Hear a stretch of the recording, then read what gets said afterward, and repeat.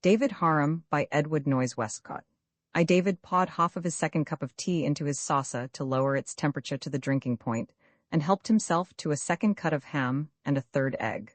Whatever was on his mind to have kept him unusually silent during the evening meal, and to cause certain wrinkles in his forehead suggestive of perplexity or misgiving, had not impaired his appetite. David was what he called a good feeder. Mrs. Bixby, known to most of those who enjoyed the privilege of her acquaintance as Aunt Polly, though nieces and nephews of her blood there were none in Homeville, Freeland County, looked curiously at her brother, as, in fact, she had done at intervals during the repast, and concluding at last that further forbearance was uncalled for, relieved the pressure of her curiosity thus. "Guess you got something on your mind, hain't ye? You hain't hardly said aye yes, nor no sense you set down. Anything gone skew?" David lifted his saucer, gave the contents a precautionary blow, and emptied it with sundry windy suspirations. "No," he said, "nothin' hain't gone exactly wrong, as you might say, not yet, but I done that thing I was tellin' ye of today." "Done what thing?" she asked perplexedly. "I telegraphed to New York," he replied, "fur that young fella to come on, the young man General Wolsey wrote me about. I got a letter from him today, and I made up my mind the sooner the quicker, and I telegraphed him to come as soon as he could." "I forgit what you said his name was," said Aunt Polly. "There's his letter," said David, handing it across the table. "Read it out loud." "You write it," she said, passing it back after a search in her pocket. "I must have left my specs in the settin' room." The letter was as follows: "Dear Sir, I take the liberty of addressing you at the instance of General Wolsey, who spoke to me of the matter of your communication to him, and was kind enough to say that he would write you in my behalf. My acquaintance with him has been in the nature of a social rather than a business one, and I fancy that he can only recommend me on general grounds. I will say, therefore, that I have had some experience with accounts, but not much practice in them for nearly 3 years. Nevertheless, unless the work you wish done is of an intricate nature, I think I shall be able to accomplish it with such posting at the outset as most strangers would require. General Wolsey told me that you wanted someone as soon as possible.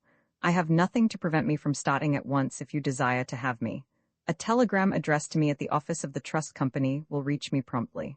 Yours very truly, John K. Lennox. "Wall," said David, looking over his glasses at his sister. "What do you think, Aunt?" "There ain't much brag in't," she replied thoughtfully. "No," said David, putting his eyeglasses back in their case. "Th ain't no brag nor no promises. He don't even say he'll do his best, like most fellas would. He seems to have took it fur granted that I'll take it fur granted, and that's what I like about it.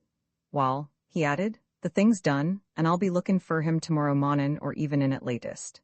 Mrs. Bixby sat for a moment with her large, light blue, and rather prominent eyes fixed on her brother's face, and then she said, with a slight undertone of anxiety, "Was you Cowleton to have that young man from New York come here?"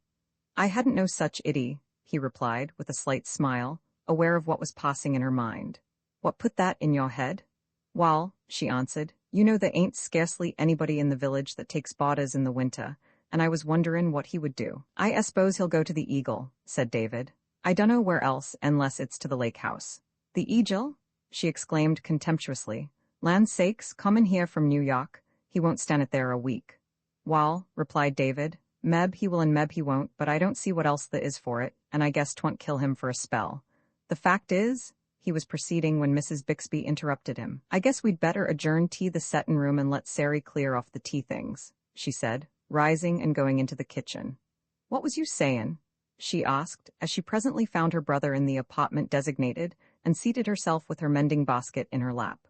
"The fact is, I was sayin'," he resumed, sitting with hand and forearm resting on a round table, in the center of which was a large kerosene lamp, "that my notion was, fust off, to have him come here, but when I come to think on't, I changed my mind. In the fust place, except that he's well recommended, I don't know nothin' about him, and in the second, you and I are pretty well set in our ways, and get along all right just as we be. I may want the young fella to stay, and then again I may not, we'll see. It's a good sight easier to get a fish hook in 'n 'tis to get it out. I expect he'll find it putty tough at first, but if he's a fella that's seen be drove out of Busney's by a spell of the Eagle Tavern, he ain't the feller I'm lookin' fur, though I will allow," he added with a grimace, "that it'll be a putty hard test. But if I want to say to him, after tryin' him a spell, that I guess me and him don't seem likely to hitch, we'll both take it easier if we ain't livin' in the same house. I guess I'll take a look at the Tribune," said David, unfolding that paper. Mrs. Bixby went on with her needlework, with an occasional side glance at her brother, who was immersed in the gospel of his politics. Twice or thrice she opened her lips as if to address him, but apparently some restraining thought interposed. Finally, the impulse to utter her mind culminated. "Dave," she said, "do you know what Deacon Perkins is sayin' about ye?" David opened his paper so as to hide his face, and the corners of his mouth twitched as he asked in return, "Wall, what's the deacon sayin' now?" "He's sayin'," she replied, in a voice mixed of indignation and apprehension, "that you sold him a balky hoss and he's going to have the law on ye." David's shoulders shook behind the sheltering page, and his mouth expanded in a grin. "Wall," he replied after a moment, lowering the paper and looking gravely at his companion over his glasses. "Next to the deacon's religious experience, them of Lowen and Hostraden air his strongest pients, and he works the hull on 'em to once sometimes." The evasiveness of this generality was not lost on Mrs. Bixby, and she pressed the point with, "Did ye, and will he?" "Yes and no and meb not," was the categorical reply. "Wall," she answered with a snap, "meb you call that an answer. I suppose if you don't want to let on you won't, but I do believe you've been playin' some trick on the deacon, and won't own up. I do wish," she added, "that if you had to get rid of a balky hoss onto somebody you'd have picked out somebody else." "When you got a balka to dispose of," said David gravely, "you can't always pick and choose, fust come, fust served." Then he went on more seriously. "Now I'll tell ye. Quite a while ago, in fact, not long after I come to enjoy the privilege of the deacon's acquaintance, we had a deal. I wasn't jest on my God, knowin' him to be a deacon and all that, and he lied to me so splendid that I was took in, clean over my head. He done me so brown I was burnt in places, and you see'd smell smoke round me for some time." "Was it a hoss?" asked Mrs. Bixby gratuitously. "Wall," David replied, "meb it had been some time, but at that particular time the only thing to determine that fact was that it wa'n't nothin' else." "Wall, I declare," exclaimed Mrs. Bixby, wondering not more at the deacon's turpitude than at the lapse in David's acuteness, of which she had an immense opinion, but commenting only on the former. "I'm mazed at the deacon." "Yes," said David with a grin, "I'm quite a liar myself when it comes right down to the hoss-busneys, but the deacon's scene give me both bowers every hand. He done it so slick that I had to laugh when I come to think it over, and I had witnesses to the whole confab, too, that he didn't know of, and I seed V showed him up in great shape if I'd had a mind to." "Why didn't ye?" said Aunt Polly, whose feelings about the deacon were undergoing a revulsion. "Wall, to tell you the truth, I was so completely skunked that I hadn't a word to say. I got rid o' the thing fur what it was wuth fur hide and taller, and 'stid of squealin' round the way you say he's doin', like a stuck pig, I kept my tongue between my teeth and laid to get even some time." "You ought to V had the law on him," declared Mrs. Bixby, now fully converted. "The old scamp?" "Wall," was the reply, "I general prefer to settle out of caught, and in this particular case, while I might have been willin' to admit that I had been did up, I didn't feel much like swearin' to it. I reckon the time d come when meb I'd get the laugh on the deacon, and it did, and we're putty well settled now in full." "You mean this last performance?" asked Mrs. Bixby. "I wish you'd quit beatin' about the bush and tell me the whole story." "Wall, it's like this then, if you will have it. I was over to Whiteboro a while ago on a little matter of worldly busneys, and I seen a couple of fellas holterexesis in a hoss in the tavern yard. I stood round a spell watchin' 'em, and when he come to a standstill I went and looked him over, and I liked his looks fust rate. "Fur sale?" I says. "Wall," says the chap that was leadin' him, "I never see the hoss that went if the price was right." "Yon," I says, "mine and his'n," he says, noddin' his head at the other fella. "What ye askin' fur him?" I says. "150, he says. I looked him all over again putty careful, and once or twice I kind o' shook my head if I didn't quite like what I seen, and when I got through I sawed half turned away without sayin' anythin', if I'd seen enough. "There ain't a scratch ner a pimple on him," says the fella, kind o' resentin' my looks. "He's sound and kind, and LL stand without hitchin', and a lady seen drive him well a man." "I ain't got anythin' agin him," I says, "and prob'ly that's all true, every word on't, but 150's a consid'able price for a hoss these days. I hain't no pressin' use for another hoss, and in fact," I says, "I've got one or two for sale myself." "He's wuth 200 jest as he stands," the fella says. "He hain't had no trainin', and he's seen draw 2 men in a road wagon bettin' 50. Well, the more I looked at him the better I liked him, but I only says, "Jest so, he may be wuth the money, but jest as I'm fixed now he ain't wuth it to me, and I hain't got that much money with me if he was," I says. The other fella hadn't said nothin' up to that time, and he broke in now. "I s'pose you'd take him fur a gift, wouldn't ye?" he says, kind o' sneerin'. Wall, yes, I says, I dunno, but I would if you'd throw in a pound of tea and a halter. He kind o' laughed and says, well, this ain't no gift enterprise, and I guess we ain't going to trade, but I'd like to know, he says, just as a matter of curiosity, what you'd say he was wuth to ye? Wall, I says, I come over this mornin' to see a fella that owed me a trifle o' money. Acceptin' of some loose change, what he paid me all I got with me, I says, tackin' out my wallet. That wad's got 125 into it, and if you'd sooner have your hoss and halter than the wad, I says, why, I'll bid ye good day. You're offerin' 125 fur the hoss and halter, he says. That's what I'm doin', I says. You've made a trade, he says, puttin' out his hand fur the money and handin' the halter over to me. And didn't ye suspicion nothin' when he took ye up like that? Asked Mrs. Bixby. I did smell woolin' some, said David, but I had the hoss and they had the money, and as fur as I seed see, the critter was all right. Howsumva, I says to em. This here's all right, fur es it's gone, but you've talked putty strong 'bout this hoss. I don't know who you fellas be, but I seen find out, I says. Then the fust fella that done the talkin' 'bout the hoss put in and says, the hain't been one word said to you about this hoss that wa'n't gospel truth, not one word. And when I come to think on afterward, said David with a half laugh, it meb wa'n't gospel truth, but it was good enough jury truth. I guess this ain't over and above interestin' to ye, is it? He asked after a pause, looking doubtfully at his sister. Yes, 'tis, she asserted. I'm lookin' forward to where the deacon comes in, but you just tell it your own way. I'll get there all in good time, said David, but some of the point of the story'll be lost if I don't tell you what come fust. I allow to stan it as long as you can, she said encouragingly, seein' what work I had gettin' ye started. Did you find out anything 'bout them fellas? I asked the bondman if he knowed who they was, and he said he never seen 'em till the yesterday before, and didn't know 'em at 'em. They come along with a couple of hosses, one driven and other laden, the one I bought. I asked him if they knowed who I was, and he said one on 'em asked him, and he told him. The fella said to him, seeing me drive up, that's a putty likely-looking hoss. Who's driven him? And he says to the fella, that's Dave Harum, over to Homeville. He's a great fella for hosses, he says. Dave, said Mrs. Bixby, them chaps just laid for ye, didn't they? I reckon they did, he admitted. And they was as slick a pair as was ever drawed to, which expression was lost upon his sister. David rubbed the fringe of yellowish-gray hair, which encircled his bald pate for a moment. Wall, he resumed, after the talk with the bondman, I smelt woolin' stronger'n ever, but I didn't say nothin', and had the mare hitched and started back. Old Ginny drives with one hand, and I seed watch the new one all right, and as we come along I begun to think I wa'n't stuck after all. I never see a hoss travel evener and nicer, and when we come to a good level place, I sent the old mare along the best she knew, and the new one never broke his gait, and kept right up ithout Pontley half tryin'. And Ginny don't take most folks' dust neither. I swun?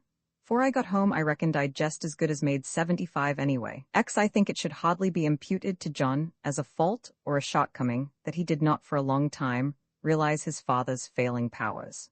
True, as has been stated, he had noted some changes in appearance on his return, but they were not great enough to be startling, and though he thought at times that his father's manner was more subdued than he had ever known it to be, nothing really occurred to arouse his suspicion or anxiety. After a few days, the two men appeared to drop into their accustomed relation and routine, meeting in the morning and at dinner. But as John picked up the threads of his acquaintance, he usually went out after dinner, and even when he did not his father went early to his own apartment. From John's childhood, he had been much of the time away from home, and there had never, partly from that circumstance and partly from the older man's natural and habitual reserve, been very much intimacy between them. The father did not give his own confidence, and, while always kind and sympathetic when appealed to, did not ask his sons, and, loving his father well and loyally, and trusting him implicitly, it did not occur to John to feel that there was anything wanting in the relation. It was as it had always been. He was accustomed to accept what his father did or said without question, and, as is very often the case, had always regarded him as an old man. He had never felt that they could be in the same equation. In truth, save for their mutual affection, they had little in common, and if, as may have been the case, his father had any cravings for closer and more intimate relation, he made no sign, acquiescing in his son's actions as the son did in his, without question or suggestion.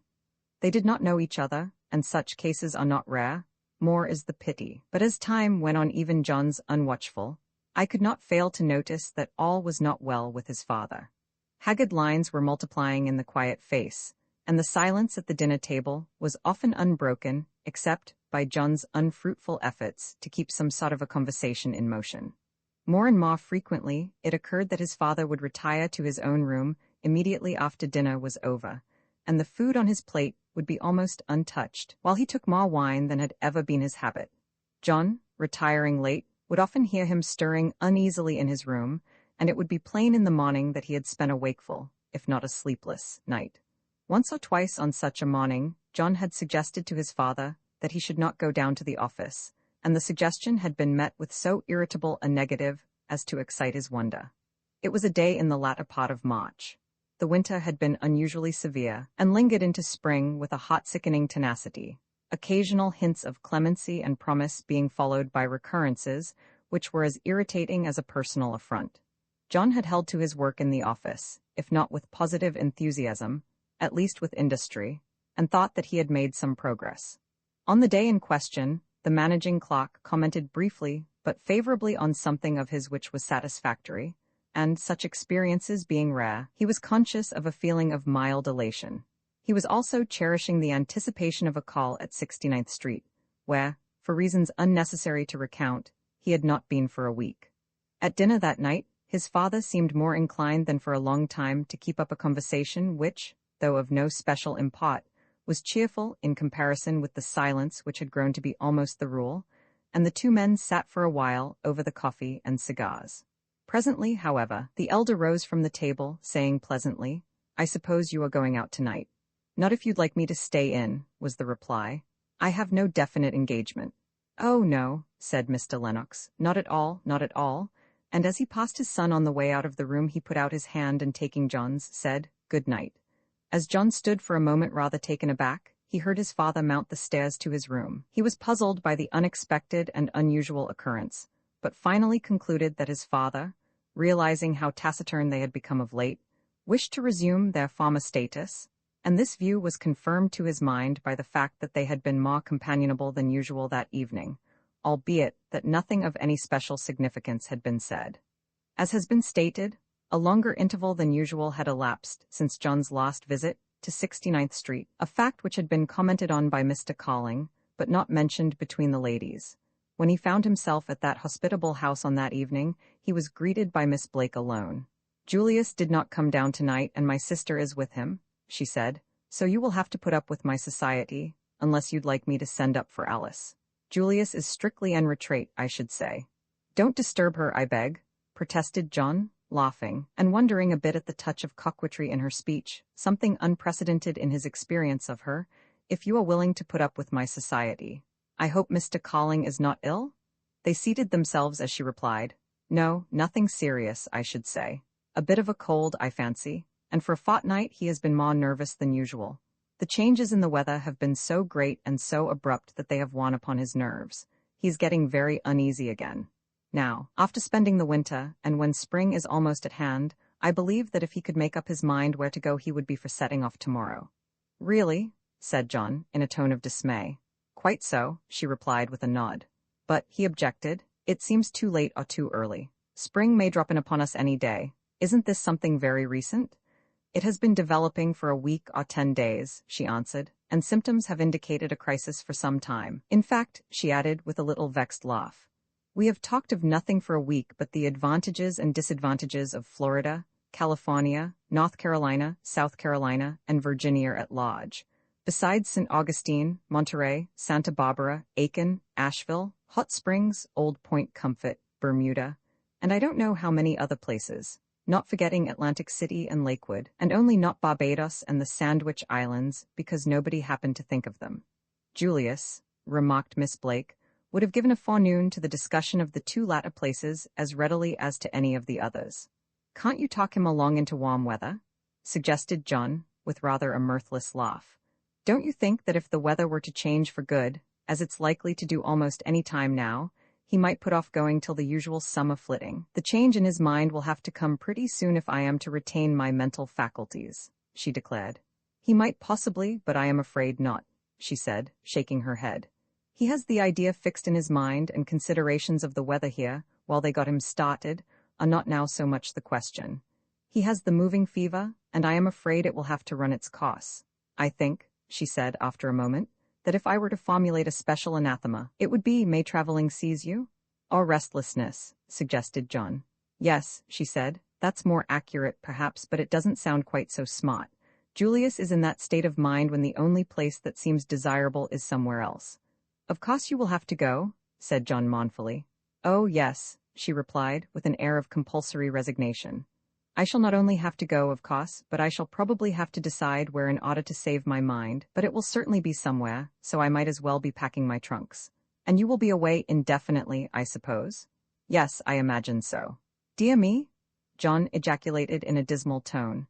They were sitting as described on a former occasion, and the young woman was engaged upon the second, perhaps the third, or even the fourth, of the set of doilies to which she had committed herself. She took some stitches with a composed air, without responding to her companion's exclamation. I'm awfully sorry, he said presently, leaning forward with his elbows on his knees, his hands hanging in an attitude of unmistakable dejection, and staring fixedly into the fire. I am very sorry myself, she said, bending her head a little closer over her work. I think I like being in New York in the spring better than at any other time, and I don't at all fancy the idea of living in my trunks again for an indefinite period. I shall miss you horribly, he said, turning his face toward her. Her eyes opened with a lift of the brows, but whether the surprise so indicated was quite genuine is a matter for conjecture. Yes, he declared desperately, I shall, indeed. I should fancy you must have plenty of other friends, she said, flushing a little, and I have wondered sometimes whether Julius's demands upon you were not more confident than warrantable, and whether you wouldn't often rather have gone elsewhere than to come here to play cards with him. She actually said this as if she meant it. Do you suppose? He exclaimed, and checked himself. No, he said. I have come because, well, I've been only too glad to come, and I suppose it has got to be a habit, he added, rather lamely. You see, I've never known any people in the way I have known you. It has seemed to me more like home life than anything I've ever known. There has never been anyone but my father and I, and you can have no idea what it has been to me to be allowed to come here as I have, and, oh, you must know? He hesitated, and instantly she advanced her point. Her face was rather white, and the hand which lay upon the work in her lap trembled a little, while she clasped the arm of the chair with the other, but she broke in upon his hesitation with an even voice. It has been very pleasant for us all, I'm sure, she said, and, frankly, I'm sorry that it must be interrupted for a while, but that is about all there is of it, isn't it? We shall probably be back not later than October, I should say, and then you can renew your contests with Julius and your controversies with me. Her tone and what she said recalled to him their last night on board the ship, but there was no relenting on this occasion. He realized that for a moment he had been on the verge of telling the girl that he loved her, and he realized, too, that she had divined his impulse and prevented the disclosure. But he registered a vow that he would know before he saw her again whether he might consistently tell her his love, and win or lose upon the touch.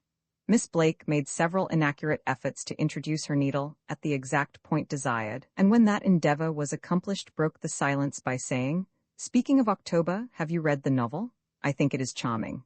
Yes, said John, with his vow in his mind, but not sorry for the diversion, and I enjoyed it very much. I thought it was immensely clever, but I confess that I didn't quite sympathize with the love affairs of a hero who was past 40, and I must also confess that I thought the girl was, well, to put it in plain English, a fool. Mary laughed, with a little quaver in her voice. Do you know, she said, that sometimes it seems to me that I am older than you are? I know you're awfully wise, said John with a laugh, and from that their talk drifted off into the safer channels of their usual intercourse until he rose to say good night. Of course, we shall see you again before we go, she said as she gave him her hand. Oh, he declared, I intend regularly to haunt the place. Roman 11. When John came down the next morning, his father, who was, as a rule, the most punctual of men, had not appeared. He opened the paper and sat down to wait. 10 minutes passed, 15, 20. He rang the bell. Have you heard my father this morning?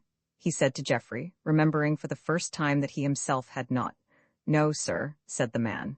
He most generally coughs a little in the morning, but I don't think I heard him this morning, sir. Go up and see why he doesn't come down, said John, and a moment later he followed the servant upstairs, to find him standing at the chamber door with a frightened face. He must be very sound asleep, sir, said Geoffrey. He hasn't answered to my knockin' or callin', sir. John tried the door. He found the chain bolt on, and it opened but a few inches. Father? he called, and then again, louder. He turned almost unconsciously to Geoffrey, and found his own apprehensions reflected in the man's face. "We must break in the door," he said. "Now, together." And the bolt gave way. His father lay as if asleep. "Go for the doctor at once, bring him back with you. Run," he cried to the servant. Custom and instinct said, "Send for the doctor," but he knew in his heart that no ministrations would ever reach the still figure on the bed, upon which, for the moment, he could not look. It was but a few minutes, how long such minutes are.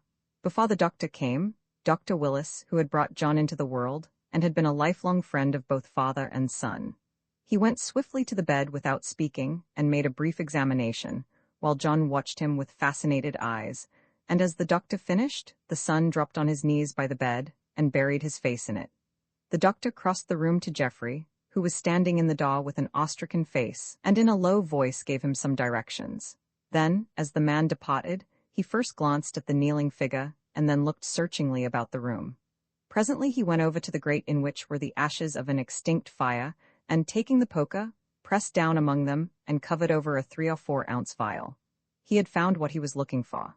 There is no need to speak of the happenings of the next few days, nor is it necessary to touch at any length upon the history of some of the weeks and months which ensued upon this crisis in John Lennox's life, a time when it seemed to him that everything he had ever cared for had been taken. And yet, with that unreason which may perhaps be more easily understood than accounted for, the one thing upon which his mind most often dwelt was that he had had no answer to his note to Mary Blake. We know what happened to her missive. It turned up long afterward in the pocket of Master Jackie Colling's overcoat. So long afterward that John, so far as Mary was concerned, had disappeared altogether.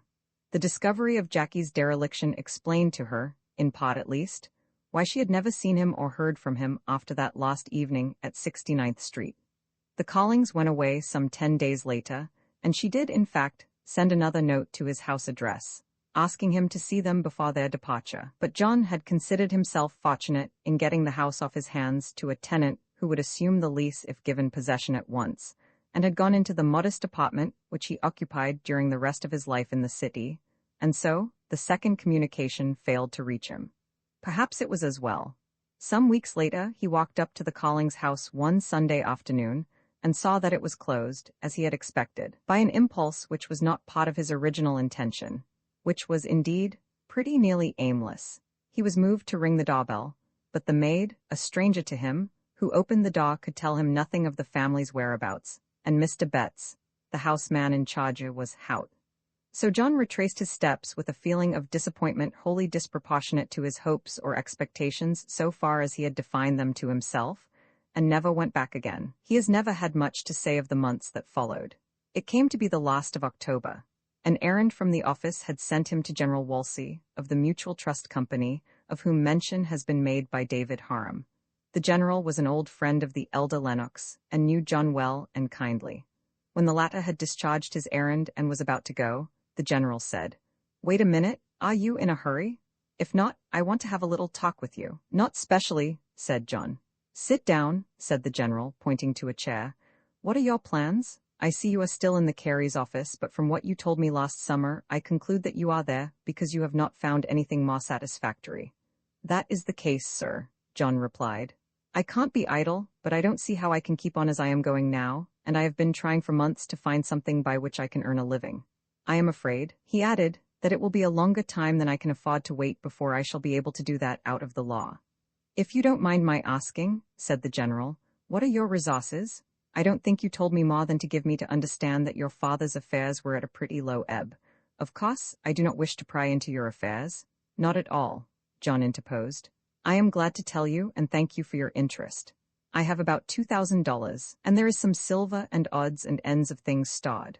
I don't know what their value might be, not very much, I fancy, and there were a lot of mining stocks and that sort of thing which have no value so far as I can find out, no available value at any rate. There is also a tract of half-wild land somewhere in Pennsylvania. There is coal on it, I believe, and some timber, but Melig, my father's manager, told me that all the large timber had been cut. So far as available value is concerned, the property is about as much of an asset as the mining stock, with the disadvantage that I have to pay taxes on it." "Hm," said the general, tapping the desk with his eyeglasses. Well, I should think if you lived very economically you would have about enough to carry you through till you can be admitted, provided you feel that the law is your vocation, he added, looking up. It was my father's idea, said John, and if I were so situated that I could go on with it, I would. But I am so doubtful with regard to my aptitude that I don't feel as if I ought to use up what little capital I have, and some years of time, on a doubtful experiment, and so I have been looking for something else to do. Well, said the general, if you were very much interested, that is, if you were anxious to proceed with your studies, I should advise you to go on, and at a pinch I should be willing to help you out, but feeling as you do, I hardly know what to advise. I was thinking of you, he went on, before you came in, and was intending to send for you to come in to see me. He took a letter from his desk. I got this yesterday, he said. It is from an old acquaintance of mine by the name of Harum, who lives in Homeville, Freeland County. He is a sort of a banker there, and has written me to recommend someone to take the place of his manager or cashier whom he is sending away. It's rather a queer move, I think, but then, said the general with a smile, Harum is a queer customer in some ways of his own. There is his letter. Read it for yourself. The letter stated that Mr. Harum had had some trouble with his cashier and wished to replace him, and that he would prefer someone from out of the village who wouldn't know every man, woman, and child in the whole region and blab everything right and left.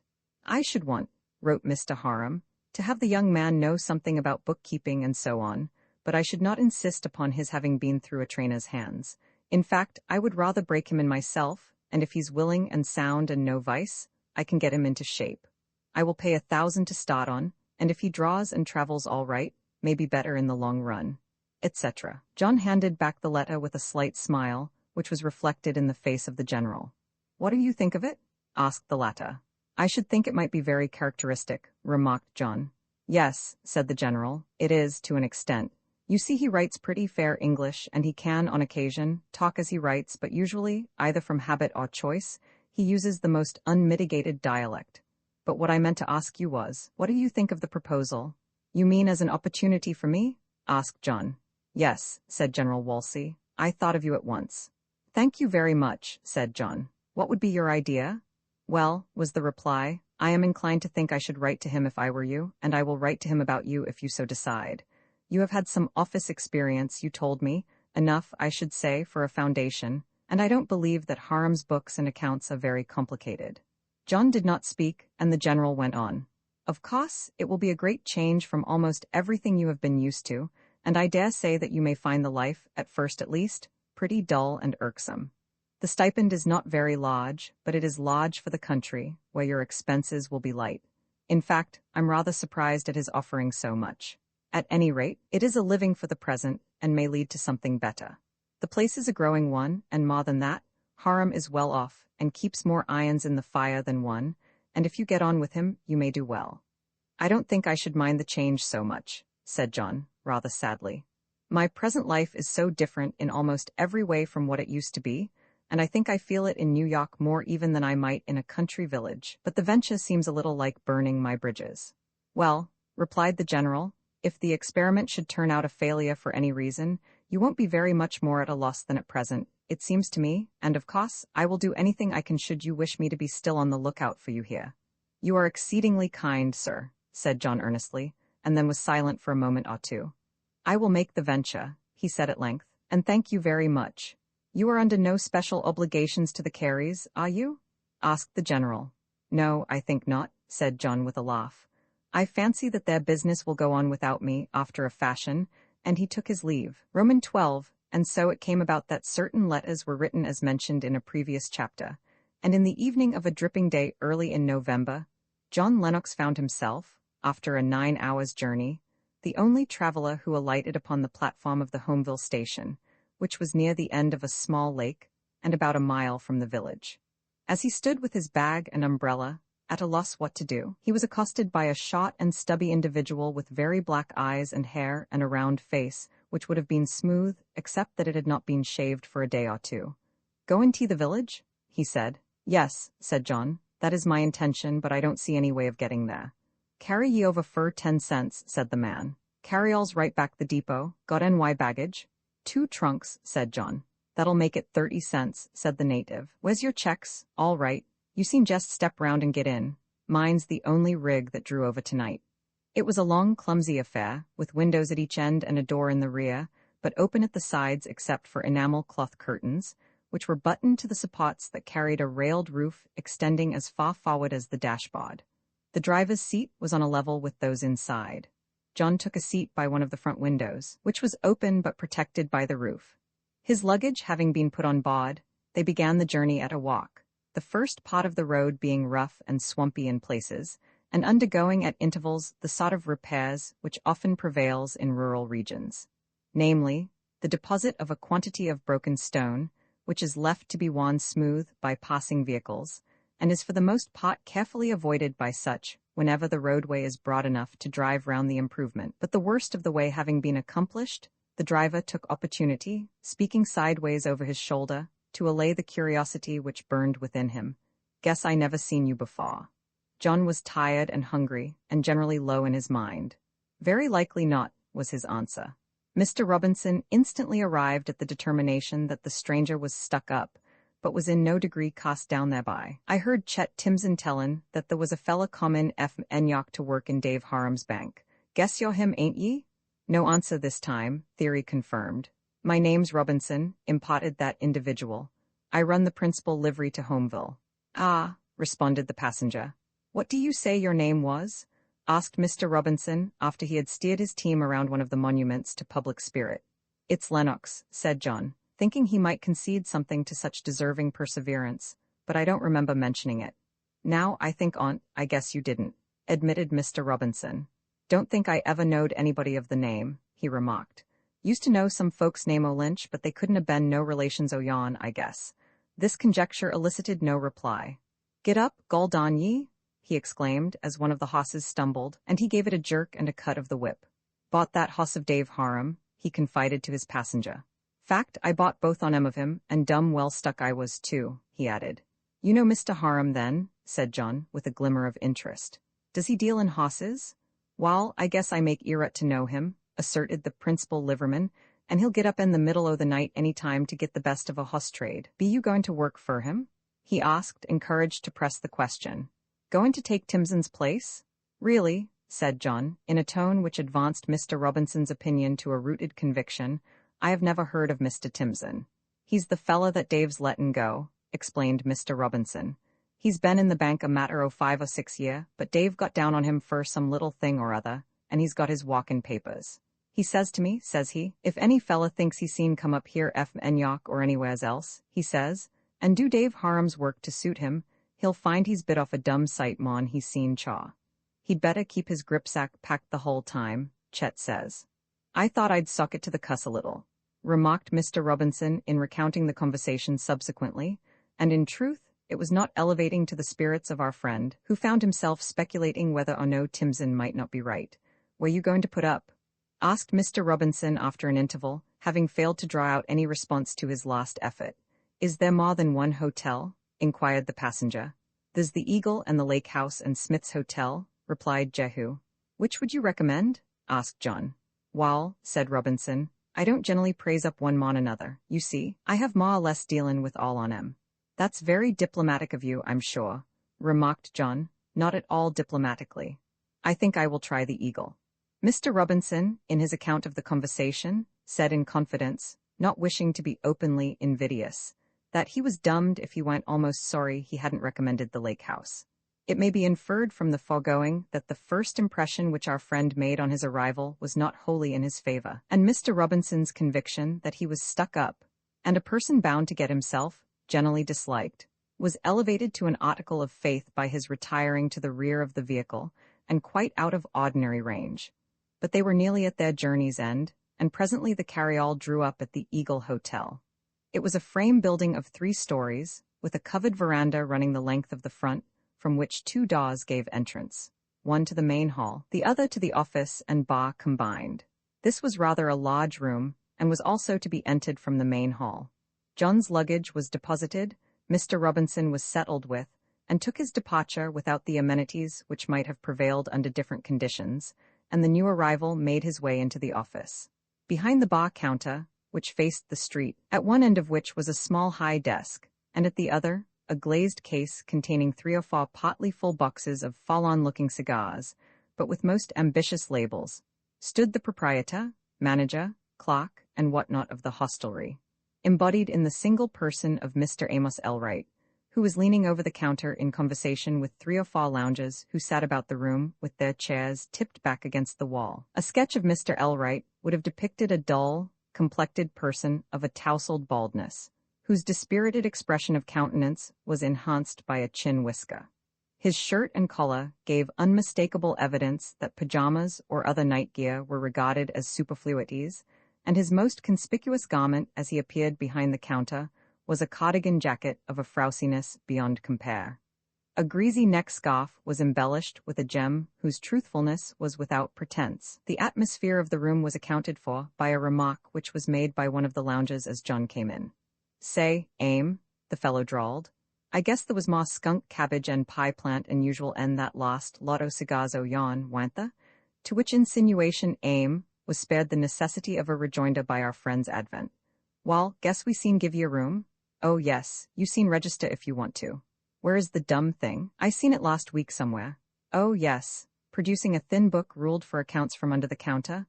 "We don't always use it," he remarked, which was obvious, seeing that the last entry was a month old.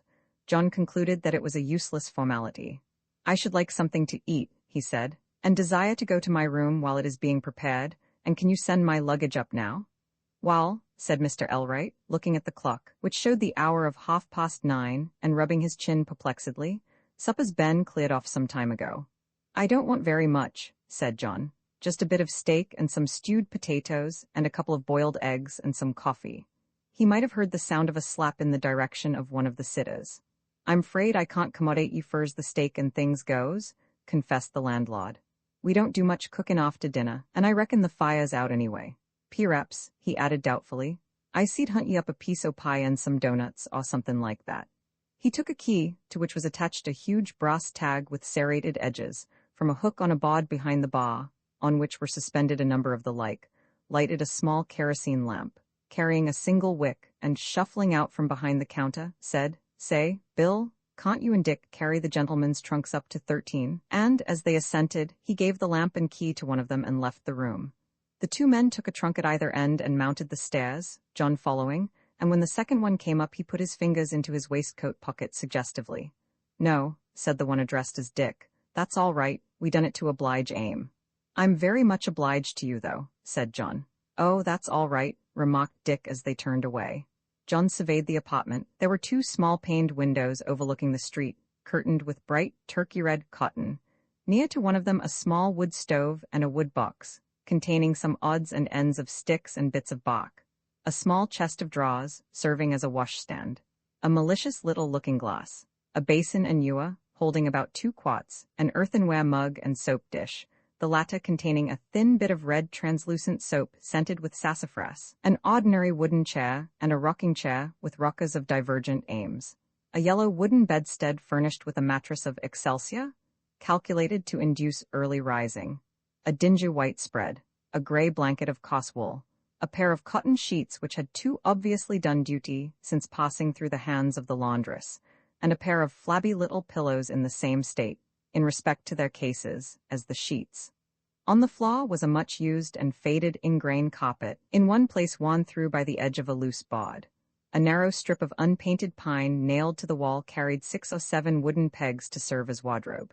2 diminutive towels with red borders hung on the rail of the washstand, and a battered tin slop jar, minus a cover, completed the inventory. "Heavens, what a hole!" exclaimed John, and as he performed his ablutions, not with the sassafras soap, he promised himself a speedy flitting. There came a knock at the door, and his host appeared to announce that his tea was ready, and to conduct him to the dining room.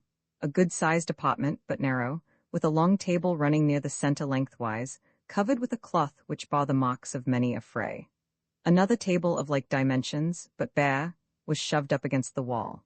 Mr. Elwright's ravagement of the larder had resulted in a triangle of cadaverous apple pie, 3 doughnuts, some chunks of soft white cheese, and a plate of what are known as oyster crackers. "I couldn't get you no tea," he said. "The hired girl's both gone out, and my wife's gone to bed, and there wa'n't no fire anyway."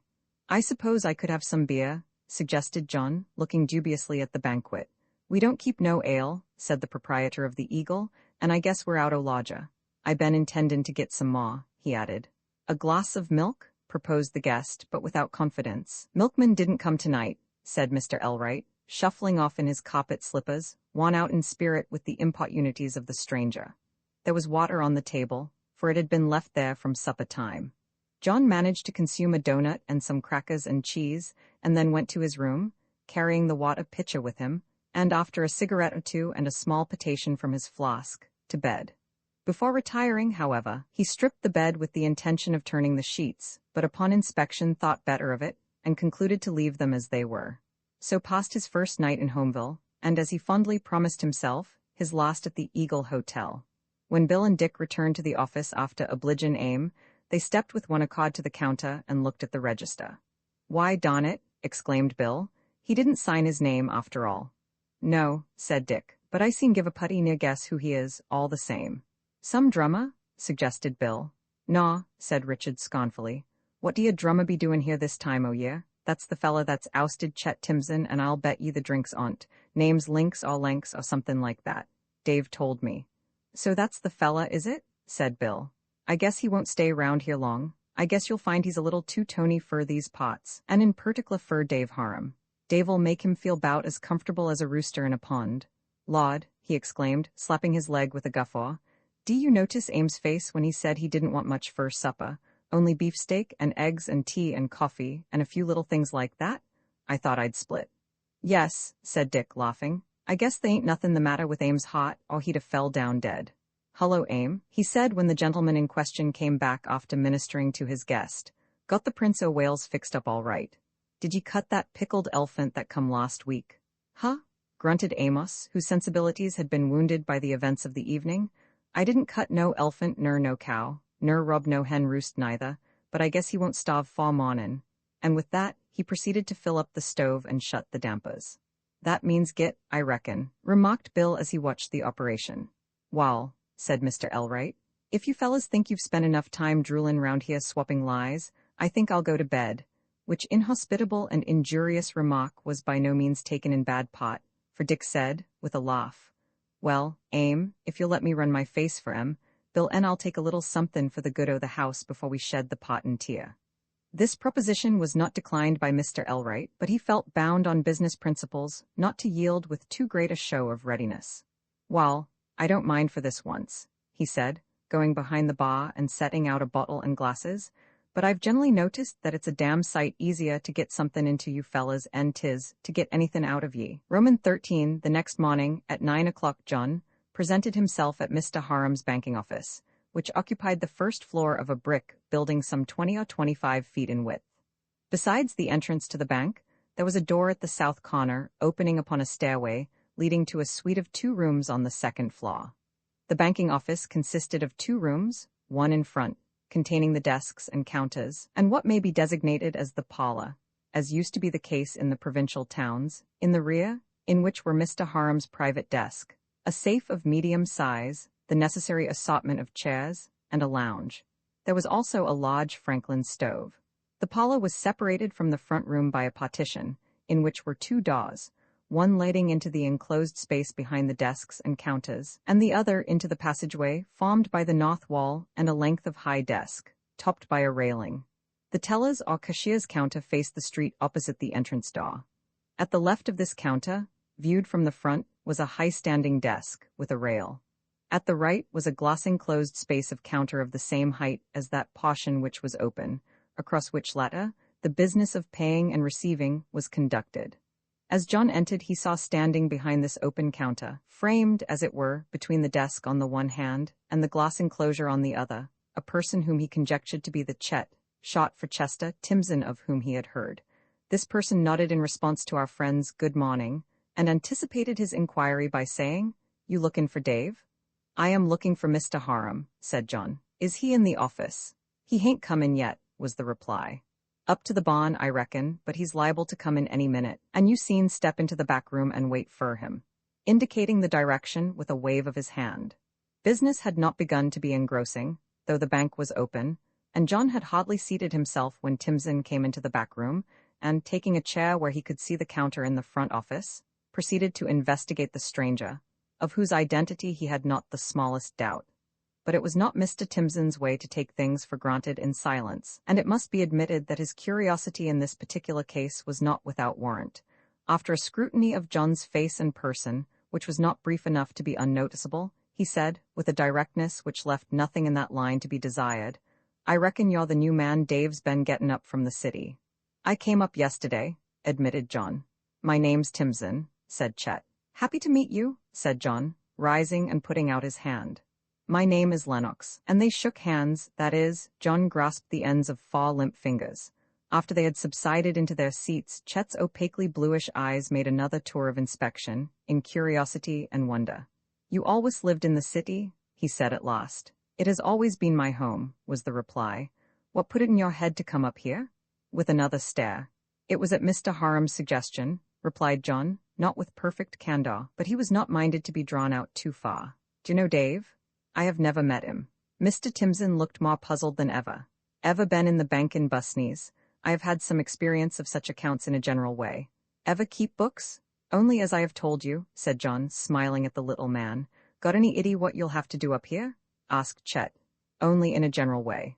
"Wall," said Mr. Timson, "I seen tell ye, and what's more, I seen tell ye, young man, you hain't no idea of what you're undertakin', and ef you don't wish you was back in New York 'fore you get through, I ain't no guesser."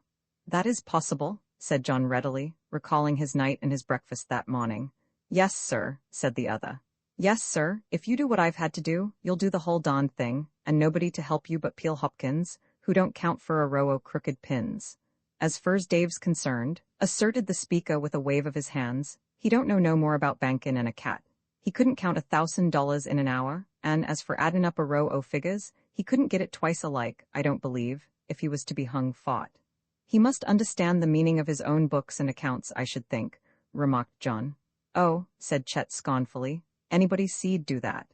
That's easy enough, but as fur as the real Busneys is concerned, he don't have nothin' to do with it. It's all been left to me. Chargin' and creditin', postin', individual ledger, general ledger, bill book, discount register, tickler, fawn register, checkin' off the Enyok accounts, drawin' off statements from the ledgers and bill book, written letters. Why, there ain't an hour in the day in Busney's hours some days that there's an hour I ain't busy 'bout somethin'. No, sir," continued Chet, "Dave don't give himself no trouble about the Busneys. All he does is to look after lendin' the money, and seein' that it gets paid when the time comes, and keep track of how much money there is here and in Enyok, and what notes is common due, and a few things like that, that don't put pen to paper, ner take an hour of his time. Why, a man'll come in and want to get a note done, and it'll be all right, can't spare the money today, all in a minute. He don't give it no thought at all, and he ain't round here half the time. Now," said Chet, "when I work for a man I like to have him round so I seen say to him, shall I do it so? Shall I do it so? Shall I? Shan't I? And then when I make a mistake, anybody's liable to, he's as much to blame as I be." "I suppose then," said John, "that you must have to keep Mr. Harum's private accounts also, seeing that he knows so little of details. I have been told that he is interested in a good many matters besides this business." "Wall," replied Timson, somewhat disconcerted, "I suppose he must keep 'em himself in some kind of a fashion, and I don't know a thing about any outside matters of his'n, though I suspicion he has got quite a few. He's got some books in that safe," pointing with his finger, "and he's got a safe in the vault, but if you'll believe me," and the speaker looked as if he hardly expected it, "I hain't never so much as seen the inside of either one on 'em. No, sir," he declared, "I hain't no more idea of what's in them safes 'n you have." "He's close, Dave Harum is," said Chet with a convincing motion of the head. "On the whole, the clostest man I ever see. I believe," he averred, "that if he was to lay out to keep it shut that lightnin' might strike him square in the mouth and it wouldn't go in 1/8 of an inch. And yet," he added, "he's seen talk by the rod when he takes a notion." "Must be a difficult person to get on with," commented John dryly. "I couldn't stand it no longer," declared Mr. Timson with the air of one who had endured to the end of virtue. "And I says to him the other day, wall, I says, if I can't suit ye, meb you'd better suit yourself." "Ah," said John politely, seeing that some response was expected of him. "And what did he say to that?" "He asked me," replied Chet, "if I meant by that to throw up the situation. Wall, I says I'm sick enough to throw up most anythin', I says, along with Bain found fault with fur nothin'." "And then?" queried John, who had received the impression that the motion to adjourn had come from the other side of the house. "Wall," replied Chet, not quite so confidently, He said something about my requirin a larger spear of action, and that he thought I'd do better on a mile trek, some o' his hoss talk. That's another thing, said Timson, changing the subject. He's all fur hosses. He'd sooner make a $10 note on a hoss trade than 100 right here in this office. Many's the time right in Busney's hours, when I've wanted to ask him how he wanted something done, he'd be busy talkin' hoss, and wouldn't pay no attention to me mon s if I went there. I am glad to feel, said John, that you cannot possibly have any unpleasant feeling toward me, seeing that you resigned as you did. Certainly not, declared Timson, a little uneasily. If it hadn't a been you, it would 'a had to been somebody else, and now I seen you and had a talk with you. Wall, I guess I better get back into the other room. Dave's liable to come in any minute. But, he said in parting, I will give you piece of advice. You keep enough laid by to pay your getting back to Enyok. You may want it in a hurry. And with this parting shot, the rejected one took his leave. The bank parlor was lighted by a window and a glazed door in the rear wall, and another window on the south side. Mr. Harum's desk was by the rear, or west, window, which gave view of his house, standing some 100 feet back from the street. The south, or side, window afforded a view of his front yard and that of an adjoining dwelling, beyond which rose the wall of a mercantile block. Business was encroaching upon David's domain. Our friend stood looking out of the south window. To the left, a bit of Main Street was visible, and the naked branches of the elms and maples with which it was bordered were waving defiantly at their rivals over the way, incited thereto by a northwest wind. We invariably form a mental picture of every unknown person of whom we think at all. It may be so faint that we are unconscious of it at the time, or so vivid that it is always recalled until dissipated by seeing the person himself, or his likeness. But that we do so make a picture is proved by the fact that upon being confronted by the real features of the person in question, we always experience a certain amount of surprise, even when we have not been conscious of a different conception of him. Be that as it may, however, there was no question in John Lennox's mind as to the identity of the person who at last came briskly into the back office and interrupted his meditations.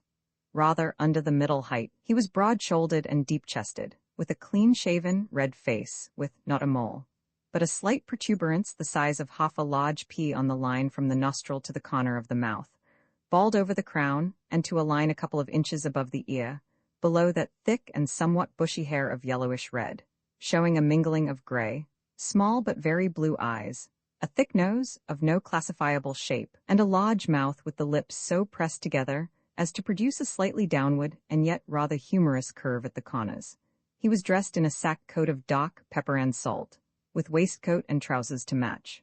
A somewhat old-fashioned standing collar, flaring away from the throat, was encircled by a red cravat, tied in a bow under his chin. A diamond stud of perhaps 2 carats showed in the triangle of spotless shirt front, and on his head was a cloth cap with ear lappets. He accosted our friend with, I reckon you must be Mr. Lennox. How are you? I'm glad to see you, tugging off a thick buckskin glove and putting out a plump but muscular hand. John thanked him as they shook hands and hoped he was well. Wall, said Mr. Harum, I'm improvin' slowly. I've got so sin I seen set up long enough to have my bed made. Come last night, I suppose. Anybody to the depot to bring ye over? This time o' year once en a while the don't nobody go over for passengers. John said that he had had no trouble. A man by the name of Robinson had brought him and his luggage. Up, said David with a nod, backing up to the fire which was burning in the grate of the Franklin stove. Doug Robinson. Did he do the polite thing in the matter of questions and general conversation? He asked with a grin. John laughed in reply to this question. Where'd you put up? Asked David. John said that he passed the night at the Eagle Hotel.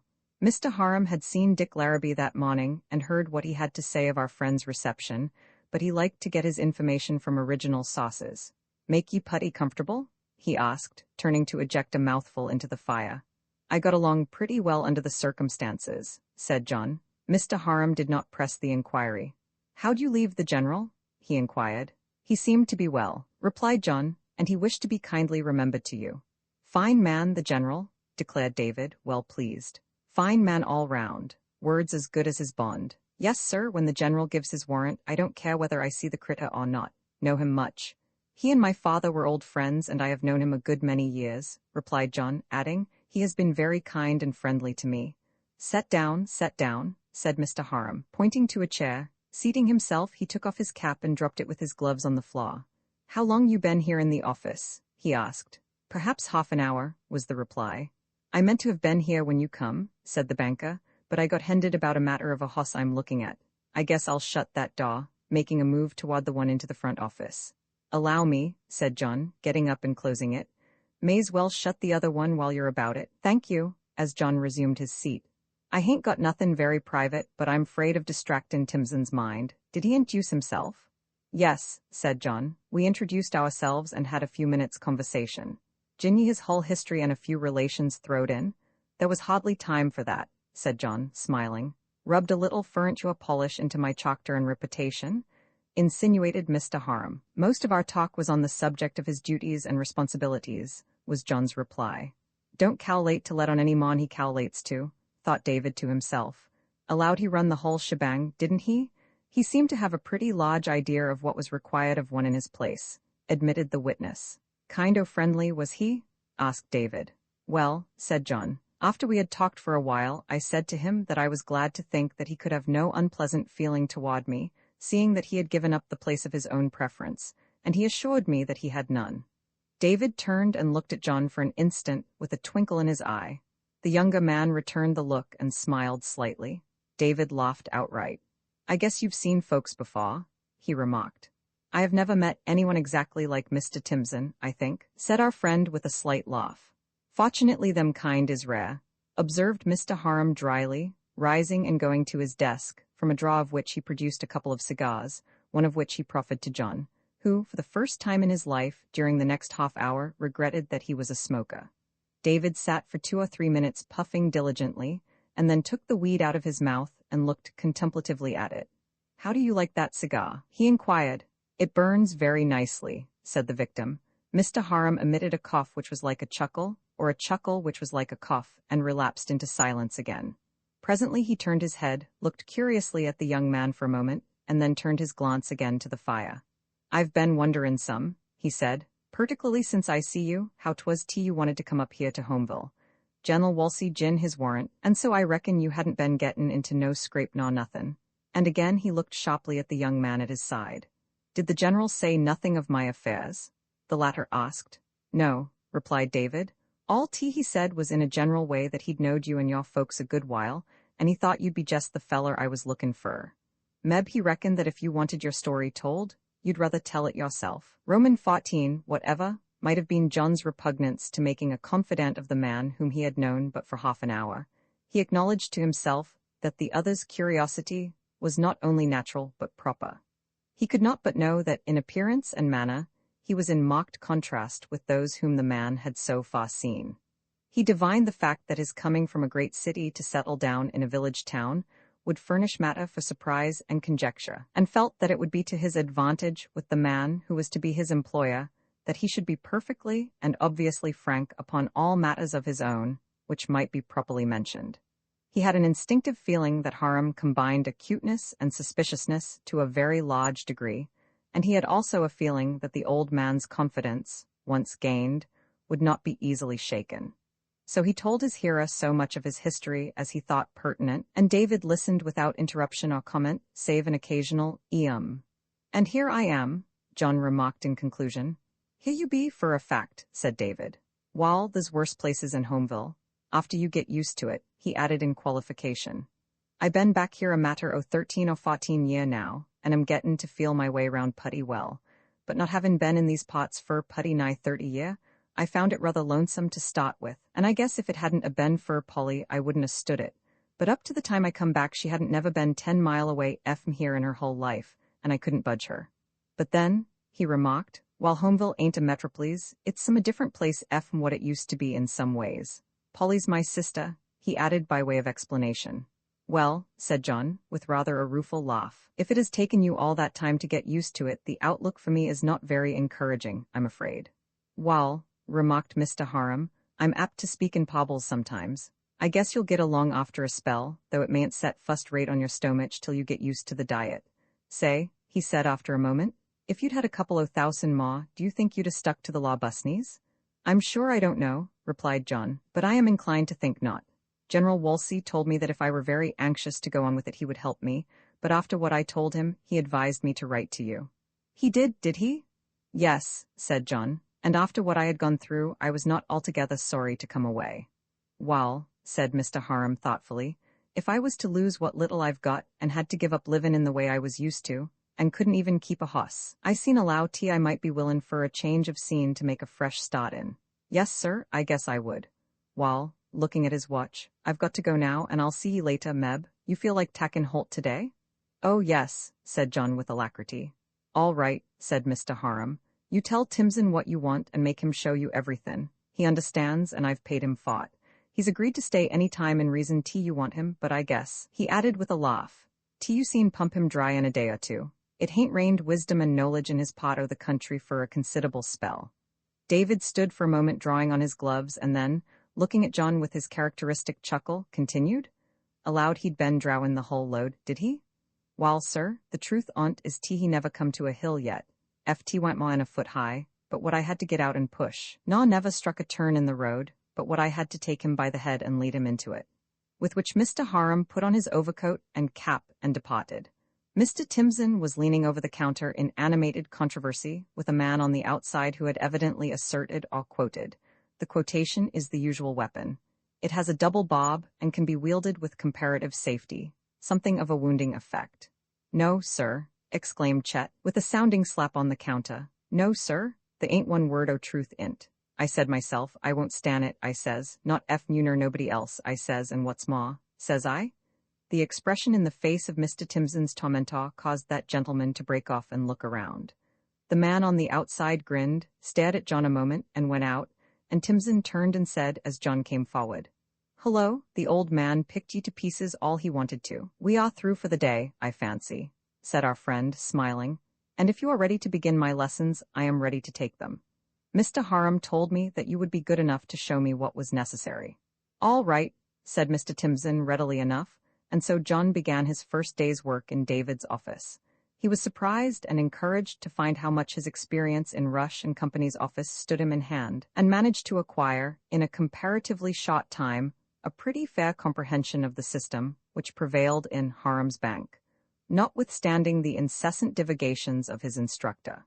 It was decided between Timson and our friend that on the following day the latter should undertake the office work under supervision, and the next morning John was engaged upon the preliminaries of the day's business when his employer came in and seated himself at his desk in the back room. After a few minutes in which he was busy with his letters, he appeared in the doorway of the front room. He did not speak, for John saw him, and responding to a backward toss of the head, followed him into the parlor, and at an intimation of the same silent character shut the doors. Mr. Harum sat down at his desk, and John stood awaiting his pleasure. How do ye make out yesterday? He asked. Get anything out of old tongue-tied? Pointing with his thumb toward the front room. Oh, yes, said John, smiling, as he recalled the unceasing flow of words which had enveloped Timson's explanations. How much longer do you think you'll have to have him round? Asked Mr. Harum. Well, said John, of course your customers are strangers to me, but so far as the routine of the office is concerned I think I can manage after today, but I shall have to appeal to you rather often for a while, until I get thoroughly acquainted with my work. Good for you, said David. You've took holt a good sight quicker than I thought you would, and I'll spend more or less time round here for a while. I'll be where you seen reach me. It's like this, he continued. Chet's a helpless kind of critter, for all his braggin' and talk, and I been feelin' kind o' wambly about turnin' him loose, though the Lord knows, he said with feeling. I've had bother enough with him to kill a tree, but anyway I wrote to some folks I know up to Seachester to get something for him to do, and I got a letter to send him along, and meb they'd give him a show. See? Yes, sir, said John, and if you are willing to take the chances of my mistakes I will undertake to get on without him. All right, said the banker. We'll call it a heat, and say, don't let on what I've told you. I want to see how long it'll take to get all over the village that he didn't ask no odds o' nobody. Hadn't been out o' a job 3 days farther was a lot o' chances, and all he had to do was to take his pick out o' the lot on him. Really? Said John. Yes, sir, said David. Some folks is gated that way. Amusin', ain't it? Hullo, Dick, Wall. Willis'll give 200 for the sorrel colt, said the incomer, whom John recognized as one of the loungers in the Eagle bar the night of his arrival. Said David. Was he speakin' of any particular colt or sorrel colts in general? I hain't got the only one that is, I suppose. Dick merely laughed. Because, continued the owner of the sorrel colt, If Steve Willis wants to lay in sorrel colts at 200 apiece, I ain't going to gainsay him, but you tell him that 249.99 won't buy the one in my barn. Dick laughed again. John made a move in the direction of the front room. Hold on a minute, said David. Shake hands with Mr. Larrabee. Seen you before, said Dick as they shook hands. I was in the barroom when you come in the other night, and then he laughed as at the recollection of something very amusing. John flushed a little and said, a bit stiffly, I remember you were kind enough to help about my luggage. Excuse me, said Dick, conscious of the other's manner. I weren't laughing at you, that is, not in particular. I couldn't see your face when Aim offered you pie and donuts instead of beefsteak and fixins. I see'd only guess at that, but Aim's face was enough for me, and Dick went off into another cachinnation. David's face indicated some annoyance. Oh, shut up, he exclaimed. You'd keep that yoppo yarn going, I believe, if it was the Judgment Day. Wall, said Dick with a grin. I expect there might be some fun to be got out o' that, if a fellow weren't worrying too much about his own skin, and as fur's I'm concerned. Dick's further views on the subject of that momentous occasion were left unexplained. A significant look in David's face caused the speaker to break off and turn toward the door, through which came two men, the foremost a hulking, shambling fellow, with an expression of repellent sullenness. He came forward to within about 10 feet of David's desk, while his companion halted near the door. David eyed him in silence. I got this here notice this mornin', said the man, sayin' my note D be due tomorrow, and D have to be paid. Wall, said David, with his arm over the back of his chair and his left hand resting on his desk. That's so, ain't it? Meb so, was the fellow's reply. Fur s the common due s concerned, but the payin' pot s another matter. Was you cowlitin' to have it renewed? Asked David, leaning a little forward. No, said the man coolly. I don't know I want to renew it fur any particular time, and I guess it's seen run along fur a while just as 'tis. John looked at Dick Larrabee. He was watching David's face with an expression of the utmost enjoyment. David twisted his chair a little more to the right and out from the desk. You think it's seen run along, do ye? He asked suavely. I'm glad to have your views on the subject. While I guess it kin too until tomorrow at 4 o'clock, and after that you seen settle with Lawyer Johnson or the sheriff. The man uttered a disdainful laugh. I guess it'll puzzle ye some to select it, he said. Mr. Harum's bushy red eyebrows met above his nose. Look here, Bill Montague, he said. I know more about this matter and you think for. I know you Ben Mackin, your brags that you'd fix me in this deal. You allowed that you'd set up usury in the fust place, and if that didn't work I'd find you was execution-proof anyways. That's so, ain't it? That's about the size on't, said Montague, putting his feet a little farther apart. David had risen from his chair. You didn't talk that way, proceeded the latter, when you come winnin' round here to get that money in the fust place, and as I reckon some o' the facts in the case has slipped out o' your mind since that time, I guess I'd better jog your memory a little. It was plain from the expression of Mr. Montague's countenance that his confidence in the strength of his position was not quite so assured as at first, but he maintained his attitude as well as in him lay. In the fust place, David began his assault. I didn't lend ye the money. I bored it for ye on my endorsement, and charged ye fur doin' it, as I told ye at the time, and another thing that you appear to forget is that you signed a paper statin' that you was wuth, in good and available pussons, free and clear, over $500, and that the statement was made to me with the view of having me endorse your note for $150. Recollect that? David smiled grimly at the look of disconcert which, in spite of himself, appeared in Bill's face. I don't remember signin' no paper, he said doggedly. Just as like as not, remarked Mr. Harum. What you was thinkin' of about that time was gettin' that money. I'd like to see that paper, said Bill, with a pretense of incredulity. You'll see it when the time comes, asserted David with an emphatic nod. He squared himself, planting his feet apart and, thrusting his hands deep in his coat pockets, faced the discomfited yokel. Do you think, Bill Montague, he said, with measureless contempt, that I didn't know who I was dealin' with, that I didn't know what a low-lived, roost-rubbin' skunk you was, and didn't know how to protect myself against such animals as you be? Well, I did, and don't you stop thinkin' 'bout it, an', he added, shaking his finger at the object of his scorn, you'll pay that note or I'll put ye where the dogs won't bite ye. And with that he turned on his heel and resumed his seat. Bill stood for a minute with a scowl of rage and defeat in his lowering face. Got any further busneys with me? Inquired Mr. Harum. Anythin' more I seen oblige ye about? There was no answer. I asked you, said David, raising his voice and rising to his feet, if you had any further busneys with me. I dunno's I have, was the sullen response. All right, said David. That bane the case, and as I've got something to do beside wastin' my time on such wuthless pups as you be, I'll thank you to get out. There's the daw," he added, pointing to it. He, ho ho, ha, ho, came from the throat of Dick Larrabee. This was too much for the exasperated Bill, and he erred, to put it mildly, in raising his arm and advancing a step toward his creditor. He was not swift enough to take the second, however, for David, with amazing quickness, sprang upon him, and twisting him around, rushed him out of the daw, down the passage, and out of the front daw, which was obligingly held open by an outgoing client, who took in the situation and gave precedence to Mr. Montague. His companion, who so far had taken no part, made a motion to interfere, but John, who stood nearest to him, caught him by the collar and jerked him back, with the suggestion that it would be better to let the two have it out by themselves. David came back rather breathless and very red in the face, but evidently in exceeding good humor. "Scat my!" he exclaimed. "Hain't had such a good tussle I dunno when." "Bill's considered rather an awkard customer," remarked Dick. "I guess he hain't had no such handlin' for quite a while." "Sho!" exclaimed Mr. Harum. "There ain't nothin' to him but wind and meanness. Who was that fella with him?" "Name S. Smith, I believe," replied Dick. "Guess Bill brought him along for a witness, and I reckon he's seen all he wanted to. I'll bet his neck's a chin some," added Mr. Larrabee with a laugh. "How's that?" asked David. "Well, he made a move to tackle you as you was escortin' Bill out, and Mr. Lennox there caught him in the collar and gin him a jerk that 'd a landed him on his back," said Dick. "If," turning to John, "you hadn't helt holt of him, you putty nigh broke his neck. He went off, he ho, wrigglin' it to make sure."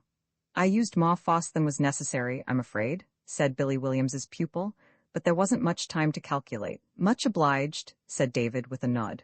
"Not at all," protested John, laughing. "I have enjoyed a great deal this morning." "It has been rather pleasant," remarked David with a chuckle, "but you mustn't calculate on having such fun every mornin'." John went into the business office, leaving the banker and Dick. "Say," said the latter when they were alone, "that young man o' yon es quite a fella. He took care o' that big Smith chap with one hand, and say, you seen get round on your pins bout s lively s they make 'em, I guess. I swan?" he exclaimed, slapping his thigh and shaking with laughter. "The whole thing head and shouldered any show I seen lately." And then, for a while, they fell to talking of the sorrel colt and other things. Roman 15, when John went back to the office after the noonday intermission, it was manifest that something had happened to Mr. Timson, and that the something was of a nature extremely gratifying to that worthy gentleman. He was beaming with satisfaction and rustling with importance. Several times during the afternoon, he appeared to be on the point of confiding his news, but in the face of the interruptions which occurred, all which he feared might check the flow of his communication, he managed to restrain himself till after the closing of the office. But scarcely were the shutters up at the willing hands of Peleg Hopkins, when he turned to John, and looking at him sharply, said, "Has Dave said anything about my leavin'?" "He told me he expected you would stay as long as might be necessary to get me well started," said John noncommittally, mindful of Mr. Harum's injunction. "Just like him," declared Chet. "Just like him for all the world, but the fact o' the matter is I'm goin' tomorrow." "I s'pose he thought," reflected Mr. Timson, "that he'd rather you'd find it out yourself than to have to break it to ye, 'cause then, don't ye see, after I was gone he see'd lay the whole thing at my door." "Really," said John, "I should have said that he ought to have told me." "Wall," said Chet encouragingly, "meb you'll get along somehow, though I'm 'fraid you'll have more or less trouble. But I told Dave that as fur as I seed see, meb you do as well as most anybody he seed git that didn't know any o' the customers, and hadn't never done any o' this kind o' work before." "Thank you very much," said John. "And so you are off tomorrow, are you?" "Got to be," declared Mr. Timson. "I'd a liked to stay with you a spell longer, but there's a big concern out of town that as soon as they heard I was at Libdy wrote for me to come right along up, and I s'pose I had not to keep 'em waitin'." "No, I should think not," said John, "and I congratulate you upon having located yourself so quickly." "Oh," said Mr. Timson, with ineffable complacency, "I hain't give myself no worry, I hain't lost no sleep. I've allowed all along that Dave Harum'd find out that he wa'n't the unlie man that needed my kind o' work, and I ain't meanin' any disrespect to you when I say Just so," said John. "I quite understand. Nobody could expect to take just the place with him that you have filled. And by the way," he added, "as you are going in the morning, and I may not see you again, would you kindly give me the lost balance sheets of the 2 ledgers and the bill book? I suppose, of course, that they are brought down to the first of the month, and I shall want to have them." "Oh, yes, certainly, of course, while I guess Dave's got 'em," replied Chet, looking considerably disconcerted, but I'll look 'em up in the mornin'. My train don't go till 10 o'clock, and I'll see you 'bout any little lost thing in the mornin', but I guess I've got to go now on account of a lot of things. You seen shut up, can't ye?" Whereupon Mr. Timson made his exit, and not long afterward David came in. By that time everything had been put away, the safe and vault closed, and Peleg had departed with the mail and his freedom for the rest of the day. "Wall," said Mr. Harum, lifting himself to a seat on the counter, "how have you made out? All okay?" "Yes," replied John, "I think so. Where's Chet?" "He went away some few minutes ago. He said he had a good many things to attend to as he was leaving in the morning." Said David incredulously. "I guessed he won't take him long to close up his matters. Did he leave everything in good shape, cash all right and so on?" "I think so," said John. "The cash is right, I am sure. How about the books? I asked him to let me have the balance sheets, and he said that you must have them, but that he would come in the morning and, well, what he said was that he would see me in the morning and, as he put it, look after any little lost thing." David grunted. "He won't do no such a thing. We've seen the last of him, you bet, and a good riddance. He'll take the 9 o'clock tonight, that's what he'll do. Drawed his pay, I guess, didn't he?" "He said he was to be paid for this month," answered John, "and took $60, was that right?" "Yes," said David, nodding his head absently. "What was it he said about them statements?" he inquired after a moment. "He said he guessed you must have them." Was David's comment. "What he say about leavin'?" John laughed and related the conversation as exactly as he could. "What I tell ye," said Mr. Harum with a short laugh. "Meb, he won't go till tomorrow. After all," he remarked, "he'll want to put in a leetle more time tellin' how he was sent for in a hurry by that big concern out-of-town tea he's goin' to." "Upon my word, I can't understand it," said John, knowing that you can contradict him. "Wall," said David, "he'll allow that if he gets in the fust word, he'll take the pole. It don't matter anyway, long as he's gone. I guess you and me seen pull the load, can't we?" And he dropped down off the counter and started to go out. "By the way," he said, halting a moment, "can't you come in to tea at 6 o'clock? I want to make ye acquainted with Polly, and she's itchin' to see ye." "I shall be delighted," said John. "Polly," said David, "I've asked the young fella to come to tea, but don't you say the word eagle to him. You seem show your ignorance 'bout all the other kinds of birds and animals you ain't familiar with," said the unfeeling brother, "but leave eagles alone." "What you up to now?" she asked, but she got no answer but a laugh. From a social point of view, the entertainment could not be described as a very brilliant success. Our friend was tired and hungry.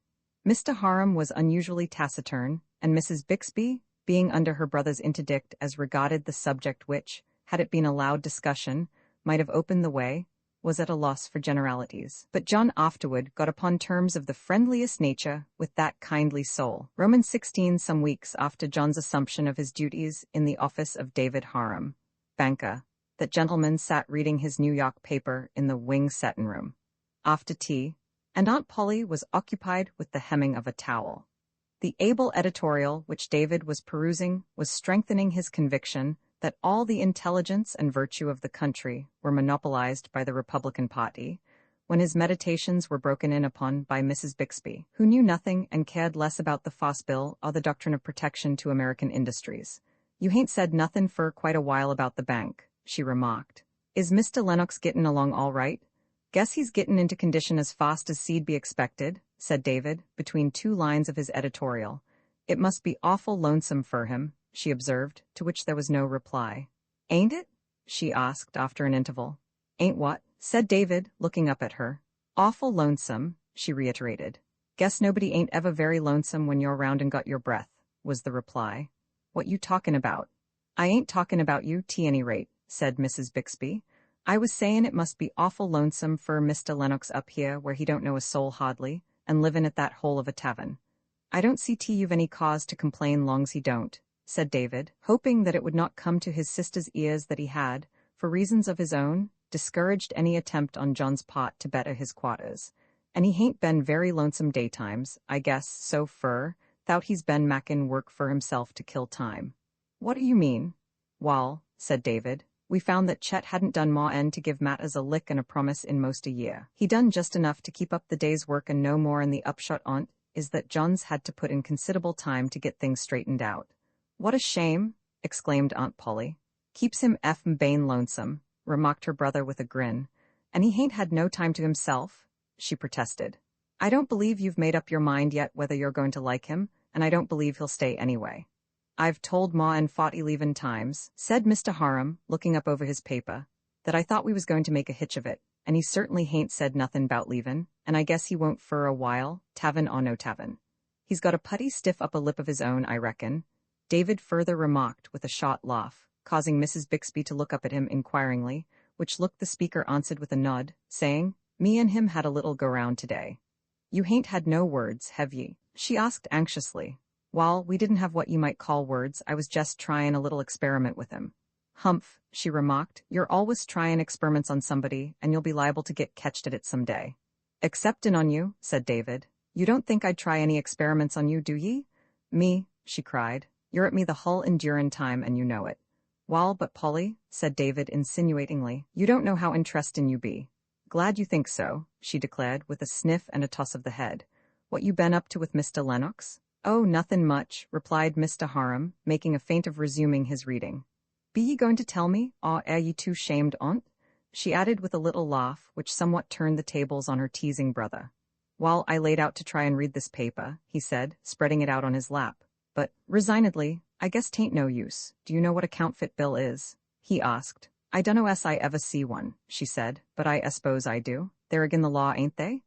"There's a number o' things that's agin the law," remarked David dryly. "Wall," ejaculated Mrs. Bixby after a moment of waiting.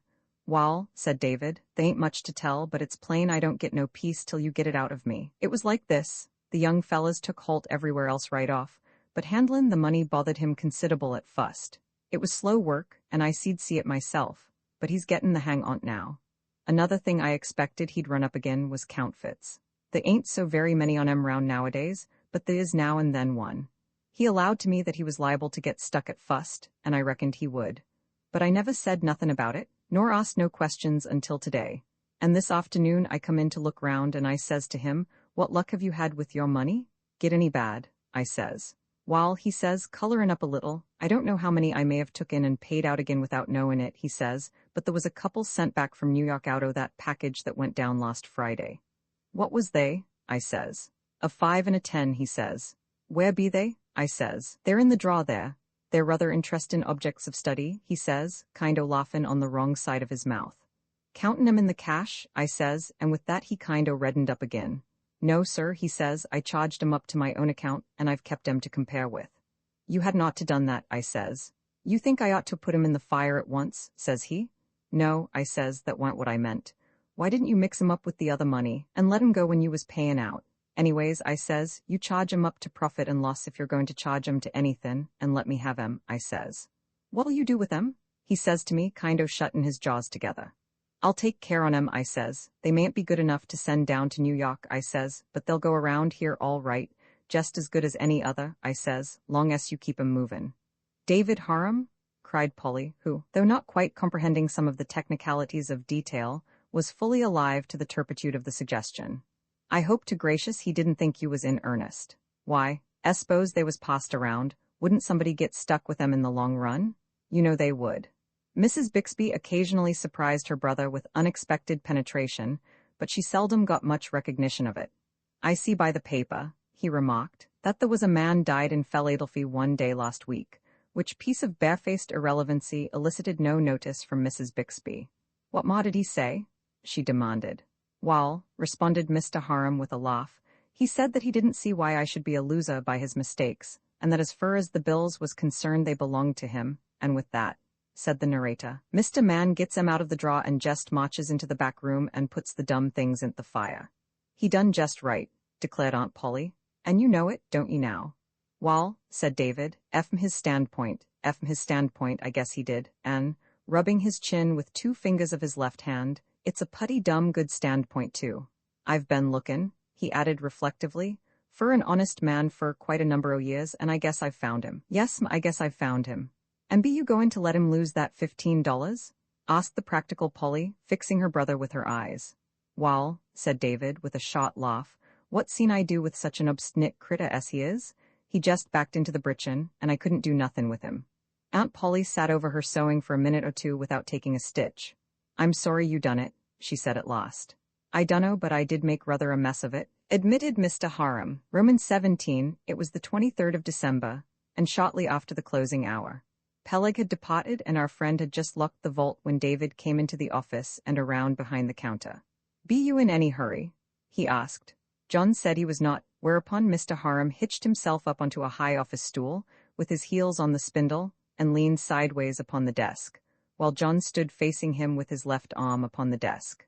"John," said David, "do you know the widow Cullum?" "No," said John, "but I know who she is, a tall, thin woman who walks with a slight stoop and limp. I noticed her and asked her name because there was something about her looks that attracted my attention, as though at some time she might have seen better days." "That's the party," said David. "She has seen better days, but she's eaten drunk sorrow mostly fur goin' on 30 year, and done little else good share o' the time, I reckon." "She has that appearance certainly," said John. "Yes, sir," said David. "She's had a putty tough time, the widow has, and yet," he proceeded after a momentary pause, "there was a time when the Cullums was some o' the kingpins o' this whole region. They used to own quarter o' the county, and they lived in the big house up on the hill where Doc Hayes lives now. That was considered to be the finest place anywheres round here in them days. I used to think the capital to Washington must be something like the Cullum House, and that Billy P. Folks used to call him Billy P. 'Cause his father's name was William and his was William Parker, and that Billy P. D. jest S like S not be president. I've changed my mind some on the subject of presidents since I was a boy." Here Mr. Harum turned on his stool, put his right hand into his sackcoat pocket, extracted therefrom part of a paper of maple dew, and replenished his left cheek with an ample wad of fine cut. John took advantage of the break to head off what he had reason to fear might turn into a lengthy digression from the matter in hand by saying, "I beg pardon, but how does it happen that Mrs. Cullum is in such circumstances? Has the family all died out?" "Wall," said David, "they're most on 'em dead, all on 'em, in fact, except the widow's son Charlie, but as fur as the family is concerned, it ma and died out, it gin out. D'ye ever hear of Jim Wetton's cough?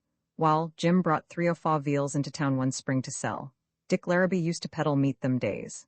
Dick looked him over and says, 'Look here, Jim,' he says, 'I guess you got a deacon in that lot,' he says.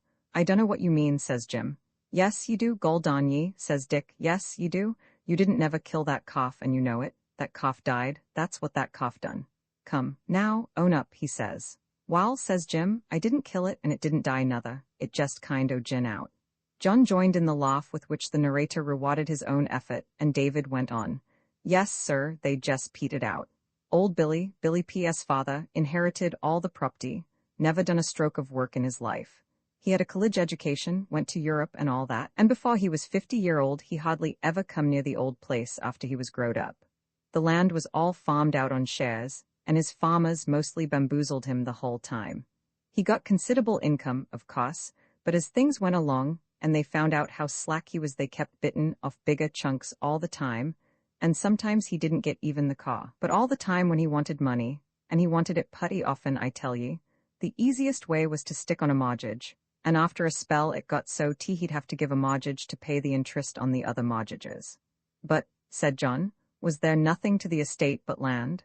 "Oh, yes," said David. "Old Billy's father left him some considerable personal, but after that was gone, he went into the mortgage busneys, as I tell ye. He lived mostly up to Seachester and around, and when he got married, he bought a place in Seachester and lived there till Billy P. was about 12 or 13 year old, and he was about 50. By that time he'd got bout to the end of his rope, and there wa'n't nothing for it but to come back here to Homeville and make the most o' what there was left, and that's what he done, let alone that he didn't make the most on't to any particular extent. Miss Cullum, his wife, wa'n't no help to him. She was a city woman and didn't take to the country no way, but when she died, it broke old Billy up wuse and ever. She peaked and pined, and died when Billy P. was about 15 or so. While Billy P. and the old man wrastled along somehow, and the boy went to college for a year or so. How they ever got along they did I dunno. There was a story that some far-off relation left old Billy some money, and I guess that in what they got off what farms was left carried 'em along till Billy P. was 25 or so, and then he up and got married. That was the crownin' stroke," remarked David. "She was one of the village girls, respectable folks, ma and ordinary good-lookin' and high-steppin', and had had some schoolin'. But the old man was prouder and a cock-turkey, and thought nobody wa'n't quite good enough for Billy P., and all along kind o' reckoned that he'd marry some money and get a new start. But when he got married, on the quiet, you know, 'cause he knowed the old man would kick, that killed the trick and the old man into the bargain. It took the gumption all out of him, and he didn't live a year. Well, sir, it was curious, but as I was told, putty much the whole village sided with the old man. The Cullums was kind o' kings in them days, and folks weren't so one man's goods irish as they be now. They thought Billy P. done wrong, though they didn't have nothin' to say 'gainst the girl neither, and she's very much respected, Miss Cullum is, and as fur's I'm concerned, I've always guessed she kept Billy P. goin' full as long as anyone could. But 't warn't no use. That is to say, the sure thing come to pass. He had a nominal title to a good deal o' property, but the equity in most on't, if it had been to be put up, wa'n't enough to pay fur the papers. You see, there ain't never been no real cash value in farm property in these parts. There ain't been hardly a dozen changes in farm titles, 'cept by inheritance or foreclosure, in 30 years. So Billy P. didn't make no effort. Interest's one o' them things that keeps right on nights and Sundays. He just had the deeds made out and handed 'em over when the time came to settle. There was some village lots, though, that was clear, that fetched him in some money from time to time until they was all gone but one, and that's the one Miss Cullum lives on now. It was considerable mon a lot, in fact, a putty sizable place. She thought the sun rose and set where Billy P. was, but she took a crutchet in her head, and wouldn't ever sign no papers fur that, and lucky fur him too. There was a house onto it, and he had a roof over his head anyway when he died 6 or 7 years after he married, and left her with a boy to raise. How she got along all them years till Charlie got big enough to help, I swan? I don't know. She took in sewin' and washin', and went out to cook and nurse and all that, but I reckon there was now and then times when they didn't overload their stomachs much, nor have to open the winders to cool off. But she held onto that property of hern like a pup to a root. It was putty well out when Billy P. died, but the village has growed up to it. There's some good lots could be cut out on't, and it backs up to the river where the current's enough to make a mighty good power for electric light. I know some fellas that are talkin' of startin' a plant here, and it ain't out o' sight that they'd pay a good price fur the river front, and enough land to build on. Fact on't is, it's got to be a putty valuable piece o' property, more'n she cal'lates on, I reckon. Here Mr. Harum paused, pinching his chin with thumb and index finger, and mumbling his tobacco. John, who had listened with more attention than interest, wondering the while as to what the narrative was leading up to, thought something might properly be expected of him to show that he had followed it, and said, "So Mrs. Cullum has kept this lost piece clear, has she?" "No," said David, bringing down his right hand upon the desk with emphasis. "That's just what she hain't done, and that's how I come to tell you something of the story, and more on't and you've cared about hearin', Meb." "Not at all," John protested. "I have been very much interested." "You have you?" said Mr. Harum. "Wall, I got something I want you to do. Day after tomorrow Christmas, and I want you to drop Miss Cullum a line, something like this, that Mr. Harum told you to say that mortgage he holds, havin' been past due fur some time, and no interest havin' been paid fur, let me see, mon a year, he wants to close the matter up, and he'll see her Christmas mornin' at the bank at 9 o'clock, he havin' more time on that day. But that, as fur as he can see, the busneys won't take very long. Something like that, you understand." "Very well, sir," said John, hoping that his employer would not see in his face the disgust and repugnance he felt as he surmised what a scheme was on foot, and recalled what he had heard of Harum's hard and unscrupulous ways, though he had to admit that this, excepting perhaps the episode of the counterfeit money, was the first revelation to him personally. But this seemed very bad to him. "All right," said David cheerfully. "I suppose it won't take you long to find out what's in your stockin', and if you hain't nothin' else to do Christmas mornin', I'd like to have you open the office and stay round a spell till I get through with Miss Cullum. Meb the LL be some papers to fill out or witness or something, and have that skeezix of a boy make up the fires so's the place'll be warm." "Very good, sir," said John, hoping that the interview was at an end, but the elder man sat for some minutes apparently in a brown study, and occasionally a smile of sardonic cunning wrinkled his face. At last he said, "I've told you so much that I may as well tell ye how I come by that mortgage. 'Twon't take but a minute, and then you can run and play," he added with a chuckle. "I trust I have not betrayed any impatience," said John, and instantly conscious of his infelicitous expression, added hastily, "I have really been very much interested." "Oh, no," was the reply, "you hain't betrayed none, but I know old fellas like me generally tell a thing twice over while they're at it. Wall," he went on, "it was like this. After Charlie Cullum got to be some grown, he helped to keep the pot a-billin', and they got on some better. 'Bout 7 year ago, though, he up and got married, and then the fat catched fire. Finally, he allowed that if he had some money he'd go west and take up some land, and get along like Pusley and a flower garden. He ambitioned that if his mother D raise $1,000 on her place he'd be sure to take care of the interest, and probably pay off the principal in almost no time. Well, she done it, and off he went. She didn't come to me for the money, because, I dunno, at any rate she didn't, but got it of Zeke Swinney. Well, it turned out just as any fool might be predilected, for after the first year, when I reckon he paid it out of the 1,000, Charlie never paid no interest. The second year he was just gettin' goin', and the next year he lost a hoss just as he was cowlitin' to pay, and the next year the grasshoppers smote him, and so on. And the outcome was that at the end of 5 years, when the mortgage had 1 year to run, Charlie'd paid 1 year, and she'd paid 1, and she stood to owe 3 years interest. How old Swinney come to hold off so was that she used to pay the cuss $10 or so every 6 months and get no credit for it, and no receipt and no witness, and he knowed the property was improving all the time.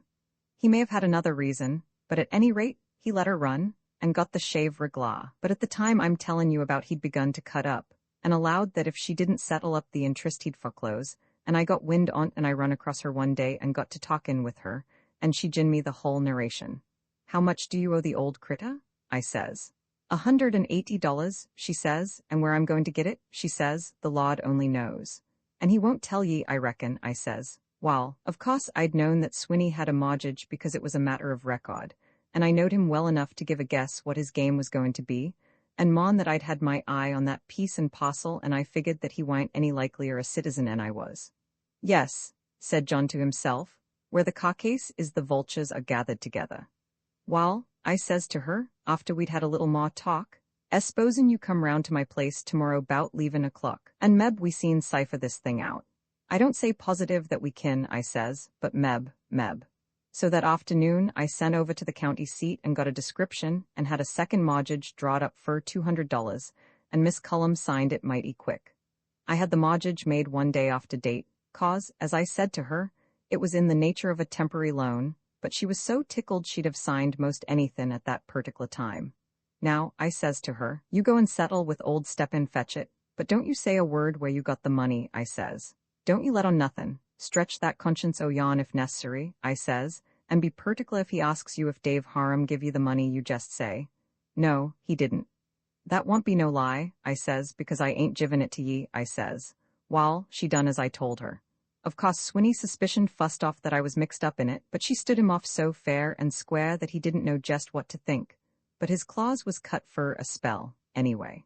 Wall, things went on for a while, till I made up my mind that I ought to relieve Swinney of some of his anxieties about worldly busneys, and I dropped in on him one mornin' and passed the time o' day, and after we'd eased up our minds on the subjects of each other's health and such like, I says, you hold a mortgage on the Widow Cullum's place, don't ye? Of course he couldn't say nothin' but yes. Does she keep up the interest all right?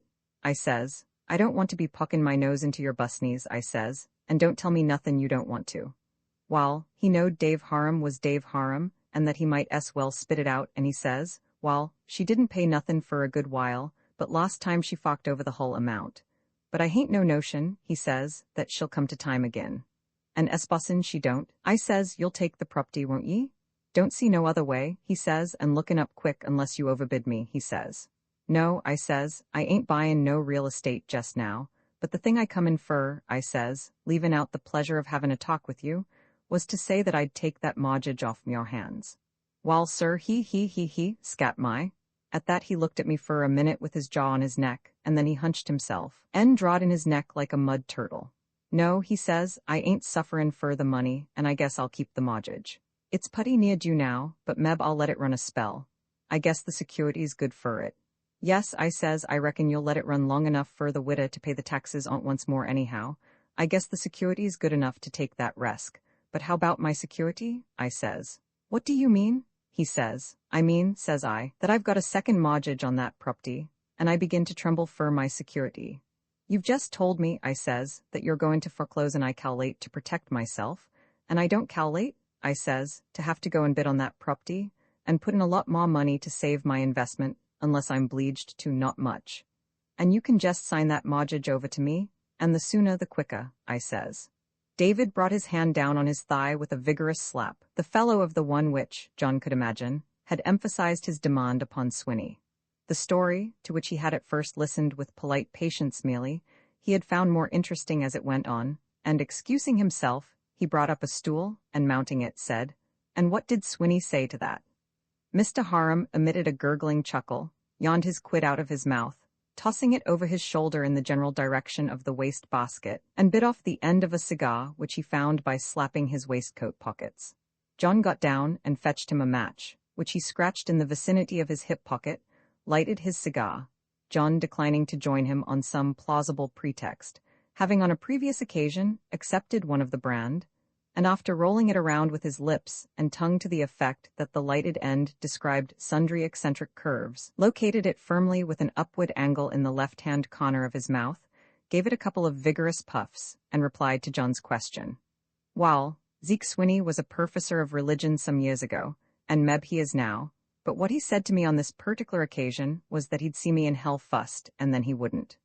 Wall, I says, meb you won't, meb you will? It's always a pleasure to meet ye, I says, but in that case this mortgage busness'll be a question for our executors, I says, for you don't never foreclose that mortgage, and don't you furgit it, I says.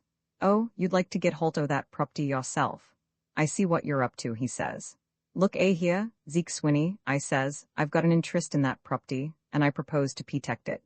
You're going to sign that mortgage over to me, or I'll foreclose and surrogate ye, I says, unless you allow to bid in the property, in which case we'll see whose weasel skins the longest.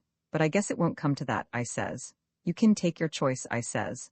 Whether I want to get holt o' that property myself ain't neither here nor there. Meb I do, and meb I don't, but anyways, I says, you don't get it, nor wouldn't ever, for if I can't make you sign over, I'll either do what I said or I'll back the widder in a defense for usury.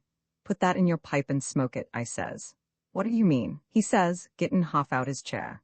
I mean this, I says, that the fust 6 months the widder couldn't pay she gin you $10 to hold off, and the next time she gin you 15, and that you've bled her fur shaves to the tune of $60-odd in 3 years, and then got your interest in full. That riz him clean out of his chair, said David. She can't prove it, he says, shacking his fist in the air. Oh, ho, I says, tippin' my chair back agin the wall. If Miss Cullum was to swear how and where she paid you the money, givin' chapter and verse, and showin' her own memorandums even, and I was to swear that when I twitted you with gettin' it you didn't deny it, but only said that she couldn't prove it, how long do you think it would take a Freeland County jury to find agin ye? I allow, Zeke Swinney, I says, that you went born yesterday, but you ain't so old as you look, not by a dumb sight. And then how I did laugh. Wall, said David, as he got down off the stool and stretched himself, yawning, I guess I've yawned it enough for one day. Don't furge it to send Miss Cullum that notice and make it up and up. I'm going to get the thing off my mind this trip. Very well, sir, said John, but let me ask, did Swinney assign the mortgage without any trouble? Oh, Lord, yes, was the reply. There wa'n't nothing else for him to do. I had another twist on him that I hain't mentioned, but he put up a great show of doing it to oblige me. Well, I thanked him and so on, and when we'd got through I asked him if he wouldn't step over to the Eagle and take something, and he looked kind o' shocked and said he never drinked nothin'. It was gin his prinkles, he said. Ho, scat my prinkles. And John heard him chuckling to himself all the way out of the office. Roman 18. Considering John's relations with David Harum, it was natural that he should wish to think as well of him as possible, and he had not, or thought he had not, allowed his mind to be influenced by the disparaging remarks and insinuations which had been made to him, or in his presence, concerning his employer. He had made up his mind to form his opinion upon his own experience with the man, and so far it had not only been pleasant but favorable, and far from justifying the half-jeering, half-malicious talk that had come to his ears.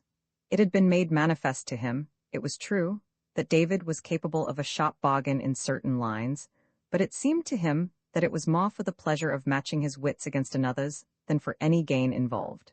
Mr. Harum was an experienced and expert horseman who delighted above all things in dealing in and trading horses, and John soon discovered that, in that community at least, to get the best of a horse trade by almost any means was considered a venial sin, if a sin at all, and the standards of ordinary business probity were not expected to govern those transactions. David had said to him once when he suspected that John's ideas might have sustained something of a shock, "A horse trade ain't like anything else.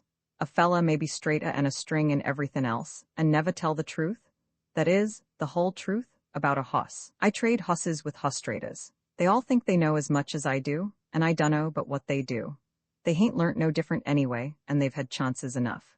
If a fella come to me that didn't think he knowed anything about a hoss, and wanted to buy on the square, he'd get, fur's I knew, square treatment.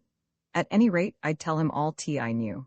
But when one o' them smart Alex comes along and cal'lates to do up old Dave, why he's got to take his chances, that's all. And mind ye, asserted David, shaking his forefinger impressively, it ain't only them fellas. I've been wuss stuck 2-3 times by church members in good standin' than anybody I ever dealed with. Take old Deacon Perkins. He's a terrible fella fur church busneys, seen pray and psalm sing to beat the Jews, and in spiritual matters seen read his title clear the whole time. But when it comes to hostradin', you got to get up very early in the mornin' or he'll skin the eye teeth out of ye.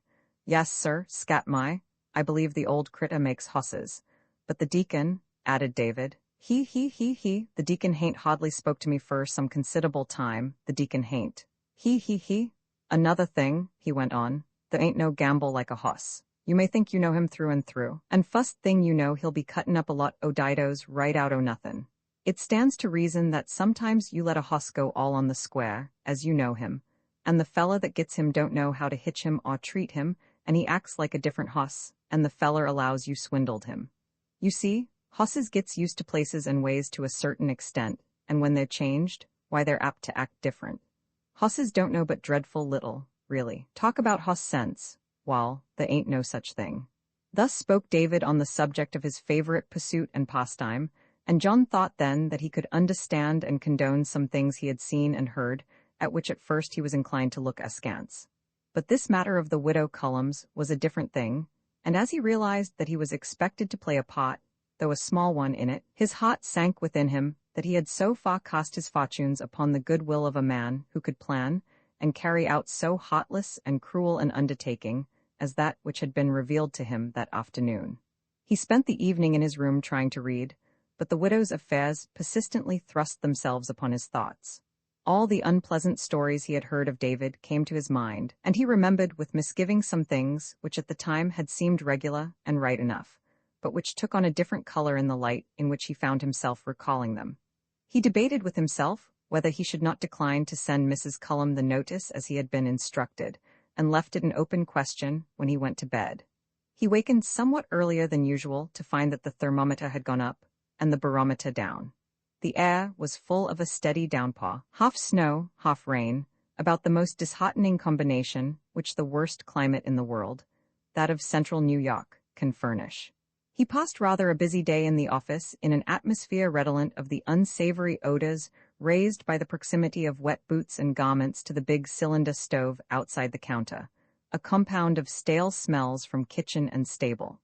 After the bank closed, he dispatched Peleg Hopkins, the office boy, with the note for Mrs. Cullum. He had abandoned his half-formed intention to revolt, but had made the note not only as little peremptory, as was compatible with a clear intimation of its purport as he understood it, but had yielded to a natural impulse in beginning it with an expression of personal regret, a blunder which cost him no little chagrin in the outcome. Peleg Hopkins grumbled audibly when he was requested to build the fires on Christmas Day, and expressed his opinion that if there warn't Bible agin workin' on Christmas, the D ought ter be. But when John opened the door of the bank that morning, he found the temperature in comfortable contrast to the outside air. The weather had changed again, and a blinding snowstorm, accompanied by a buffeting gale from the northwest, made it almost impossible to see a path and to keep it. In the central part of the town, some tentative efforts had been made to open walks, but these were apparent only as slight and tortuous depressions in the depths of snow. In the outskirts, the unfortunate pedestrian had to wade to the knees. As John went behind the counter, his eye was at once caught by a small parcel lying on his desk, of white notepaper, tied with a cotton string, which he found to be addressed, Mr. John Lennox, Esq., present, and as he took it up it seemed heavy for its size. Opening it, he found a tiny stocking, knit of white wool, to which was pinned a piece of paper with the legend, "A Merry Christmas from Aunt Polly." Out of the stocking fell a packet fastened with a rubber strap. Inside were 5 $10 gold pieces and a slip of paper on which was written, "A Merry Christmas from your friend David Harum." For a moment John's face burned, and there was a curious smarting of the eyelids as he held the little stocking and its contents in his hand. Surely the hand that had written "your friend" on that scrap of paper could not be the hand of an oppressor of widows and orphans. "This," said John to himself, "is what he meant when he supposed it wouldn't take me long to find out what was in my stocking." The door opened, and a blast and whirl of wind and snow rushed in, ushering the tall, bent form of the widow Cullum. The drive of the wind was so strong that John vaulted over the low cash counter to push the door shut again. The poor woman was white with snow from the front of her old worsted hood to the bottom of her ragged skirt. "You are Mrs. Cullum?" said John. "Wait a moment till I brush off the snow, and then come to the fire in the back room. Mr. Harum will be in directly, I expect." "Be I much late?" she asked. "I made as much haste as I could. It don't appear to me as if I ever see a blustering a day, and I ain't as strong as I used to be. Seemed as if I never would get here." "Oh, no," said John, as he established her before the glowing grate of the Franklin stove in the bank parlor. "Not at all. Mr. Harum has not come in himself yet. Shall you mind if I excuse myself a moment while you make yourself as comfortable as possible?" She did not apparently hear him. She was trembling from head to foot with cold and fatigue and nervous excitement. Her dress was soaked to the knees, and as she sat down and put up her feet to the fire, John saw a bit of a thin cotton stocking and her deplorable shoes, almost in a state of pulp. A snow-obliterated path led from the back door of the office to David's house, and John snatched his hat and started for it on a run. As he stamped off some of the snow on the veranda, the door was opened for him by Mrs. Bixby. "Lord sakes," she exclaimed, "what on earth be you cavorting round for such a mornin' as this without no overcoat, and on a dead run? What's the matter?" "Nothing serious," he answered, "but I'm in a great hurry. Old Mrs. Cullum has walked up from her house to the office, and she is wet through and almost perished. I thought you'd send her some dry shoes and stockings, and an old shawl or blanket to keep her wet skirt off her knees, and a drop of whiskey or something. She's all of a tremble, and I'm afraid she will have a chill." "Certain, certain," said the kind creature, and she bustled out of the room, returning in a minute or two with an armful of comforts. "There's a pair of bedroom slips lined with lamb's wool, and a pair of woolen stockings, and a blanket shawl. This here petticut tain't what you'd call brand new, but it's warm and comfortable, and I don't believe she's got much of anything on 'cept in her dress, and I'll get you the whiskey, but," here she looked deprecatingly at John, "it ain't generally known we keep the stuff in the house. I don't know as it's right, but though David don't hardly ever touch it, he will have it in the house." "Oh," said John, laughing, "you may trust my discretion, and will swear Mrs. Cullum to secrecy." "Wall, all right," said Mrs. Bixby, joining in the laugh as she brought the bottle. "Just a minute till I make a parcel of the things to keep the snow out. There now, I guess you're fixed, and you can hurry back 'fore she catches a chill." "Thanks very much," said John as he started away. "I have something to say to you besides Merry Christmas, but I must wait till another time."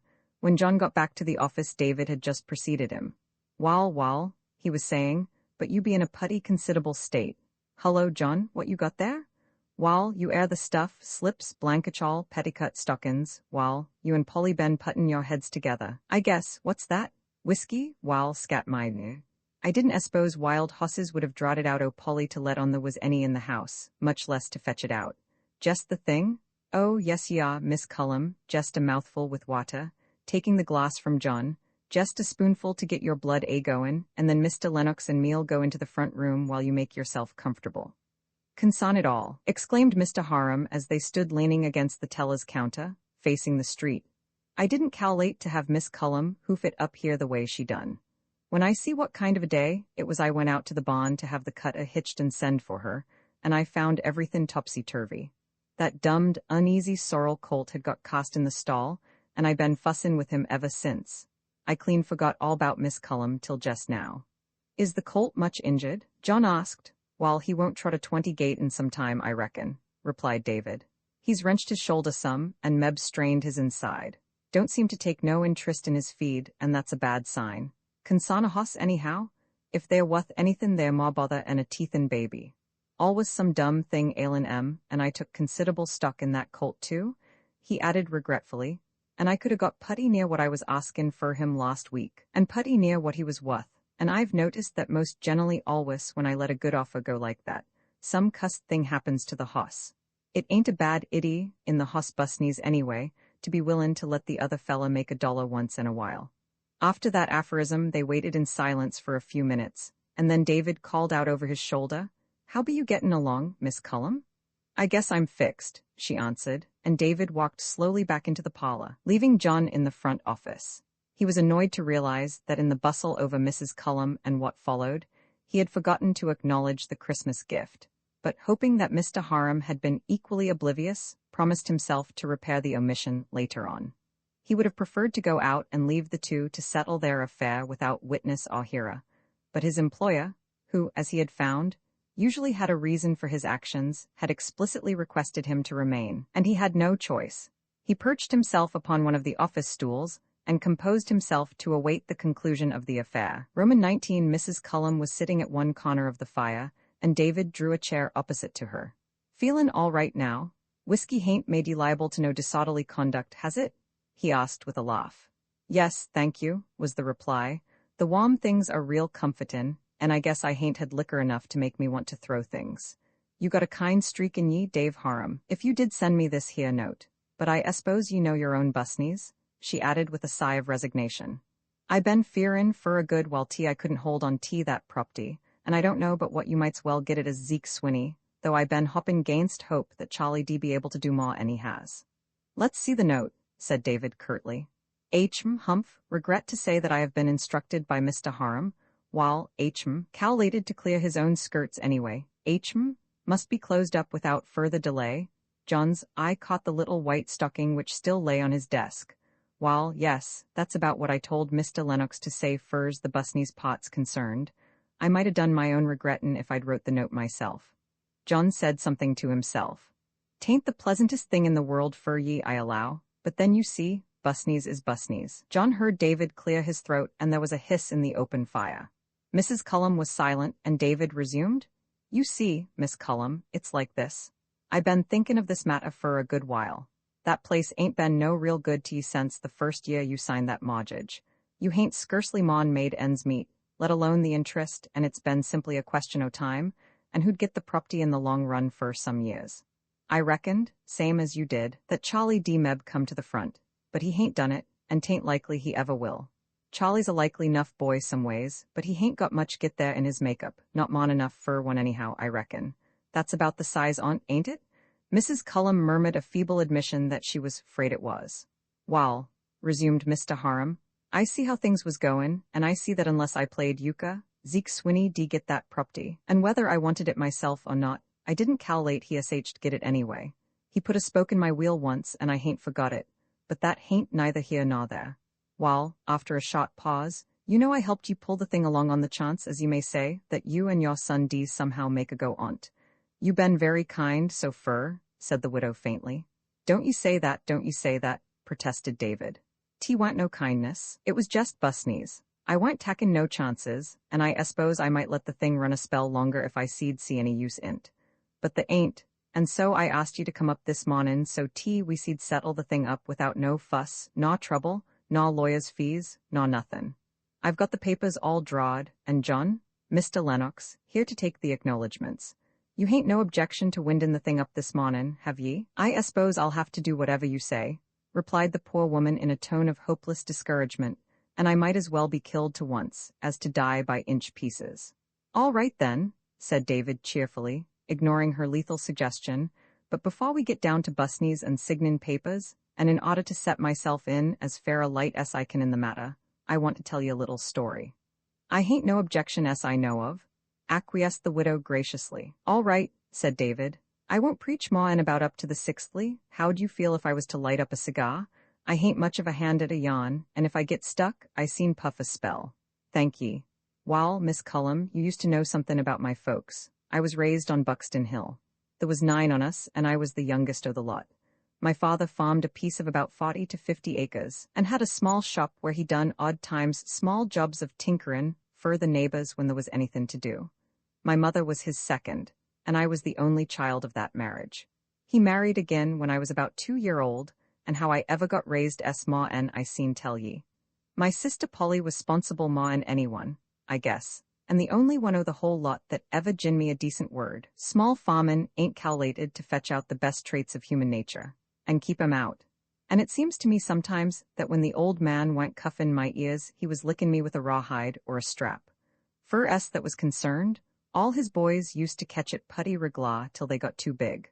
One on him up and licked him one night and lit out next day.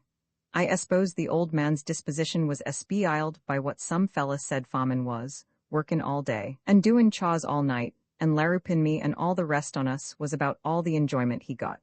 My brothers and sisters, septin of Polly, was putty nigh as bad in respect of cuffs and such like, and my stepmom was, on the whole, the worst of all. She hadn't no child o' her own, and it appeared as if I was just pisen to her. T wa'n't so much slappin' and cuffin' with her as 'twas tongue. She see'd say things that D just raise a blister like pisen ivy. I suppose I was about as ordinary, no-account lookin', red-headed, freckled little cuss as you ever see, and slinkin' in my manners. The air of our home circle wa'n't cal'lated to raise heroes in. I got 3-4 years schoolin', and made out to read and write and cipher up to long division 'fore I got through, but after I got to be 6-year-old, school or no school, I had to work reglar at anything I had strength for, and ma too. Chaws before school and after school, and a 2-mile walk to get there. As fur as clothes was concerned, any old thing that D hang together was good enough for me, but by the time the older boys had outgrowed their duds, and they was passed on to me, there wa'n't much left on 'em. A pair of old cowhide boots that leaked in moss, snow, and water, and they kept out, and a couple pairs of woolen socks that was putty much all dons, was expected to see me through the winter, and I went barefoot from the time the snow was off the ground till it flew again in the fall. There wa'n't but 2 seasons o' the year with me, them of chilblains and stun bruises. The speaker paused and stared for a moment into the comfortable glow of the fire, and then discovering to his apparent surprise that his cigar had gone out, lighted it from a coal picked out with the tongs. "Farmin' es a hard life," remarked Mrs. Cullum with an air of being expected to make some contribution to the conversation. "And yet, as it seems to me as I look back on't," David resumed pensively, "the wust on't was that nobody ever gin me a kind word, 'cept Polly. I suppose I got kind o' used to bane cold and tired, dressin' in a snowdrift where it blowed into the attic, and goin' out to fodder cattle far sunup, pickin' up stun in the blazin' sun, and doin' all the odd jobs my father set me to, and the older ones shirked onto me. That was the reglar order o' things, but I remember I never did get used to never pleasin' nobody. 'Cause I didn't expect nothin' my stepmom, and the only way I ever knowed I'd done my stent fur as father was concerned was that he didn't say nothin'. But sometimes the older ones get settin' round, talkin' and laughin', havin' popcorn and apples and that, and I'd kind o' sidle up, wantin' to join 'em, and some on 'em say, "What you doin' here?" Time you was in bed and give me a shove or a cuff. "Yes, ma'am," looking up at Mrs. Cullum, "the wust on't was that I was kind o' scairt the whole time. Once in a while Polly D give me a mossel o' comfort, but Polly wa'n't but little older 'en me, and Bane, the youngest girl, was chawed most to death herself. It had stopped snowing, and though the wind still came in gusty blasts, whirling the drift against the windows, a wintry gleam of sunshine came in and touched the widow's wrinkled face. "It's amazin' how much trouble and sorrow there is in the world, and how soon it begins," she remarked, moving a little to avoid the sunlight. "I hain't never been able to reconcile how many good things there be, and how little most on us gets o' them. I hain't been to meetin' for a long spell 'cause I hain't had no fit claws, but I remember most of the preachin' I've said under either dwelt on the wrath to come, or else on the Lord's doin' all things well, and providin'. I hope I ain't no wickeder end than the general run, but it's putty hard to have faith in the Lord's providin' when you hain't got nothin' in the house but corn meal, and none too much o' that." "That's so, Miss Cullum, that's so," affirmed David. "I don't blame you mite. Doubts assail, and oft prevail, as the hymn book says, and I reckon it's a sight easier to have faith on meat and potatoes and it is on corn meal mush. Wall, as I was sayin', I hope I ain't tearin' you with my goin's on." "No," said Mrs. Cullum, "I'm engaged to hear ye, but nobody de supposed to see ye now that you was such a efflon little critter as you make out." "It's just as I'm tellin' ye, and more also, as the Bible says," returned David, and then, rather more impressively, as if he were leading up to his conclusion, "It come along to a time when I was twixt 13 and 14. There was a Siakes build to show down here in Homeville, and every barn and shed for miles around had pictures stuck onto 'em of elephants and rhinoceroses, and every animal that went into the ark, and girls ridden bareback and jumpin' through hoops, and fellas ridden bareback and turnin' Somersets, and doin' turnovers on swings, and clowns gettin' hosswhipped, and every kind of a thing that could be picked out, and how there was to be a grand procession at 10 o'clock, ith golden chariots and scriptural allegories and the whole busneys, and the grand performance at 2 o'clock. Admission 25 cents, children under 12, etc., and so forth. Well, I hadn't no more idio go into that Syracuse en I had flyin' to the moon, but the night before the show something waked me 'bout 12 o'clock. I don't know how 'twas. I'd been helpin' mend fence all day, and generally I never knowed nothin' after my head struck the bed till mornin'. But that night, anyhow, something waked me, and I went and looked out the window, and there was the whole thing goin' by the house. There was more or less moon, and I see the elephant and the big wagons, the drivers kind o' noddin' over the dashboards, and the chariots with canvas covers, I don't know how many of 'em, and the cages of the tigers and lions and all. Wall, I got up the next mornin' at sunup and done my chores, and after breakfast I set off for the 10-acre lot where I was mendin' fence. The 10-acre was the farthest off of any Homeville way, and I had my dinner in a tin pail sot I needn't lose no time goin' home at noon, and as luck would have it, there wa'n't nobody with me that mornin'. Wall, I got down to the lot and set to work, but somehow I couldn't get that show out o' my head nohow. As I said, I hadn't no more notion of goin' to that Syracuse en I had of Kingdom Come. I'd never had 2 shillin' of my own in my whole life, but the more I thought on't the uneasier I got. Somethin' seemed pullin' and haulin' at me, and finally I gin in. I allowed I'd see that procession anyway if it took a leg, and meb I see'd get back ithout nobody missin' me. T any rate, I'd take the chances of a lickin' just once, fur that's what it meant, and I up and put fur the village lickety-cut. I done them 4 mile lively, I seen tell ye, and the stun bruises never hurt me once. When I got down to the village, it seemed to me as if the whole population of Freeland County was there. I'd never seen so many folks together in my life, and for a spell it seemed to me as if everybody was a-lookin' at me and sayin', "That's old Harum's boy Dave, playin' hooky," and I sneaked round dreadin' somebody give me away. But I finally found that nobody wa'n't payin' any attention to me. They was there to see the show, and one red-headed boy more or less wa'n't no particular account. Wall, putty soon the procession hove in sight, and there was a reglaw stampede among the boys, and when it got by, I run and catched up with it again, and walked alongside the elephant, tin pail and all, till they fetched up inside the tent. Then I went off to one side. It must have been about leavin' or half past, and eat my dinner. I had a devourin' appetite, and thought I'd just walk round a spell and then light out for home. But there was so many things to see and hear, all the sideshow pictures of fat women and livin' skeletons, and wild women of Madagascar, and wild men of Borneo, and snakes windin' round women's necks, hand-dodgins, fellas that played the cordion, and mouth-pipes, and drum and cymbals all to once, and such like, that I forget all about the time and the 10-acre lot, and the stun fence, and fust I knowed the folks was mackin' for the ticket wagon, and the band begun to play inside the tent. "Be I taxin' your patience over the limit?"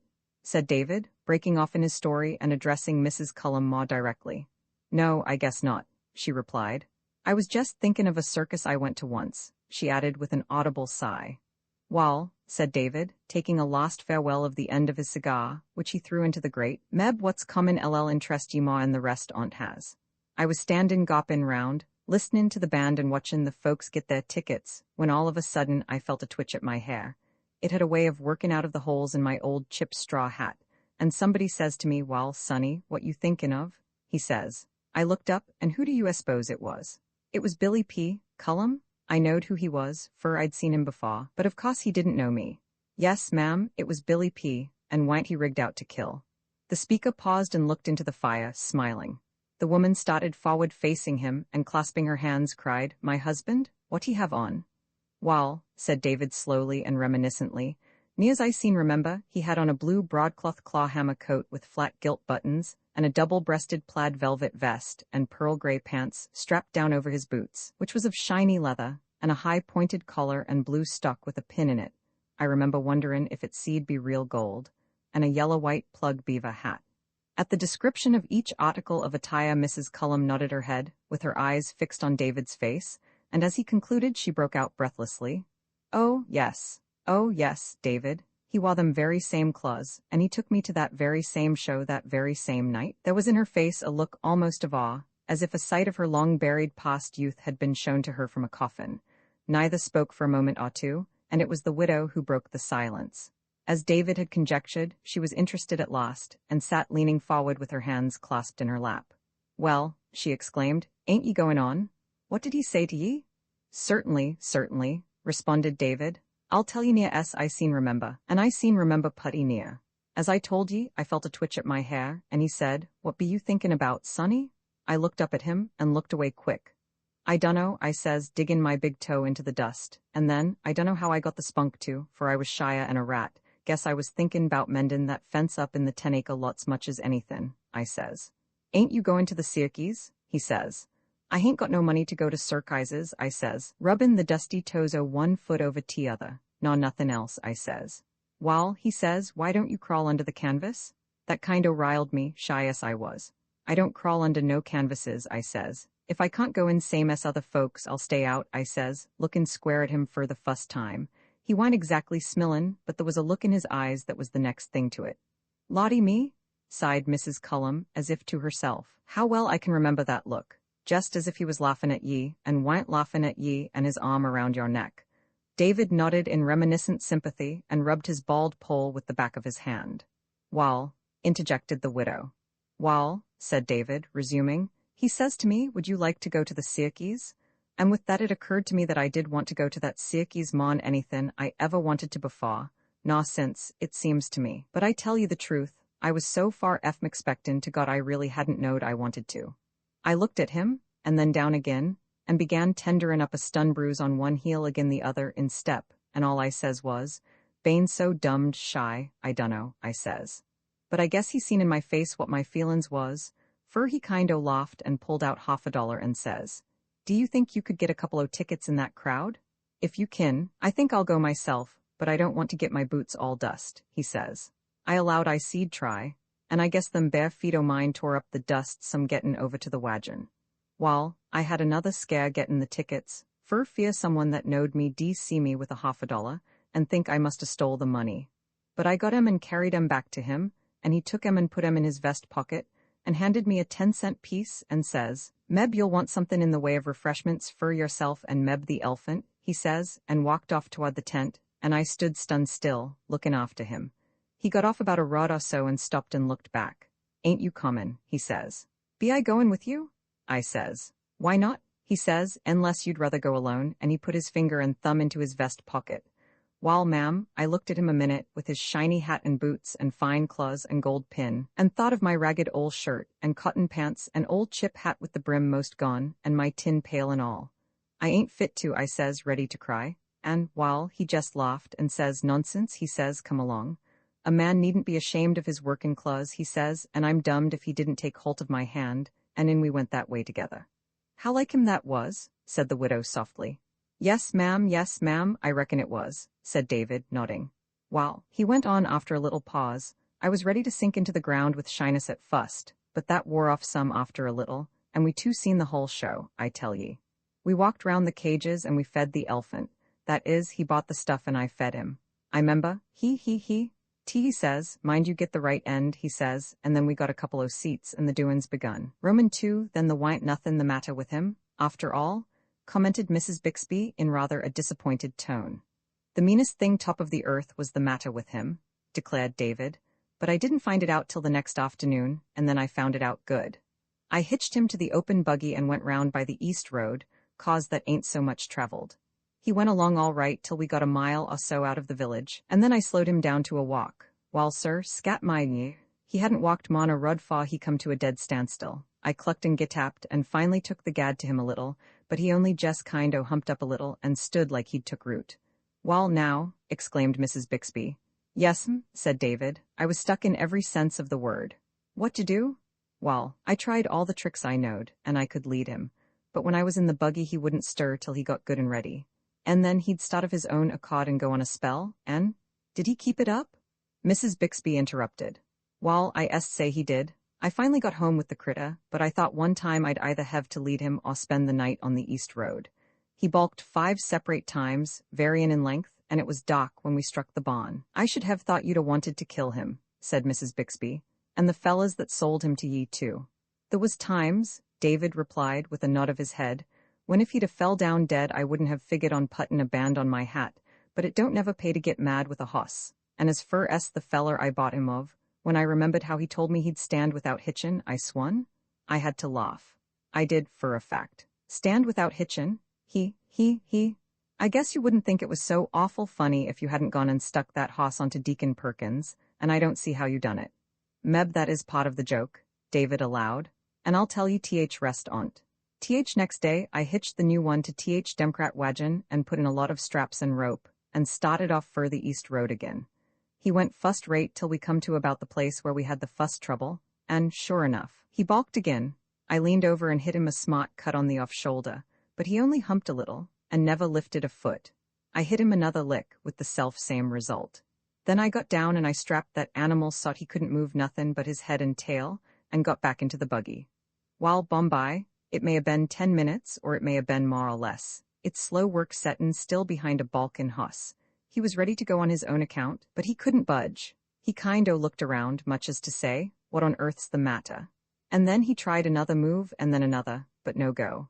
Then I got down and took the hopples off and then climbed back into the buggy and says cluck to him, and off he stepped as chipper as could be, and we went joggin' along all right meb 2 mile, and when I slowed up he come again. I gin him another clip in the same place on the shoulder, and I got down and tied him up again, and the same thing happened as before, only it didn't take him quite so long to make up his mind about startin', and we went some further without a hitch. But I had to go through the performance the 3rd time before he got it into his head that if he didn't go when I wanted he couldn't go when he wanted, and that didn't suit him. And when he felt the whip on his shoulder it meant busneys. Was that the end of his balkin? Asked Mrs. Bixby. I had to give him one more go-round, said David, and after that I didn't have no more trouble with him. He showed symptoms at times, but a touch of the whip on the shoulder always fetched him. I always carried them straps, though, till the last 2 or 3 times. Well, what's the deacon kickin' about then? Asked Aunt Polly. You're just sayin' you broke him of balkin. Wall, said David slowly, some hosses will balk with some folks and not with others. You can't most always generally tell. Didn't the deacon have a chance to try him?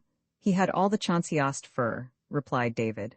Fact is, he done most of the sellin' as well as the buyin' himself. How's that? Wall, said David, it come about like this. After I'd got the hoss where I see'd handle him I begun to think I'd had some interestin' and valuable experience, and it went scarcely fair to keep it all to myself. I didn't want no patent on't, and I was willin' to let some other fella get a piece. So one mornin', week before last, let's see, week ago Tuesday it was, and a mighty nice mornin' it was, too, one o' them days that kind-o liberal up your mind. I allowed to hitch and drive up past the deacon's and back, and meb get somethin' to strengthen my faith, et cetera, in case I run acrost him. Wall, as I come along I seen the deacon putterin' round, and I waved my hand to him and went by a kitten. I went up the road a ways and killed a little time, and when I come back there was the deacon, as I expected. He was leanin' over the fence, and as I jogged up he hailed me, and I pulled up. "Mornin', Mr. Harum," he says. "Mornin', deacon," I says, "how are ye, and how's Miss Perkins these days?" "I'm fair," he says, "fair to middlin', but Miss Perkins is ailin' some, as Usiel," he says. "They do say," put in Mrs. Bixby, "that Miss Perkins don't have much of a time herself." "Guess she has all the time there is," answered David. "Wall," he went on, "we passed the time o' day, and talked a spell about the weather and all that, and finally I straightened up the lines as if I was goin' on, and then I says, 'Oh, by the way,' I says, 'I just thought on't. I heard Dominie White was lookin' for a hoss that suit him.' 'I hain't heard,' he says, 'but I see in a minute he had,' and it really was a fact, and I says, 'I've got a roan colt rissin' 5, that I took on a debt a spell ago, that I'll sell reasonable, that's as likely and nice every way a young hoss as ever I owned. I don't need him,' I says, and didn't want to take him, but it was that or nothin' at the time and glad to get it, and I'll sell him a bargain. Now what I want to say to you, deacon, is this. That hoss suit the Dominie to a T in my opinion, but the Dominie won't come to me. Now if you was to say to him, Bane in his church and all that, I says, that you see'd get him the right kind of a hoss, he'd believe you, and you and me be doin' a little stroke of busneys, and a favour to the Dominie into the bargain. The Dominie's well off, I says, and seein' afford to drive a good hoss." "What did the deacon say?" asked Aunt Polly as David stopped for breath. "I didn't expect him to jump down my throat," he answered, "but I seen him prick up his ears, and all the time I was talkin' I noticed him lookin' my hoss over, head and foot. 'Now I 'member,' he says, 'hearin' somethin' 'bout Mr. White's lookin' for a hoss, though when you fust spoke on't it had slipped my mind. Of course,' he says, 'there ain't any real reason why Mr. White shouldn't deal with you direct, and yit meb I could do more with him than you could. But,' he says, 'I went Cowlitton to go to the village this mornin', and I sent my hired man off with my driven hoss. Meb I'll drop round in a day or 2, he says, and look at the roan. You mightn't catch me, I says, and I want to show him myself, and mon that, I says, Doug Robinson's after the Dominie. I'll tell ye, I says, you just get in ith me and go down and look at him, and I'll send ye back or drive ye back. And if you've got anything special on hand you needn't be gone 3/4 of an hour, I says. He come, did he? Inquired Mrs. Bixby. He done so, said David sententiously. Just as I knowed he would, after he'd hemmed and hawed about so much, and he rode 1.5 miles livelier, and he done in a good while, I reckon. He had to pull that old broad brim of hissin' down to his ears, and don't you forget it. He. The road was just full o' hosses. While we drove into the yard, and I told the hired man to unhitch the bay hoss and fetch out the roan, and while he was bane unhitched, the deacon stood round and never took his eyes off'n him, and I knowed I wouldn't sell the deacon no roan hoss that day, even if I wanted to. But when he come out, I begun to crack him up, and I talked hoss for all I was wuth. The deacon looked him over in a don't-care kind of a way, and didn't apparently give much heed to what I was sayin'. Finally I says, "Wall, what did you think of him?" "Wall," he says, "he seems to be a likely enough critter, but I don't believe he'd suit Mr. White. 'Fraid not," he says. "What you askin' fur him?" he says. "150, I says, and he's a cheap hoss at the money, but," added the speaker with a laugh, "I knowed I might as well have said 1,000. The deacon went buyin' no roan colts that mornin'." "What did he say?" asked Mrs. Bixby. "Wall," he says, "wall, I guess you ought to get that much fur him, but I'm 'fraid he ain't what Mr. White wants. And then, that's quite a hoss we come down with," he says. "Had him long?" "Just long 'nough to get 'quainted with him," I says. "Don't you want the roan fur your own use?" I says. "Meb we seed shade the price a little." "No," he says, "I guess not.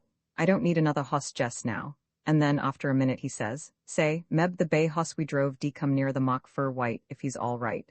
Just as soon I'd look at him?" he says. "Wall, I hain't no objections, but I guess he's more of a hoss than the Domini d care for. But I'll go and fetch him out," I says. So I brought him out, and the deacon looked him all over.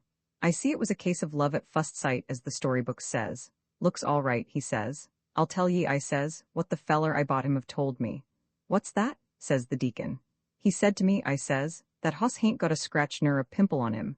He's sound and kind, and LL stand without hitchin', and a lady seed drive him as well as a man. That's what he said to me," I says, "and it's every word on't true. You've seen whether or not he seen travel," I says, "and so fur as I've seen, he ain't 'fraid of nothin'. Do you want to sell him?" The deacon says. "Wall," I says, "I ain't offerin' him fur sale. You'll go a good ways," I says, "for you'll strike such another. But of course he ain't the only hoss in the world, and I never had anythin' in the hoss line I wouldn't sell at some price." "Wall," he says, "what do ye ask fur him?" "Wall," I says, "if my own brother was to ask me that question I'd say to him $200, cash down, and I wouldn't hold the offer open an hour," I says. "My!" ejaculated Aunt Polly. "Did he take you up?" "That's mon I give fur a hoss in a good while," he says, shakin' his head, "and mon I seen a fod, I'm 'fraid." "All right," I says, "I seen a fod to keep him, but I knew I had the deacon same as the woodchuck had Skip. Hitch up the roan," I says to Mike. "The deacon wants to be took up to his house. Is that your last word?" He says, "That's what it is," I says. 200 cash down. "Didn't ye dast to trust the deacon?" asked Mrs. Bixby. "Polly," said David, "there's a number of holes in a 10-foot ladder." Mrs. Bixby seemed to understand this rather ambiguous rejoinder. "He must have squirmed some," she remarked. David laughed. "The deacon ain't much used to payin' the other fella's price," he said, "and it was like pullin' teeth, but he wanted that hoss mon a cow wants a calf, and after a little more squimmagin' he hauled out his wallet and forked over. Mike come out with the roan, and off the deacon went, led in the bay hoss." "I don't see," said Mrs. Bixby, looking up at her brother, "that after all there was anythin' you said to the deacon that he could catch holt on." "The wa'n't nothin'," he replied. "The only thing he seen complain about's what I didn't say to him." "Hain't he said anythin' to ye?" Mrs. Bixby inquired. He hain't but once, and the wa'n't but little of it then." "How?" "Wall, the day but one after the deacon sold himself, Mr. Stickin' Plaster, I had an errant 3-4 mile or so up past his place, and when I was comin' back, along 'bout 4 1/2 past, it come on to rain like all possessed. I had my old umbrel, though it didn't hinder me eff'n gettin' more or less wet, and I sent the old mare along fur all she knew. As I come along to within a mile eff'n the deacon's house, I seen somebody in the road, and when I come up cluster, I see it was the deacon himself, in trouble, and I kind o' slowed up to see what was goin' on. There he was, settin' all humped up with his old broad brim hat sloppin' down his back, a sheddin' water like a roof. Then I seen him lean over and larrup the hoss with the ends of the lines fur all he was wuth. It appeared he hadn't no whip, and it wouldn't done him no good if he'd had. While, sir, rain or no rain, I jest pulled up to watch him. He'd larrup a spell, and then he'd set back, and then he'd lean over and try it again, harden ever. Scat my, I thought I'd die a laughin'. I couldn't hardly cluck to the mare when I got ready to move on. I drove alongside and pulled up. "Hullo, Deacon," I says, "what's the matter?" He looked up at me, and I won't say he was the maddest man I ever see, but he was long ways the maddest lookin' man, and he shook his fist at me jest like one o' the unregenerate. "Consarn ye, Dave Harum," he says, "I'll have the law on you fur this." "What fur?" I says. "I didn't make it come on to rain, did I?" I says. "You know mighty well what fur," he says. "You sold me this damned beast," he says, "and he's balked with me 9 times this afternoon, and I'll fix ye for tea," he says. "Wall, Deacon," I says, "I'm 'fraid the squire's office'll be shut up 'fore you get there, but I'll take any word you'd like to send. You know I told ye," I says, "that he'd stand ithout hitchin'." And at that he only just kind o' choked and sputtered. He was so mad he couldn't say nothin', and on I drove, and when I got about 40 rod or so I looked back, and there was the deacon a-comin' along the road with as much of his shoulders as he could get under his hat and leadin' his new hoss. He. Oh, my stars and garters, say, Polly, it paid me fur bane born into this vale o' tears. It did, I declare, fought. Aunt Polly wiped her eyes on her apron. "But Dave," she said, "did the deacon really say that word?" "Wall," he replied, "if 'twant that it was the puttiest imitation on't that ever I heard." "David," she continued, "don't you think it putty mean to badger the deacon sot he swa and then laugh 'bout it? And I s'pose you've told the story all over." "Miss Bixby," said David emphatically, "if I'd paid good money to see a funny show, I'd be a blamed fool if I didn't laugh, wouldn't I? That spectacle of the deacon cost me considerable, but it was maun wuth it. But," he added, "I guess, the way the thing stands now, I ain't so much out on the hull." Mrs. Bixby looked at him inquiringly. "Of course, you know Dick Larrabee?" he asked. She nodded. "Wall, 3-4 days after the shower and the story got around some. As you say, the deacon is considerable of a talker.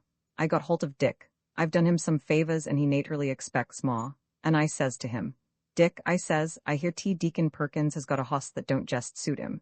Hain't got any action enough at times,' I says, 'and meb he'll sell him reasonable.' I've heerd somethin' about it," says Dick laughin'. "One of them kind o' hosses you don't like to get ketched out in the rain with," he says. "Just so," I says. "Now," I says, "I've got a notion I'd like to own that hoss at a price, and that meb I see'd get him home even if it did rain. Here's 110, I says, and I want you to see how fur it'll go to buyin' him. If you get me the hoss you needn't bring none on't back. Want to try?" I says. "All right," he says, and took the money. But he says, "Won't the deacon suspicion that it comes from you?" "Wall," I says, "my portrait ain't on none o' the bills, and I reckon you won't tell him so out, and off he went. Yistiddy he come in, and I says, "Wall, done anythin'?" "The hoss is in your barn," he says. "Good fur you," I says. "Did you make anythin'?" "I'm satisfied," he says. "I made a $10 note. And that's the net results on't," concluded David, "that I've got the hoss, and he's cost me just $35. Roman 20. The widow was looking at David with shining eyes and devouring his words. All the years of trouble and sorrow and privation were wiped out, and she was back in the days of her girlhood.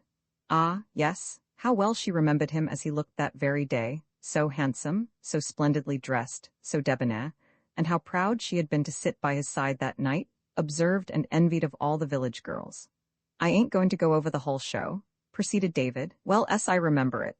There didn't nothing get away from me that afternoon, and once I come near to stickin' a piece o' gingerbread into my ear stid o' my mouth. I had my 10-cent piece that Billy P. give me, but he wouldn't let me buy nothin'. And when the gingerbread man come along he says, 'Air ye hungry, Dave?' I'd told him my name. 'Air ye hungry?' Wall, I was a growin' boy, and I was hungry putty much all the time. He bought 2 big squares and gin me one, and when I'd swallowed it, he says, 'Guess you better tackle this one too,' he says. 'I've dined.' I didn't exactly know what dined meant, but he. I tackled it, and David smacked his lips in memory.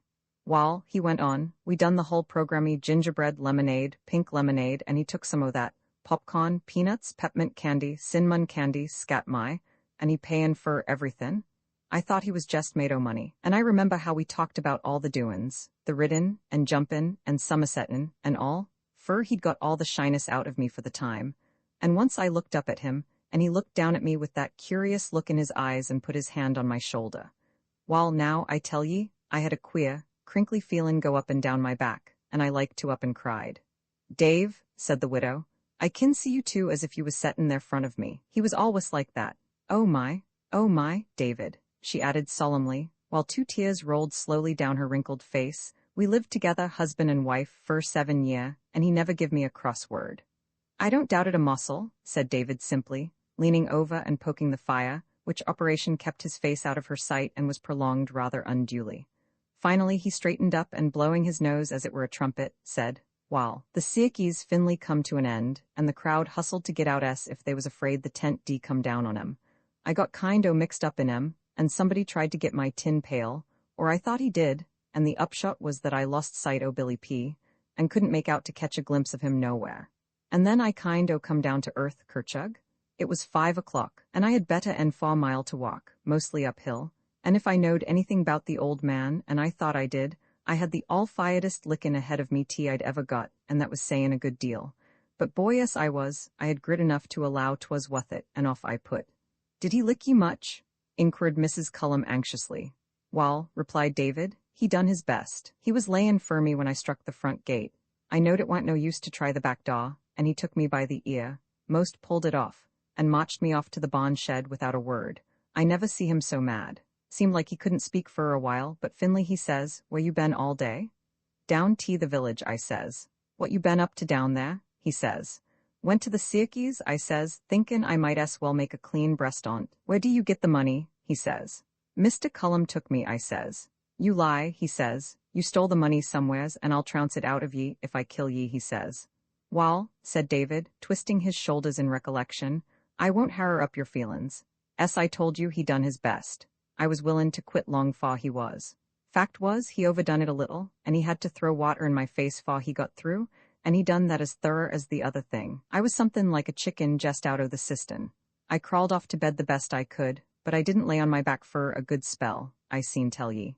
"You poor little critter," exclaimed Mrs. Cullum sympathetically. "You poor little critter?" "'Twas mon wuth it, Miss Cullum," said David emphatically.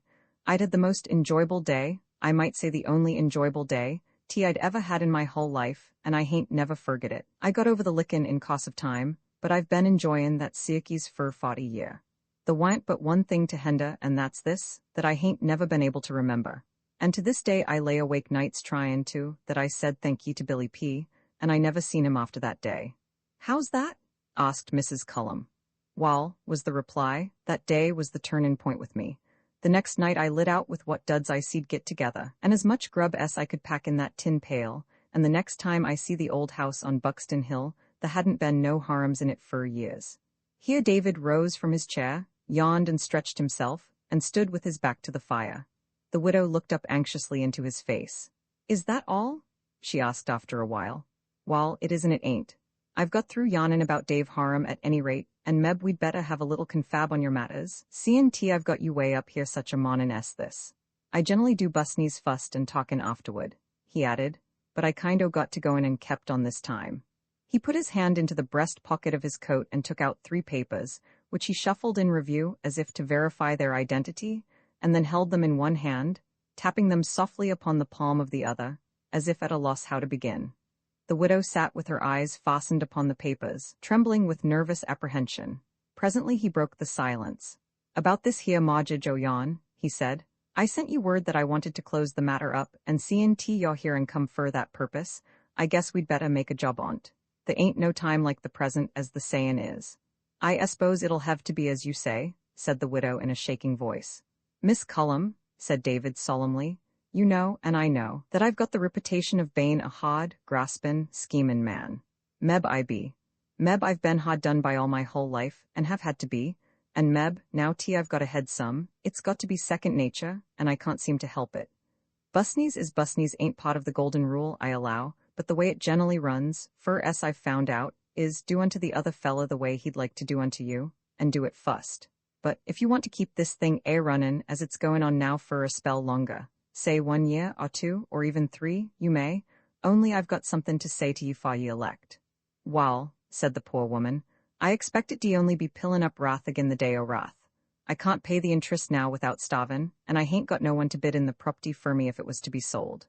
"Miss Cullum," said David, "I said I'd got somethin' more to tell ye, and if, when I get through, you don't think I've treated you right, includin' this mornin's confab, I hope you'll forgive me. It's this, and I'm the only person livin' that knowin' to it, and in fact I may say that I'm the only person that ever was really knowin' to it. It was before you was married, and I'm sure he never told ye, fur I don't doubt he forget all about it, But your husband, Billy P. Cullum, that was, made a small investment once on a time. Yes, ma'am, he did, and in his kind of careless way it just slipped his mind. The amount of capital he put in went large, but the rate of interest was uncommon high. Now, he never drawed no dividends on't, and they've been cumulatin' for 40 year, more or less, at compound interest. The widow started forward as if to rise from her seat. David put his hand out gently and said, "Just a minute, Miss Cullum, just a minute till I get through. Part o' that capital," he resumed, "consistin' of a quarter and some odd cents, was invested in the Syrkeys Busneys, and the rest on't. The capital, and all the cash capital that I started in Busneys with, was the 10 cents your husband give me that day, and here," said David, striking the papers in his left hand with the back of his right. "Here is the dividends. This here second mortgage, not bane on record, may just as well go onto the fire. It's gettin' low. And here's a satisfaction piece which I'm going to execute now. That'll clear the $1,000 one. Come in here, John," he called out. The widow stared at David for a moment speechless, but as the significance of his words dawned upon her, the blood flushed darkly in her face. She sprang to her feet and, throwing up her arms, cried out, my lord, Dave Harum, is it true? Tell me it's true. You ain't foolin' me, ye, Dave? You wouldn't fool a poor old woman that never done ye no harm. Nor said a mean word agin ye, would ye? Is it true? And is my place clear? And I don't owe nobody anythin', I mean no money. Tell it again. Oh, tell it again. Oh, Dave, it's too good to be true. Oh my, and here I be cryin' like a great baby and, fumbling in her pocket. I do believe I hain't got no handkerchief. Oh, thank ye, to John. I'll do it up and send it back tomorrow. Oh, what made you do it, Dave? Set right down and take it easy. Miss Cullum, said David soothingly, putting his hands on her shoulders and gently pushing her back into her chair. Set right down and take it easy. Yes, to John. I acknowledge that I signed that. He turned to the widow, who sat wiping her eyes with John's handkerchief. Yes, ma'am, he said. It's as true as anything can be. I wouldn't no more fool ye, you know I wouldn't, don't ye? Then I'd jerk a hoss, he asseverated. Your place is clear now, and by this time tomorrow there won't be the scratch of a pen agin it. I'll send the satisfaction over fur record fust thing in the mornin'. But Dave, protested the widow, I suppose you know what you're doin'? Yes, he interposed, I cal'late I do, putty near. You asked me why I done it, and I'll tell you if you want to know. I'm payin' off an old scaw and gettin' off cheap too. That's what I'm doin'? I thought I'd hinted up to it putty plain. C&T I've talked till my jaws ache, but I'll sum it up to ye if you like. He stood with his feet aggressively wide apart, one hand in his trousers pocket, and holding in the other the mortgage, which he waved from time to time in emphasis. You seen estimate, I reckon, he began.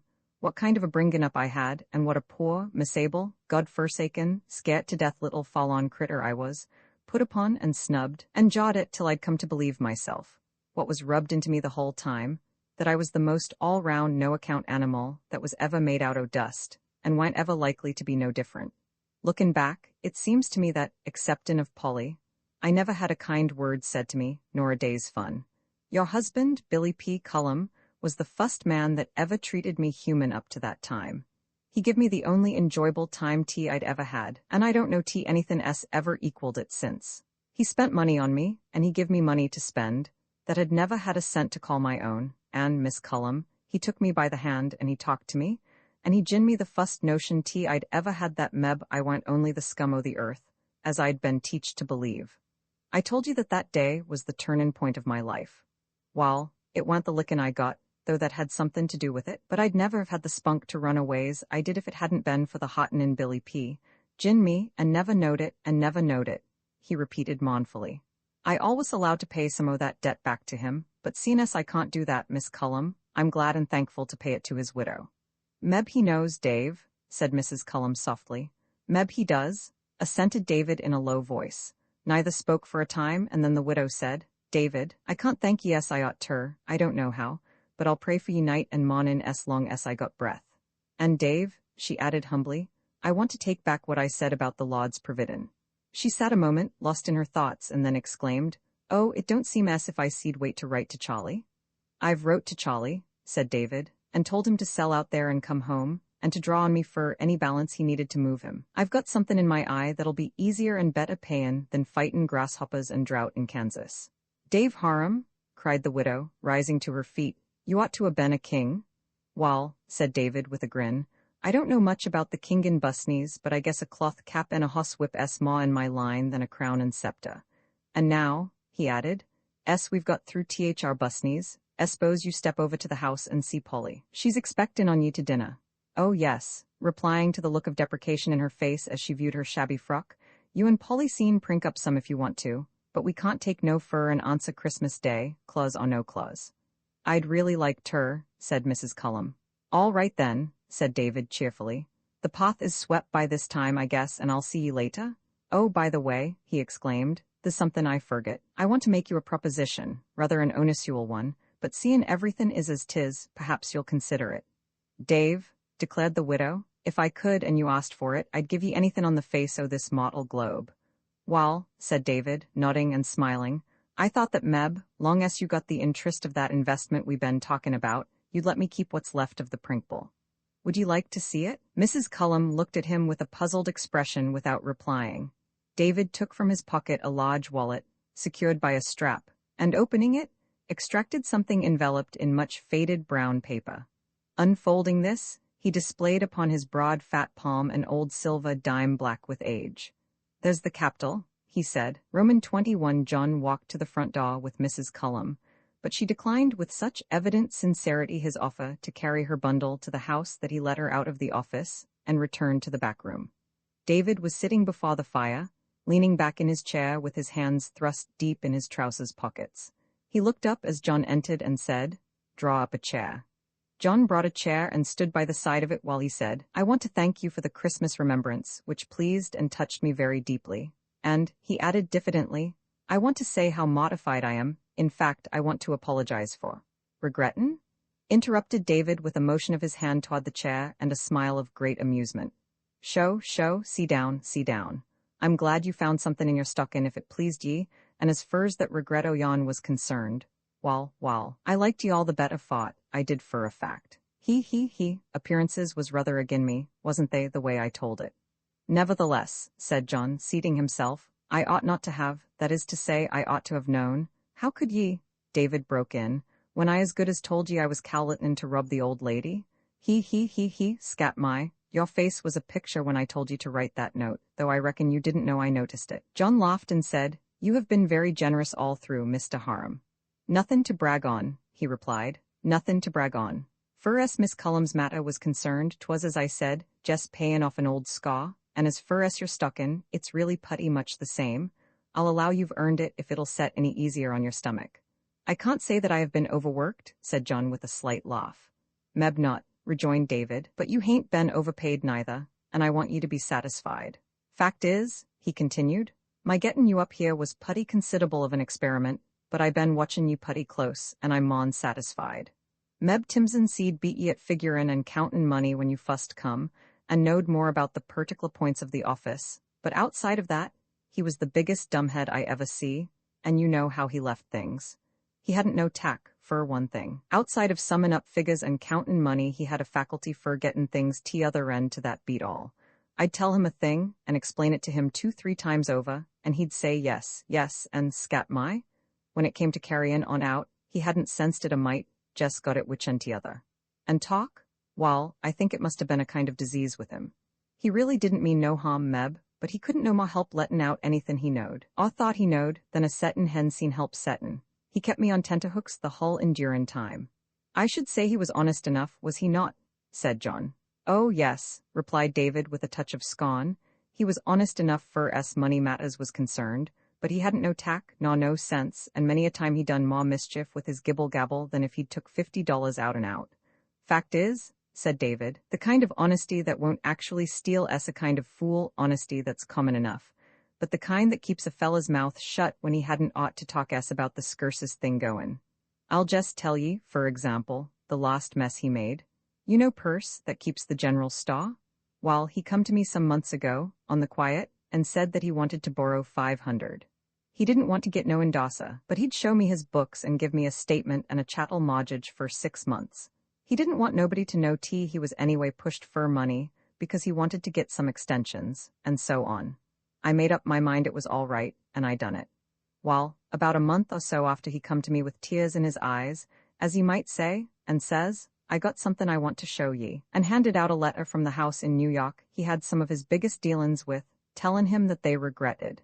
Here David gave John a nudge, that they couldn't give him the extensions he asked for, and that his paper must be paid as it fell due, some $1,200. Somebody else leaked, he says, and they've heard of that mortgage, and I'm in a putty scrape, he says. I says, what makes you think so? Can't be nothing else, he says. I've dealt with them people for years and never asked for nothing but what I got it, and now to have him round up on me like this, it can't be nothing but what they've got wind o' that chattel mortgage, he says. I says, any o' their people been up here lately? I says. That's just it, he says. One o' their Trevelyan men was up here last week, and he come in the afternoon as chipper as you please, wantin' to sell me a bill o' goods, and I put him off, sayin' that I had a putty big stock, and so on, and he said he'd see me again in the mornin'. You know that sort of talk, he says. Wall, I says, did he come in? No, says Perce, he didn't.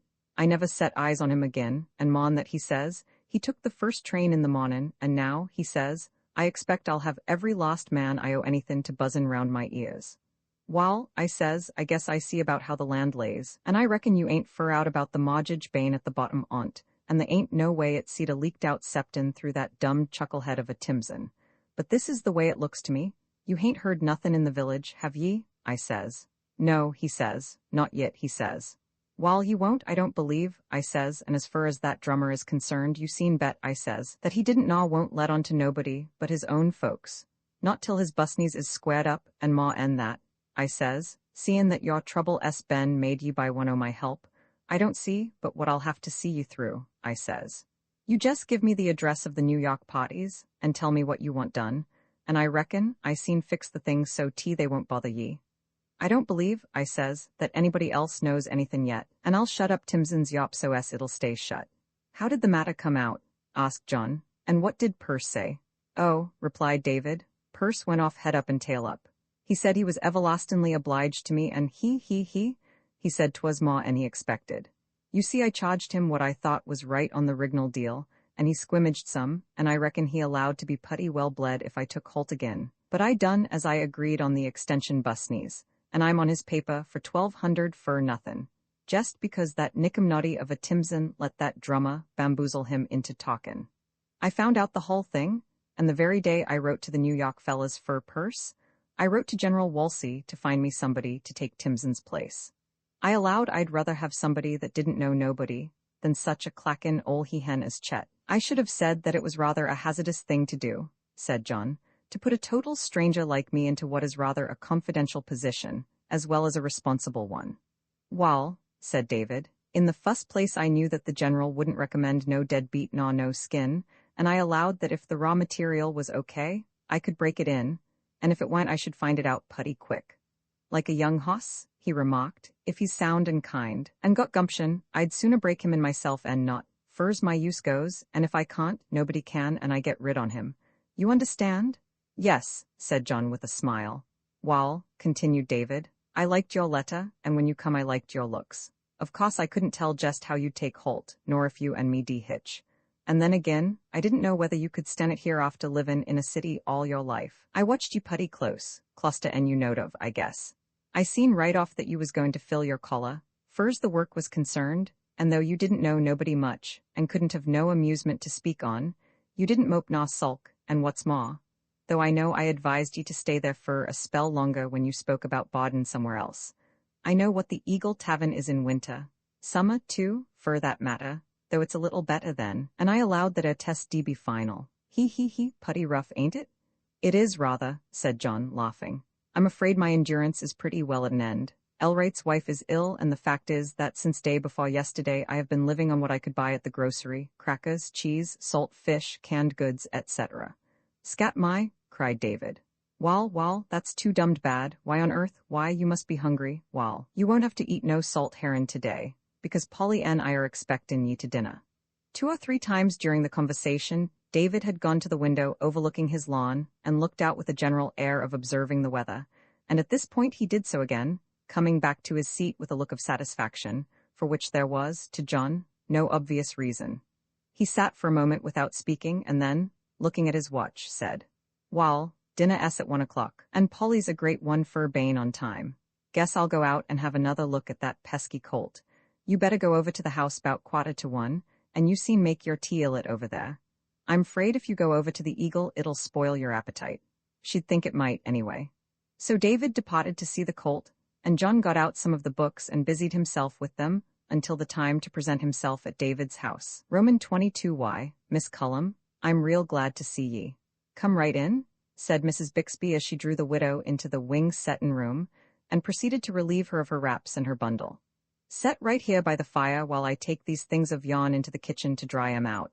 I'll be right back, and she bustled out of the room.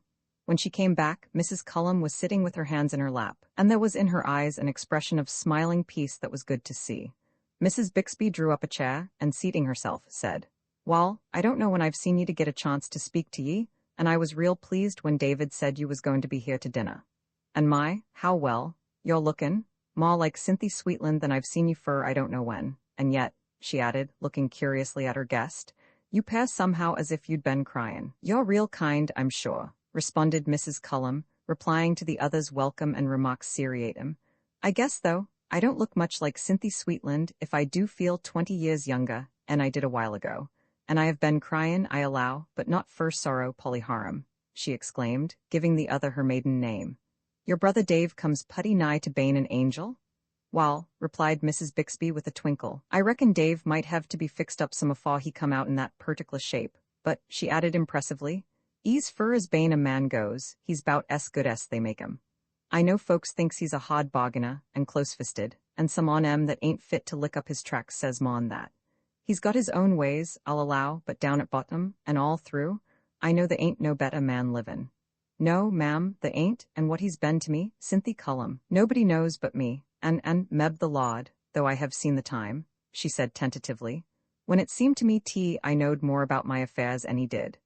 And she looked doubtfully at her companion, who had been following her with affirmative and sympathetic nods, and now drew her chair a little closer, and said softly, "Yes, yes, I know.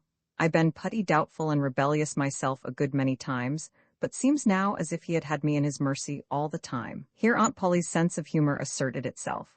"What's Dave been up to now?" she asked.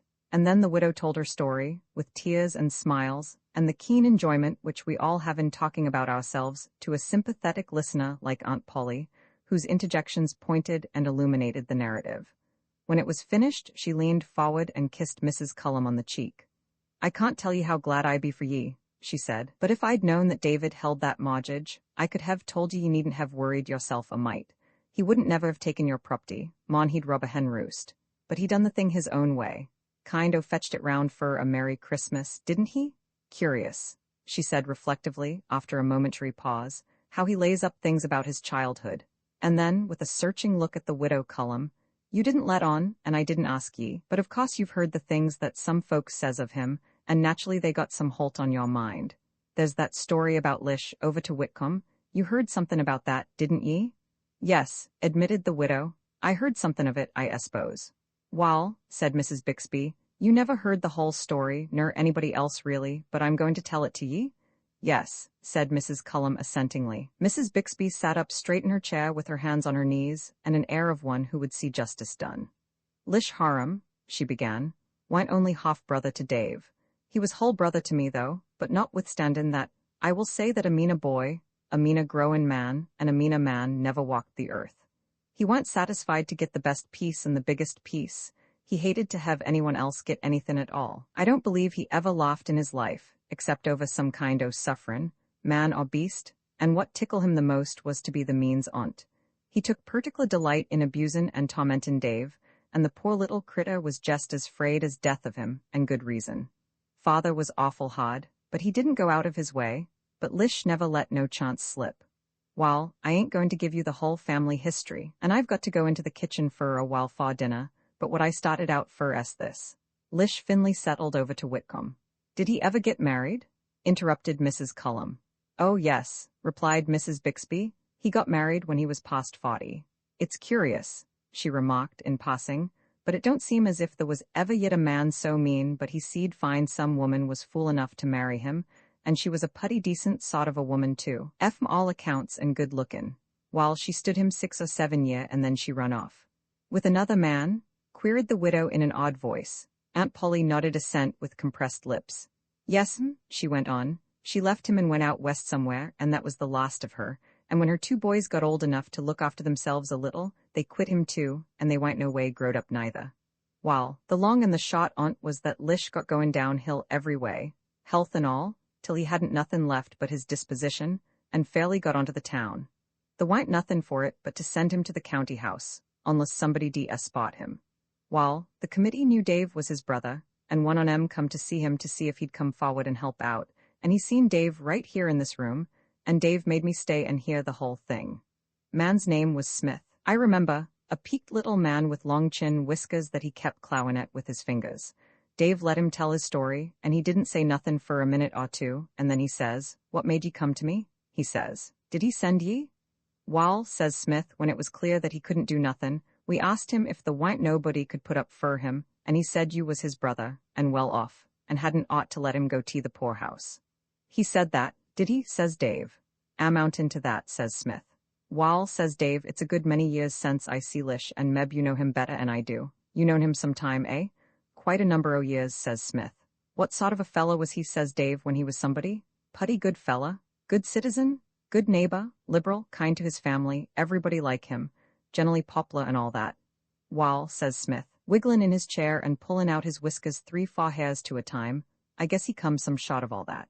"Emph," says Dave, "I guess he did." "Now, honest," he says, "is the man, woman, or child in Whitcomb that knows Lish Harum that's got a good word for him? Or ever knowed of his doin' or sayin' anything that hadn't got a mean side to it some way? Didn't he drive his wife off out and out? And didn't his 2 boys have to quit him soon as they could travel? And," says Dave, "if anyone was to ask you to figure out a pattern of the meanest human skunk you was capable of thinkin' of, wouldn't it? Honest, now?" Dave says, "Honest, now, wouldn't it be near like Lish Harum as one buckshot like another?" "My," exclaimed Mrs. Cullum. "What did Mr. Smith say to that?" "Wall," replied Mrs. Bixby, "he didn't say nothin' at fust, not in so many words. He sot for a minute clowin' away at his whiskers, and he'd got both hands into 'em by that time, and then he made a move as if he ginned the whole thing up and was goin'. Dave set lookin' at him, and then he says, 'You ain't goin', air ye?' 'Wall,' says Smith, feelin' as you do, 'I guess my errand here ain't goin' to amount to nothin', and I may as well.' 'No, you set still a minute,' says Dave. 'If you'll answer my question honest and square, I've got somethin' more to say to ye. Come, now,' he says. 'Wall,' says Smith, with a kind of give-it-up sort of a grin, 'I guess you sized him up about right. I didn't come to see you on Lish Harum's account. I come fur the town of Whitcomb.' And then he spunked up some and says, 'I don't give a darn,' he says, 'what comes of Lish, and I don't know nobody as does, fur's he's personally concerned. But he's got to be a town charge less'n you take him off our hands.' Dave turned to me and says, just as if he meant it, 'How do you like to have him here, Polly?' 'Dave Harum,' I says, 'what be you thinkin' of, seein' what he is and always was and how he always treated you?' 'Lord sakes,' I says, 'you ain't thinkin' of it.' 'Not much,' he says, with an ugly kind of a smile, such as I never see in his face before, 'not much. Not under this roof or any roof of mine, if it went on my cow stable. And,' he says, turnin' to Smith, 'this is what I want to say to you. You've done all right. I hain't no fault to find with you. But I want you to go back and say to Lish Harum that you've seen me, and that I told you that not 1 cent of my money, nor 1 morsel o' my food would ever go to keep him alive 1 minute of time. That if I had an empty hog bin, I wouldn't let him sleep in't overnight, much less to bunk in with a decent hog. You tell him that I said the poorhouse was his proper dwellin', barrin' the jail, and that it have to be a dummed sight poorer house, and I ever heard of not to be 1,000 times too good fur him." "My," exclaimed Mrs. Cullum again. "I can't really imagine it of Dave." "Wall," replied Mrs. Bixby, "I told you how set he is on his young days, and nobody knows how cruel mean Lish used to be to him, but I never see it come out of him so ugly before, though I didn't blame him a mite. But I hain't told you the upshot. Now," he says to Smith, who sat with his mouth gappin' open, "you understand how I feel about the fella, and I've got good reason for it. I want you to promise me that you'll say to him, word for word, just what I've said to you about him, and I'll do this. You folks send him to the poorhouse, and let him get just what the rest on him gets. No more and no less, as long as he lives. When he dies, you get him the tightest coffin you kin buy, to keep him spillin' the earth as long as may be, and then you send me the whole bill. But this has got to be between you and me only. You seen tell the rest of the committee what you like, but if you ever tell a livin' soul about this here understandin', and I find it out, I'll never pay 1 cent, and you'll be to blame. I'm willin', on them terms, to stand between the town of Whitcomb and Harum, but fur Lish Harum, not 1 sumaki. Is it a bargain?" Dave says. "Yes, sir," says Smith, puttin' out his hand. "And I guess," he says, "F'm all tea I seen gather, that you're doin' all tea we could expect, and ma too," and off he put. "How d'ye it come out?" asked Mrs. Cullum. "Lish lived about 2 year," replied Aunt Polly, "and Dave done as he agreed, but even then when he come to settle up, he told Smith he didn't want no more said about it and could be helped." "Wall," said Mrs. Cullum, "it seems to me as if David did take care on him after all, for as spendin' money was concerned." "That's the way it looks to me," said Mrs. Bixby, "but David likes to think t'other. He meant to be awful mean, and he was as mean as he could, but the fact is, he didn't really know how. My sakes, Cynthia," looking at the clock, "I'll hev to excuse myself for a spell. Ef you want to do any fixin' up for dinner, just step into my bedroom. I've laid some things out on the bed if you should happen to want any of 'em," and she hurried out of the room. Roman 23 David's house stood about 100 feet back from the street, facing the east. The main body of the house was of 2 stories, through which ran a deep bay in front, with mansard roof. On the south of the main body of the house were 2 stories of the wing, in which were the settin' room, Aunt Polly's room, and above, David's quarters. 10 minutes or so before 1 o'clock, John rang the bell at the front door. "Sary's busy," said Mrs. Bixby apologetically as she let him in, "and so I come to the door myself." "Thank you very much," said John. "Mr. Harum told me to come over a little before 1, but perhaps I ought to have waited a few minutes longer." "No, it's all right," she replied, "for meb you'd like to wash and fix up for dinner, so I'll just show you where to," and she led the way upstairs and into the front parlor bedroom. "There," she said, "make yourself comfortable, and dinner'll be ready in about 10 minutes. For a moment John mentally rubbed his eyes, then he turned and caught both of Mrs. Bixby's hands and looked at her, speechless. When he found words he said, "I don't know what to say, nor how to thank you properly. I don't believe you know how kind this is." "Don't say nothin' about it," she protested, but with a look of great satisfaction. "I done it just to relieve my mind, because ever since you fuss come, I been worryin' over your bane at that nasty tavern," and she made a motion to go. "You and your brother," said John earnestly, still holding her hands, "have made me a gladder and happier man this Christmas Day than I have been for a very long time." "I'm glad on't," she said haughtily, "and I hope you'll be comfortable and contented here. I must go now and help Sary dish up. Come down to the settin' room when you're ready," and she gave his hands a little squeeze. "Aunt Po, I beg pardon, Mrs. Bixby," said John, moved by a sudden impulse. "Do you think you could find it in your heart to complete my happiness by giving me a kiss? It's Christmas, you know," he added smilingly. Aunt Polly colored to the roots of her hair. "Wall," she said with a little laugh, "seein' I'm old enough to be your mother, I guess tea won't hurt me none."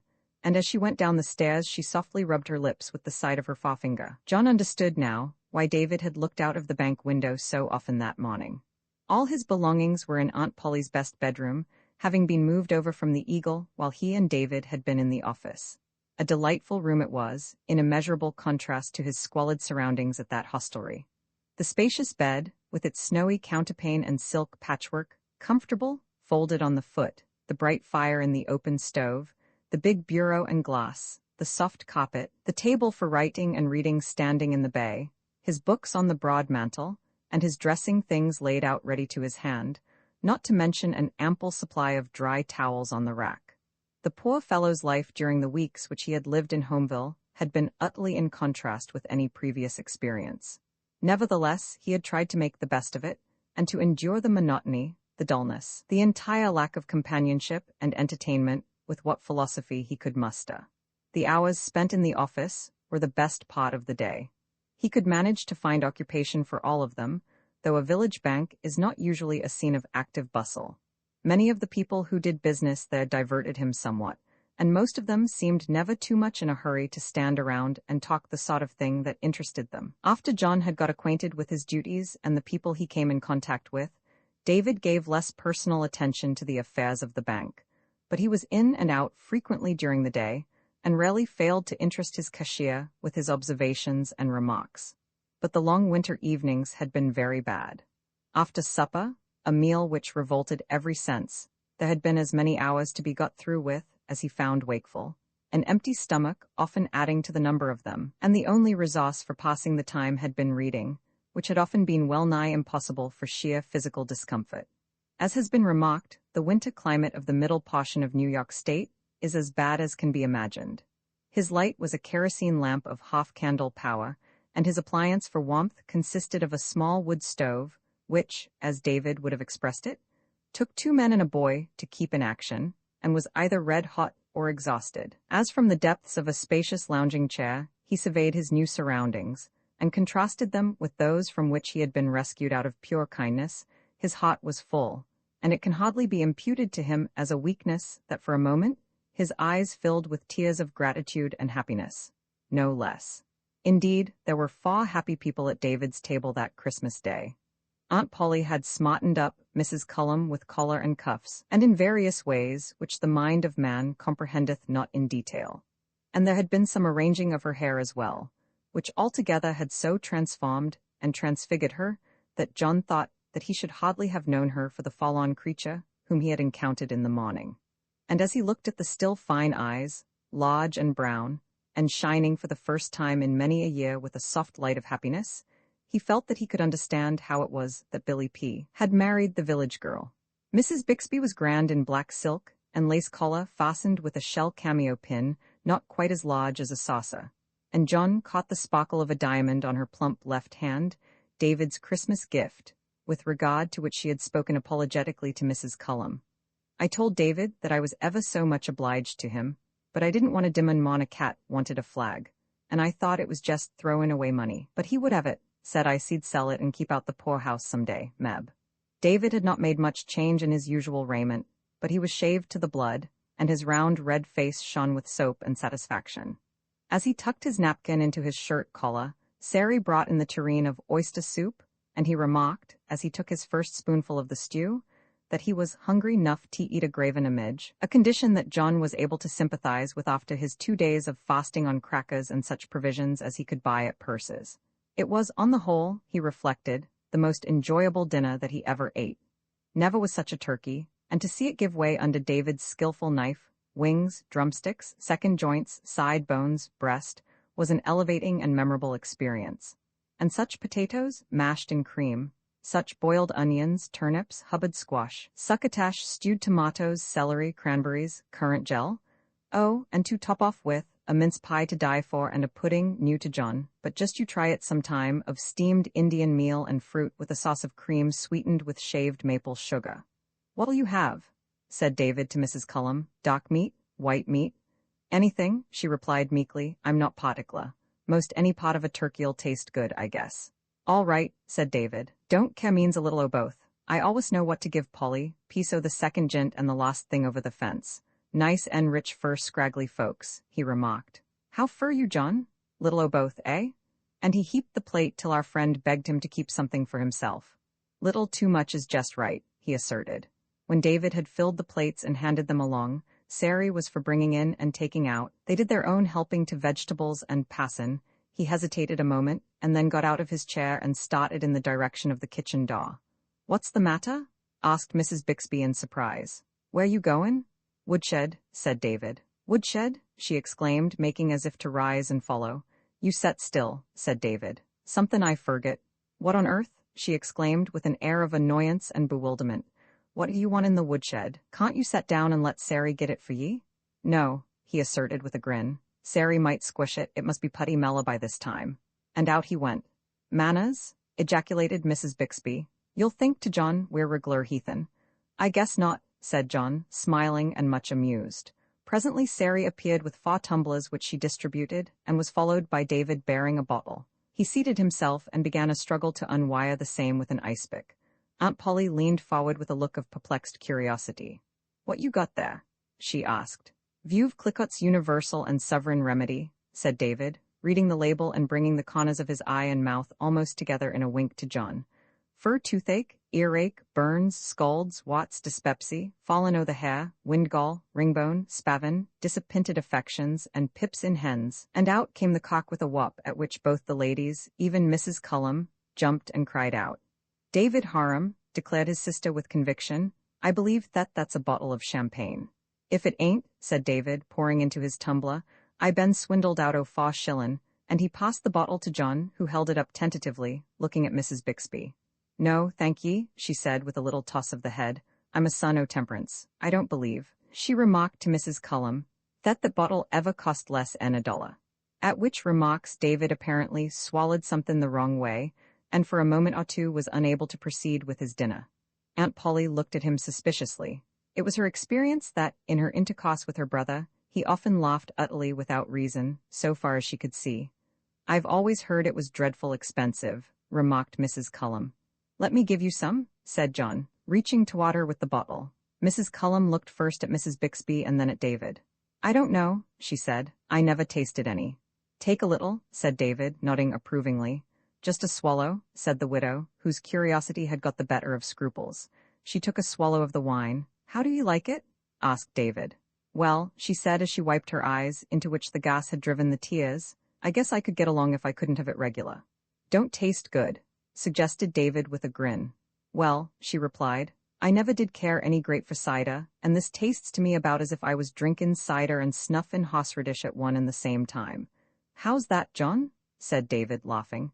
"I suppose it's an acquired taste," said John, returning the laugh and taking a mouthful of the wine with infinite relish. "I don't think I ever enjoyed a glass of wine so much, turning to Aunt Polly, ever enjoyed a dinner so much," which statement completely mollified her feelings, which had been the least bit in the world set edgeways.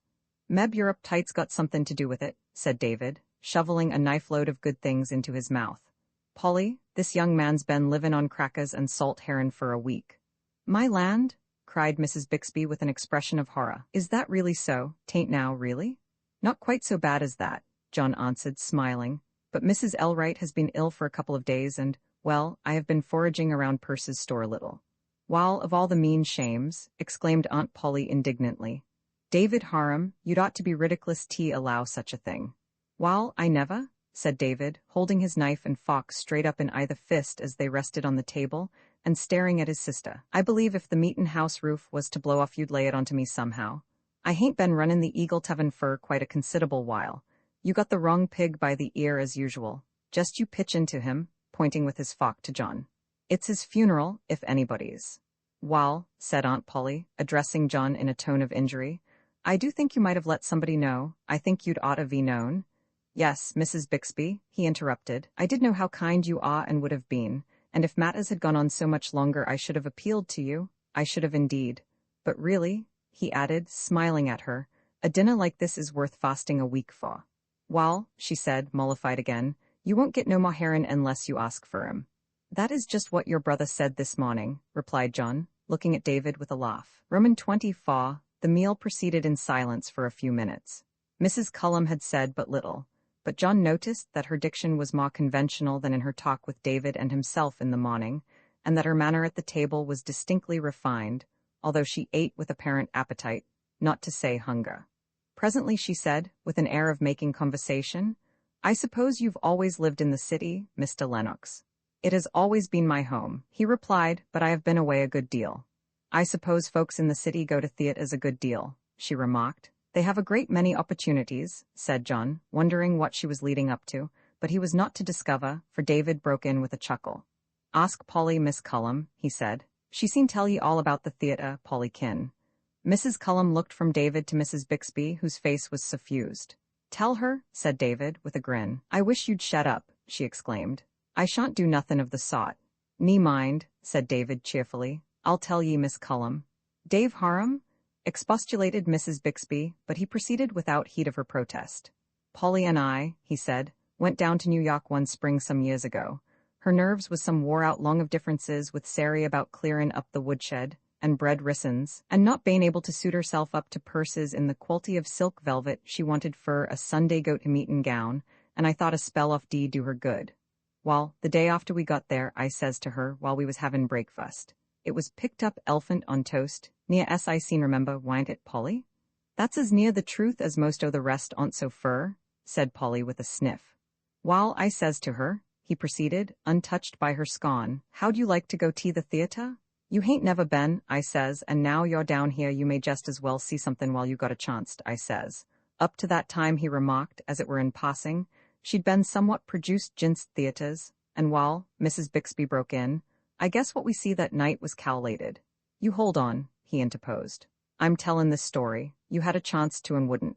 Anyway," he resumed, "she allowed she'd try it once, and we agreed we'd go somewheres that night. But something happened to put it out o' my mind, and I didn't think on't again till I got back to the hotel first supper. So I went to the feller at the newsstand and says, got any show tickets for tonight? Theatre, he says. I reckon so, I says. Wall, he says, I hain't got nothin' now but 2 seats for clienthy. Is it a good show? I says moral and so on. I'm going to take my sister, and she's a little particular about some things, I says. He kind-o grinned, the fella did. I've took my wife twice, and she's putty particular herself, he says laughin'. She must have been, remarked Mrs. Bixby with a sniff that spoke volumes of her opinion of the fella's wife. David emitted a chuckle.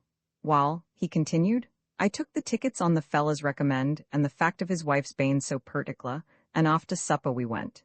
It was a mighty handsome place inside, gilded and carved all over like the outside of a circus wagon, and when we went in the orchestra was playin' and the people was comin' in, and after we'd set a few minutes I says to Polly, what do you think on't? I says. I don't see anythin' very unbecomin' so fur, and the people looks respectable enough, she says. No jail birds in sight fur as you seen see so fur, be they? I says. He. You needn't make me out more of a gump 'n I was, protested Mrs. Bixby. And you was jest as? David held up his finger at her. Don't you SBI'll the story by discountin' the sequel. Wall, putty soon the band struck up some kind of a dancin' tune, and the curtain went up, and a girl come prancin' down to the footlights and begun singin' and dancin', and, scat my, to all human appearances, you see'd a covered every dumb thing she had on with a postage stamp. John stole a glance at Mrs. Cullum. She was staring at the speaker with wide-open eyes of horror and amazement. I guess I wouldn't go very fur into particulars, said Mrs. Bixby in a warning tone. David bent his head down over his plate and shook from head to foot, and it was nearly a minute before he was able to go on. Wall, he said, I heard Polly give a kind of a gasp and a snot, as if someone throwed water in her face. But she didn't say nothin', and I swun. I didn't dast to look at her for a spell.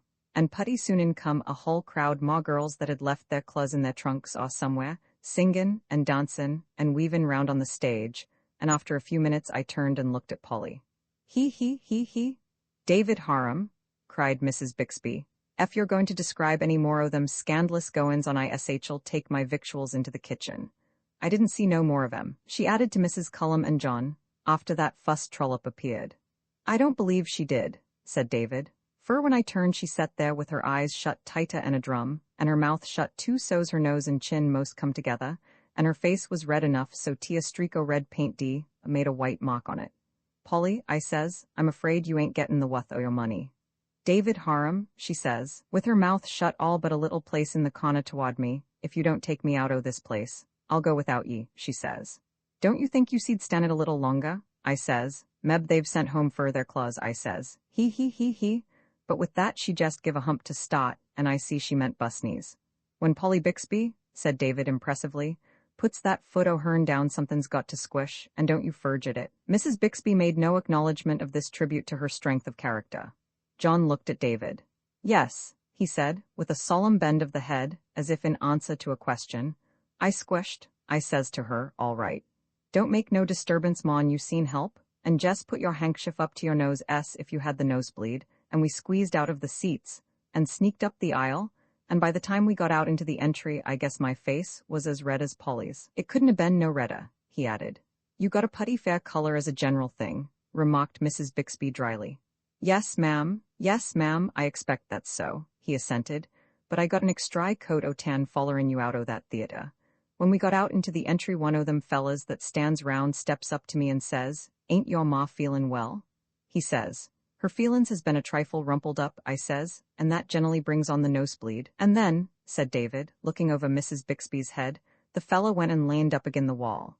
David Harum, exclaimed Mrs. Bixby, that's a downright lie. You never spoke to a soul, and everybody knows I ain't ma and 4 years older and you be.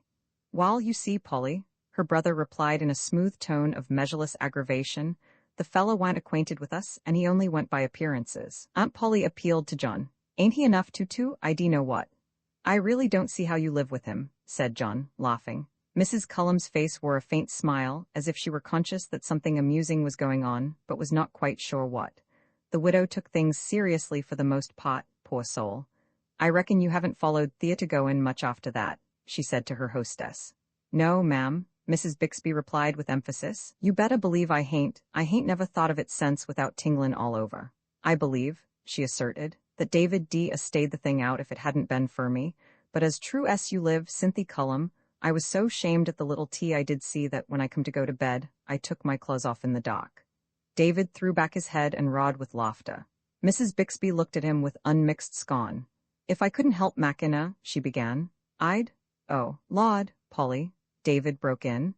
Be sure and wrap up when you go out. If you catch cold and your sense the ridiculous strike and you'd be a dead and gone ashore. This was treated with the silent contempt which it deserved, and David fell upon his dinner with the remark that he guessed he'd better make up for lost time. Though as a matter of fact, while he had done most of the talking he had by no means suspended another function of his mouth while so engaged. For a time nothing more was said which did not relate to the replenishment of plates, glasses, and cups. Finally, David cleaned up his plate with his knife blade and a piece of bread, and pushed it away with a sigh of fullness, mentally echoed by John. I feel as if a child could play with me, he remarked. What's comin' now, Polly? There's a mince pie and injun puddin' with maple sugar and cream and ice cream, she replied. Mercy on us? He exclaimed. I guess I'll have to go and jump up and down on the verandy. How do you feel, John? I suppose you got so used to them things at the Eagle Tea you won't have no stomach for 'em, eh? Wall, fetch 'em along. May as well die fur the ol' sheep s the lamb, but Polly Bixby, if you've got designs on my life, I may as well tell you right now I've left all my property to the institution fur disappointed hoss swappers. That's putty near next o' kin, ain't it? Was the unexpected rejoinder of the injured Polly. Wall, scat my, exclaimed David, hugely amused. If Polly Bixby hain't made a joke, you'll get yourself into the almanac, Polly, fust thing you know. Sary brought in the pie and then the pudding. John, said David, if you've got a pencil and a piece o' paper handy, I'd like to have you take down a few of my lost words while we proceed to the pie and puddin' busneys. Any more hossery dish in that bottle? Holding out his glass. Hi, that's enough, you take the rest on't.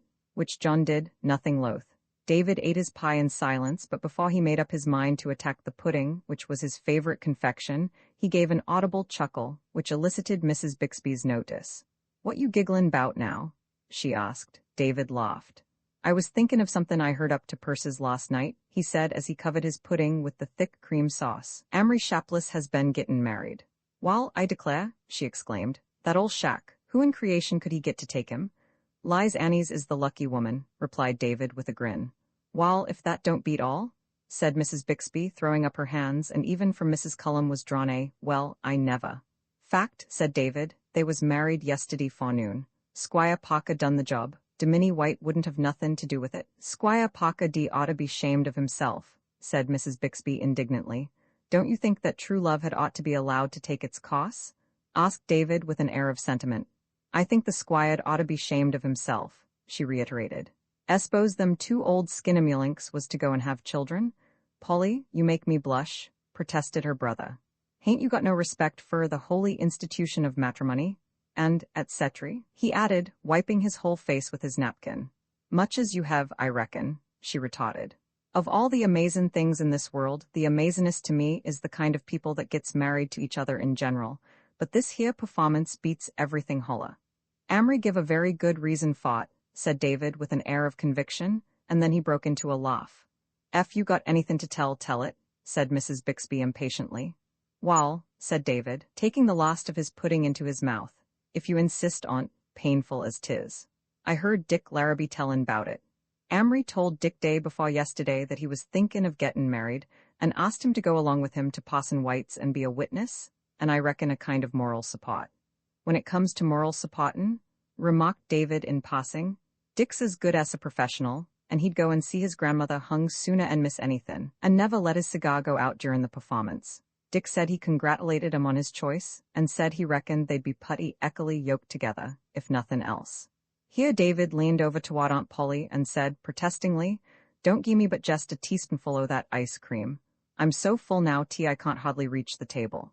He took a taste of the cream and resumed, I can't give it just as Dick did, he went on, but this is about the gist on't. Him and Lies and went to Parson White's about half after 7 o'clock and was showed into the parlor, and in a minute he come in, and after sayin' good evenin' all round, he says, Well, what scene I do for ye? Lookin' at him and Lies, and then at Dick. Wall, says me and Miss Annie's here has been thinkin' for some time as how we'd ought to get married. Ought to get married? Says Parson White, scowlin' fust at one and then at t'other. Wall, says givin' a kind of shuffle with his feet. I didn't mean otter exactly, but just as well. Kinda compny, he says. We hain't neither on us got nobody, and we thought we might as well. What have you got to get married on? Says the Domini after a minute. Anythin'? He says. Wall, says droppin' his head sideways and borin' into his ear ith his middle finger. I got the promise meb of a job o' work for a couple o' days next week. Says the Domini, lookin' at him. Have you got anythin' to get married on? The Domini says, turnin' to Lies. I've got 90 cents comin' to me fur some work I done last week, she says, wiltin' down onto the sofa and beginnin' to snivel. Dick says that at that the Domini turned round and walked to the other end of the room, and see he was dyin' to laugh, but he come back with a straight face. How old are you, Shapless? He says to him.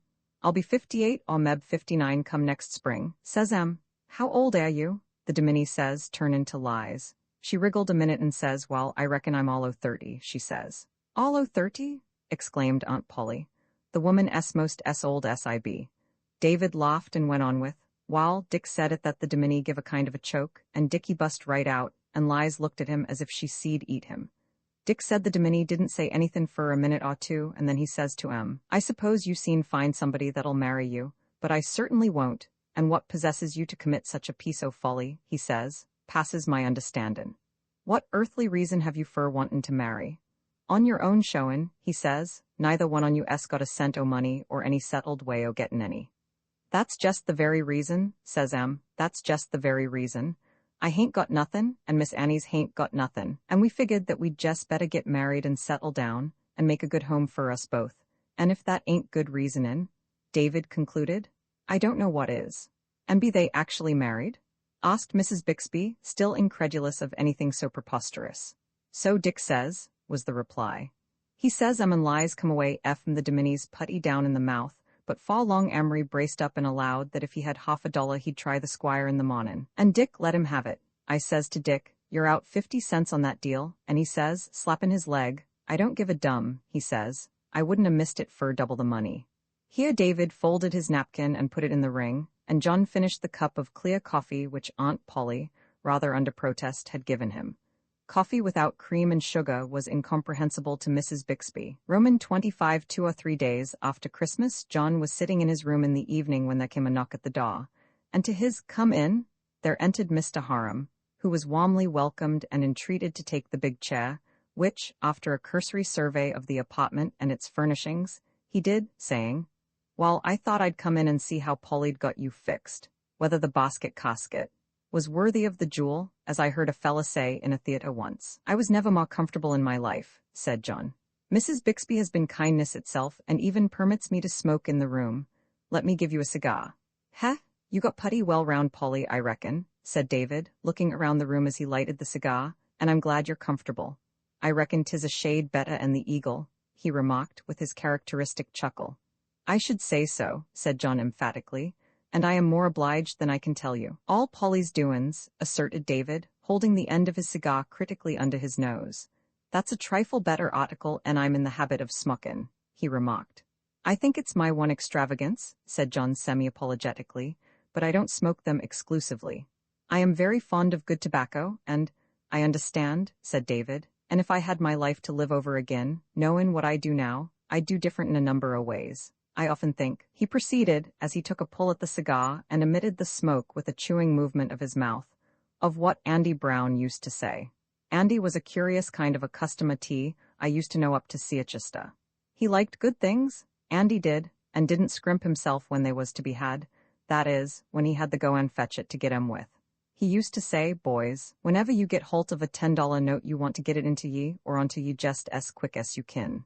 We're here today and gone tomorrow, he'd say, and there ain't no pocket in a shroud, and I'm dummed if I don't think sometimes, declared Mr. Harum, that he wa'n't very fur off neither.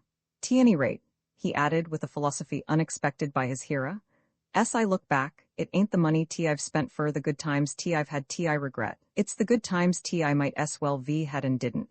I'm inclined to think, he remarked with an air of having given the matter consideration, that after Adam and Eve got bounced out of the garden, they kicked themselves as much as anythin' fur not having cleaned up the whole tree while they was about it.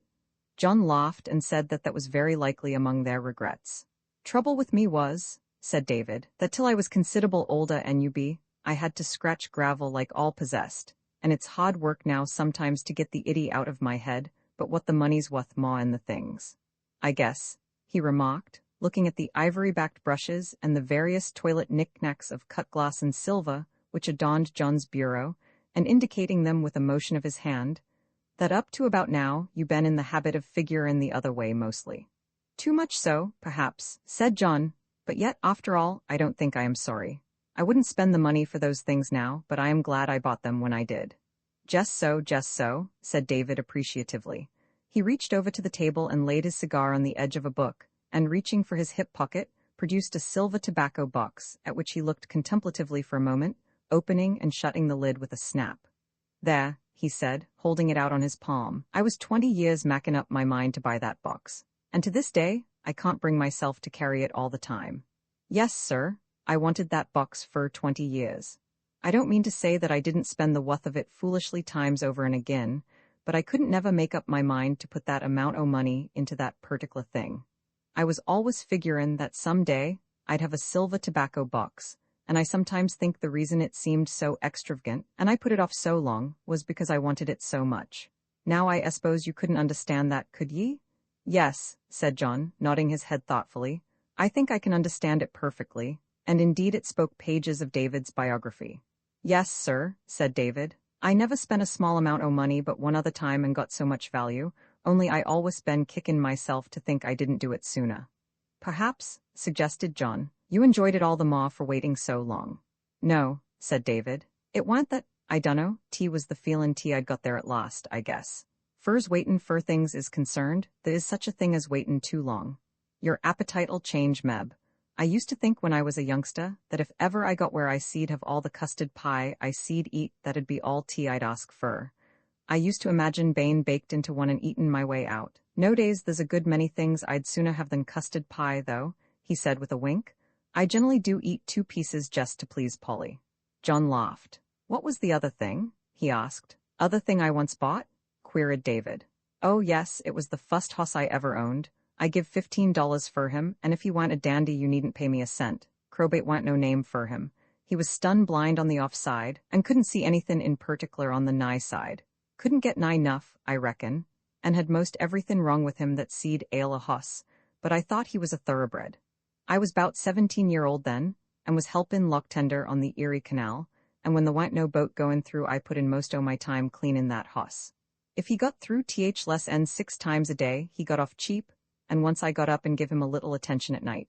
Yes, sir, if I got big money's worth out o' that box it was mostly a matter of feelin', but as fur as that old plug-a-more of a hoss was concerned, I got it both ways, for I got my fust real start out of his old carcass. Yes, said John encouragingly. Yes, sir, affirmed David. I cleaned him up and fed him up, and almost got him sauced he see'd see enough out of his left eye to shy at a load of hay close by, and Finley traded him off for another record breaker and $15 to boot. Were you as enthusiastic over the next one as the first? Asked John, laughing. Wall, replied David, relighting his temporarily abandoned cigar against a protest and proffer of a fresh one, while he didn't lay hold on my affections to quite the same extent. I done my duty by him, but I didn't set up with him nights. You see, he added with a grin, I'd got some used to bane a hoss owner, and the edge had wore off some. He smoked for a minute or two in silence, with as much apparent relish as if the cigar had not been stale. Aren't you going on? Asked John at last. Wall, he replied, pleased with his audience, I see'd go on, I suppose, fast enough and fur enough, but I don't want to tire ye out. I reckon you never had much to do with canals. No, said John, smiling, I can't say that I have, but I know something about the subject in a general way, and there is no fear of your tiring me out. All right, proceeded David. As I was sayin', I got another equine wonder and $15 to boot fur my old plug, and it wa'n't a great while before I was in the hoss busneys to stay. After between 2 and 3 years, I had 50 or 60 hosses and mules, and took all sorts of towin' jobs. Then a big towin' concern quit busneys, and I bought their whole stock and got my money back 3-4 times over, and by the time I was about 21, I had got ahead enough to quit the canal and all its works for good, and go into other things. But that was where I got my livin' after I run away from Buxton Hill. Before I got the job of lock tendin', I had made the trip to Albany and back twice. walk in my passage, as they used to call it, and I made one trip helpin' steer, so my canal experience was putty thorough, take it all round. It must have been a pretty hard life, remarked John. David took out his penknife and proceeded to impale his cigar upon the blade thereof. No, he said to John's proffer of the box, this'll last quite a spell yet. While, he resumed after a moment in reply to John's remark, viewin' it all by itself, it was a hard life. A thing is hard though, I reckon, because it's harder and something else. Oh, you think so? Most things go by comparin'. I s'pose if the general run of trotters never got better and 3.5, that a hoss that seed do it in 3D be fast, but we don't call 'em so nowadays. I s'pose if at that same age you'd had to tackle the life you'd have found it hard, and there was hard things about it. Trampin' all night in the rain, for instance, sleepin' in barns at times and all that, and once the captain o' the boat got mad at somethin' and pitched me head over heels into the canal. It was about the close of navigation, and there was a scum of ice. I scrambled out somehow, but he wouldn't 'a' cared if I'd been drownded. He was an exception, though. The Canalas was a rough set in general, but they averaged fur disposition 'bout like the ordinary run o' folks. There was mean ones and clever ones, them that would put upon ye, and them that would treat ye decent. The work was hard and the grub wasn't always much better, and what you, what you been gettin' at the Eagle? John was now by the way of rather relishing jokes on that subject, but I hadn't been raised in the lap o' luxury. Not to any considerable extent, not enough to stick my nose up much. The men I worked for was rough, and I got my share of cusses and cuffs, and once in a while a kick to keep up my spirit of perseverance. But on the whole, I think I got more kindness and I did at home, leavin' Polly out. And as for general treatment, none on MC'd come up to my father, and wuss yet, my oldest brother Lish. The captain that throwed me overboard was the wust, but alongside o' Lish, he was a 40 horsepower angle with a whole music store o' hops, and even my father see'd a given him cards and spades. And as for the victuals, here David dropped his cigar end and pulled from his pocket the silver tobacco box. As for the victuals, he repeated, they mostly averaged up putty high after what I'd been used to. Why, I don't believe I ever tasted a piece of beefsteak or roast beef in my life till after I left home. When we had meat at all, it was pork, boiled pork, fried pork, pig's liver, and all that, enough to make you shamed to look a pig in the face. And for the rest, potatoes, and duff, and johnny-cake, and meal mush, and milk Empton's bread that you see'd smell a mile after it got cold. With leavin' folks on a small farm, nothin' see'd afford to be eat that see'd be sold, and everything that couldn't be sold had to be eat. Once in a while the be pie of some kind, or gingerbread, but with leavin' to eat 'em, I didn't ever get mawin' enough to set me hankerin'. I must say that I think I should have liked the canal better, remarked John as David paused. You were, at any rate, more or less free, that is, comparatively, I should say. Yes, sir, I did, said David, and I never see the time, no matter how rough things was, that I wished I was back on Buxton Hill. I used to want to see Polly putty bad once in a while, and used to figure that if I ever growed up to be a man, and had money enough, I'd buy her a new pair o' shoes and the stuff for a dress, and sometimes my collations went as fur as a gold breastpin, but I never wanted to see none o' the rest on 'em, and for that matter, I never did. Yes, sir, the old ditch was better to me than the place I was borned in, and as you say, I wa'n't nobody's slave, and I wa'n't scared to death the whole time. Some o' the men was rough, but they wa'n't cruel, as a rule, and as I growed up a little I was putty well able to look out for myself, while looking at his watch, I guess you must 'a had enough o' my mimos for one sittin'. No, really, John protested, don't go yet. I have a little proposal to make to you, and he got up and brought a bottle from the bottom of the washstand. Wall, said David, fire it out. That you take another cigar and a little of this, holding up the bottle. Got any glasses? Asked David with practical mind. One and a tooth mug, replied John, laughing. Glass for you, tooth mug for me, tastes just as good out of a tooth mug. Wall, said David, with a comical air of yielding as he took the glass and held it out to John, under protest, strictly under protest, sooner than have my clothes torn, I shall tell Polly, if I should happen to mention it, that you threatened me with violence. While here's looking at ye, which toast was drunk with the solemnity which befitted it. Roman 26, the two men sat for a while smoking in silence, John taking an occasional sip of his grog. Mr. Harum had swallowed his own liquor raw, as was the custom in Homeville and vicinity, following the potation with a mouthful of water. Presently he settled a little farther down in his chair, and his face took on a look of amused recollection. He looked up and gave a short laugh. Speakin' of canals, he said, as if the subject had only been casually mentioned. "I was thinkin' of something." "Yes," said John. "Up," said David. "That old ditch from Albany to Buffalo was an almighty big enterprise in them days, and a great thing for the prosperity of the state, and a good many better men and I be walked the old towpath when they was young." "Yes, sir, that's a fact. Well, some years ago I had something of a deal on with a New York man by the name of Price. He had a place in Newport where his family spent the summer, and where he went as much as he could get away. I was down to New York to see him, and we hadn't got things quite straightened out, and he says to me, 'I'm going over to Newport, where my wife and family is, first Sunday, and why can't you come with me,' he says, 'and stay over till Monday?' And we seen have the day to ourselves over this matter. Well, I says, I'm only down here on this busneys, and as I left a hen on, up home. I'm willin' to save the time 'stid of waitin' here fur you to get back, if you don't think,' I says, 'that it'll put Miss Price out any to bring home a stranger without no notice.' Well, he says, laughin', 'I guess she seen manage fur once,' and so I went along. When we got there was a carriage to meet us, and 2 men in uniform, one to drive and one to open the door, and we got in and rode up to the house. Cottage, he called it, but it was built of stone, and wa'n't only about 2 sizes smaller than the Fifth Avenue Hotel. Some kind o' doin's was goin' on, fur the house was blazin' with light, and music was playin'. "What's on?" says Price to the fella that let us in. "Sir and lady somebody s dinnin' here tonight, sir," says the man. "Damn," says Price, "I forget all about the cussed thing. Have Mr. Harum showed to a room," he says, "and serve dinner in my office in a quarter of an hour, and have somebody show Mr. Harum there when it's ready." "Wall," pursued David, "I was showed up to a room.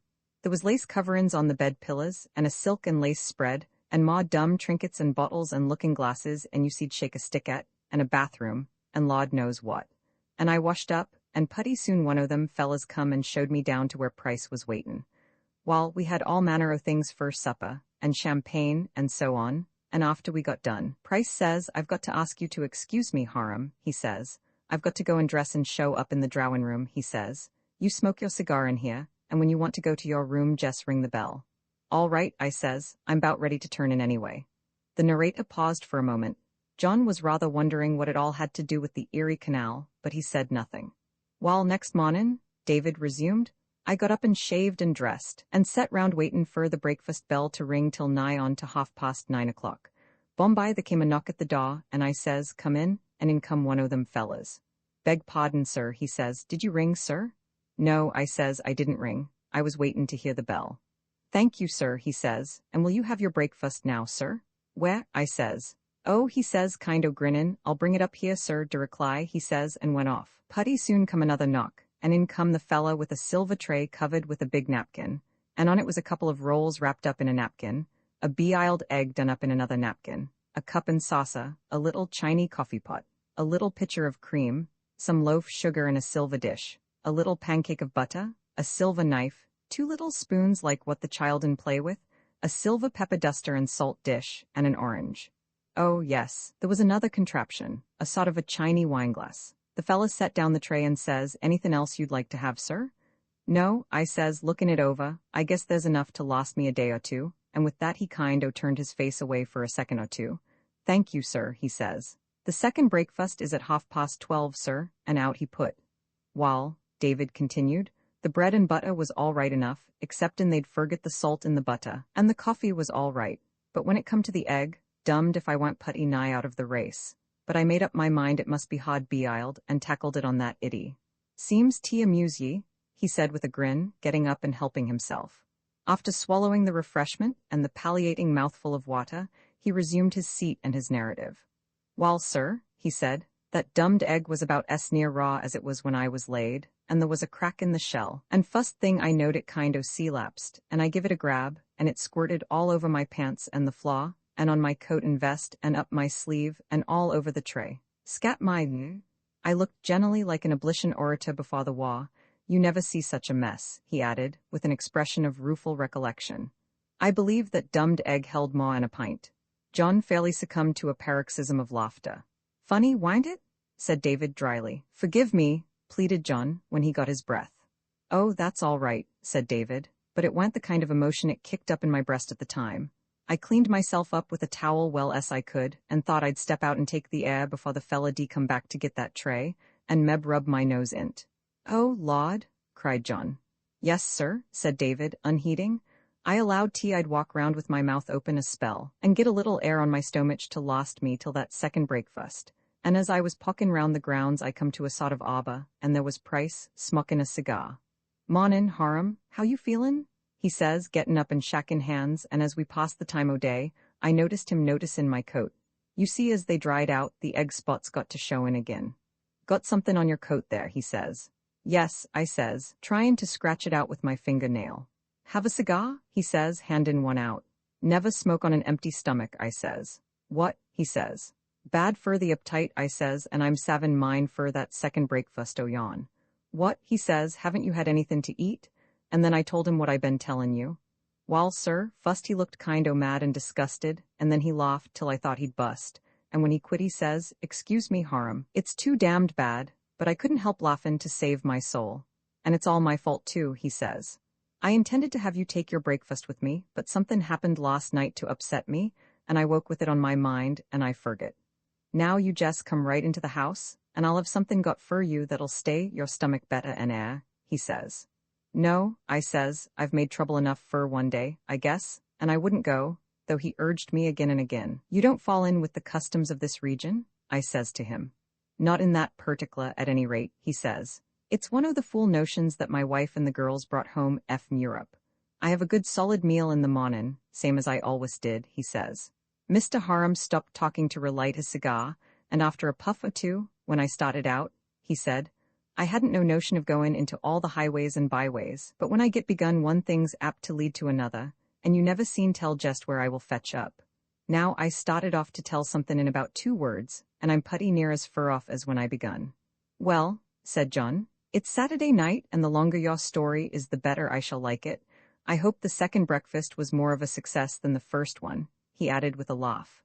"I managed to average up on the 2 meals, I guess," David remarked. "Wall," he resumed, "Price and I set round talkin' busneys and things till about 12 or a little after, meb, and then he turned to me and kind o' looked me over and says, 'You and me is about of a build, and if you say so, I'll send one of my coats and vests up to your room and have the man take yours and clean 'em.' I guess there's ruther more egg showin' than the law allows," I says, "and meb that de be a good iddy, but the pants caught it the wust," I says. "Mine'll fit ye," he says. "What'll your wife say to seein' me aerifyin' round in your get-up?" I says. He gin me a funny kind of look. "My wife?" he says. "Lord, she don't know more about my clothes than you do." "That struck me as bane ruther curious," remarked David. "Wouldn't it you?" "Very," replied John gravely. "Yes, sir," said David. While when we went into the eatin' room the table was full, mostly young folks, chatterin' and laughin'. Price introduced me to his wife, and I set down by him at the other end of the table. The wa'n't nothin' wuth mentionin'. Nobody paid any attention to me 'cept now and then a word from Price, and I wa'n't fur talkin' anyway. I seed to eat a raw dog. After breakfast, as they called it, Price and I went out onto the verandy and had some coffee, and smoked and talked fur an hour or so, and then he got up and excused himself to write a letter. "You may like to look at the papers a while," he says. "I've ordered the hosses at 5, and if you like I'll show you round a little." "Won't your wife be wantin' 'em?" I says. "No, I guess she'll get along," he says, kind o' smilin'. "All right," I says, "don't mind me." And so at 5 up come the hosses and the 2 fellas in uniform and all. I was lookin' the hosses over when Price come out. "Wall, what do you think of 'em?" he says. "Likely pair," I says, goin' over and examinin' the nigh one's feet and legs. "Saw Ford?" I says, lookin' up at the driver. "A trifle, sir," he says, touchin' his hat. "What's that?" says Price, comin' up and examinin' the critter's face and head. "I don't see anythin' the matter with his forehead," he says. "I looked up and give the driver a wink," said David with a chuckle, and he give kind of a chuckin' gasp, but in a second was lookin' as solemn as ever. "I can't tell you Jess where we went," the narrator proceeded, "but anyway it was where all the nabobs turned out, and I see more style and get up in them 2 hours and I ever see in my life, I reckon. There didn't appear to be no one we run across that, accordin' to Price's tell, was wuth under 5 million, though we may have passed one without his noticin', and there was a good many that run to 15 and 20 and over, and most on 'em, it appeared, was New York. While, Finley we got back to the house a little 7. On the way back Price says, "There are going to be 3 people to dinner tonight in a quiet way, and there ain't no reason why you shouldn't stay dressed just as you are, but if you would feel like puttin' on evenin' clothes," that's what he called 'em. "Why, I've got an extry suit that'll fit you to a T," he says. "No," I says, "I guess I better not." I reckon I'd better get my grip and go to the hotel. I sh'd be rather bashful to wear your swallowtail, and all them folks'll be strangers, I says. But he insisted on't that I sh'd come to dinner anyway, and Finley I gin in, and thinkin' I might as well go the whole hog, I allowed I'd wear his clothes. But if I do anythin' or say anythin' you don't like, says I, don't say I didn't warn ye. What would you a done? Mr. Harum asked. Worn the clothes without the slightest hesitation, replied John. Nobody gave your costume a thought. They didn't appear to, for a fact, said David, and I didn't either, after I'd slipped up once or twice on the matter of pockets. The same fella brought 'em up to me that fetched the stuff in the mornin', and the rig was complete. Coat, vest, pants, shirt, white necktie, and by gum, shoes and silk socks, and sir, scat my, the whole outfit fitted me as if it was made for me. Shall I wait on you, sir? Says the man. No, I says, I guess I seen get into the things, but meb you might come up in 'bout quarter of an hour and put on the finishin' touches. And here, I says, I guess that brand of eggs you give me this mornin's wuth about $2 apiece. Thank you, sir, he says, grinnin'. I'd like to furnish 'em right along at that rate, sir, and I'll be up as you say, sir. You found the way to his hot, said John, smiling. My experience is, said David dryly, that most men's hots is located rather closer to their breeches pockets than they are to their breast pockets. I'm afraid that's so, said John. But this fella, Mr. Harum continued, was a putty decent kind of a chap. He come up after I'd got into my togs and pulled me here, and pulled me there, and fixed my necktie, and hitched me in general sost I went neither too tight nor too free, and when he got through, you'll do now, sir, he says. Think I will, says I. Couldn't nobody look more fit, sir, he says, and I'm dumbed, said David, with an assertive nod, when I looked at myself in the looking-glass. I scarcely knowed myself, and, with a confidential lowering of the voice, when I got back to New York, the very fust hard work I done was to go and buy the whole rig out. And, he added with a grin, strange as it may appear, it ain't wore out yet. Roman 27 people don't dress for dinner in Homeville, as a rule then, John said, smiling. No, said Mr. Harum, when they dress for breakfast that does 'em for all 3 meals. I've wore them things 2-3 times when I've been down to the city, but I never had 'em on but once up here. No, said John. No, said David. I put 'em on once to show to Polly how city folks dressed, he, and when I come into the room she sat forward on her chair and stared at me over her specs. What on earth, she says. I bought these clothes, I says, to wear when bane entertained by the Fust families. How do I look? I says. Turn round, she says. You look behind, she says, like a red-headed snap-in bug, and in front, she says, as I turned again, like a reglaw slinkum. I'll bet, she says, that you hain't throwed away less 'en $20 on that foolishness. Polly's a very conservative person, remarked her brother, and don't never imagine a vain thing, as the Bible says, not when she knows it, and I thought it went worthwhile to argue the point with her. John laughed and said, Do you recall that memorable interview between the governors of the 2 Carolinas? Nothing in the historical literature of our great and glorious country, replied Mr. Harum reverently, sticks cluster to my mind, like a burr to a cow's tail. He added, by way of illustration. Thank you, just a mouthful. How about the dinner? John asked after a little interlude. Was it pleasant?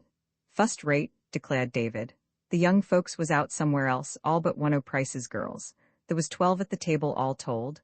I was introduced to all of 'em in the parlor, and putty soon in come one of the fellas and said something to Miss Price that meant dinner was ready, and the girl come up to me and took holt of my arm. You're going to take me out, she says, and we formed a procession and marched out to the dinner room. You're to sit by mamma, she says, showin' me, and there was my name on a card, sure enough. Wall, sir, that table was a show. I couldn't begin to describe it to ye. There was a whole flower garden in the middle, and a worked tablecloth. 4-5 glasses of all colors and sizes at every plate, and a nosegay, and 5-6 different forks and a lot o' knives, though for that matter, remarked the speaker. There wa'n't but 1 knife in the lot that amounted to anythin', the rest on 'em wouldn't hold nothin'. And there was 3-4 sort of Chinese slates with what they call the you and me menu, suggested John. I guess that's it, said David, but that wa'n't the way it was spelt. While I sat down and tucked my napkin into my neck, and though I noticed none o' the rest on 'em seemed to care, I allowed that tea wa'n't my shirt, and Meb Price might want to wear it again 'fore 'twas washed. John put his handkerchief over his face and coughed violently. David looked at him sharply. Subject to them spells? He asked. Sometimes, said John when he recovered his voice, and then, with as clear an expression of innocence as he could command, but somewhat irrelevantly, asked, How did you get on with Mrs. Price? Oh, said David, nicer and a cotton hat. She appeared to be a quiet sort of woman that might have lived anywhere, but she was dressed to kill. and so was the rest on 'em, for that matter," he remarked with a laugh. "I tried to tell Polly about him afterwards, and he. She shut me up mighty quick, and I thought myself at the time, thinks I, it's a good thing it's warm weather, I says to myself. Oh yes, Miss Price made me feel quite to home, but I didn't talk much the first part of dinner, and I suppose she was more or less took up with having so many folks at table. But Finley, she says to me, Mr. Price was so annoyed about your breakfast, Mr. Harum. Was he? I says, I was afraid you'd be the one that be vexed at me. Vexed with you? I don't understand, she says. About the napkin I SB-iled, I says. Meb not actually SB-iled, I says, but it'll have to go into the wash for it seen be used again. She kind o' smiled and says, Really, Mr. Harum, I don't know what you are talking about. Hain't nobody told ye? I says, Well, if they hain't they will, and I may as well make a clean breast on't. I'm awful sorry, I says, but this mornin' when I come to the egg I didn't see no way to eat it 'cept to peel it, and fust I knew it kind of exploded and daubed everything all over creation. Yes'm, I says, it went off, you might say, like old Elda Maybe's powder, I guess, said David, that I must have been talkin' rather louder and I thought, for I looked up and noticed that putty much every one on 'em was lookin' our way, and kind o' laughin', and Price in particular was grinnin' straight at me. What's that, he says, about Elda Maybe's powder? Oh, nothin' much, I says, just a little surprise party the Elda had up to his house. Tell us about it, says Price. Oh yes, do tell us about it, says Miss Price. Wall, I says, there ain't much to it in the way of a story, but seein' dinner must be most through, I says. I'll tell ye all there was of it. The Elda had a small farm 'bout 2 miles out of the village, I says, and he was great on raisin' chickens and turkeys. He was a slow, putterin' kind of an old foozle, but on the hull a putty decent citizen. While, I says, one year when the poultry was comin' along, a family o' skunks moved onto the premises and done so well that putty soon, as the Elda said, it seemed to him that it was common to be a chase between the chicken busneys and the skunk busneys, and though he said he'd heard there was money in it, if it was done on a big enough scale, he hadn't been educated to it, he said, and didn't take to it anyways. So, I says, he scratched round and got a lot o' traps and set 'em, and the very next mornin' he went out and found he'd ketched an ole he won, president of the company. So he went to get his gun to shoot the critter, and found he hadn't got no powder. The boys had used it all up on woodchucks, and there wa'n't nothin' fur it but to get some more down to the village, and as he had some more things to get, he hitched up long in the forenoon and drove down.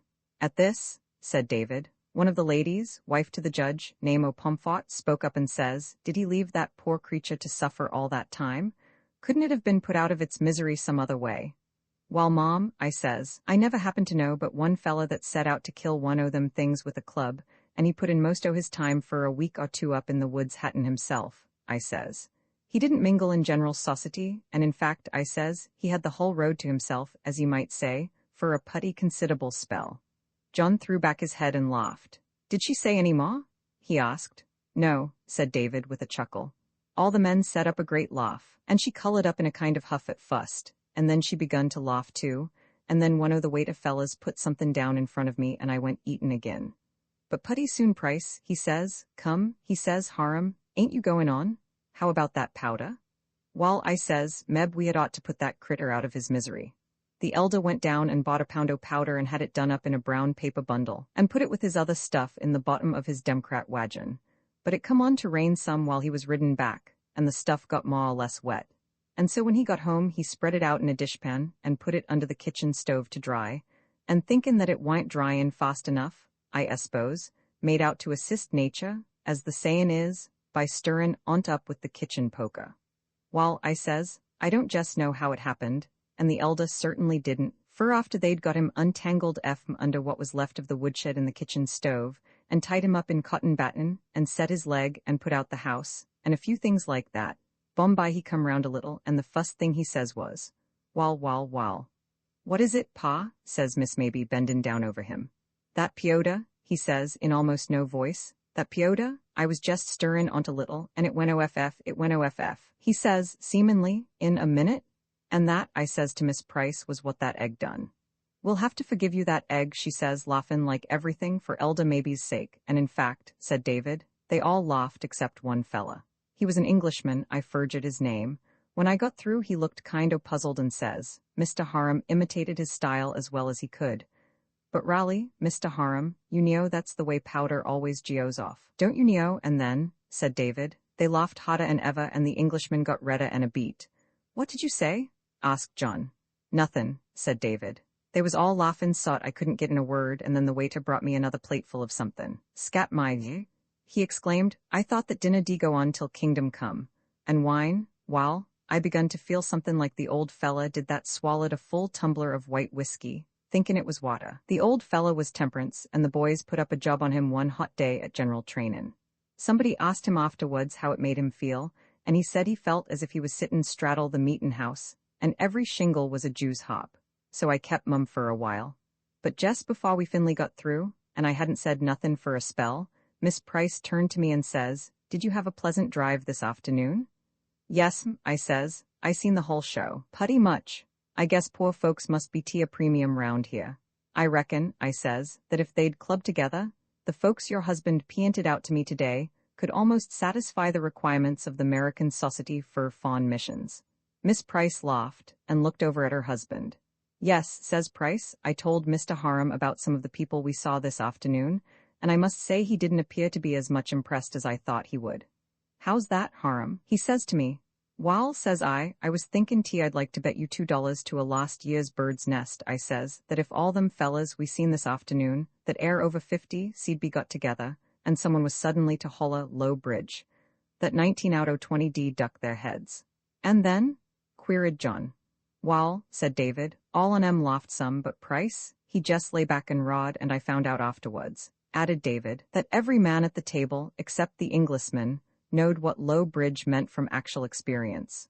Wall, scat my," he exclaimed as he looked at his watch, "it ain't hardly worthwhile undressin'," and started for the door. As he was halfway through it, he turned and said, "Say, I s'pose you'd 'a known what to do with that egg," but he did not wait for a reply. Roman 28. It must not be understood that the Harums, Larrabees, Robinsons, Elwrights, and sundry, who have thus far been mentioned, represented the only types in the prosperous and enterprising village of Homeville, and David perhaps somewhat magnified the one-time importance of the Cullum family, although he was speaking of a period some 40 years earlier. Be that as it may, there were now a good many families, most of them descendants of early settlers, who lived in good and even fine houses, and were people of refinement and considerable wealth. These constituted a coterie of their own, though they were on terms of acquaintance and comity with the village people, as they designated the rank and file of the Homeville population. To these, houses came in the summer sons and daughters, nieces, nephews, and grandchildren, and at the period of which I am writing there had been built on the shore of the lake, or in its vicinity, a number of handsome and stately residences by people who had been attracted by the beauty of the situation and the salubrity of the summer climate. And so, for some months in the pleasant season, the village was enlivened by a concourse of visitors who brought with them urban customs, costumes, and equipages, and gave a good deal of life and color to the village streets. Then did Homeville put its best foot forward and money in its pouch. "I ain't what you might call an old residenter," said David, "though I was pot raised on Buxton Hill, and I ain't so well acquainted with the nabobs, but Polly's lived in the village ever since she got married, and knows their family history, dam, and sire, and pedigree generally. Of course," he remarked, "I know all the men folks and they know me, but I never been into none o' their houses except now and then on a matter of busneys, and I guess," he said with a laugh, "that Polly d allow she don't spend all her time in that circle. Still," he added, "they all know her, and every little while some o' the women folks'll come in and see her. She's putty popular, Polly is," he concluded. "I should think so, indeed," remarked John. "Yes, sir," said David. "There's worse folks 'en Polly Bixby if she don't put on no style, and the fact is that some of the folks that lives here the year round and always have, and call the rest on us village people, are just as countrified in their way as me and Polly is in our'n, only they don't know it. 'Bout the only difference is the way they talk and live." John looked at Mr. Harum in some doubt as to the seriousness of the last remark. "Go to the Episcopal Church and have what they call dinner at 6 o'clock, said David. "Now, there's the Daw Verjuses," he continued. "The Rignall Verjus come and settled here sometime in the 30s, I reckon. He was some kind of a Dutchman, I guess. Dutchman was Mr. Harum's generic name for all people native to the continent of Europe. But he had some money, and bought land and mortgages and so on, and having money was awful scarce in them early days, made never spent anything to speak of, and died pinchin' the Rignall cent he started in with. He was the father of Mr. Verjus, the other banker here, I suppose? Said John. Yes, said David. There was 2 boys and a sister. The oldest son, Alfred, went into the law and done busneys in Albany, and afterwards moved to New York, but he's always kept up the old place here. The old man left what was a good deal o' propity for them days, and Alf he kept his share and made more. He was in the Assembly 2-3 terms, and afterwards member of Congress, and they do say, remarked Mr. Harum with a wink, that he never lost no money by his politics. On the other hand, the daw made more or less of a muddle on't, and mongst they set him up in the bank in busneys. I say them because the Verjuses, and the Rogerses, and the Swains, and a lot of is all more or less related to each other. But Alf's really the one at the bottom on't, and after the D lost most of his money, it was the easiest way to kind o' keep him on his legs. He seems a good-natured, easy-going sort of person, said John by way of comment, and, truth to say, not very much interested. Oh yes, said David rather contemptuously, you could drive him with a tow string, he don't know enough to run away. But what I was gettin' at was this, he and his wife, he married one of the 10 acres, has lived right here for the Lord knows how long, born and brought up here both on 'em, and somehow we're village people and they ain't, that's all. Rather a fine distinction, remarked his hearer, smiling. Yes, sir, said David. Now, there's old maid Alice, relative of the Rogerses, lives all alone down on Clark Street in an old house that hain't had a coat o' paint, or a new shingle since the 3 Thayers was hung, and she talks about the folks next door, both sides, that she's knowed always, as village people, and I don't believe, asserted the speaker, she was ever away from Homeville 2 weeks in the whole course of her life. She's a putty decent sort of a woman too, Mr. Harum admitted. If there was a death in the house she'd go in and help, but she wouldn't never think of askin' one on 'em to tea. I suppose you have heard it said, remarked John, laughing, that it takes all sorts of people to make a world. I think I have heard a rumor to that effect, said David, and I guess there's about as much human nature in some folks as there is in others, if not more. And I don't fancy that it makes very much difference to you, said John, whether the Verjuses or Miss Alice call you village people or not. Don't cut no figure at all, declared Mr. Harum. Polly and I are too old to set up fur shapes even if we wanted to. A good fair road gate's good enough for me, 3 square meals, a small portion of the filthy weed, as it's called in pottery, a hussar too, a $10 note where you seen lay your hand on't, and once in a while, when your conscience pricks ye, a little somethin' to promote the cause o' temperance, and make the inward monitor quit jerkin' the reins, while, I guess I seen get along, heh? Yes, said John, by way of making some rejoinder, if one has all one needs it is enough. While yes, observed the philosopher, that's so, as you might say, up to a certain point and in some ways. I s'pose a fella could get along, but at the same time I've noticed that, generally speakin', a leetle too big about the right size. I am told, said John, after a pause in which the conversation seemed to be dying out for lack of fuel, and apropos of nothing in particular, that Homeville is quite a summer resort. Quite a considerable, responded Mr. Harum. It has been to some extent for a good many years, and it's gettin' more and more so all the time, only different. I mean, he said, that the folks that come now make more show and most on 'em who ain't visitin' their relations either has places of their own or hires 'em for the summer. One time some folks used to come and stay at the hotel. There was quite a fair one then, he explained, but it burned up and wa'n't never built up again because it had got not to be thought the fashionable thing to put up there. Miss Robinson, Doug's wife, and Miss Truman, round on Laylock Street, has some families that come and board with them every year, but that's about all the boardin' there is nowadays. Mr. Harum stopped and looked at his companion thoughtfully for a moment, as if something had just occurred to him. The LL be more o' your kind o' folk round, come summer, he said, and then, on a second thought, you're 'Piscopal, ain't ye? I have always attended that service, replied John, smiling, and I have gone to St. James's here nearly every Sunday. Hain't they taken any notice of ye? Asked David. Mr. Euston, the rector, called upon me, said John, but I have made no further acquaintances. Said David, and after a moment, in a sort of confidential tone, do you like going to church? He asked. Well, said John, that depends. Yes, I think I do. I think it is the proper thing, he concluded weakly. Depends some on how a fella's been brought up, don't you think so? Said David. I should think it very likely, John assented, struggling manfully with a yawn. I guess that's about my case, remarked Mr. Harum, and I have to admit that I ain't much of a hand for church-goin'. Polly has the principal charge of that branch of the Busneys, and the one I stay away from when I don't go, he said with a grin, the Presbyterian. John laughed. "No, sir," said David. "I ain't much of a hand-fought. Polly used to worry at me about it till I finally says to her, 'Polly,' I says, 'I'll tell you what I'll do. I'll compromise with ye,' I says. 'I won't undertake to follow right along in your track. I hain't got the rixit speed,' I says, 'but now and I'll go to church reg'lar on Thanksgivin.' It was putty near Thanksgivin time," he remarked, "and I dunno but she thought if she see'd get me started I'd finish the heat, and so we fixed it at that."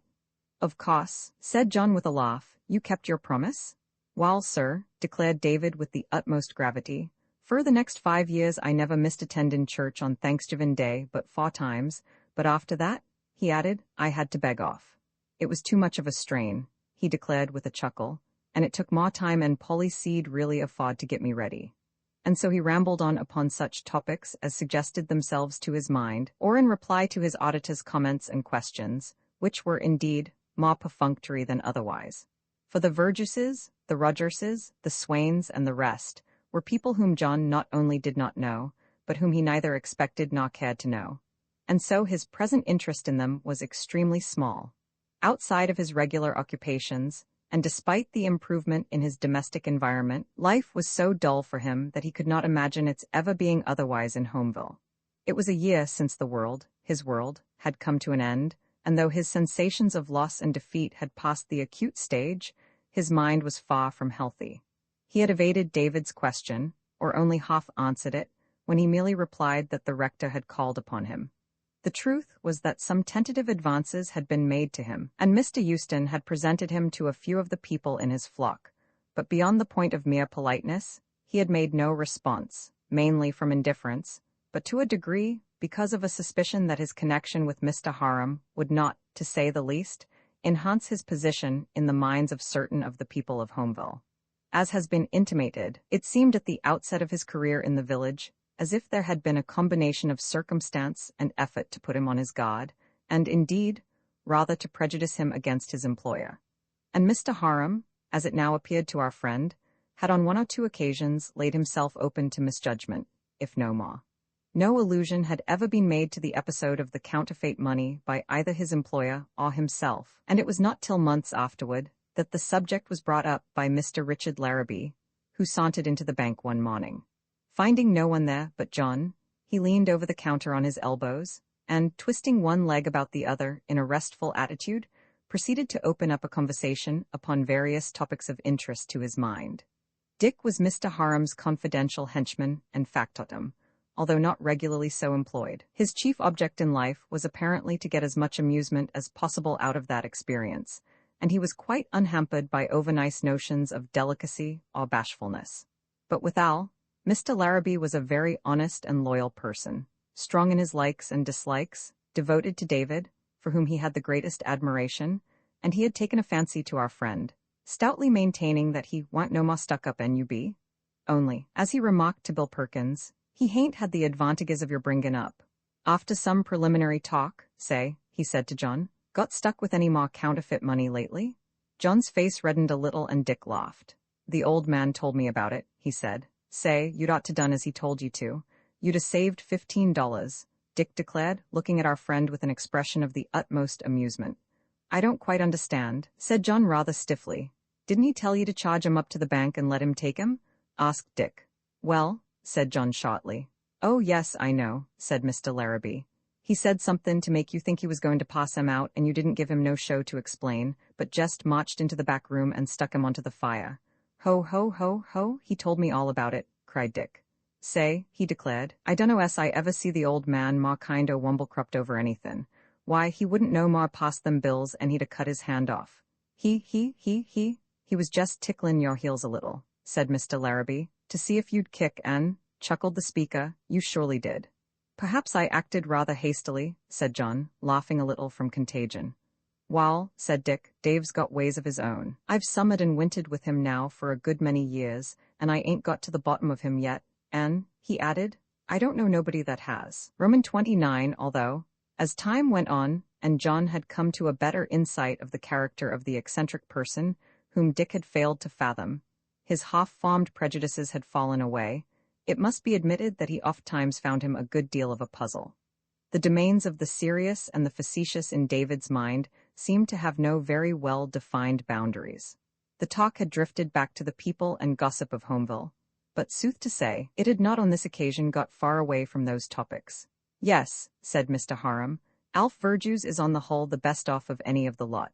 As I told ye, he made money on top of what the old man left him, and he married money. The family, some on 'em, comes here in the summer, and he's here part o' the time generally, but the women folks won't stay here winters, and the house is left in care of Alf's sister, who never got married. He don't care a hill o' white beans for anything in Homeville but the old place, and he don't cal'late to have nobody on his grass, not if he knows it.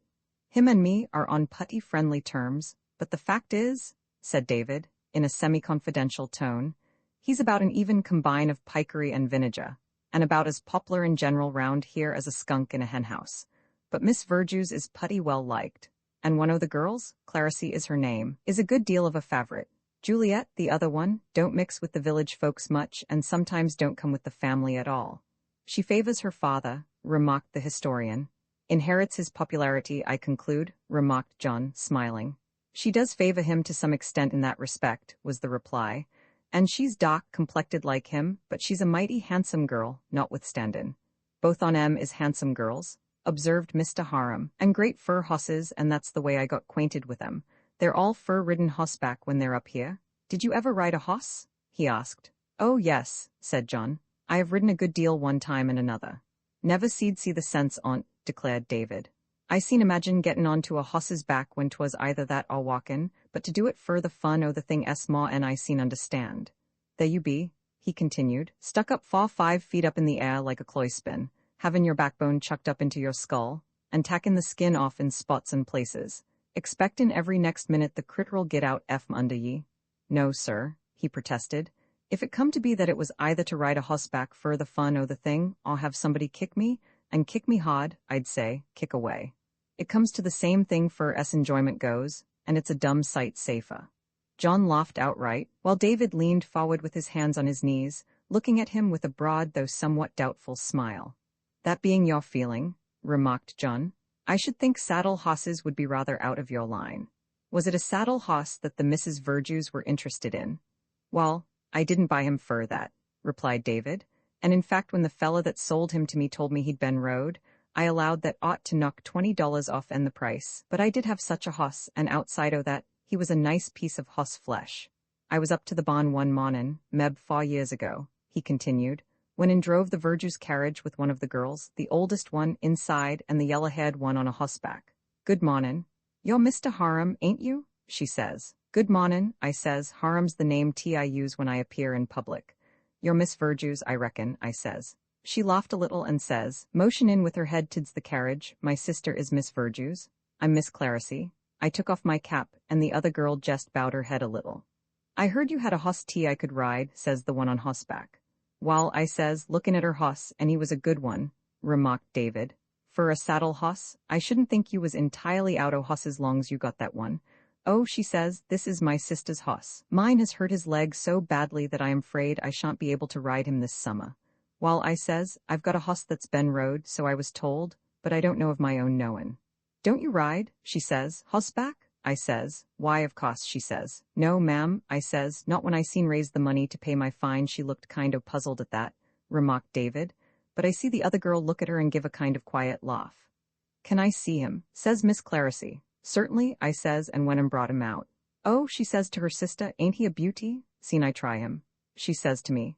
'Wall,' I says, 'I guess I seen resket if you can, but I didn't buy him for a saddle hoss, and if I'm to own him for any length of time I'd rather he'd furget the saddle busneys, and in any case,' I says, 'I wouldn't like him to get a saw back, and then again,' I says, 'I hain't got no saddle.'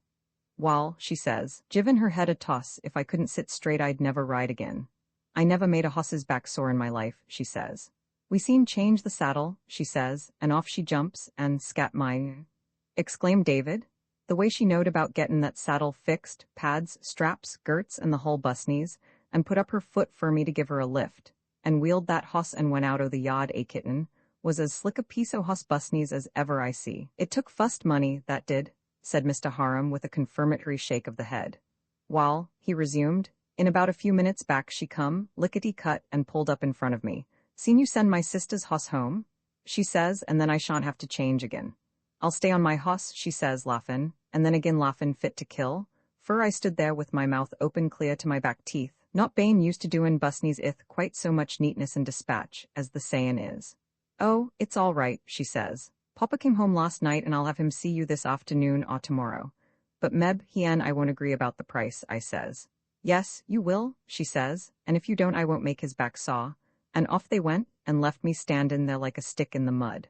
I've bought and sold hosses to some extent for a considerable number o' years, said Mr. Harum reflectively, but that particular transaction's got a peg all to itself. John laughed and asked, how did it come out?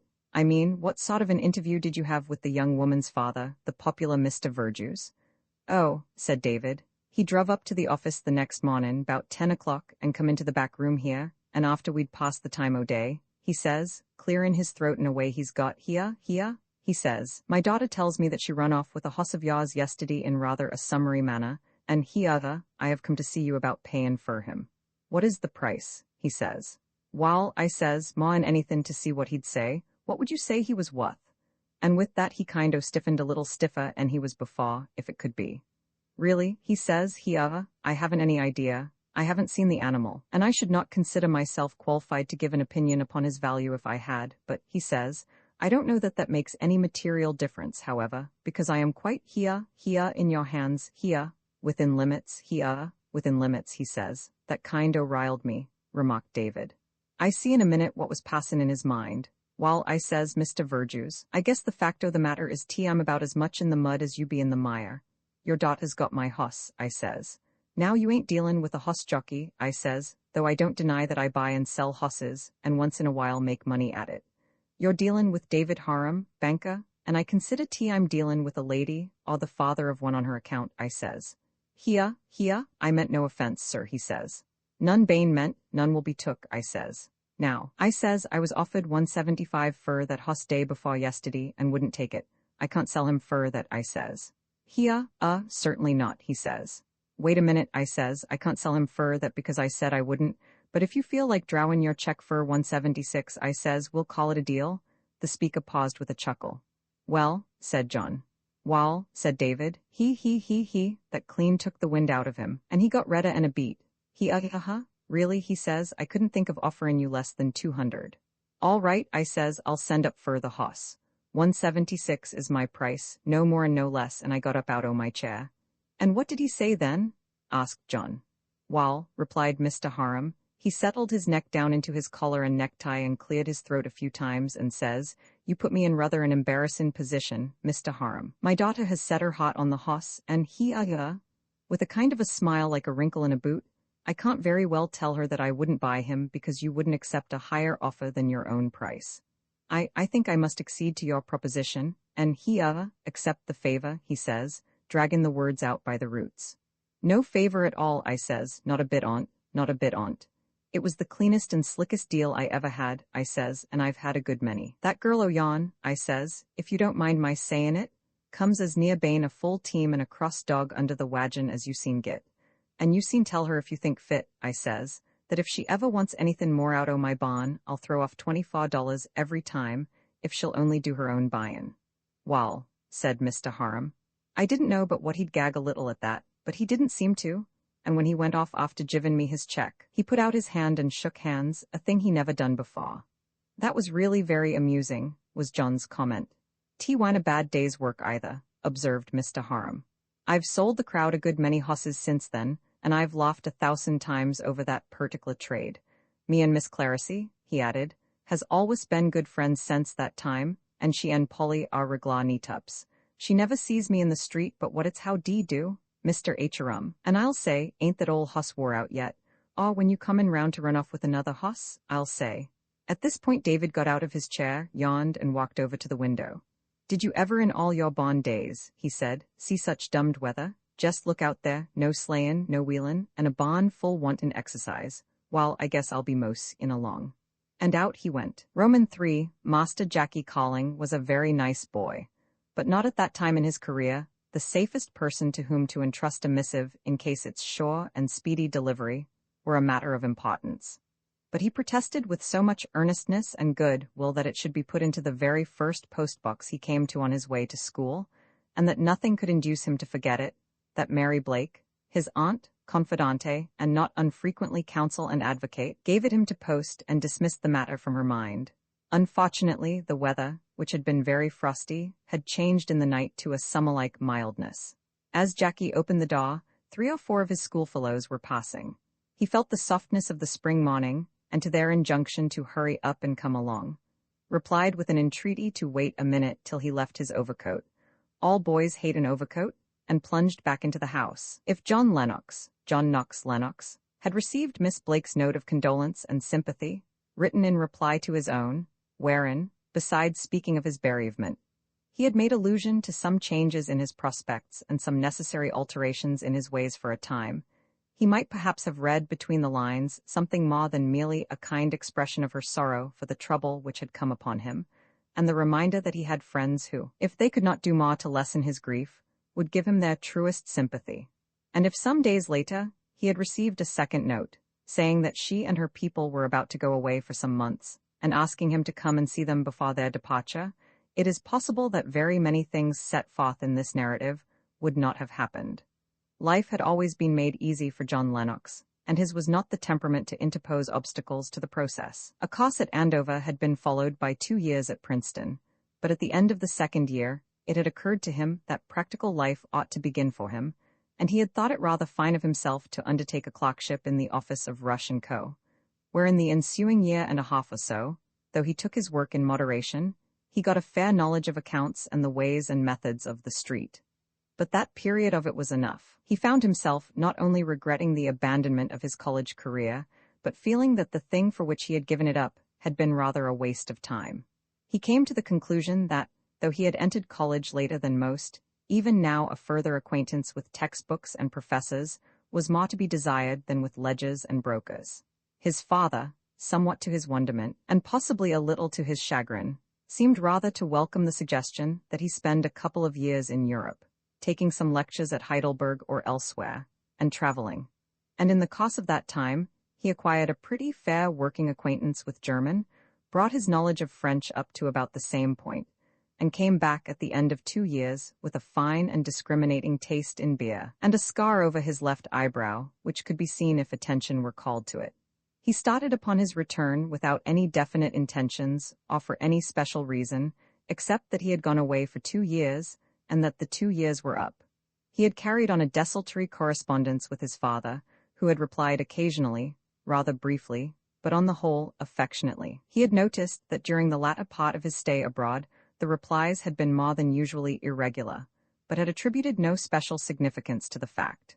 It was not until afterward that it occurred to him that in all their correspondence, his father had never alluded in any way to his return.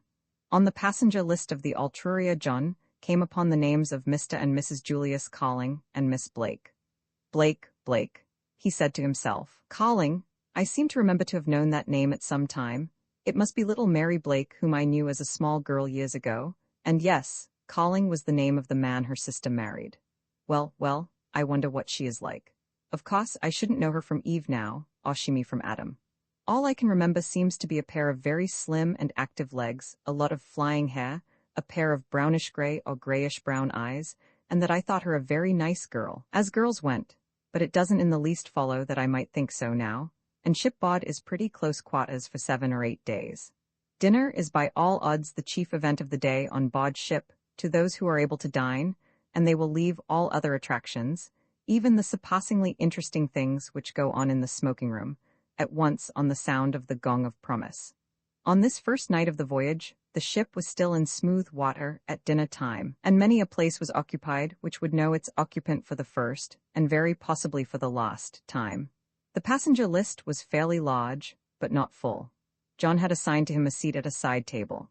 He was hungry, having had no luncheon but a couple of biscuits and a glass of bitter, and was taking his first mouthful of Perrier Jowett, after the soup, and scanning the dinner card when the people at his table came in. The man of the trio was obviously an invalid of the nervous variety, and the most decided type. The small, dark woman who took the corner seat at his left was undoubtedly, from the solicitous way in which she adjusted a small shawl about his shoulders, to his querulous uneasiness, his wife. There was a good deal of white in the dark hair, brushed smoothly back from her face. A tall girl, with a mass of brown hair under a felt traveling hat, took the corner seat at the man's right. That was all the detail of her appearance which the brief glance that John allowed himself revealed to him at the moment, notwithstanding the justifiable curiosity which he had with regard to the people with whom he was likely to come more or less in contact for a number of days. But though their faces, so far as he had seen them, were unfamiliar to him, their identity was made plain to him by the first words which caught his ear. There were 2 soups on the menu, and the man's mind instantly poised itself between them. "Which soup shall I take?" he asked, turning with a frown of uncertainty to his wife. "I should say the consommé, Julius," was the reply. "I thought I should like the broth better," he objected. "I don't think it will disagree with you," she said. "Perhaps I had better have the consommé," he argued, looking with appeal to his wife and then to the girl at his right. "Which would you take, Mary?" "I," said the young woman, "I should take both in my present state of appetite." "Steward, bring both soups." "What wine shall I order for you, Julius?" "I want some champagne, and I prescribe it for you. After your mental struggle over the soup question, you need a quick stimulant." "Don't you think a red wine would be better for me?" he asked. "Or perhaps some Sauternes? I'm afraid that I shan't go to sleep if I drink champagne. In fact, I don't think I had better take any wine at all. Perhaps some ginger ale or Apollinaris water." "No," she said decisively. "Whatever you decide upon, you know that you'll think whatever I have better for you, and I shall want more than 1 glass, and Alice wants some too." "Oh yes, you do, and I shall order a quart of champagne." "Steward," giving her order, "please be as quick as you can."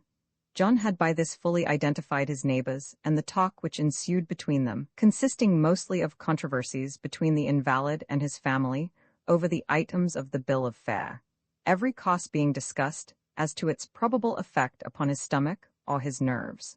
The question being usually settled with a whimsical high-handedness by the young woman, gave him a pretty good notion of their relations and the state of affairs in general.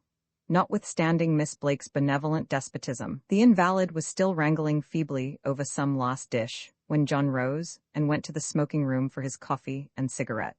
When he stumbled out in search of his bath the next morning, the steamer was well out, and rolling and pitching in a way calculated to disturb the gastric functions of the hardiest.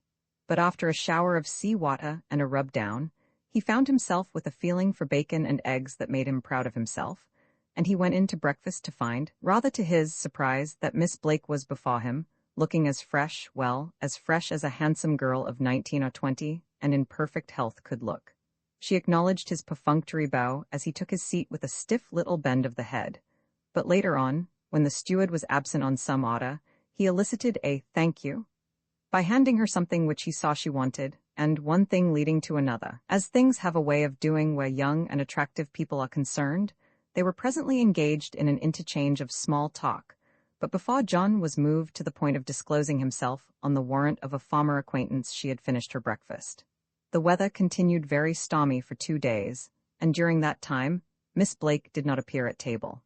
At any rate, if she breakfasted there, it was either before or after his appearance, and he learned afterward that she had taken luncheon and dinner in her sister's room. The morning of the 3rd day broke bright and clear. There was a long swell upon the sea, but the motion of the boat was even and endurable to all but the most susceptible. As the morning advanced, the deck began to fill with promenaders, and to be lined with chairs, holding wrapped-up figures, showing faces of all shades of green and gray. John, walking for exercise, and at a wholly unnecessary pace, turning at a sharp angle around the deck-house, fairly ran into the girl about whom he had been wondering for the last 2 days. She received his somewhat incoherent apologies, regrets, and self-accusations in such a spirit of forgiveness that before long they were supplementing their first conversation with something more personal and satisfactory. And when he came to the point of saying that half by accident he had found out her name, and begged to be allowed to tell her his own, she looked at him with a smile of frank amusement and said, "It is quite unnecessary, Mr. Lennox. I knew you instantly when I saw you at table the first night. But," she added mischievously, "I am afraid your memory for people you have known is not so good as mine." "Well," said John, "you will admit, I think, that the change from a little girl in short frocks to a tall young woman in a tailor-made gown might be more disguising than what might happen with a boy of 15 or so. I saw your name in the passenger list with Mr. and Mrs. Calling, and wondered if it could be the Mary Blake whom I really did remember, and the first night at dinner, when I heard your sister call Mr. Calling Julius, and heard him call you Mary, I was sure of you." but I hardly got a fair look at your face, and indeed, I confess that if I had had no clue at all I might not have recognized you. I think you would have been quite excusable, she replied, and whether you would or would not have known me is one of those things that no fellow can find out and isn't of supreme importance anyway. We each know who the other is now, at all events. Yes, said John, I am happy to think that we have come to a conclusion on that point, but how does it happen that I have heard nothing of you all these years, or you of me, as I suppose? For the reason, I fancy, she replied, that during that period of short frocks with me, my sister married Mr. Calling and took me with her to Chicago, where Mr. Calling was in business. We have been back in New York only for the last 2 or 3 years. It might have been on the cards that I should come across you in Europe, said John. The beaten track is not very broad. How long have you been over? Only about 6 months, she replied. We have been at one or another of the German spas most of the time, as we went abroad for Mr. Calling's health, and we are on our way home on about such an impulse as that which started us off. He thinks now that he will be better off there. I am afraid you have not derived much pleasure from your European experiences, said John. Pleasure? She exclaimed. If ever you saw a young woman who was glad and thankful to turn her face toward home, I am that person. I think that one of the heaviest crosses humanity has to bear is to have constantly to decide between 2 or more absolutely trivial conclusions in one's own affairs. But when one is called upon to multiply one's useless perplexities by, say, 10, life is really a burden. I suppose, she added after a pause, you couldn't help hearing our discussions at dinner the other night, and I have wondered a little what you must have thought. Yes, he said, I did hear it. Is it the regular thing, if I may ask? Oh, yes, she replied with a tone of sadness, it has grown to be. It must be very trying at times, John remarked. It is, indeed, she said, and would often be unendurable to me if it were not for my sense of humor, as it would be to my sister if it were not for her love. For Julius is really a very lovable man, and I, too, am very fond of him. But I must laugh sometimes, though my better nature should rather, I suppose, impel me to sighs. A little laughter is much more worth, he quoted. XXX, if John Lennox had kept a diary for the first year of his life in Homeville, most of its pages would have been blank. The daily routine of the office, he had no assistant but the callow Hopkins, was more exacting than laborious, but it kept him confined 7 hours in the 24. Still, there was time in the lengthened days as the year advanced for walking, rowing, and riding or driving about the picturesque country which surrounds Homeville. He and Mr. Harum often drove together after the bank closed or after tea, and it was a pleasure in itself to observe David's dexterous handling of his horses, and his content and satisfaction in the enjoyment of his favorite pastime. In pursuit of business, he jogged round, as he said, behind the faithful Ginny, but when on pleasure bent, a pair of satin-coated trotters drew him in the latest and slickest model of top buggers. Of course, he said, I'd rather ride all alone than not to ride at all, but there's twice as much fun in't when you've got somebody along. I ain't much of a talker unless I happen to get started, at which assertion John repressed a smile, but once in a while I like to have somebody to say something to. You like to come along, don't ye? Very much indeed. I used to get Polly to come once in a while, said David, but it weren't no pleasure to her. She hadn't never been used to hosses and always set on the edge of the seat ready to jump, and if one o' the critters capered a little she'd want to get right out then and there. I reckon she never went out but what she thanked mercy when she struck the hoss block to get back with whole bones. I shouldn't have thought that she would have been nervous with the reins in your hands, said John. Wall, replied David, the last time she come along something give the team a little scare and she reached over and made a grab at the lines. That, he remarked with a grin, was quite a good while ago. I says to her when we got home, I guess after this you'd better take your errands on a stun-boat. You won't be so liable to get run away with and throwed out, I says. John laughed a little, but made no comment. After all, said David, I dunno es I blamed her fur bane skittish, but I couldn't have her grabbing the lines. It's curies, he reflected. I didn't used to mind what I rode behind, nor who done the driven, but I'd have to admit that as I get older I prefer to do it myself. I ride every once in a while with fellas that seen drive as well, and meb better, and I can, and I know it, but if anything turns up, all looks like it, I can't help wishin' I had holt of the lines myself. The two passed a good many hours together, thus beguiling the time. Whatever David's other merits as a companion, he was not exacting of response when engaged in conversation, and rarely made any demands upon his auditor. During that first year, John made few additions to his social acquaintance. And if in the summer the sight of a gay party of young people caused some stirrings in his breast, they were not strong enough to induce him to make any attempts toward the acquaintance which he might have formed. He was often conscious of glances of curiosity directed toward himself, and Mr. Euston was asked a good many questions about the latest addition to his congregation. Yes, he had called upon Mr. Lennox, and his call had been returned. In fact, they had had several visits together, had met out walking once and had gone on in company. Was Mr. Lennox nice? Yes, he had made a pleasant impression upon Mr. Euston, and seemed to be a person of intelligence and good breeding, very gentlemanlike. Why did not people know him? Well, Mr. Euston had made some proffers to that end, but Mr. Lennox had merely expressed his thanks. No, Mr. Euston did not know how he happened to be in Homeville and employed by that queer old Mr. Harum, and living with him and his funny old sister. Mr. Lennox had not confided in him at all, and though very civil and pleasant, did not appear to wish to be communicative. So our friend did not make his entrance that season into the drawing or dining rooms of any of what David called the nabob's houses. By the middle or latter part of October, Homeville was deserted of its visitors, and as many of that class of its regular population as had the means to go with, and a place to go to. It was under somewhat different auspices that John entered upon the second winter of his sojourn. It has been made plain that his relations with his employer and the kind and lovable Polly were on a satisfactory and permanent footing. "I'm dummed," said David to Dick Larrabee, "if it hain't got putty near to the p'int when if I want to get anything out o' the common run out o' Polly, I'll have to ask John to fix it fur me.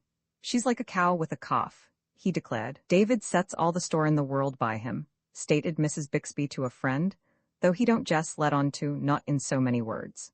He's got a kind of a notion that his little boy, if he'd lived, would 'a' been like him some ways. I never seen the child," she added, with an expression which made her visitor smile, "but as near as I seen make out Eph'm Dave's tell, he must 'a' been red-headed. Didn't you know he'd ever been married? Wall, he was fur a few years, though it's the one thing, wall, I don't mean exactly that, it's one o' the things he don't have much to say about. But once in a while he'll talk about the boy, what he'd be now if he'd lived, and so on. And he's the greatest hand fur child'n, everlastingly pickin' on him up when he's ridden and such as that. And I seen him once when we was travelin' on the cars go and take a squallin' baby away Eph'm's mother, who looked ready to drop, and lay it across that big chest of his, and the little thing never gave a whimper after he got it into his arms, just went right off to sleep. No," said Mrs. Bixby, "I never had no child'n, and I don't know but what I was glad of it at the time. Jim Bixby was about as much baby as I thought I could manage, but now, there was some reason for not concluding the sentence, and so we do not know what was in her mind." Roman 31, the year that had passed had seemed a very long one to John, but as the months came and went he had, in a measure, adjusted himself to the change in his fortunes and environment. And so as time went on the poignancy of his sorrow and regret diminished, as it does with all of us. Yet the sight of a gray-haired man still brought a pang to his heart, and there were times of yearning longing to recall every line of the face, every detail of the dress, the voice, the words, of the girl who had been so dear to him, and who had gone out of his life as irrevocably, it seemed to him, as if by death itself. It may be strange, but it is true that for a very long time it never occurred to him that he might communicate with her by mailing a letter to her New York address to be forwarded, and when the thought came to him, the impulse to act upon it was very strong, but he did not do so. Perhaps he would have written had he been less in love with her, but also there was mingled with that sentiment something of bitterness which, though he could not quite explain or justify it, did exist. Then, too, he said to himself, of what avail would it be? Only to keep alive a longing for the impossible. No, he would forget it all. Men had died and worms had eaten them, but not for love. Many men lived all their lives without it and got on very well too, he was aware. Perhaps some day, when he had become thoroughly affiliated and localized, he would wed a village maiden and rear a Freeland County brood. Our friend, as may be seen, had a pretty healthy mind, and we need not sympathize with him to the disturbance of our own peace. Books accumulated in the best bedroom. John's expenses were small, and there was very little temptation, or indeed opportunity, for spending. At the time of his taking possession of his quarters in David's house, he had raised the question of his contribution to the household expenses, but Mr. Harum had declined to discuss the matter at all, and referred him to Mrs. Bixby, with whom he compromised on a weekly sum which appeared to him absurdly small, but which she protested she was ashamed to accept. After a while, a small, upright piano made its appearance, with Aunt Polly's approval. "Why, of course," she said. "You needn't to have asked me. I'd like to have you anyway. I like music ever so much, and so does David, though I guess it would flaw him to try and raise a tune. I used to sing quite a little when I was younger, and I generally help at church and prayer meetin' now." "Why, certainly. Why not? When would you play if it weren't in the evenin'? David sleeps over the wing. Do you hear him snore?" "Hardly ever," replied John, smiling. "That is to say, not very much, just enough sometimes to know that he is asleep." "Wall," she said decidedly, "if he's fur enough off so you can't hear him, I guess he won't hear you much, and he sure won't hear you after he gets to sleep." So the piano came, and was a great comfort and resource. Indeed, before long, it became the regular order of things for David and his sister to spend an hour or so on Sunday evenings listening to his music and their own as well. That is, the music of their choice, which latter was mostly to be found in Carmina Sacra and Moody and Sankey. And Aunt Polly's heart was glad indeed when she and John together made concord of sweet sounds in some familiar hymn tune, to the great edification of Mr. Harum, whose admiration was unbounded. "Did I tell you," said David to Dick Larrabee, "what happened the last time me and John went ridden together?" "Nots I remember on," replied Dick. "Wall, we've rode together quite a considerable," said Mr. Harum, "but I hadn't never said anything to him about tacking a turn at the lines. This day we'd got a piece out into the country and I had the brown colts. I says to him, 'Ever do any driven?' 'More or less,' he says. 'Like to take the lines for a spell?' I says. 'Yes,' he says, looking kind o' pleased, 'if you ain't afraid to trust me with 'em,' he says. 'Wall, I'll be here,' I says, and handed 'em over. Wall, sir, I see jest by the way he took holt on 'em, it wa'n't the fust time, and we went along to where the road turns in through a piece of woods, and the track is narrer, and we run slap onto one o' them dummed road engines that had got wee-wad putty near square across the track.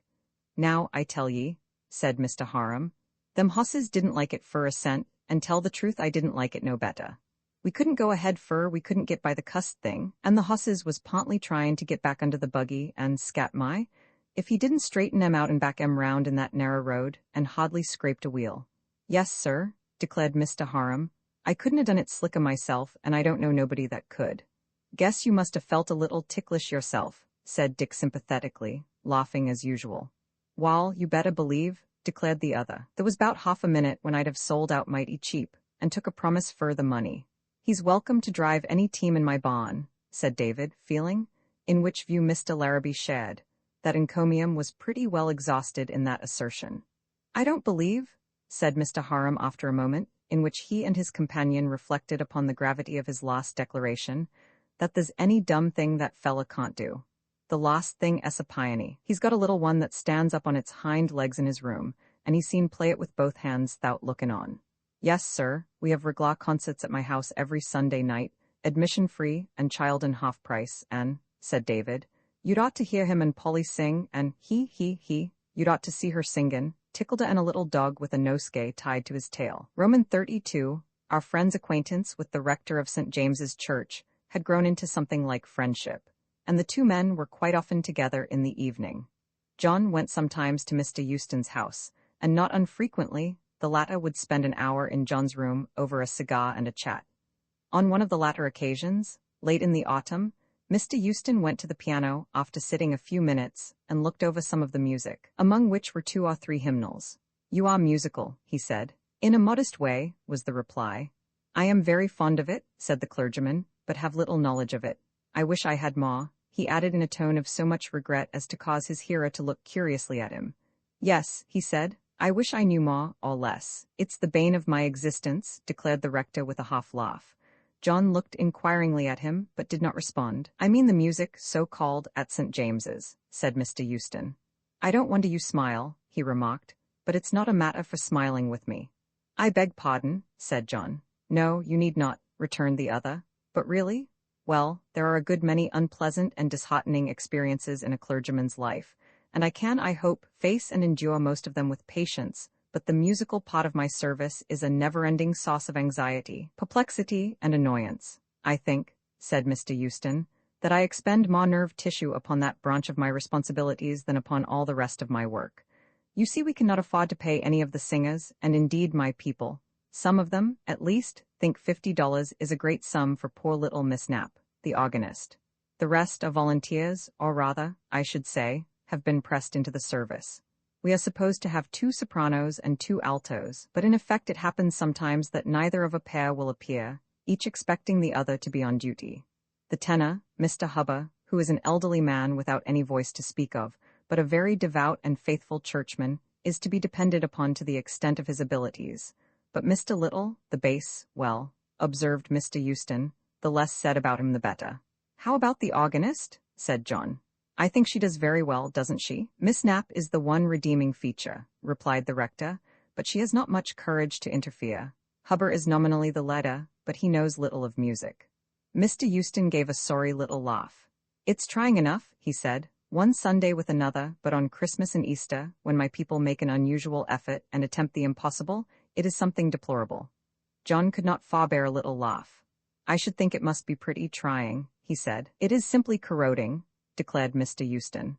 They sat for a while smoking in silence, the contemplation of his woes having apparently driven other topics from the mind of the harassed clergyman. At last he said, turning to our friend, I have heard your voice in church. Yes, and I noticed that you sang not only the hymns but the chants, and in a way to suggest the idea that you have had experience and training. I did not come here for the purpose, said Mr. Euston, after waiting a moment for John to speak, though I confess the idea has occurred to me before, but it was suggested again by the sight of your piano and music. I know that it is asking a great deal, he continued, but do you think you could undertake, for a while at least, to help such a lame dog as I am over the stile? You have no idea, said the rector earnestly, what a service you would be doing not only to me, but to my people and the church. John pulled thoughtfully at his mustache for a moment, while Mr. Euston watched his face. I don't know, he said at last in a doubtful tone. I am afraid you are taking too much for granted. I don't mean as to my goodwill, but as to my ability to be of service, for I suppose you mean that I should help in drilling your choir.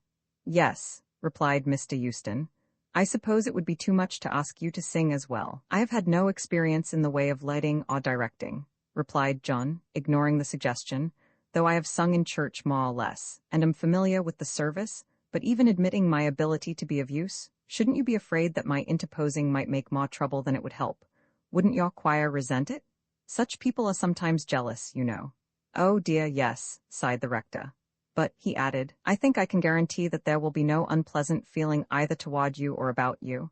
Your being from New York will give you a certain prestige, and their curiosity and the element of novelty will make the beginning easy. There came a knock at the door and Mr. Harum appeared, but seeing a visitor, was for withdrawing.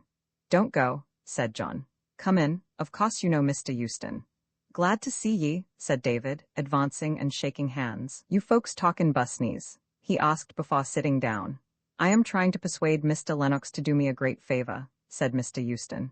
Well, I guess he won't want such an awful sight o' pursue it in, said David, taking a chair, if he's able to do it. What does he want of ye? He asked, turning to John. Mr. Euston explained, and our friend gave his reasons for hesitating, all but the chief one, which was that he was reluctant to commit himself to an undertaking which he apprehended would be not only laborious but disagreeable. Wall, said David, as fur as the busneys itself es concerned, the whole thing's all nix come rouse to me, but as fur es gettin' folks to come and sing, you seen get a barn full, and take your pick, and a fella that seen get a pair of hosses and a buggy out of a tight fix the way you done a while ago ought to be able to break in a little team of half a dozen women also. Well, said John, laughing, you could have done what I was lucky enough to do with the hosses, but— Yes, yes, David broke in, scratching his cheek. I guess you got me that time. Mr. Euston perceived that for some reason he had an ally and advocate in Mr. Harum. He rose and said good night, and John escorted him downstairs to the door. Pray think of it as favorably as you can, he said, as they shook hands at parting. Putty nice kind of a man, remarked David when John came back. Putty nice kind of a man. 'Bout the only acquaintance you've made of his kind, ain't he? Wall, he's all right fur as he goes. Comes of good stock, I'm told, and looks it. Runs a good deal to emptins in his preachin', though, they say. How do you find him? I think I enjoy his conversation more than his sermons, admitted John with a smile. Less of it at times, ain't the? Suggested David. I may have told ye, he continued, that I want a very reglar churchgoer, but I've been more or less in my time, and when I did listen to the sermon all through, it generally seemed to me that if the preacher put all the really was in it together, he wouldn't need to have took only 'bout quart of the time. But what with scorin' for a start, and lag in on the back stretch, and every now and then break into a standstill, I generally wanted to come down out of the stand before the race was over. There's a good many fast quarter hosses, remarked Mr. Harum, but them that seen keep it up fur a full mile is scarce. What you going to do about the music busneys, or hain't you made up your mind yet? He asked, changing the subject. I like Mr. Euston, said John, and he seems very much in earnest about this matter, but I am not sure, he added thoughtfully, that I can do what he wants, and I must say that I am very reluctant to undertake it. Still, I don't know but that I ought to make the trial, and he looked up at David. I guess I would if I was you, said the latter. It can't do you no harm, and it may do you some good. The fact is, he continued, that you ain't out o' danger of runnin' in a rut. It would do you good, Meb, to get more acquainted, and Meb this'll be the start on't. With a little team of half a dozen women, as you called them, said John. Mr. Euston has offered to introduce me to anyone I cared to know. I didn't mean the singin' folks, responded Mr. Harum. I meant the church folks in general, and it'll come round in a natural sort of way, not like Bain took round by Mr. Euston as if you'd asked him to. You can't get along, you may, and have fur a spell, but not always, with nobody to visit with but me and Polly and Dick, and so on, and once in a while with the parson.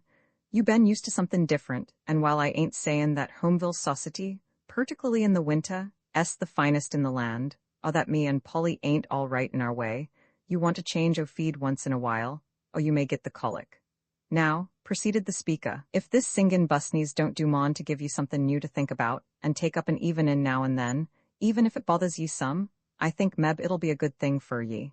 They say a reasonable amount o' fleas is good fur a dog, keeps him from broodin' over Bain a dog, Meb, suggested David. Perhaps you are right, said John. Indeed, I don't doubt that you are right, and I will take your advice. Thank you, said David a minute or two later on, holding out the glass while John pawed. Just a wisdom toothful. I don't set up to be no Solomon, and if you ever find out how I'm bettin' on a race, just copper me and you seen where dimmins, but I know when a hoss has stood too long in the barn as soon as the next man. It is possible that even Mr. Euston did not fully appreciate the difficulties of the task which he persuaded our friend John to undertake, and it is certain that had the latter known all that they were to be he would have hardened his heart against both the pleadings of the rector and the advice of David. His efforts were welcomed and seconded by Mr. Hubba the tenor, and Miss Knapp the organist, and there was some earnestness displayed at first by the ladies of the choir. But Mr. Little, the bass, proved a hopeless case, and John, wholly against his intentions, and his inclinations as well, had eventually to take over the basso's duty altogether, as being the easiest way, in fact, the only way, to save his efforts from downright failure. Without going in detail into the trials and tribulations incident to the bringing of the musical part of the service at Mr. Euston's church up to a respectable if not a high standard, it may be said that with unremitting pains this end was accomplished, to the boundless relief and gratitude of that worthy gentleman, and to a good degree of the members of his congregation. Roman 33, on a fine Sunday, in summer after the close of the service, the exit of the congregation of St. James's Church presents an animated and inspiring spectacle. A good many well-dressed ladies of various ages, and not quite so many well-dressed men, mostly, as David would have put it, runnin' a little younger, come from out the sacred edifice with an expression of relief easily changeable to something gayer. A few drive away in handsome equipages, but most prefer to walk, and there is usually a good deal of smiling talk in groups before parting, in which Mr. Euston likes to join. He leaves matters in the vestry to the care of old Barlow, the sexton, and makes, if one may be permitted the expression, a quick change. Things had come about very much as David had desired and anticipated, and our friend had met quite a number of the summer people, having been waylaid at times by the rector, in whose good graces he stood so high that he might have sung anything short of a comic song during the offertory, and presented willy-nilly. On this particular Sunday, he had lingered a while in the gallery after service over some matter connected with the music, and when he came out of the church, most of the people had made their way down the front steps and up the street, but standing near the gate was a group of three, the rector and two young women whom John had seen the previous summer and now recognized as the Misses Verjues. He raised his hat as he was passing the group, when Mr. Euston detained him. "I want to present you to the Misses Verjues." A tall girl, dressed in some black material which gave John the impression of lace, recognized his salutation with a slight bow and a rather indifferent survey from a pair of very sombre dark eyes, while her sister, in light colors, gave him a smiling glance from a pair of very blue ones, and rather to his surprise, put out her hand with the usual declaration of pleasure, happiness, or whatnot. "We were just speaking of the singing," said the rector, "and I was saying that it was all your doing." "You really have done wonders," condescended she of the sombre eyes. "We have only been here a day or two, and this is the first time we have been at church." The party moved out of the gate and up the street, the rector leading with Miss Verjuice, followed by our friend and the younger sister. "Indeed you have," said the latter, seconding her sister's remark. "I don't believe even yourself can quite realize what the difference is. My, it is very nice for the rest of us, but it must be a perfect killing ball for you." "I have found it rather trying at times," said John, "but now you are so kind, it is beginning to appear to me as the most delightful of pursuits." "Very pretty," remarked Miss Clara. "Do you say a good deal of that sort of thing?" "I am rather out of practice," replied John. "I haven't had much opportunity for some time." "I don't think you need feel discouraged," she returned. "A good method is everything, and I have no doubt you might soon be in form again." "Thanks for your encouragement," said John, smiling. "I was beginning to feel quite low in my mind about it." She laughed a little. "I heard quite a good deal about you last year from a very good friend of yours," said Miss Clara after a pause. John looked at her inquiringly. "Mrs. Bixby," she said. "Isn't she an old dear?" "I have reason to think so, with all my heart," said John stoutly. "She talked a lot about you to me," said Miss Clara. "Yes, yes, and if your ears did not burn you have no sense of gratitude. Isn't Mr. Harum funny?" "I have sometimes suspected it," said John, laughing. "He once told me rather an amusing thing about a young woman's running off with one of his horses." "Did he tell you that, really? I wonder what you must have thought of me." "Something of what Mr. Harum did, I fancy," said John. "What was that?" "Pardon me," was the reply, "but I have been snubbed once this morning." She gave a little laugh. "Mr. Harum and I are great neat-ups, as he says." "Is neat-ups a nice word?" she asked, looking at her companion. "I should think so if I were in Mr. Harum's place," said John. "It means cronies, I believe, in his dictionary." They had come to where Freeland Street terminates in the Lake Road, which follows the border of the lake to the north and winds around the foot of it to the south and west.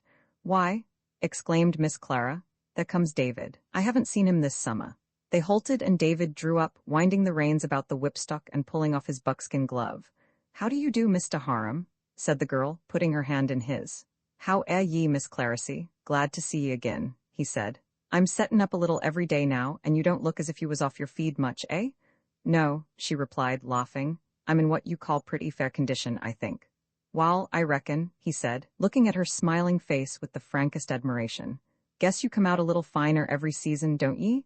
Hard work to keep ye out o' the free-for-all class, I guess. How's all the folks?" "Nicely, thanks," she replied. "That's right," said David. "How is Mrs. Bixby?" she inquired. "Wall," said David with a grin, "I been a little down in the mouth lately 'bout Polly. Seems to be fallin' away some, don't weigh much more'n I do, I guess." But Miss Clara only laughed at this gloomy report. "How is my hoss Kirby?" she asked. "Wall, the old bag o' bones is breathin' yet," said David, chuckling, "but he's putty well wore out, has to lean up agin the shed to wicker. Guess I'll have to sell ye another putty soon now. Still, what there is left of him as good as ever tea will be, and I'll send him up in the mornin'." He looked from Miss Clara to John, whose salutation he had acknowledged with the briefest of nods. "How'd you catch him?" he asked, indicating our friend with a motion of his head. "Had to go after him with a Fauquat measure, didn't ye? Or did he let ye corner him?" "Mr. Euston caught him for me," she said, laughing, but coloring perceptibly, while John's face grew very red. "I think I will run on and join my sister, and Mr. Lennox can drive home with you. Goodbye, Mr. Harum.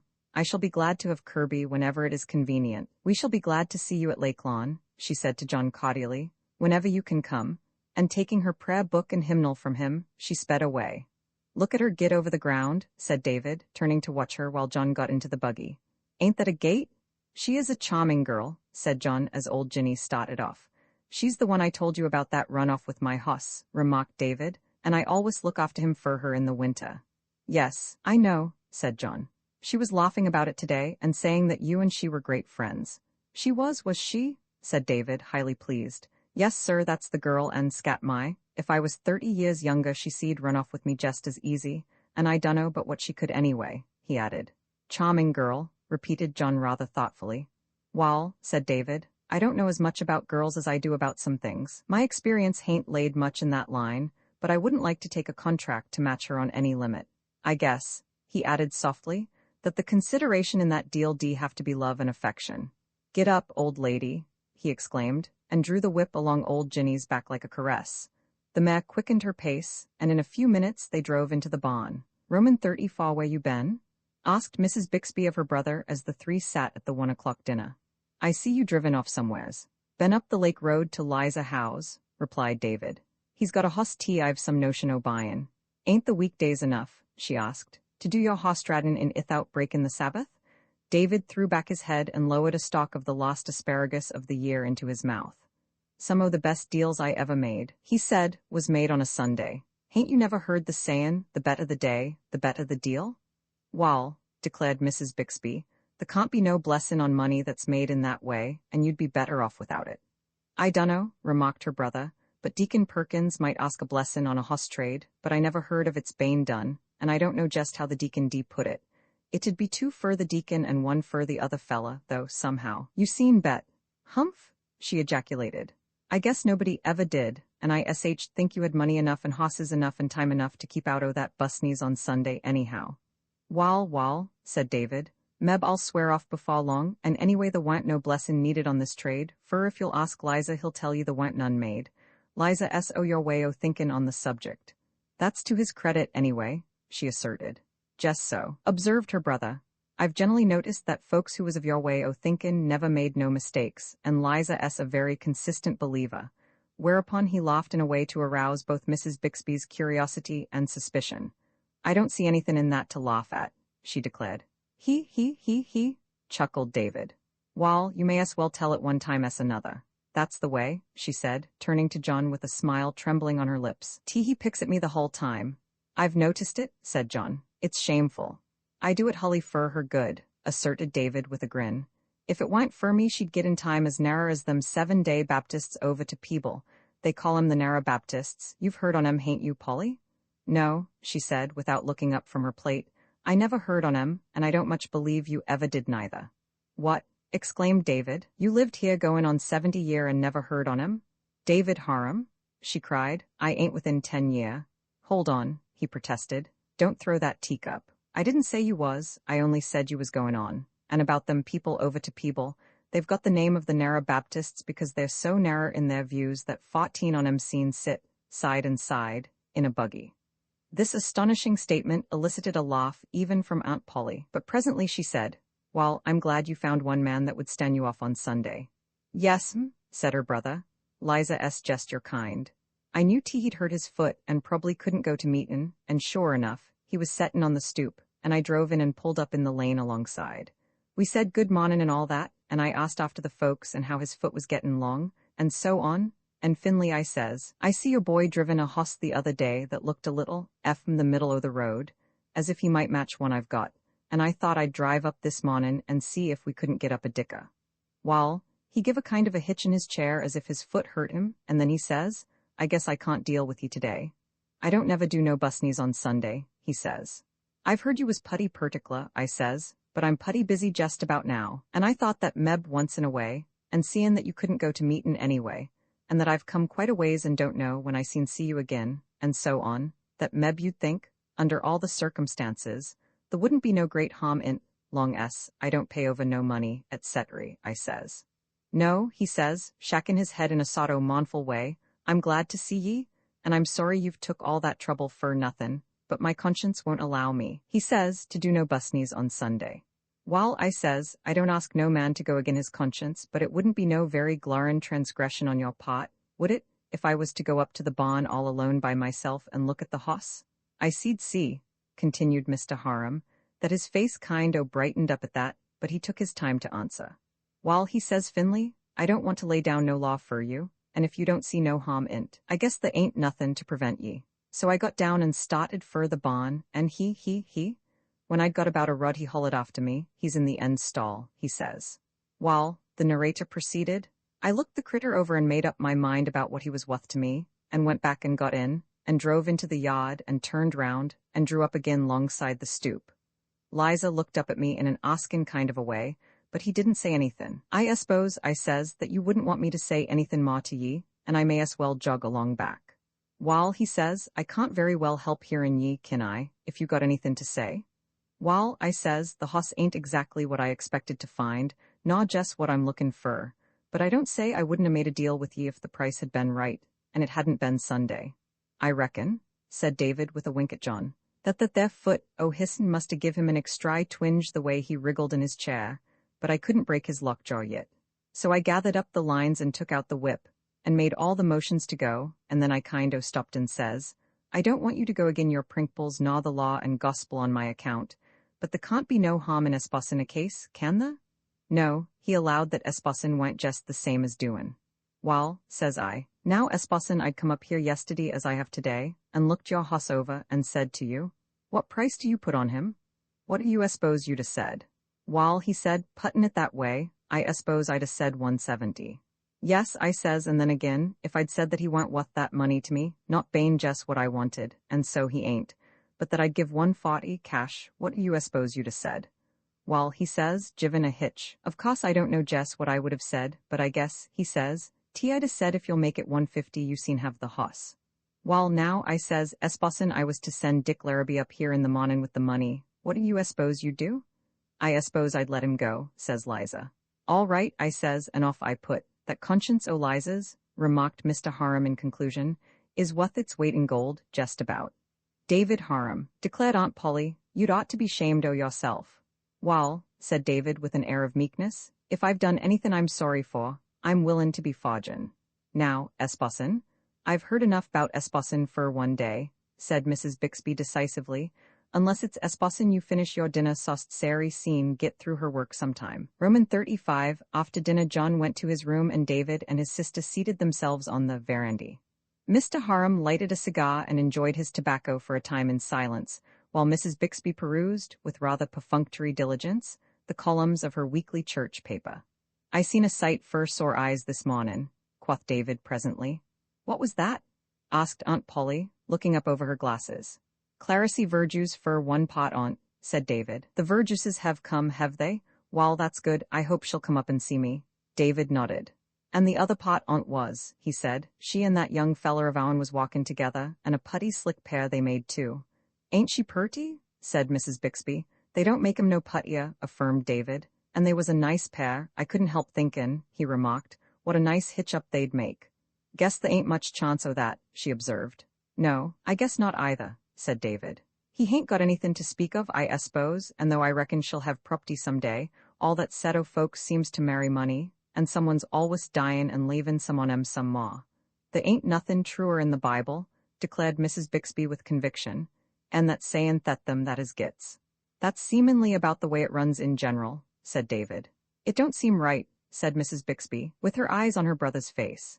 Now there was all that money one o' Miss Elbert Swain's relations left her last year, and Lucy Scram, that's Poora and Poverty's back kitchen, and the same relation to him that Miss Swain was, only got $1,000, and the Swains rich already. Not but what the 1,000 was a godsend to the Scrams, but he might just as well a left 'em comfortably off as not, 'stid of pillin' more onto the Swains that didn't need it. Does seem kind o' tough, David observed, leaning forward to drop his cigar ash clear of the veranda floor, but that's the way things goes. And I've often had to notice that a man'll sometimes do the foolishest thing or the meanest thing in his whole life after he's dead. You never told me, said Mrs. Bixby, after a minute or two, in which she appeared to be following up a train of reflection, much of anything about John's matters. Hain't he ever told you anything more 'en what you've told me? Or don't you want me to know? Didn't his father leave anything? There was a little money, replied her brother, blowing out a cloud of smoke, and a lot of unlikely chances, but nothin' to live on. And there wa'n't nothin' for tea but he had to come up here? She queried. He'd 'a had to work on a salary somewhere, I reckon, was the reply. There was one thing, added David thoughtfully after a moment, that'll meb come to somethin' sometime, but it may be a good while fust. And don't you ever let on to him nor nobody else I ever said anything about it. I won't open my head to a livin' soul, she declared. What was it? Well, I don't know as I ever told ye, he said, but a good many years ago I took some little hand in the oil busneys, but though I didn't get in as deep as I wish now I had, I've always kept up a kind of interest in what goes on in that line. No, I guess you never told me, she said. Where you goin'? As he got out of his chair. Going to get my cap, he answered. The dumb things? I don't believe there's a fly in Freeland County that hain't danced the wild catchucky on my head since we set here, be I much specked, he asked as he bent his bald poll for her inspection. Oh, go long, she cried as she gave him a laughing push. Mongst other things, he resumed, when he had returned to his chair and relighted his cigar, there was a piece of about 10 or 1200 acres of land down in Pennsylvania having some coal on it. He told me he understood, but all the timber, 10-inch and over, been sold off. He told me that his father's head clerk told him that the old gentleman had tried for a long time to dispose of it, but it called for too much to develop it, I guess. T any rate he couldn't, and John's got it to pay taxes on. I shouldn't think it was worth anything to him, but just a bill of expense, observed Mrs. Bixby. "'Tain't now," said David, "and Meb won't be for a good while. Still, it's worth something, and I advised him to hold on to it on general principles. I don't know the particular property, of course," he continued, "but I do know something of that section of country, for I done a little prospectin' round there myself once on a time, but it wa'n't in the oil territory them days, or wa'n't known to be anyway." "But it's eaten itself up with taxes, ain't it?" objected Mrs. Bixby. "Wall," he replied, "it's free and clear, and the taxes ain't so very much, though they do stick it to an outside owner down there, and the peant is here. I've always thought they didn't drill deep enough in that section.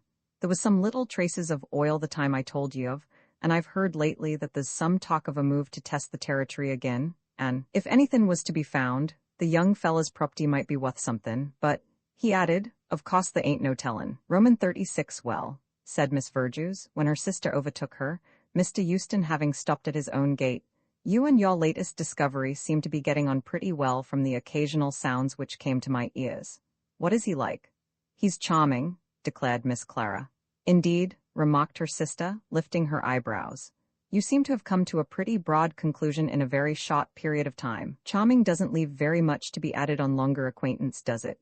"Oh, yes it does," said Miss Clara, laughing. "There are all degrees, charming, very charming, most charming, and perfectly charming." "To be sure," replied the other. "And there is the descending scale, perfectly charming, most charming, very charming, very pleasant, quite nice, and, oh yes, well enough. Of course you have asked him to call." "Yes, I have," said Miss Clara. "Don't you think that, Mamma?" "No, I don't," declared the girl with decision. "I know from what Mr. Euston said, and I know from the little talk I had with him this morning, from his manner and je ne sais quoi, that he will be a welcome addition to a set of people in which every single one knows just what every other one will say on any given subject and on any occasion. You know how it is." "Well," said the elder sister, smiling and half shutting her eyes with a musing look, "I think myself that we all know each other a little too well to make our affairs very exciting. Let us hope the new man will be all you anticipate, and," she added with a little laugh and a side glance at her sister, "that there will be enough of him to go round. It hardly needs to be said that the aristocracy of Homeville, and all the summer visitors and residents, devoted their time to getting as much pleasure and amusement out of their life as was to be afforded by the opportunities at hand. Boating, tennis, riding, driving, an occasional picnic, by invitation, at one or the other of two very pretty waterfalls, far enough away to make the drive there and back a feature, as much dancing in an informal way as could be managed by the younger people, and a certain amount of flirtation, of course, but of a very harmless sort, to supply zest to all the rest. But it is not intended to give a minute account of the life, nor to describe in detail all the pursuits and festivities which prevailed during the season. Enough to say that our friend soon had opportunity to partake in them as much and often as was compatible with his duties. His first call at Lakelawn happened to be on an evening when the ladies were not at home, and it is quite certain that upon this, the occasion of his first essay of the sort, he experienced a strong feeling of relief to be able to leave cards instead of meeting a number of strange people, as he had thought would be likely. One morning, some days later, Peleg Hopkins came in with a grin and said, "There's some folks 'ere at in front wants you to come 'ere at and see 'em." "Who are they?"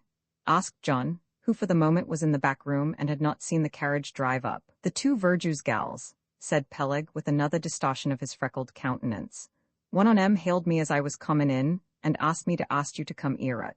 John laughed a little as he wondered what their feeling would be were they aware that they were denominated as the Verjus gals by people of Peleg's standing in the community. "We were so sorry to miss your visit the other evening," said Miss Clara, after the usual salutations. John said something about the loss having been his own, and after a few remarks of no special moment, the young woman proceeded to set forth her errand. "Do you know the Bensons from Seachester?" she asked. John replied that he knew who they were, but had not the pleasure of their acquaintance. Well, said Miss Clara, they are extremely nice people, and Mrs. Benson is very musical. In fact, Mr. Benson does something in that line himself. They have with them for a few days a violinist, Famine I think his name is, from Boston, and a pianist. What was it, Juliet? Schlitz, I think, said Miss Verjus. Oh yes, that is it, and they are coming to the house tonight, and we are going to have some music in an informal sort of way. We shall be glad to have you come if you can. I shall be delighted, said John sincerely. At what time? Any time you like, she said, but the Bensons will probably get there about 8:30 or 9 o'clock. Thank you very much, and I shall be delighted, he repeated. Miss Clara looked at him for a moment with a hesitating air. There is another thing, she said. Yes, she replied. I may as well tell you that you will surely be asked to sing. Quite a good many people who have heard you in the quartet in church are anxious to hear you sing alone, Mrs. Benson among them. John's face fell a little. You do sing other than church music, do you not? She asked. Yes, he admitted. I know some other music. Do you think it would be a bore to you? No, said John, who indeed saw no way out of it. I will bring some music with pleasure if you wish. That's very nice of you, said Miss Clara, and you will give us all a great deal of pleasure. He looked at her with a smile.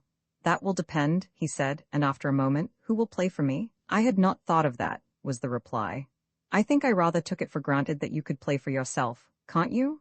After a fashion and simple things, he said, but on an occasion I would rather not attempt it. The girl looked at her sister in some perplexity. I should think, suggested Miss Verjus, speaking for the second time, that Mr. Herr Schlitz would play your accompaniments, particularly if Mrs. Benson were to ask him, and if he can play for the violin I should fancy he can for the voice. Very well, said John, we will let it go at that. As he spoke, David came round the corner of the bank and up to the carriage. How do, Miss Verjus? How ye, Miss Claricy? He asked, taking off his straw hat and mopping his face and head with his handkerchief. Guess we're going to lose our sleighing, ain't we? It seems to be going pretty fast, replied Miss Clara, laughing. Yes, he remarked, we shall be scrappin' bare ground putty soon now if this weather holds on. How's the old hoss now you got him again? He asked. Seem to be winted putty well. Putty chipper, is he? Better than ever, she affirmed. He seems to grow younger every year. Come now, said David, that ain't goin' to do. I calculated to sell ye another hoss this summer anyway. Ben dependin' on in fact to pay a dividend. The bank in Busney's has been so neglected since this fella come that it don't amount to much any more. And he laid his hand on John's shoulder, who colored a little as he caught a look of demure amusement in the somber eyes of the elder sister. After that, he said, I think I had better get back to my neglected duties, and he bowed his adieus. No, sir, said Miss Clara to David, you must get your dividend out of someone else this summer. Wall, said he, I see I made a mistake takin' such good care on him. Guess I'll have to turn him over to Doug Robinson to winter next year. Ben havin' a little visit with John? He asked. Miss Clara colored a little, with something of the same look which John had seen in her sister's face. We are going to have some music at the house tonight, and Mr. Lennox has kindly promised to sing for us, she replied. He has he? Said David, full of interest. Wall, he's the fella seen do it if anybody can. We have singin' and music up tea the house every Sunday night, me and Polly and him, and it's fine. Yes, ma'am, I don't know much about music myself, but I seen beat time, and he's got a stack o' music mon a mile high, and one o' the songs he sings'll jest make the windows rattle. That's my favorite, averred Mr. Harum. Do you remember the name of it? Asked Miss Clara. No, he said. John told me, and I guess I'd know it if I heard it. But it's about a fella sittin' one day by the ognin not feelin' exactly right. Kind o' tired and out o' sorts and not knowin' jest where he was driven it. Jest joggin' long with a loose rein for quite a piece, and so on. And then, by and by, stricken right into his gait and goin' on stronger and stronger. And Finley finishin' up with an amen that carries him quite a way round the track faw he seen pull up. That's my favourite, Mr. Harum repeated, "'cept when him and Polly sings together, and if that ain't a show, particularly Polly, I don't want a cent. No, ma'am, when him and Polly gets good and goin' you can't see 'em for dust." "I should like to hear them," said Miss Clara, laughing, "and I should particularly like to hear your favourite, the one which ends with the amen, the very large amen." 17 hands, declared Mr. Harum. "Must you be goin'? Wall, glad to have seen ye. Polly's hoppin' you'll come and see her putty soon." "I will," she promised. "Give her my love and tell her so, please." They drove away and David sauntered in, went behind the desks and perched himself up on a stool near the teller's counter as he often did when in the office, and John was not particularly engaged. "Got you roped in, have they?" he said, using his hat as a fan. "Scat my, but ain't this a ringtail squealer?" "It is very hot," responded John. "Miss Clarice says you're going to sing for 'em up to their house tonight." "Yes," said John, with a slight shrug of the shoulders, as he pinned a paper strap around a pile of bills and began to count out another. "Don't feel very fierce for it, I guess, do ye?" said David, looking shrewdly at him. "Not very," said John, with a short laugh. "Feel a little skittish 'bout it, eh?" suggested Mr. Harum. "Don't see why ye should, anybody that's seen put up a tune the way you kin." "It's rather different," observed the younger man. "Singing for you and Mrs. Bixby and standing up before a lot of strange people." HM, said David with a nod. "Difference tween joggin' along on the road and drivin' a fust heat on the track. In one case there ain't nothin' up, and you don't care whether you get there a little more previously or a little less. And in the other there's the crowd, and the judges, and the stake, and your record, and meb the pool box into the bargain. That's all got to be considered. Fella don't mind it so much after he gets fairly off, but thinkin' on't beforehand fidgety busneys." "You have illustrated it exactly," said John, laughing, and much amused at David's very characteristic as well as accurate illustration. "My," exclaimed Aunt Polly, when John came into the sitting room after dinner dressed to go out. "My, don't he look nice? I never see you in them clothes. Come here a minute," and she picked a thread off his sleeve and took the opportunity to turn him round for the purpose of giving him a thorough inspection. "That wa'n't what you said when you see me in my gold-plated harness," remarked David with a grin. "You didn't say nothin' putty to me."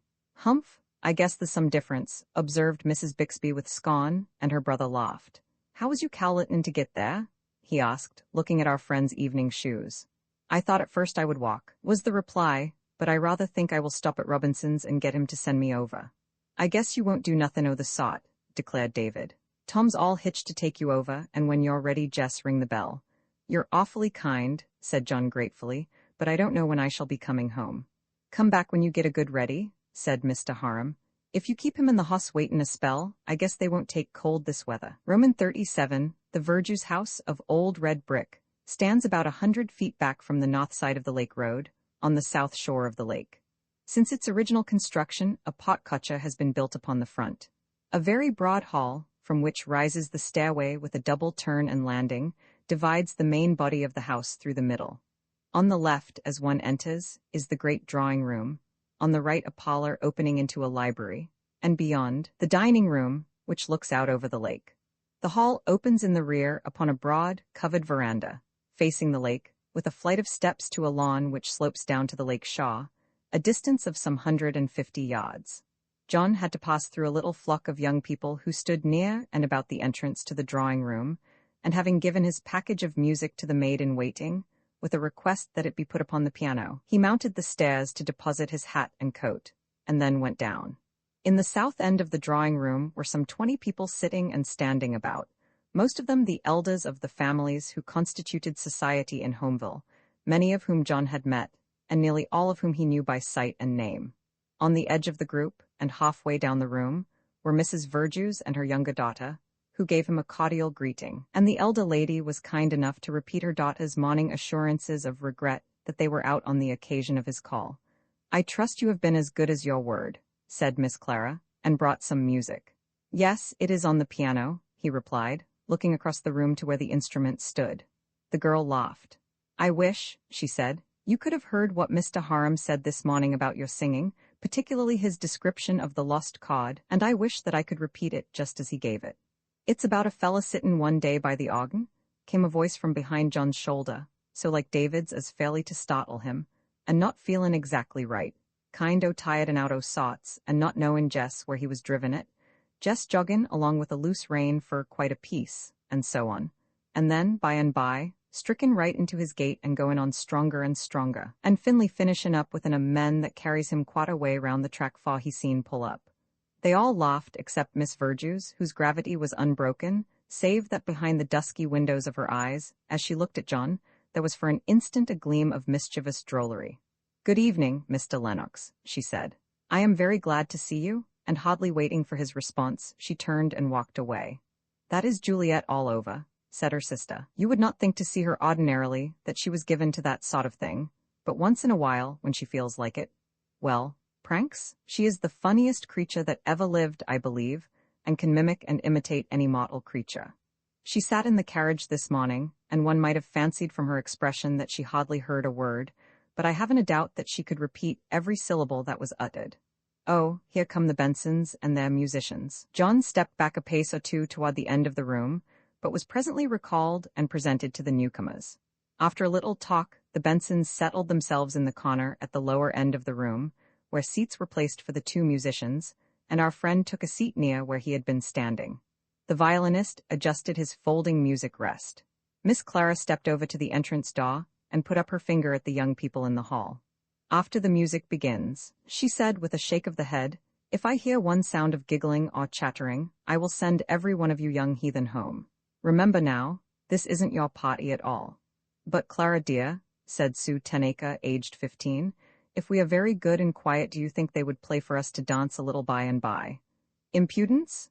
Exclaimed Miss Clara, giving the girl's cheek a playful slap and going back to her place. Miss Verjus came in and took a chair by her sister. Mrs. Benson leaned forward and raised her eyebrows at Miss Clara, who took a quick survey of the room and nodded in return. Herr Schlitz seated himself on the piano chair, pushed it a little back, drew it a little forward to the original place, looked under the piano at the pedals, took out his handkerchief, and wiped his face and hands, and after arpeggioing up and down the keyboard, swung into a waltz of Chopin's, Opus 34, No. 1, a favorite of our friends, and which he would have thoroughly enjoyed, for it was splendidly played, if he had not been uneasily apprehensive that he might be asked to sing after it. And while on some accounts he would have been glad of the opportunity to have it over, he felt a cowardly sense of relief when the violinist came forward for the next number. There had been enthusiastic applause at the north end of the room, and more or less clapping of hands at the south end, but not enough to impel the pianist to supplement his performance at the time. The violin number was so well received that Mr. Fairman added a little minuet of Boccherini's without accompaniment, and then John felt that his time had surely come.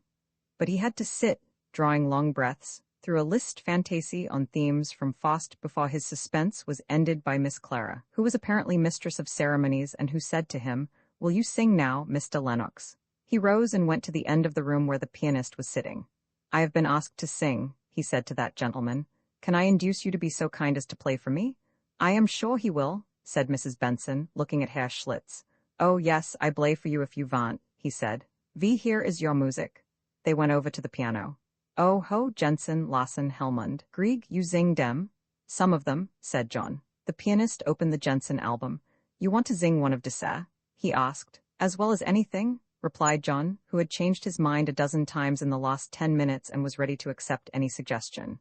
"Ver gut," said the other. "Wie drei dis, Lane Dane Wang and Main Wang." His face brightened as John began to sing the German words.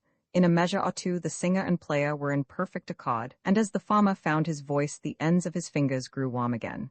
At the end of the song the applause was distributed about as after the Chopin waltz. "Sehr schön," exclaimed Herr Schlitz, looking up and nodding. "You must sing so, Ma," and he played the first bars of Marie, Am Fenster sitzest du, humming the words under his breath and quite oblivious of anyone but himself and the singer. "Zierlich," he said when the song was done, reaching for the collection of Lassen. "Mit denen blauen Augen," he hummed, keeping time with his hands, but at this point Miss Clara came across the room, followed by her sister.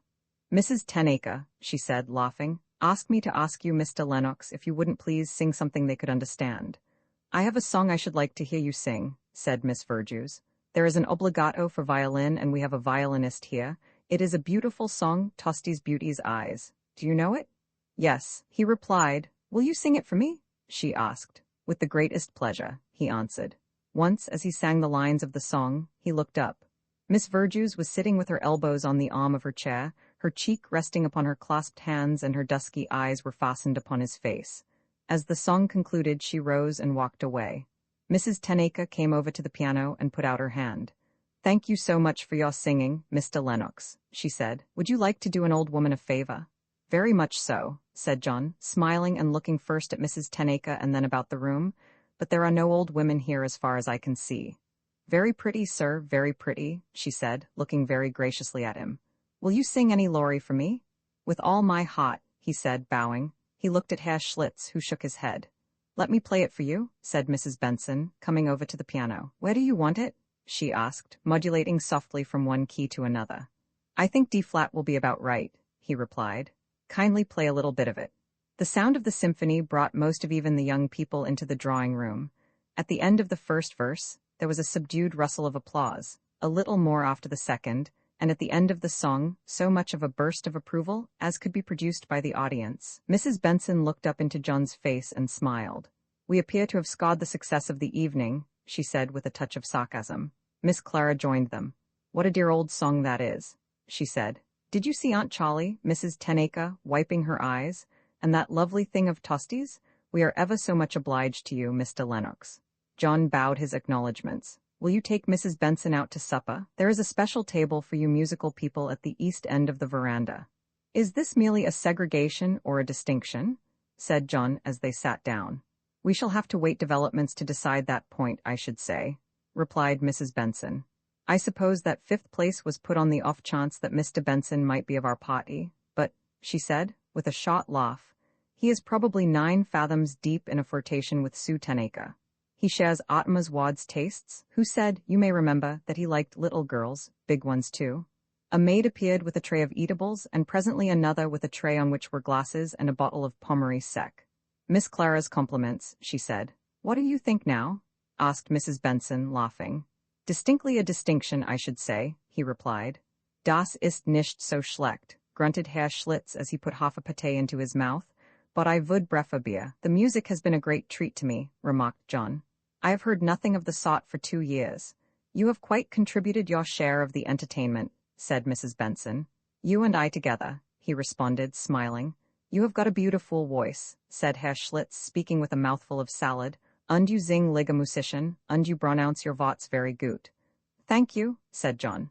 After supper there was more singing in the drawing room, but it was not of a very classical order. Something short and taking for violin and piano was followed by an announcement from Herr Schlitz. I sing you a song, he said. The worthy man preferred beer, but had perhaps found the wine quicker in effect, and in a tremendous bass voice he roared out, Im Tiefen Keller sitz ich heire, auf einem Fass voll Reben, which, if not wholly understood by the audience, had some of its purport conveyed by the threefold repetition of trink at the end of each verse. Then a deputation waited upon John, to ask in behalf of the girls and boys if he knew, and could sing, Solomon Levy. Yes, he said, sitting down at the piano, if you'll all sing with me. And it came to pass that classic, followed by Bring Back My Bonnie to Me, Paddy Duffy's Cot, There's Music in the Air, and sundry other ditties dear to all hearts, was given by the full strength of the company, with such enthusiasm that even Mr. Famine was moved to join in with his violin. And when the soldier's farewell was given, Herr Schlitz would have sung the windows out of their frames had they not been open. Altogether, the evening's program was brought to an end with a grand climax. Thank you very much, said John, as he said good night to Mrs. Verjus. I don't know when I have enjoyed an evening so much. Thank you very much, she returned graciously. You have given us all a great deal of pleasure. Yes, said Miss Verjus, giving her hand with a mischievous gleam in her half-shut eyes. I was enchanted with Solomon Levy. Roman 38. David and John had been driving for some time in silence. The elder man was apparently musing upon something which had been suggested to his mind. The horses slackened their gait to a walk as they began the ascent of a long hill. Presently the silence was broken by a sound which caused John to turn his head with a look of surprised amusement. Mr. Harum was singing. The tune, if it could be so called, was scaleless, and these were the words. Monday mornin' I married me a wife, thinkin' to lead a more contented life. Fiddlin' and dancin' there was played, to see how unhappy poor I was made. Tuesday mornin', 'bout break o' day, while my head on the pillow did lay, she tuned up her clack, and scolded more than I ever heard before.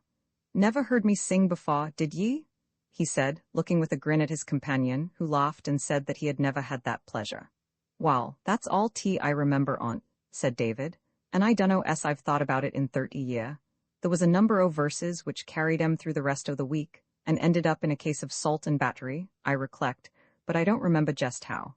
Somethin' we been sayin' put the thing into my head, I guess. I should like to hear the rest of it, said John, smiling. David made no reply to this, and seemed to be turning something over in his mind. At last he said, Meb Polly's told you that I'm a widower. John admitted that Mrs. Bixby had said as much as that. Yes, sir, said David, I'm a widower of long standin'. No appropriate comment suggesting itself to his listener, none was made. I hain't never cared to say much about it to Polly, he remarked, though fur that matter Jim Bixby, from all accounts, was about as poor a shack as ever was turned out, I guess. And John took advantage of the slight hesitation to interpose against what he apprehended might be a lengthy digression on the subject of the deceased Bixby by saying, "You were quite a young fellow when you were married, I infer. 2 or 3 years younger and you be, I guess," said David, looking at him, "and a putty green colt too in some ways," he added, handing over the reins and whip while he got out his silver tobacco box and helped himself to a liberal portion of its contents. It was plain that he was in the mood for personal reminiscences. "As I look back on now," he began, "it kind o' seems as if it must have been some other fella, and yet I remember it all putty dummed well too, all but one thing, and that the biggest part on't, and that is how I ever come to get married at all. She was a widow at the time, and kept the Bodden house where I was livin'. It was up to Seachester. I was better lookin' them days 'an I be now, had more hair at any rate, though," he remarked with a grin. "I was always a better goer than I was a looker. I was doin' fairly well," he continued, "but meb not so well as was thought by some. While she was a good-lookin' woman, some older 'an I was, she seemed to take some shine to me. I'd roughed it putty much always, and she was putty clever to me. She was a good talker, liked a joke and a laugh, and had some education, and it come about that I got to bowin' her round quite a considerable, and used to go and set in her room or the parlor with her sometimes evenin's and all that, and I wouldn't deny that I liked it putty well." It was some minutes before Mr. Harum resumed his narrative. The reins were sagging over the dashboard, held loosely between the first 2 fingers and thumb of his left hand, while with his right he had been making abstracted cuts at the thistles and other eligible marks along the roadside. "While," he said at last, "we was married, and our wheels tracked putty well for quite a considerable spell. I got to thinkin' more of her all the time, and she me, seemin'ly. We took a few days off together 2-3 times that summer to Niagara and Saratoga and round, and had real good times. I got to thinkin' that the state of matrimony was a putty good institution. When it come along fall, I was doin' well enough so she could give up busneys, and I hired a house and we set up housekeepin'. It was really more on my account than hern, for I got to kind o' feelin' that when the meat was tough or the pie wa'n't done on the bottom that I was 'sociated with it, and generally I wanted a place of my own. But," he added, "I guess it was a mistake, for as she was concerned." "Why?" said John, feeling that some show of interest was incumbent. "I reckon," said David, "she kind o' missed the comp'ny and the talk at table, and the goin's on generally, and meb the work of runnin' the place. She was a great worker. And it got to be some different, I s'pose, after a spell, settin' down to 3 meals a day with just only me stid of a tableful, to say nothin' of the evenin's. I was glad enough to have a place of my own, but at the same time, I hadn't been used to settin' round with nothin' pertic'lar to do or say, with somebody else that hadn't neither, and I wa'n't then nor ain't now, fur that matter, any great hand fur readin'. Then, too, we'd moved into a different part of the town where my wife wa'n't acquainted. While, anyway, fust things begun to drag some, she begun to have spells of not speakin', and then she begun to get notions about me. Once in a while I'd have to go downtown on some busneys in the evenin'. She didn't seem to mind it at fust, but bombye she got it into her head that there wa'n't so much busneys goin' on as I made out, and though along that time, she'd set sometimes meb the hull evenin', without sayin' anythin', ma and yes or no, and putty often not that, yet if I went out there'd be a flare-up. And as things went on there'd be spells for a fortnight together, when I couldn't any time of day get a word out of her hardly, unless it was to go fur me 'bout somethin' that meb I done and meb I hadn't, it didn't make no difference. And when them spells was on, what she didn't take out o' me, she did out o' the house. Diggin' and scrubbin', tackin' up carpets, layin' down carpets, shiftin' the furniture, eatin' one day in the kitchen and another in the settin' room, and sleepin' most anywhere. She went real well after a while, and the wuss she seemed to feel, the fiercer she was first scrubbin' and diggin' and upsettin' things in general, and bombye she got so she couldn't keep a hired girl in the house more 'an a day or 2 at a time. She either wouldn't have 'em, or they wouldn't stay, and more 'an half the time we was without one. "This can't interest you much, can it?" said Mr. Harum, turning to his companion. "On the contrary," replied John, "it interests me very much. I was thinking," he added, "that probably the state of your wife's health had a good deal to do with her actions and views of things, but it must have been pretty hard on you all the same." "Wall, yes," said David, "I guess that's so. Her health wa'n't just right, and she showed it in her looks. I noticed that she'd pined and pindled some, but I thought there was some natural crisscrossedness mixed up into it too. But I tried to make allowances and the best o' things, and get along as well as I could, but things kind-o got wuss and wuss. I told you that she begun to have notions about me, and 'tain't hardly necessary to say what shape they took, and after a while, meb a year and a half, she got so she weren't satisfied to know where I was nights. She wanted to know where I was daytimes. Kind-o makes me laugh now, he observed. It seems so ridiculous, but it wa'n't no laughin' matter then. If I looked out o window she'd hinted up to me that I was watchin' some woman. She grudged me even to look at a picture paper, and one day when we happened to be walkin' together, she showed feelin' about one o' them wooden injun women outside a cigar store. Oh, come now, Mr. Harum, said John, laughing. Wall, said David with a short laugh, meb I did stretch that a little, but as I told ye, she wanted to know where I was daytimes well as nights, and every once in a while she'd turn up at my busney's place, and if I went there she'd set and wait for me, and I'd either have to go home with her, or have it out in the office. I don't mean to say that all the sort of thing I'm tellin' ye have kep' up all the time. It kind o' run in streaks, but the streaks kept comin' oftener and oftener, and you couldn't never tell when there was going to appear. Matters did go along putty well for a while, and then, all of a sudden, and fur nothin' I could see, the D come on a thunder shower far you seed gettin' out o' the wet. Singular, said John thoughtfully. Yes, sir, said David. Wall, it come along to the second spring, 'bout the 1st of May. She'd been more like folks fur about a week meb, and she had fur a long spell, and I begun to chirk up some. I don't remember just how I got the idee, but effen something she let drop I gathered that she was thinkin' of havin' a new bunnet. I will say this for her, remarked David, that she was an economical woman, and never spent no money just fur the sake o' spendin' it. Wall, we'd got along so nice for a while that I felt more unusual like pleasin' her, and I allowed to myself that if she wanted a new bunnet, money shouldn't stand in the way, and I set out to give her a surprise. They had reached the level at the top of the long hill, and the horses had broken into a trot, when Mr. Harum's narrative was interrupted, and his equanimity upset by the onslaught of an excessively shrill, active, and conscientious dog of the yellow variety, which balked and sprang about in front of the mares with such frantic assiduity as at last to communicate enough of its excitement to them to cause them to bolt forward on a run, passing the yellow nuisance, which, with the facility of long practice, dodged the cut which David made at it in passing. It was with some little trouble that the horses were brought back to a sober pace. "Dumb that dummed dog!" exclaimed David with fervor, looking back to where the object of his execrations was still discharging convulsive yelps at the retreating vehicle. "I'd give a $5 note to get one good lick at him. I'd make him hull a pen and ink once. Why anybody's willin' to have such a dummed, wuthless, pestiferous varmint as that round S-ma-n I seen understand. I'll bet that the days they churn, that critter, unless they catch him and tie him up the night before, LL be under the barn all day, and he's just blowed off steam enough to run a dog churn a whole forenoon." Whether or not the episode of the dog had diverted Mr. Harum's mind from his previous topic, he did not resume it until John ventured to remind him of it, with "You were saying something about the surprise for your wife." "That's so," said David. "Yes, wall, when I went home that night I stopped into a millinery store, and after I'd stood round a minute, a girl come up and asked me if she see'd show me anythin'. I want to buy a bunnet, I says, and she kind-o laughed. No, I says, it ain't for me, it's for a lady, I says, and then we both laughed.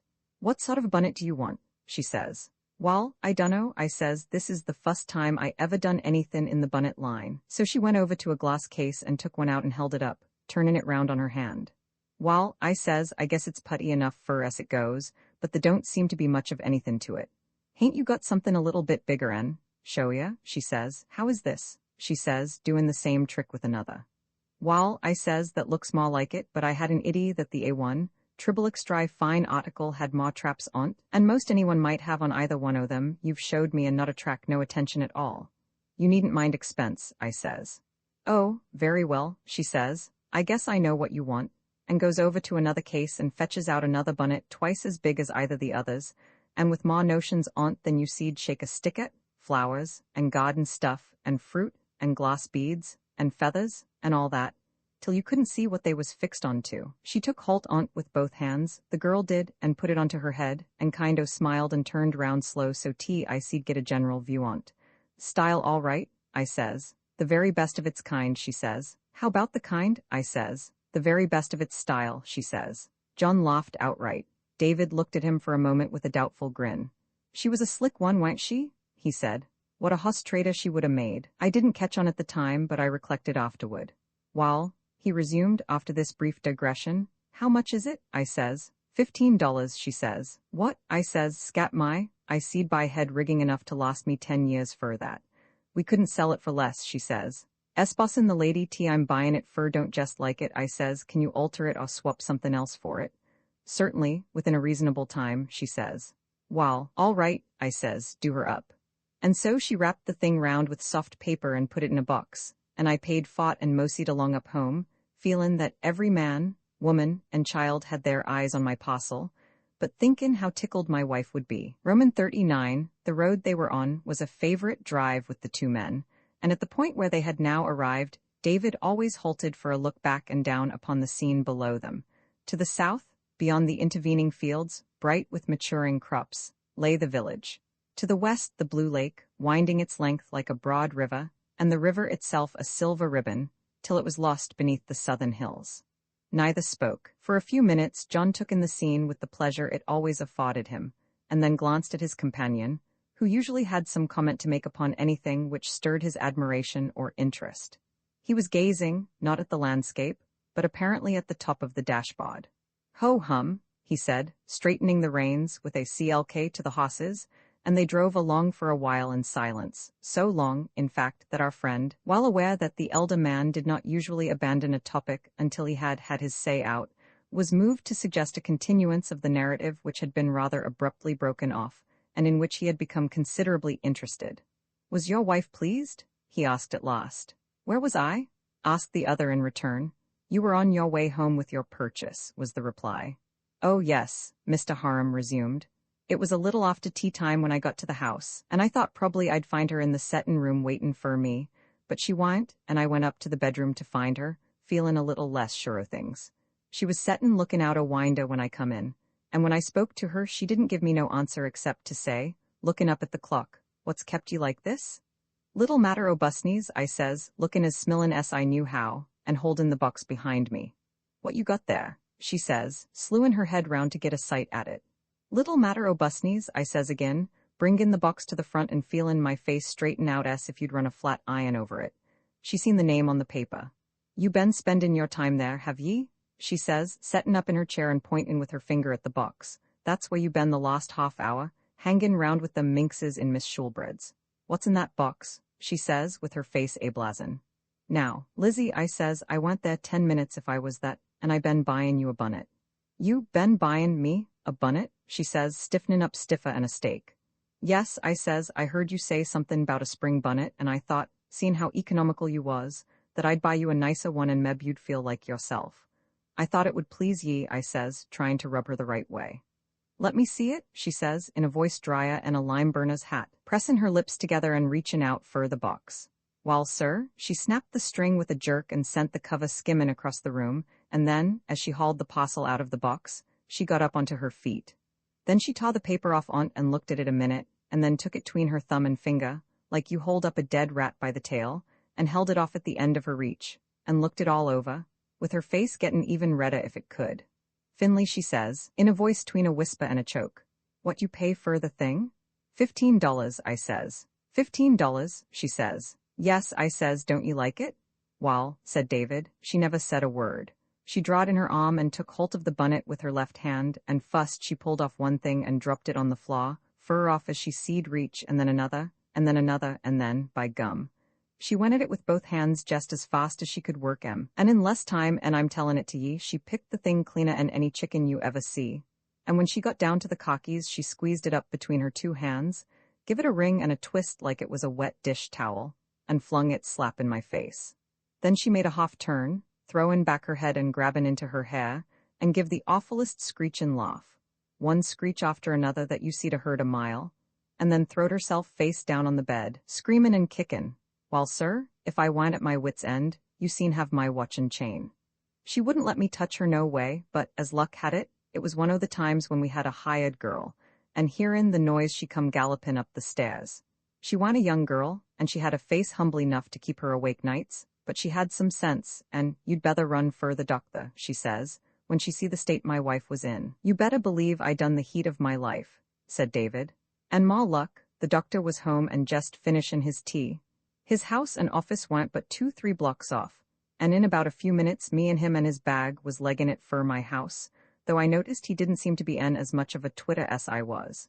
He asked me more or less questions, and just as we got to the house he says, "Has your wife had anything to larm or shock her this evening?" "Nothing I know on," I says, "'cept I bought her a new bonnet that didn't seem to come quite up to her iddies." At that, remarked Mr. Harum, he give me a funny look and we went in and upstairs. The hired girl, he proceeded, had got her quieted down some, but when we went in she looked up and seeing me, set up another screech and he told me to go downstairs and he'd come down putty soon, and after a while he did. "Wall," I says, "she's quiet for the present," he says, tacking a pad o' paper out o' his pocket and written on it. "Do you know Miss Jones, your next-door neighbor?" he says. I allowed I had a speaking acquaintance with her. "Wall," he says, "fust you step in and tell her I'm here and want to see her, and ask her if she won't come right along. And then you go down to my office and have these things sent up. And then," he says, "you go downtown and send this," handing me a note that he'd wrote and put in an envelope, "up to the hospital. Better send it up with a hack, or, better yet, go yourself," he says, "and hurry. You can't be no use here," he says. "I'll stay, but I want a nurse here in an hour, and less if possible." I was putty well scared, said David, by all that, and I says, "Lord," I says, "is she as bad off as that? What is it ails her?" "Don't you know?" says the doc, giving me a queer look. "No," I says, "she hain't been fust rate for a spell back, but I couldn't get nothing out of her what was the matter, and don't know what particular thing ails her now, unless it's that dummed bunnet," I says. At that the doctor laughed a little, kind as if he couldn't help it. "I don't think that was Hully to blame," he says, "may have hurried matters up a little, something that was liable to happen any time in the next 2 months. "You don't mean it?" I says. "Yes," he says, "now you get out as fast as you can."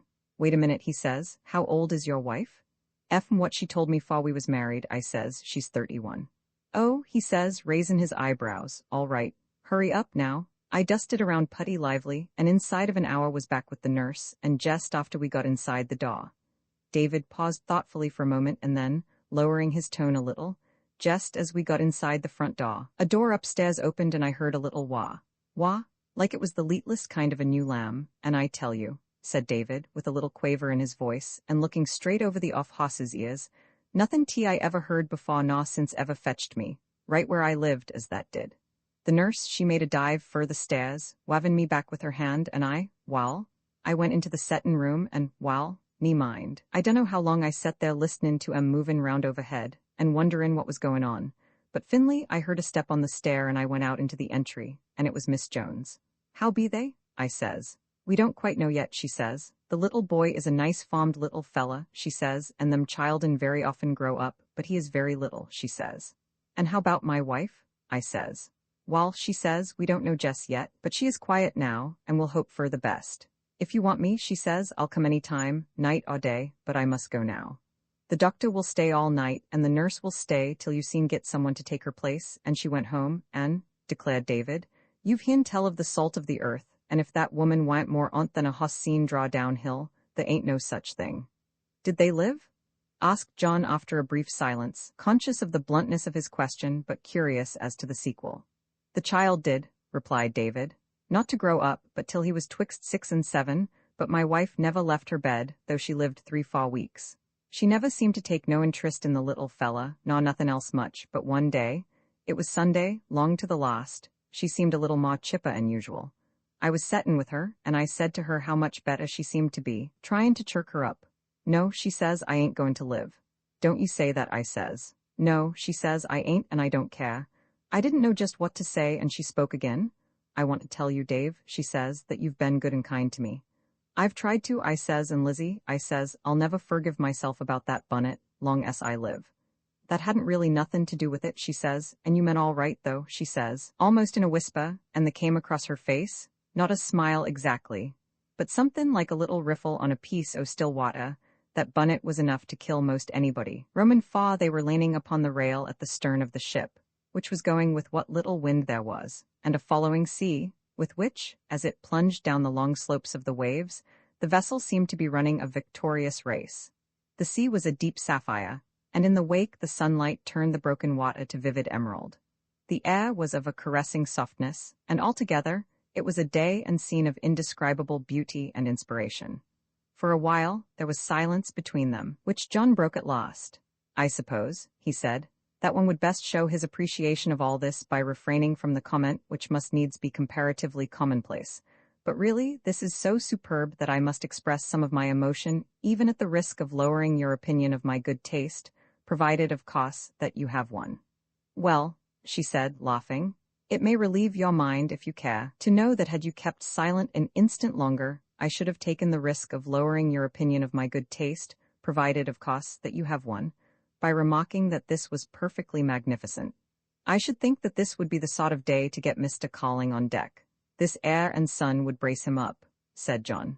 She turned to him with a laugh and said, that is the general opinion, or was 2 hours ago, but I'm afraid it's out of the question now, unless we can manage it after luncheon. What do you mean? He asked with a puzzled smile at the mixture of annoyance and amusement visible in her face. Same old story? Yes, she replied, same old story. When I went to my breakfast, I called at my sister's room and said, come, boys and girls, come out to play, the sun doth shine as bright as day, and when I've had my breakfast, I'm coming to lug you both on deck. It's a perfectly glorious morning, and it will do you both no end of good after being shut up so long. All right, my sister answered, Julius has quite made up his mind to go up as soon as he is dressed. You call for us in half an hour, and we will be ready. And wouldn't he come? John asked, and why not? Oh, she exclaimed with a laugh and a shrug of her shoulders. Shoes? Shoes? Said John. What do you mean? Just what I say, was the rejoinder. When I went back to the room, I found my brother-in-law sitting on the edge of the lounge, or what you call it, all dressed but his coat, rubbing his chin between his finger and thumb, and gazing with despairing perplexity at his feet. It seems that my sister had got past all the other dilemmas, but in a moment of inadvertence had left the shoe question to him, with the result that he had put on one russet shoe and one black one, and had laced them up before discovering the discrepancy. I don't see anything very difficult in that situation, remarked John. Don't you? She said scornfully. No, I suppose not, but it was quite enough for Julius, and more than enough for my sister and me. His first notion was to take off both shoes and begin all over again, and perhaps if he had been allowed to carry it out, he would have been all right. But Alice was silly enough to suggest the obvious thing to him, to take off one, and put on the mate to the other. And then the trouble began. First he was in favor of the black shoes as being thicker in the sole, and then he reflected that they hadn't been blackened since coming on board. It seemed to him that the russets were more appropriate anyway, but the blacks were easier to lace. Had I noticed whether the men on board were wearing russet or black as a rule? And did Alice remember whether it was one of the russets or one of the blacks that he was saying the other day pinched his toe? He didn't quite like the looks of a russet shoe with dark trousers, and called us to witness that those he had on were dark. But he thought he remembered that it was the black shoe which pinched him. He supposed he could change his trousers. And so on, al fine, da capo, ad lib, sticking out first one foot and then the other, lifting them alternately to his knee for scrutiny, appealing now to Alice and now to me, and getting more hopelessly bewildered all the time. It went on that way for, it seemed to me, at least half an hour, and at last I said, oh, come now, Julius, take off the brown shoe. It's too thin, and doesn't go with your dark trousers and pinches your toe, and none of the men are wearing them, and just put on the other black one and come along. We're all suffocating for some fresh air, and if you don't get started pretty soon we shan't get on deck today. Get on deck, he said, looking up at me with a puzzled expression, and holding fast to the brown shoe on his knee with both hands, as if he were afraid I would take it away from him by main strength. Get on deck. Why, I believe I'd better not go out this morning, don't you? And then? Said John after a pause. Oh, she replied. I looked at Alice, and she shook her head as much to say, it's no use for the present, and I fled the place. Muttered John. He must have been a nice traveling companion. Has it been like that all the time? Most of it, she said, but not quite all, and this morning was rather an exaggeration of the regular thing. But getting started on a journey was usually pretty awful. Once we quite missed our train because he couldn't make up his mind whether to put on a light overcoat or a heavy one. I finally settled the question for him, but we were just too late. You must be a very amiable person, remarked John. Indeed, I am not, she declared. But Julius is, and it's almost impossible to be really put out with him, particularly in his condition. I have come to believe that he cannot help it, and he submits to my bullying with such sweetness that even my impatience gives way. Have you 3 people been alone together all the time? John asked. Yes, she replied, except for 4 or 5 weeks. We visited some American friends in Berlin, the Noyeses, for a fortnight, and after our visit to them, they traveled with us for 3 weeks through South Germany and Switzerland. We parted with them at Metz only about 3 weeks since. How did Mr. Calling seem while you were all together? Asked John, looking keenly at her. Oh, she replied, he was more like himself than I have seen him for a long time, since he began to break down, in fact. He turned his eyes from her face as she looked up at him, and as he did not speak she said suggestively, You are thinking something you don't quite like to say, but I think I know pretty nearly what it is. Yes, said John, with a query. You think he has had too much feminine companionship, or had it too exclusively. Is that it? You need not be afraid to say so. Well, said John, if you put it too exclusively, I will admit that there was something of the sort in my mind, and, he added, if you will let me say so, it must at times have been rather hard for him to be interested or amused, that it must have, that is to say. Oh, say it? She exclaimed. It must have been very dull for him. Is that it? Father, said John with a grimace, I cannot tell a lie. Oh, she said, laughing, your hatchet isn't very sharp, I forgive you. But really, she added, I know it has been. You will laugh when I tell you the one particular resource we fell back upon. Bid me to laugh, and I will laugh, said John. Euchre, she said, looking at him defiantly. Two-handed euchre, we have played, as nearly as I can estimate, 1,500 games in which he has held both Bowers and the ace of trumps, or something equally victorious, I should say 1,400 times. Oh, she cried, with an expression of loathing, may I never, never, never see a card again as long as I live. John laughed without restraint, and after a petulant little mouse she joined him. May I light up my pipe? He said. I will get to leeward. I shall not mind in the least, she assented. By the way, he asked, does Mr. Calling smoke? He used to, she replied, and while we were with the Noyeses he smoked every day, but after we left them he fell back into the notion that it was bad for him. John filled and lighted his pipe in silence, and after a satisfactory puff or two said, Will Mr. Calling go in to dinner tonight? Yes, she replied. I think he will if it is no rougher than at present. It will probably be smoother, said John. You must introduce me to him?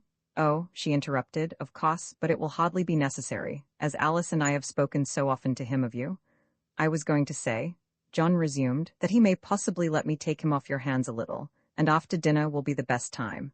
I think if I can get him into the smoking room that a cigar and something hot with a bit of lemon peel and so forth later on may induce him to visit with me for a while, and pass the evening, or part of it. You want to be an angel? She exclaimed. Oh, we shall be so obliged. I know it's just what he wants, some man to take him in hand. I'm in no hurry to be an angel, said John, laughing, and with a bow. It's better sometimes to be near the rose than to be the rose, and you are proposing to overpay me quite. I shall enjoy doing what I proposed, if it be possible. The talk then drifted off into various channels as topics suggested themselves, until the ship's bell sounded the luncheon hour. Miss Blake went to join her sister and brother-in-law, but John had some bread and cheese and beer in the smoking room. It appeared that the ladies had better success than in the morning, for he saw them later on in their steamer chairs with Mr. Calling, who was huddled in many wraps, with the flaps of his cap down over his ears. All the chairs were full, his own included, as happens to easy-tempered men, and he had only a brief colloquy with the party. He noticed, however, that Mr. Calling had on the russet shoes, and wondered if they pinched him. In fact, though he couldn't have said exactly why, he rather hoped that they did. He had just that sympathy for the nerves of 52 which is to be expected from those of 25, that is, very little. When he went in to dinner the Callings and Miss Blake had been at table some minutes. There had been the usual controversy about what Mr. Calling would drink with his dinner, and he had decided upon Apollinaris water. But Miss Blake, with an idea of her own, had given an order for champagne, and was exhibiting some consternation, real or assumed, at the fact of having a whole bottle brought in with the cork extracted, a customary trick at sea. I hope you will help me out, she said to John as he bowed and seated himself. Someone has blundered, and here is a whole bottle of champagne which must be drunk to save it. Are you prepared to help turn my, or somebody's, blunder into hospitality? I am prepared to make any sacrifice, said John, laughing, in the sacred cause. No less than I expected of you, she said. Noblesse oblige, please fill your glass. Thanks, said John. Permit me, and he filled her own as well. As the meal proceeded there was some desultory talk about the weather, the ship's run, and so on, but Mrs. Calling was almost silent, and her husband said but little more. Even Miss Blake seemed to have something on her mind, and contributed but little to the conversation. Presently Mr. Calling said, Mary, do you think a mouthful of wine would hurt me? Certainly not, was the reply. It will do you good, reaching over for his glass and pouring the wine. That's enough, he protested as the foam came up to the rim of the glass. She proceeded to fill it up to the brim and put it beside him, and later, as she had opportunity, kept it replenished. As the dinner concluded, John said to Mr. Calling, "Won't you go up to the smoking room with me for coffee? I like a bit of tobacco with mine, and I have some really good cigars and some cigarettes, if you prefer them, that I can vouch for." As usual, when the unexpected was presented to his mind, Mr. Calling passed the perplexity on to his womenfolk. At this time, however, his dinner and the 2 glasses of wine which Miss Blake had contrived that he should swallow had braced him up, and John's suggestion was so warmly seconded by the ladies that, after some feeble protests and misgivings, he yielded, and John carried him off. "I hope it won't upset Julius," said Mrs. Calling doubtfully. "It won't do anything of the sort," her sister replied. "He will get through the evening without worrying himself and you into fits, and if Mr. Lennox succeeds, you won't see anything of him till 10 o'clock or after, and not then, I hope. Mind, you ought to be sound asleep when he comes in, snore a little if necessary, and let him get to bed without any talk at all." "Why do you say if Mr. Lennox succeeds?" asked Mrs. Calling. "It was his suggestion," Miss Blake answered. "We had been talking about Julius, and he finally told me he thought he would be the better of an occasional interval of masculine society, and I quite agreed with him. You know how much he enjoyed being with George Noyes, and how much like himself he appeared." "That is true," said Mrs. Calling. "And you know that just as soon as he got alone again with us 2 women he began backing and filling as badly as ever. I believe Mr. Lennox is right, and that Julius is just petticoated to death between us." "Did Mr. Lennox say that?" asked Mrs. Calling incredulously. "No," said her sister, laughing. "He didn't make use of precisely that figure, but that was what he thought plainly enough." "What do you think of Mr. Lennox?" said Mrs. Calling irrelevantly. "Do you like him? I thought that he looked at you very admiringly once or twice tonight," she added, with her eyes on her sister's face. "Well," said Mary, with a petulant toss of the head, "except that I've had about an hour's talk with him, and that I knew him when we were children. At least when I was a child. He is a perfect stranger to me, and I do wish," she added in a tone of annoyance, "that you would give up that fad of yours, that every man who comes along is going to be a nuisance." "He seems very pleasant," said Mrs. Calling, meekly ignoring her sister's reproach. "Oh, yes," she replied indifferently. "He's pleasant enough. Let us go up and have a walk on deck. I want you to be sound asleep when Julius comes in." John leaned out of the buggy and looked back along the road, as if deeply interested in observing something which had attracted his attention, and David's face worked oddly for a moment. Turning south in the direction of the village, they began the descent of a steep hill, and Mr. Harum, careful of loose stones, gave all his attention to his driving. Our friend, respecting his vigilance, forbore to say anything which might distract his attention until they reached level ground. "And then, you never married again?" he queried. "No," was the reply. "My matrimonial experience was brief and to the point, as the saying is." "And yet," urged John, "you were a young man, and I should have supposed—" "Wall," said David, breaking in and emitting his chuckling laugh, "I allow T-Meb I sometimes thought on't, and once, about 10 year after what I been tellin' ye, I putty much made up my mind to try another hitch-up. There was a woman that I seen quite a good deal of, and liked putty well, and I had some grounds for thinkin' she wouldn't show me the door if I was to ask her. In fact, I made up my mind I would take the chances, and one night I put on my best bib and tucker and started for her house. I had to go cross the town to where she lived, and the farther I walked the fiercer I got, havin' made up my mind, so putty soon I was travelin' if I was 'fraid some other fella'd get their head o' me. Wall, it was Saturday night, and the stars was all open, and the streets was full o' people, and I had to pull up in the crowd a little, and I don't know how it happened in particular, but fust thing I knew I run slap into a woman with a bandbox, and when I looked round, there was a millinery store in full blast and winders full o' bunnets. Wall, sir, do you know what I done? Ye don't. Wall, there was a hoss car passin' that run 3 mile out in the country in a different direction from where I started fur, and I up and got onto that car, and rode the length o' that road, and got off and walked back, and I never went near her house that day to this, and that," said David, "was the nearest I ever come to having another pardner to my joys and sorrows." "That was pretty near, though," said John, laughing. "Wall," said David, "Meb Providence might 'a' had some other plan for stoppin' me 'fore I smashed the whole rig, if I hadn't run into the millinery shop, but as it was, that fetched me to a standstill, and I never started to run again." They drove on for a few minutes in silence, which John broke at last by saying, "I have been wondering how you got on after your wife died and left you with a little child." "That was where Miss Jones come in," said David. "Of course I got the best nurse I could, and Miss Jones run in 2-3 times every day and see things was going on as right as they could. But it come on that I had to be away from home a good deal, and Finley, come fall, I got the Joneses to move into a bigger house, where I could have a room, and fixed it up with Miss Jones to take charge o' the little fella right along. She hadn't but one child, a girl of about 13, and had lost 2 little ones, and so between having took to my little mite of a thing from the fust and my mackin' it wuth her while, she was willin', and we went on that way till there wa'n't no further occasion fur as he was concerned, though I lived with them a spell longer when I was at home, which wa'n't very often, and after he died I was gone fur a good while.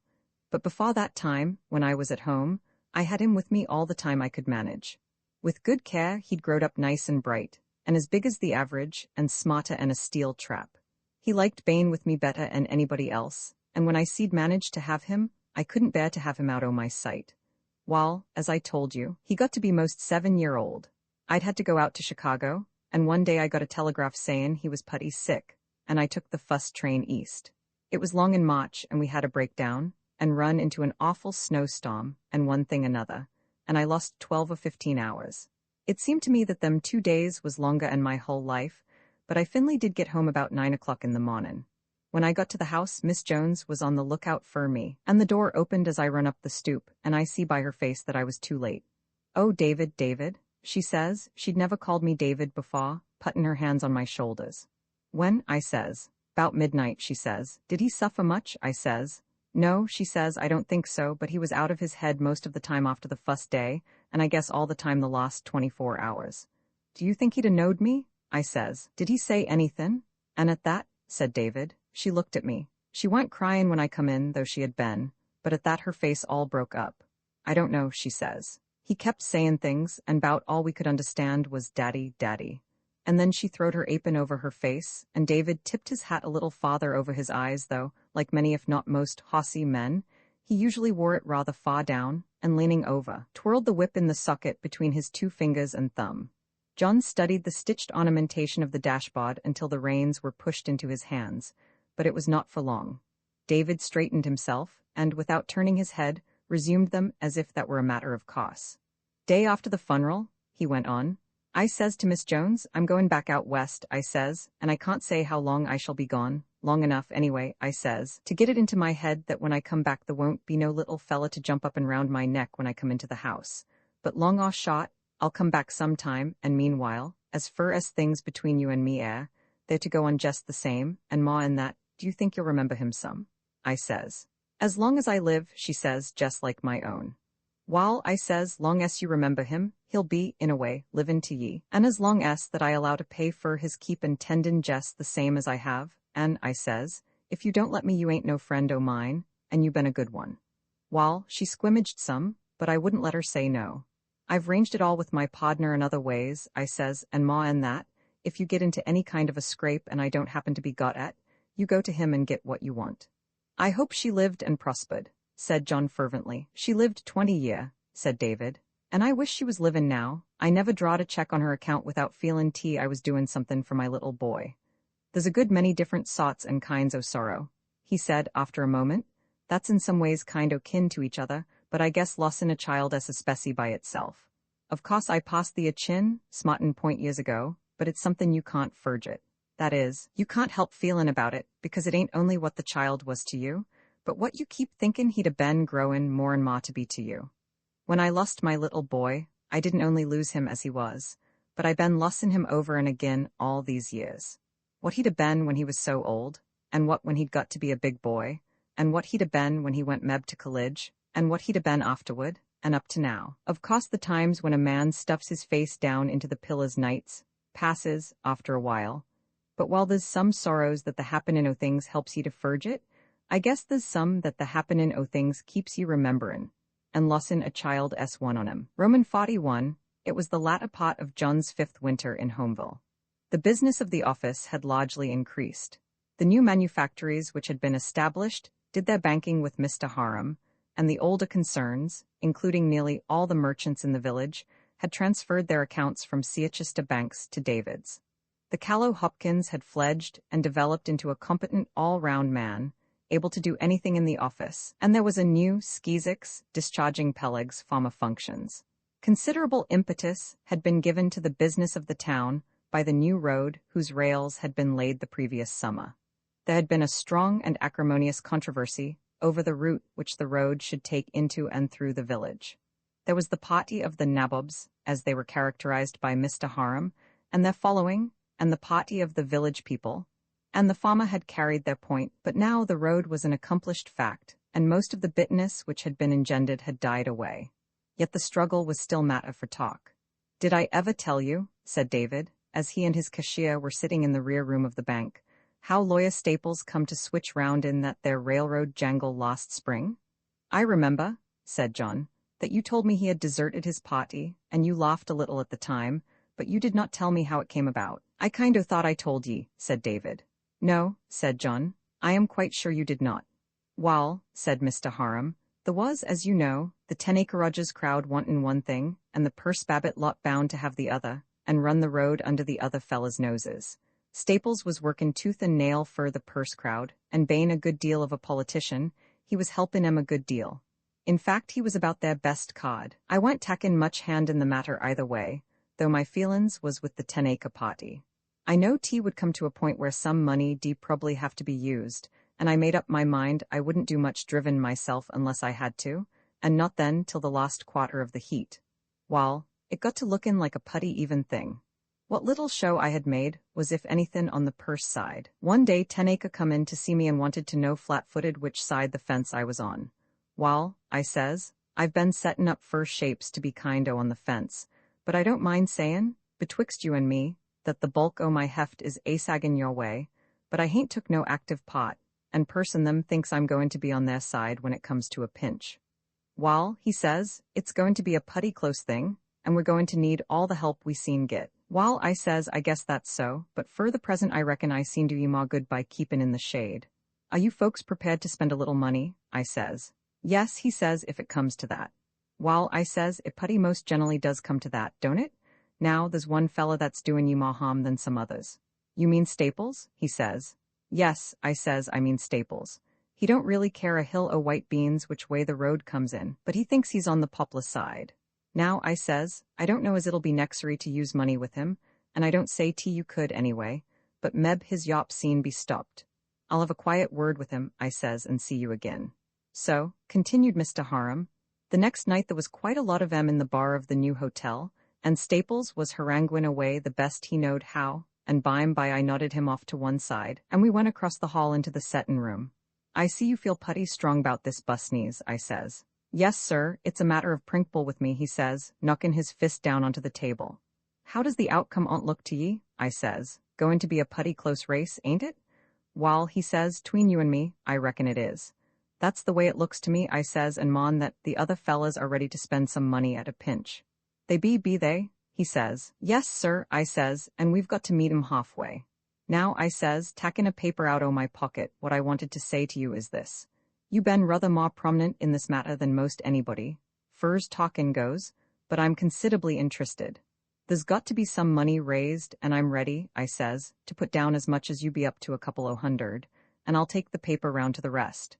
But I says, unfoldin' it, I think you'd ought to head the list, and I'll come next. Wall, said David with a chuckle and a shake of the head, you'd ought to have seen his jaw go down. He wriggled round in his chair and looked 10 different ways for Sunday. What did you say? I says, looking square at him, LL you make it a couple of hundred. Wall, he says, I guess I couldn't go fur that, and I wouldn't like to head the list anyway. All right, I says, I'll head it. Will you say 150? No, he says, pullin' his whiskers. I guess not. 100? I says, and he shook his head. 50? I says, and I'll go 100, and at that he got out his handkerchief and blowed his nose and took his time to it. Wall, I says, what do you say? Wall, he says, I ain't quite prepared to give ye an answer tonight.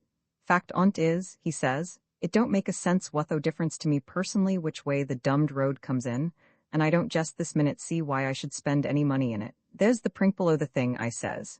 Yes, he says, gettin' out of his chair, of course, there's the prinkle of the thing, and Wall, I'll think it over and see you again, he says, lookin' at his watch. I got to go now. Wall, the next night, proceeded Mr. Harum, I went down to the hotel again and there was about the same crowd but no Staples. There weren't much going on and Perce in particular was looking putty down in the mouth. Where's Staples? I says. Wall, says Perce. He said meb he'd come tonight and meb he couldn't. Said it wouldn't make much difference, and anyhow he was going out o' town up to Seachester for a few days. I don't know what's come over the fella, says Perce. I told him the time was gettin' shot and we'd have to get in our best licks, and he said he guessed he'd done about all tea he could, and in fact, says Perce, he seemed to a lost interest in the whole thing. What did you say? John asked. Wall, said David with a grin. Perce went on to allow he guessed somebody's pocketbook had been talkin', but I didn't say much of anythin', and putty soon come away. 2-3 days after, he continued, I see 10 Acre again. I hear Staples has gone out o' town, he says, and I hear, too, he says, that he's kind o' soured on the whole thing, didn't care much how it did come out. Wall, I says, when he comes back you seen use your own judgment about having a little interview with him. Meb something made him think there's two sides to this thing. But anyway, I says, I guess he won't do no more hollerin'. How's that? Says 10 Acre. Wall, I says, I guess I'll have to tell you a little story. Meb you've heard it before, but it seems to be to the point. Once on a time, I says, there was a big church meetin' that had lasted 3 days, and the last evenin' there was considerable excitement. The prayin' and singin' had warmed most on 'em up putty well, and one o' the most movin' of the speakers was tellin' 'em what was what. There was a big crowd, and while most on 'em come to be edified, there was quite a lot in the back part of the place that was ready for anythin'. Wall, it happened that standin' mixed up in that lot was a fella named, we'll call him Smith to be sure of him, and Smith was just runnin' over with power, and every little while when somethin' the speaker said touched him on the funny bone he'd out within, amen? Yes, Lord, in a voice like a factory whistle. While, after a little, there was some snickerin' and gigglin' and scruffin' and hustlin' in the back pot, and even some of the seriousest up in front would kind o' smile, and the moderator leaned over and says to one of the brethren on the platform, Brother Jones, he says, can't you get down to the back of the hall and say something to quiet Brother Smith? Smith's a good man and a pious man, the moderator says, but he's very excitable, and I'm 'fraid he'll get the boys to goin' back there and disturb the meetin'. So Jones he worked his way back to where Smith was, and the moderator watched him go up to Smith and just speak to him 'bout 10 seconds, and after that Smith never peeped once. After the meetin' was over, the moderator says to Jones, Brother Jones, he says, what did you say to Brother Smith tonight that shut him up so quick? I asked him for $1 for foreign missions, says Brother Jones, and, wall, I says to 10 Acre, that's what I done to Staples. Did Mr. 10 Acre see the point? Asked John, laughing. He laughed a little, said David, but didn't quite catch on till I told him about the subscription paper, and then he liked to split. Suppose Staples had taken you up, suggested John. Wall, said David, I didn't think I was takin' many chances. If, in the fust place, I hadn't knowed Staples as well's I did the Smith family, so fur as my experience goes, has got more members than any other family on top of the earth. At this point a boy brought in a telegram. David opened it, gave a side glance at his companion, and taking out his pocketbook, put the dispatch therein. Roman 42. The next morning David called John into the rear room. Busy? He asked. No, said John. Nothing that can't wait. Set down, said Mr. Harum, drawing a chair to the fire. He looked up with his characteristic grin. Ever own a hog? He said. No, said John, smiling. Ever feel like ownin' one? I don't remember ever having any cravings in that direction. Like pork? Asked Mr. Harum. In moderation, was the reply. David produced from his pocketbook the dispatch received the day before and handed it to the young man at his side. Read that, he said. John looked at it and handed it back. It doesn't convey any idea to my mind, he said. What? Said David. You don't know what Bangs Galilee means, nor who raisin is? You'll have to ask me an easier one, said John, smiling. David sat for a moment in silence and then, how much money have you got? He asked. Well, was the reply, with what I had and what I have saved since I came I could get together about $5,000, I think. Is it where you seen put your hands on't? John took some slips of paper from his pocketbook and handed them to David. Hm, said the latter. Wall, I owe ye quite a little bunch o' money, don't I? 4,500. Wall, couldn't you a done better and to keep this here at 4%? Well, said John, perhaps so and perhaps not. I preferred to do this at all events. Thought the old man was safe anyway, didn't ye? Said David in a tone which showed that he was highly pleased. Yes, said John. Is this all? Asked David. There is some interest on those certificates and I have some balance in my account, was the reply. And then, you know, I have some very valuable securities, a beautiful line of mining stocks and that promising Pennsylvania property. At the mention of the last-named asset, David looked at him for an instant as if about to speak, but if so, he changed his mind. He sat for a moment fingering the yellow paper which carried the mystic words. Presently he said, opening the message out, "That's from an old friend of mine out to Chicago. He come from this part of the country, and we was young fellas together 30 years ago. I've had a good many deals with him and through him, and he never give me a wrong steer. I know. That is, I never done as he told me without comin' out all right, though he's give me a good many pointers I never did nothin' about. Tain't necessary to name no names, but Bangs Galilee means by Pock, and as I've been watchin' the market for quite a spell myself, and Standard Pock s a good deal lower, and it costs to pack it, I've made up my mind to buy a few thousand barrels for family use. It's a handy thing to have in the house," declared Mr. Harum, "and I thought, Meb, it wouldn't be a bad thing for you to have a little. It looks cheap to me," he added, "and Meb by what you don't eat you seen sell." "Well," said John, laughing, "you see me at table every day and know what my appetite is like. How much Pock do you think I could take care of?" "Wall, at the present price," said David, "I think about 4,000 barrels would give ye enough to eat fur a spell, and Meb leave ye a few barrels to dispose of if you should happen to strike a fella later on that wanted it wuss-en you did." John opened his eyes a little. "I should only have a margin of $1.25, he said. "Wall, I've got a notion that that'll carry ye," said David. "It may go lower 'en what it is now. I never bought anythin' yet that didn't drop some, and I guess nobody but a fool ever did buy at the bottom mon once. But I've had an idee for some time that it was about bottom, and this here telegraph wouldn't have been sent if the fella that sent it didn't think so too, and I've had some other correspondence with him." Mr. Harum paused and laughed a little. "I was just thinkin'," he continued, "of what the Irishman said about Stofford. Never been there, have ye? Wall, it's a place 8-9 mile from here, and the hills round are so steep that when you're going up, you seen look right back under the buggy by just leanin' over the edge of the dash. I was driven round there once, and I met an Irishman with a big drove o' hogs. 'Hello, Pat,' I says, 'where do all them hogs come from?' 'Stofford,' he says. 'Wall,' I says, 'I wouldn't have thought there was so many hogs in Stofford.' 'Oh, begobs,' he says, 'sure they're all hogs in Stofford, and,' declared David, 'the bear's been sellin' that Pock up in Chicago, as if the hull everlastin' West was all hogs.'" "It's very tempting," said John thoughtfully. "Wall," said David, "I don't want to tempt ye exactly, and certain I don't want to urge ye.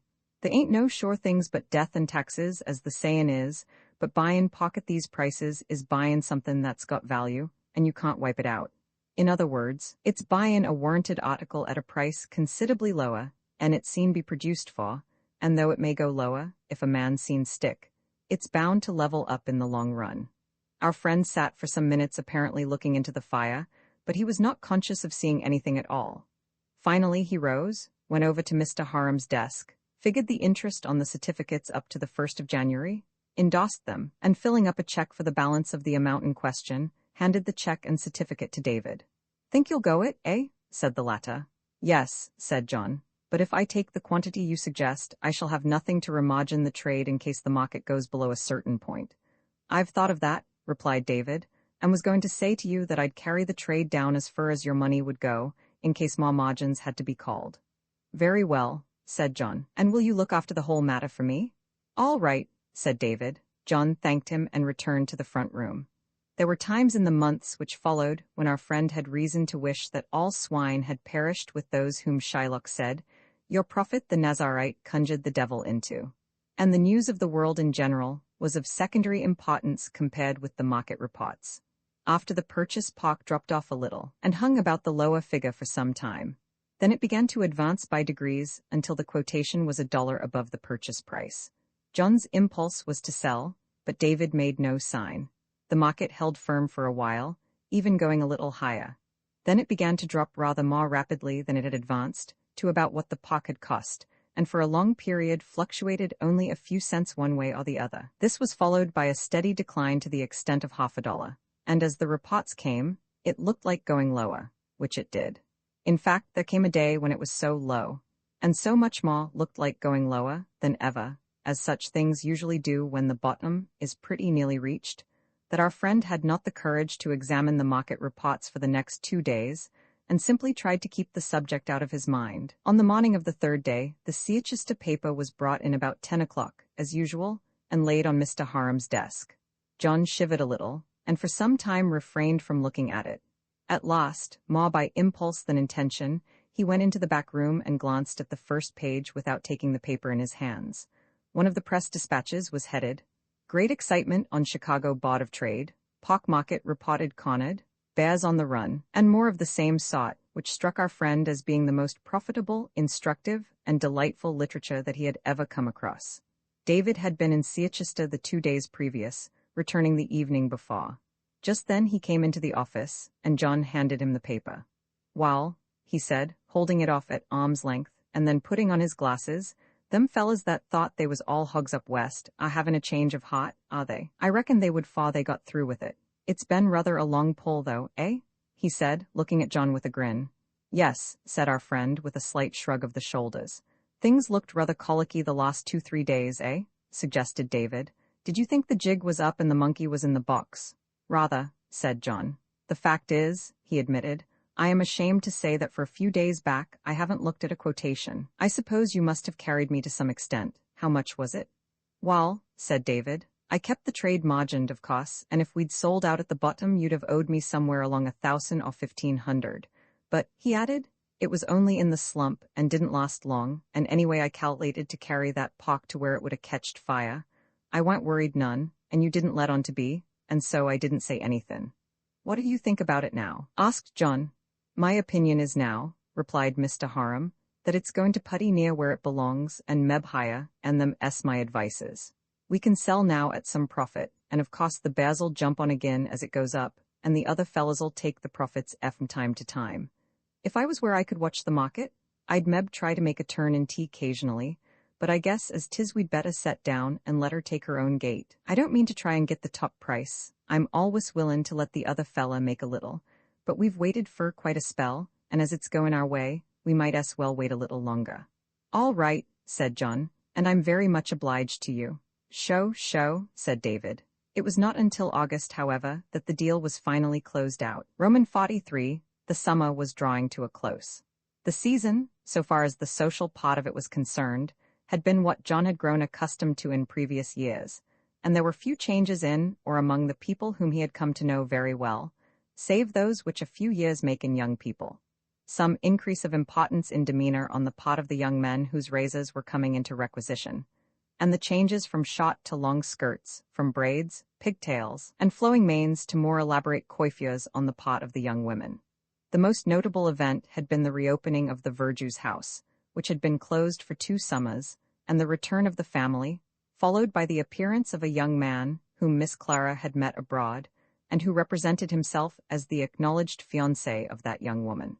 It need hardly be said that discussions of the event, and upon the appearance, manners, prospects, etc., of that fortunate gentleman, had formed a very considerable part of the talk of the season among the summer people, and indeed, interest in the affair had permeated all grades and classes of society. It was some 6 weeks after the settlement of the transaction in Pock that David and John were driving together in the afternoon, as they had so often done in the last 5 years. They had got to that point of understanding where neither felt constrained to talk for the purpose of keeping up conversation, and often in their long drives there was little said by either of them. The young man was never what is called a great talker, and Mr. Harum did not always get going. On this occasion they had gone along for some time, smoking in silence, each man absorbed in his thoughts. Finally David turned to his companion. "Do you know that Dutchman Clarice Verjues is going to marry?" he asked. "Yes," replied John, laughing. "I have met him a number of times, but he isn't a Dutchman. What gave you that idea?" "I heard it was over in Germany she run across him," said David. "I believe that is so, but he isn't a German. He is from Philadelphia and is a friend of the Bradways." "What kind of a feller is he? Good enough for her?" "Well," said John, smiling, "in the sense in which that question is usually taken, I should say yes. He has good looks, good manners, a good deal of money, I am told, and it is said that Miss Clara, which is the main point after all, is very much in love with him." Said David after a moment. "How do you get along with the Verjues girls? Was Clarice's ears pointed all right when you seen her fussed after she come home?" "Oh, yes," replied John, smiling. "She and her sister were perfectly pleasant and cordial, and Miss Verjuice and I are on very friendly terms. I was thinkin', said David, that you and Clarice might be got to lickin' each other, and Meb. I don't think there could ever have been the smallest chance of it, declared John hastily. Take the lines a minute, said David, handing them to his companion after stopping the horses. The nigh ones picked up a stone, I guess, and he got out to investigate. The river road, he remarked as he climbed back into the buggy after removing the stone from the horse's foot, is about the puttiest road round here, but I don't drive it oftener just on account of them dumbed loose stuns. He sucked the air through his pursed-up lips, producing a little squeaking sound, and the horses started forward. Presently he turned to John. Did you ever think of gettin' married? He asked. Well, said our friend with a little hesitation, I don't remember that I ever did, very definitely. Somebody you knew far you come up here? Said David, jumping at a conclusion. Yes, said John, smiling a little at the question. Wouldn't she have ye? Queried David, who stuck at no trifles when in pursuit of information. John laughed. I never asked her, he replied, in truth a little surprised at his own willingness to be questioned. Did ye cal'late to when the time come right? Pursued Mr. Harum. Of this part of his history John had, of course, never spoken to David. There had been a time when, if not resenting the attempt upon his confidence, he would have made it plain that he did not wish to discuss the matter, and the old wound still gave him twinges. But he had not only come to know his questioner very well, but to be much attached to him. He knew, too, that the elder man would ask him nothing save in the way of kindness, for he had had 100 proofs of that. And now, so far from feeling reluctant to take his companion into his confidence, he rather welcomed the idea. He was, withal, a bit curious to ascertain the drift of the inquiry, knowing that David, though sometimes working in devious ways, rarely started without an intention. And so he answered the question, and what followed as he might have told his story to a woman. And didn't you never get no note, naw message, naw word of any kind? Asked David. No, naw hain't ever heard a word about her from that day to this. No, naw hain't ever tried to? No, said John. What would have been the use? Providence seemed to be made a putty clean sweep in your matters that spring, didn't it? It seemed so to me, said John. Nothing more was said for a minute or two. Mr. Harum appeared to have abandoned the pursuit of the subject of his questions. At last he said, You been here most 5 years. Very nearly, John replied. Ben putty contented on the whole? I have grown to be, said John. Indeed, it's hard to realize at times that I haven't always lived in Homeville. I remember my farmer life as if it were something I have read in a book. There was a John Lennox in it, but he seems to me sometimes more like a character in a story than myself. And yet, said David, turning toward him, if you was to go back to it, this last 5 years get to be that way to ye a good deal quicker. Don't you think so? Perhaps so, replied John. Yes, he added thoughtfully, it is possible. I guess on the whole, though, remarked Mr. Harum, you done better up here in the country and you might some else. Oh yes, said John sincerely. Thanks to you, I have indeed, and nee mind about me, you got quite a little bunch o' money together now. I was thinkin' Meb you might feel you needn't to stay here no longer if you didn't want to. The young man turned to the speaker inquiringly, but Mr. Harum's face was straight to the front, and betrayed nothing. It wouldn't be no more unnatural, he went on, and Meb it would be best for ye. You're too good a man to spend all your days workin' for Dave Harum, and I've had it in my mind for some time, somethin' like that pock deal, to make you a little independent in case anything should happen. And generally, I couldn't give you no money cause you wouldn't 'a' took it even if I'd wanted to, but now you got it, why? I feel very much as if you had given it to me, protested the young man. David put up his hand. No, he said. All I did was to propose the thing to ye, and to put up a little money for 2-3 days. I didn't take no chances, and it's all right, and it's yon, and it makes ye to a certain extent independent of Homeville. I don't quite see it so, said John. Wall, said David, turning to him, if you'd had as much 5 years ago you wouldn't 'a' come here, would ye? John was silent. What I was laden up to, resumed Mr. Harum after a moment, is this. I been thinkin' about it for some time, but I haven't wanted to speak to ye about it before. In fact, I might have put it off some longer if things weren't as they are, but the fact o' the matter is that I'm going to take down my sign. John looked at him in undisguised amazement, not unmixed with consternation. Yes, said David, obviously avoiding the other's eye. David Harum, banker, is going to come down. I'm gettin' to be an old man, he went on, and what with some investments I've got and a hoss trade once in a while, I guess I seen manage to keep the fire goin' in the kitchen stove for Polly and me, and there ain't no reason why I sh to keep my sign up much of any longer.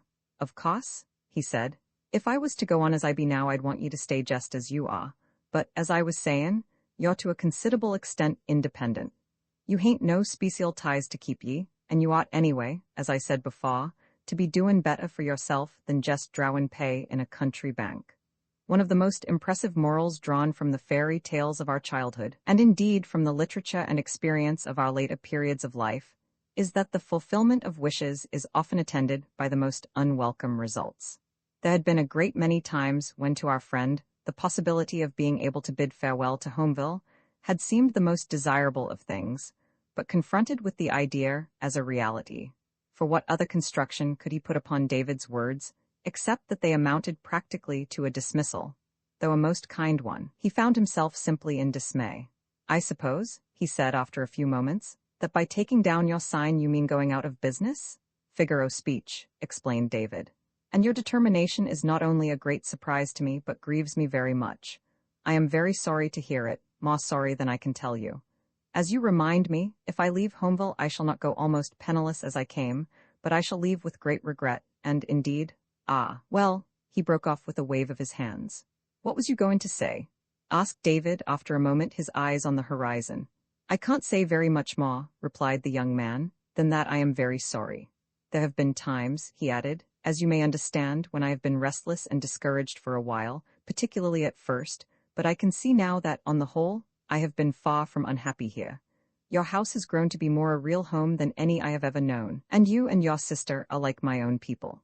What you say, that I ought not to look forward to spending my life behind the counter of a village bank on a salary, may be true, but I am not, at present at least, a very ambitious person, nor, I am afraid, a very clever one in the way of getting on in the world, and the idea of breaking out for myself, even if that were all to be considered, is not a cheerful one.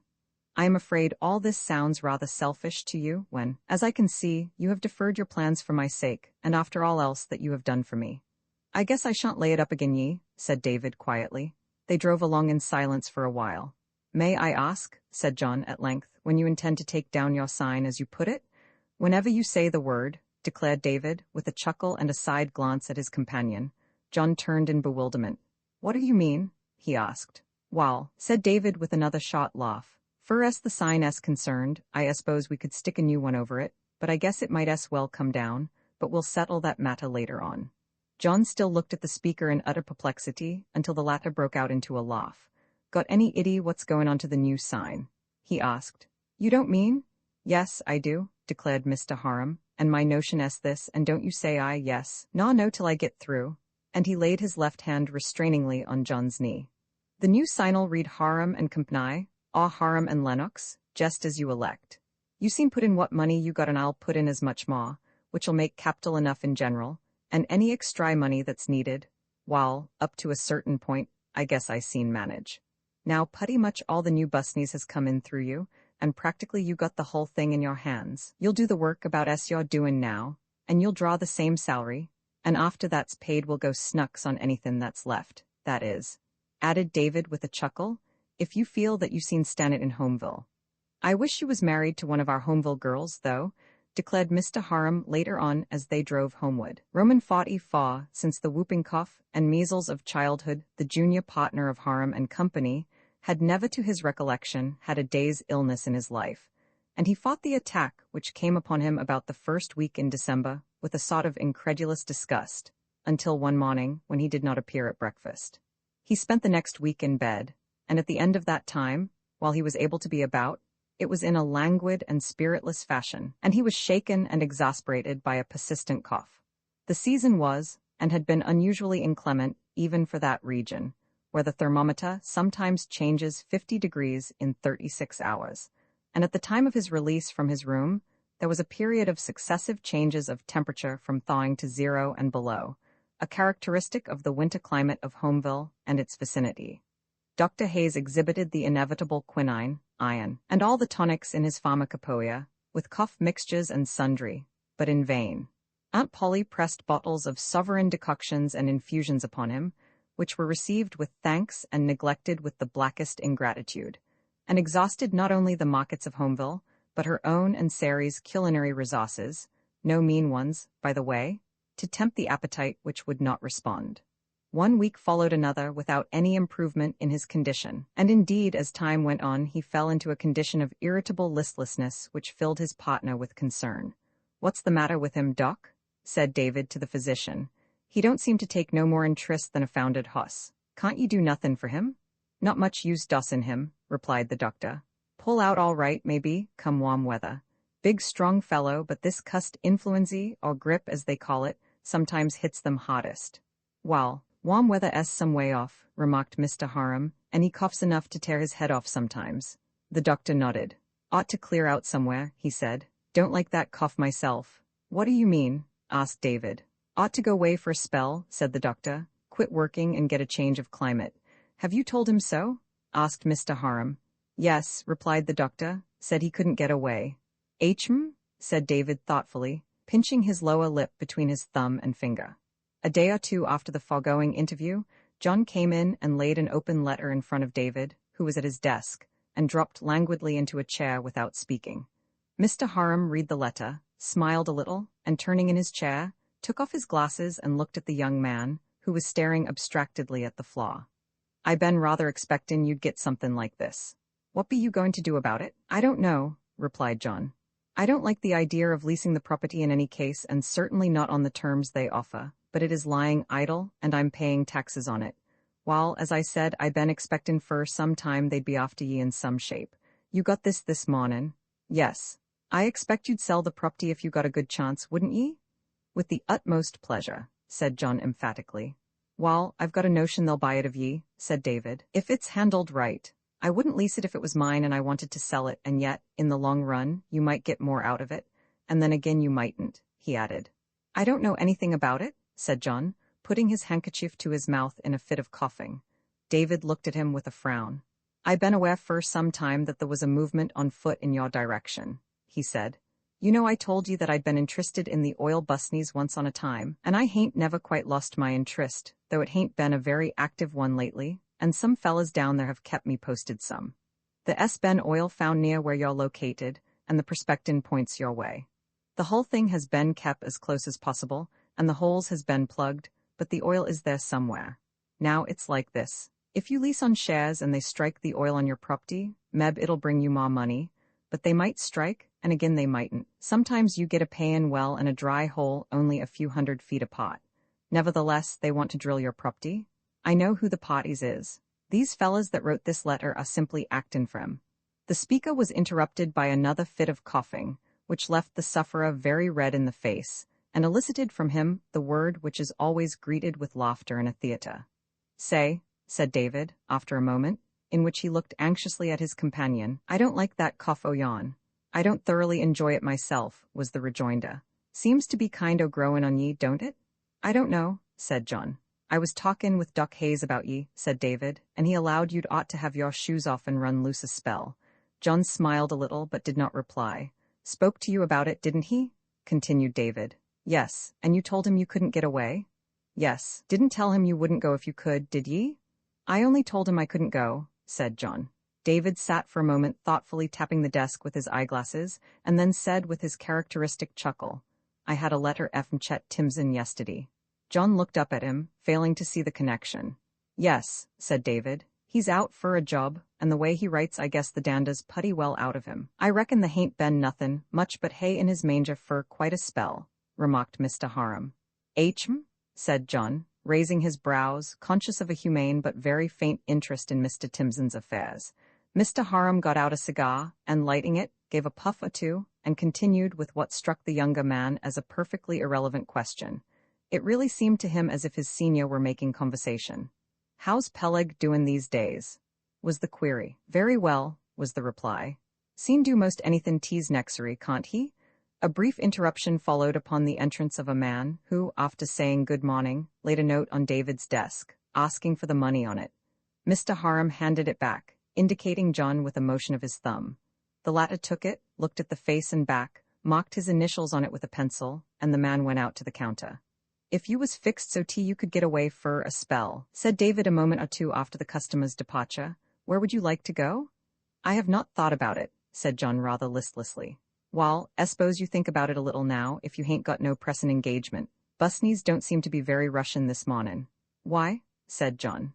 Because, said David impressively, you're going somewhere right off, quick as you seen get ready, and you may as well be macking up your mind where. John looked up in surprise. I don't want to go away, he said, and if I did, how could I leave the office? No, responded Mr. Harum, you don't want to make a move of any kind that you don't actually have to, and that's the reason for mackin' one.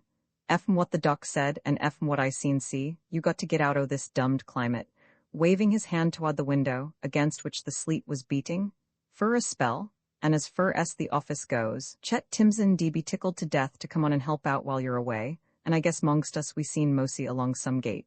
I ain't quite to the boneyard yet myself, he added with a grin. The younger man sat for a moment or two with brows contracted, and pulling thoughtfully at his moustache. There is that matter, he said, pointing to the letter on the desk. Wall, said David, there ain't no tearin' hurry 'bout that, and anyway, I was going to make you a suggestion to put the matter into my hands to some extent. Will you take it? Said John quickly. That is exactly what I should wish in any case. If you want I should, replied Mr. Harum. Would you want to give full power attorney, or just have me say I was instructed to act for ye? I think a better way would be to put the property in your name altogether, said John. Don't you think so? Wall, said David, thoughtfully. After a moment, I hadn't thought of that, but meb I could handle the matter better if you was to do that. I know the parties, and if there was any bluffin' to be done either side, meb it would be better if they thought I was playin' my own hand. At that point, Peleg appeared and asked Mr. Lennox a question which took the latter to the teller's counter. David sat for some time drumming on his desk with the fingers of both hands. A succession of violent coughs came from the front room. His mouth and brows contracted in a wince, and rising, he put on his coat and hat and went slowly out of the bank. Roman 45, the Vaterland was advertised to sail at 1 o'clock, and it wanted but 15 or 20 minutes of the hour. After assuring himself that his belongings were all together in his stateroom, John made his way to the upper deck, and leaning against the rail, watched the bustle of embarkation, somewhat interested in the people standing about, among whom it was difficult in instances to distinguish the passengers from those who were present to say farewell. Near him at the moment were two people, apparently man and wife, of middle age and rather distinguished appearance, to whom presently approached, with some evidence of hurry and with outstretched hand, a very well-dressed and pleasant-looking man. Ah, here you are, Mrs. Ruggles, John heard him say as he shook hands. Then followed some commonplaces of good wishes and farewells, and in reply to a question which John did not catch, he heard the lady addressed as Mrs. Ruggles say, "Oh, didn't you see her? We left her on the lower deck a few minutes ago. Ah, here she comes." The man turned and advanced a step to meet the person in question. John's eyes involuntarily followed the movement, and as he saw her approach his heart contracted sharply. It was Mary Blake. He turned away quickly, and as the collar of his ulster was about his face, for the air of the January day was very keen, he thought that she had not recognized him. A moment later he went aft around the deck-house, and going forward to the smoking-room, seated himself therein, and took the passenger list out of his pocket. He had already scanned it rather cursorily, having but the smallest expectation of coming upon a familiar name, yet feeling sure that, had hers been there, it could not have escaped him. Nevertheless, he now ran his eye over the columns with eager scrutiny, and the hands which held the paper shook a little. There was no name in the least like Blake. It occurred to him that by some chance or error hers might have been omitted, when his eye caught the following. It was plain to him then. She was obviously traveling with the people whom she had just joined on deck, and it was equally plain that she was Mrs. Edward Ruggles. When he looked up, the ship was out in the river. Roman 46 John had been late in applying for his passage, and in consequence, the ship being very full, had had to take what berth he could get, which happened to be in the second cabin. The occupants of these quarters, however, were not rated as second-class passengers. The Vaterland took none such on her outward voyages, and all were on the same footing as to the fare and the freedom of the ship. The captain and the orchestra appeared at dinner in the second saloon on alternate nights, and the only disadvantage in the location was that it was very far aft, unless it could be considered a drawback that the furnishings were of plain wood and plush instead of carving, gilding, and stamped leather. In fact, as the voyage proceeded, our friend decided that the afterdeck was pleasanter than the one amidships, and the cozy second-class smoking-room more agreeable than the large and gorgeous one forward. Consequently, for a while, he rarely went across the bridge which spanned the opening between the two decks. It may be that he had a certain amount of reluctance to encounter Mrs. Edward Ruggles. The roof of the second cabin deck house was, when there was not too much wind, a favorite place with him. It was not much frequented, as most of those who spent their time on deck apparently preferred a place nearer amidships. He was sitting there on the morning of the 5th day out, looking idly over the sea, with an occasional glance at the people who were walking on the promenade deck below, all leaning on the rail which bounded it. He turned at a slight sound behind him, and rose with his hat in his hand. The flush in his face, as he took the hand which was offered him, reflected the color in the face of the owner, but the grayish-brown eyes, which he remembered so well, looked into his, a little curiously, perhaps, but frankly and kindly. She was the first to speak. "How do you do, Mr. Lennox?" she said. "How do you do, Mrs. Ruggles?" said John, throwing up his hand as at the moment of his reply, a puff of wind blew the cape of his mackintosh over his head. They both laughed a little. This was their greeting after nearly 6 years, and sat down. "What a nice place," she said, looking about her. "Yes," said John. "I sit here a good deal when it isn't too windy." "I have been wondering why I did not get a sight of you," she said. "I saw your name in the passenger list. Have you been ill?" "I'm in the second cabin," he said, smiling. She looked at him a little incredulously, and he explained. "Ah, yes," she said. "I saw your name, but as you did not appear in the dining saloon, I thought you must either be ill or that you did not sail." "Did you know that I was on board?" she asked. It was rather an embarrassing question. "I have been intending," he replied rather lamely, "to make myself known to you, that is, to make my presence on board known to you. I got just a glimpse of you before we sailed, when you came up to speak to a man who had been saying goodbye to Mr. and Mrs. Ruggles. I heard him speak their name, and looking over the passenger list, I identified you as Mrs. Edward Ruggles." "Ah," she said, looking away for an instant. "I did not know that you had seen me, and I wondered how you came to address me as Mrs. Ruggles just now."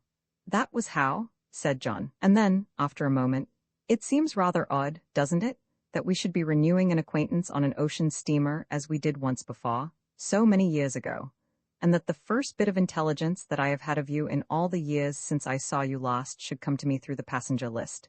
Did you ever try to get any?" she asked. "I have always thought it very strange that we should never have heard anything about you." "I went to the house once, some weeks after you had gone," said John, "but the man in charge was out and the maid could tell me nothing." "A note I wrote you at the time of your father's death," she said, "we found in my small nephew's overcoat pocket after we had been some time in California, but I wrote a second one before we left New York, telling you of our intended departure and where we were going." "I never received it," he said. Neither spoke for a while, and then, "Tell me of your sister and brother-in-law," he said. "My sister is at present living in Cambridge, where Jack is at college," was the reply, "but poor Julius died 2 years ago." "Ah," said John, "I am grieved to hear of Mr. Colling's death. I liked him very much." "He liked you very much," she said, "and often spoke of you." There was another period of silence, so long, indeed, as to be somewhat embarrassing. None of the thoughts which followed each other in John's mind was of the sort which he felt like broaching. He realized that the situation was getting awkward, and that consciousness added to the confusion of his ideas. But if his companion shared his embarrassment, neither her face nor her manner betrayed it, as at last she said, turning and looking frankly at him, "You seem very little changed. Tell me about yourself. Tell me something of your life in the last 6 years." During the rest of the voyage they were together for a part of every day, sometimes with the company of Mrs. William Ruggles, but more often without it, as her husband claimed much of her attention and rarely came on deck. And John, from time to time, gave his companion pretty much the whole history of his later career. But with regard to her own life, and as he noticed, especially the 2 years since the death of her brother-in-law, she was distinctly reticent. She never spoke of her marriage or her husband, and after 1 or 2 faintly tentative allusions, John forbore to touch upon those subjects, and was driven to conclude that her experience had not been a happy one. Indeed, in their intercourse there were times when she appeared distrait and even moody.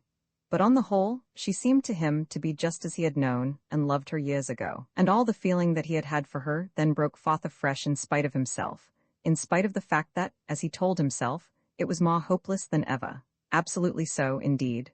It was the last night of their voyage together. The Ruggleses were to leave the ship the next morning at Algiers, where they intended to remain for some time. "Would you mind going to the afterdeck?" he asked. "These people walking about fidget me," he added rather irritably. She rose, and they made their way aft. John drew a couple of chairs near to the rail. I don't care to sit down for the present, she said, and they stood looking out at sea for a while in silence. Do you remember, said John at last, a night 6 years ago when we stood together at the end of the voyage, leaning over the rail like this? Yes, she said. Does this remind you of it? He asked. I was thinking of it, she said. Do you remember the last night I was at your house? He asked, looking straight out over the moonlit water. Yes, she said again. Did you know that night what was in my heart to say to you? There was no answer. May I tell you now? He asked, giving a side glance at her profile, which in the moonlight showed very white. Do you think you ought? She answered in a low voice, or that I ought to listen to you? I know, he exclaimed. You think that as a married woman you should not listen, and that knowing you to be one I should not speak. If it were to ask anything of you I would not. It is for the first and last time. Tomorrow we part again, and for all time, I suppose. I have carried the words that were on my lips that night all these years in my heart. I know I can have no response, I expect none, but it cannot harm you if I tell you that I loved you then, and have? She put up her hand in protest.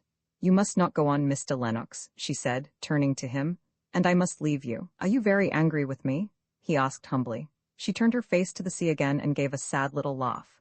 Not so much as I ought to be, she answered, but you yourself have given the reason why you should not say such things, and why I should not listen, and why I ought to say good night.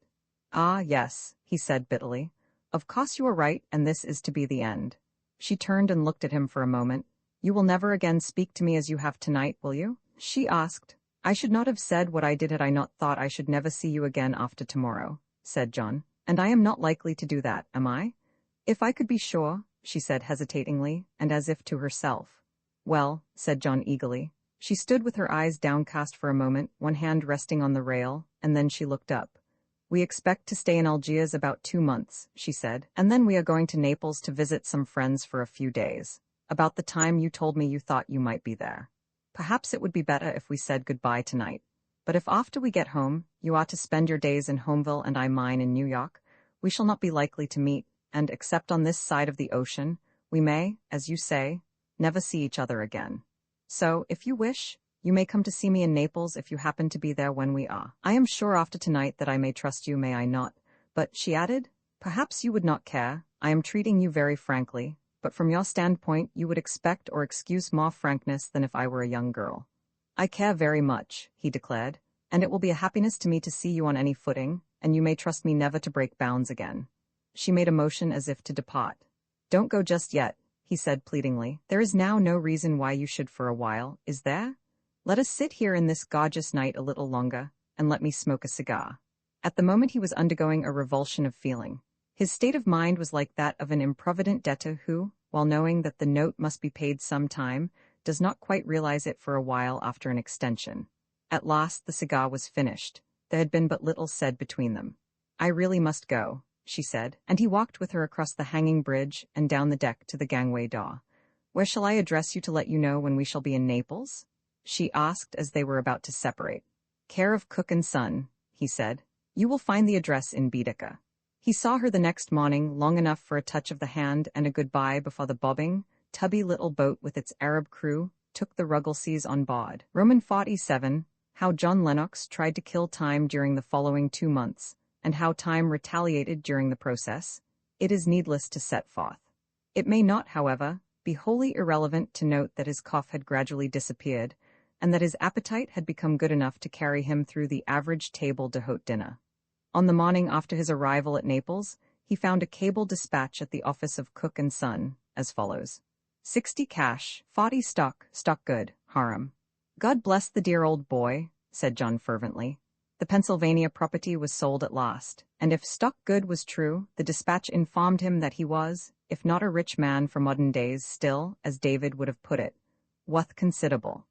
No man, I take it, is very likely to receive such a piece of news without satisfaction, but if our friend's first sensation was one of gratification, the thought which followed had a drop of bitterness in it.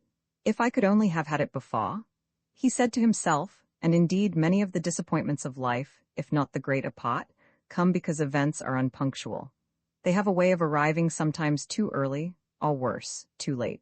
Another circumstance detracted from his satisfaction. A note he expected did not appear among the other communications waiting him at the banker's, and his mind was occupied for the while with various conjectures as to the reason, none of which was satisfactory.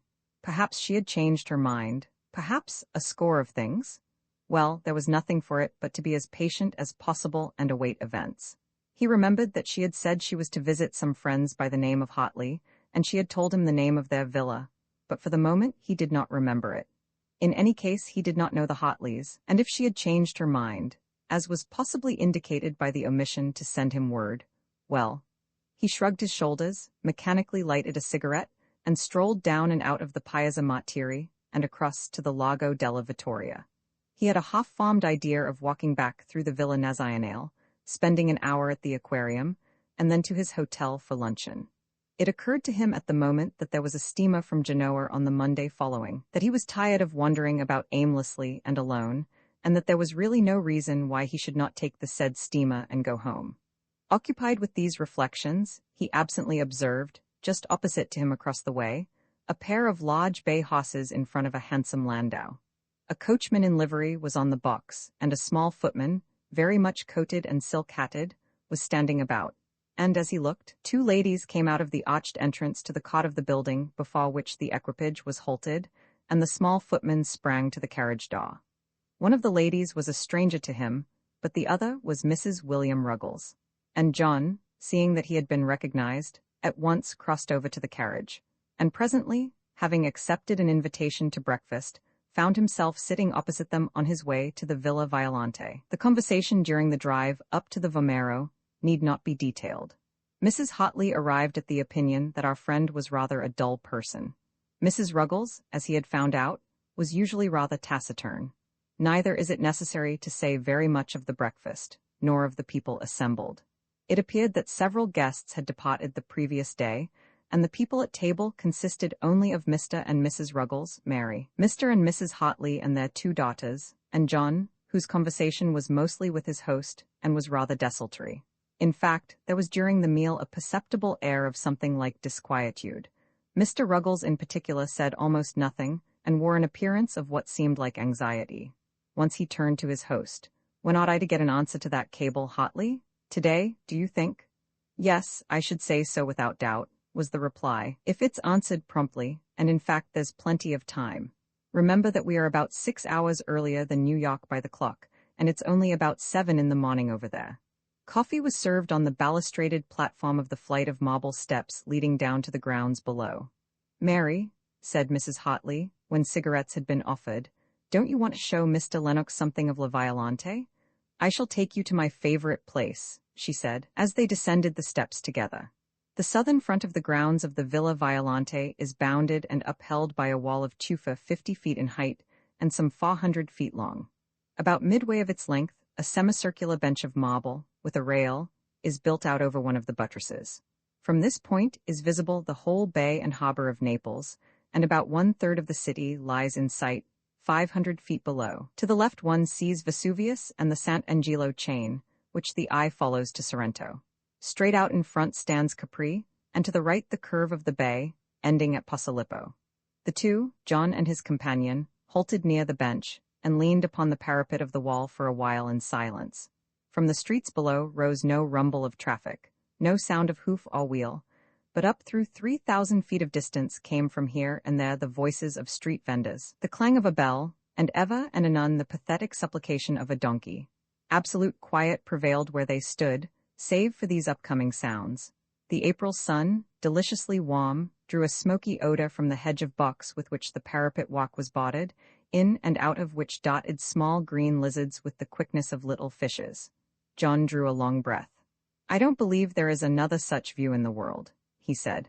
"I do not wonder that this is your favorite spot." "Yes," she said, "you should see the grounds, the whole place is superb.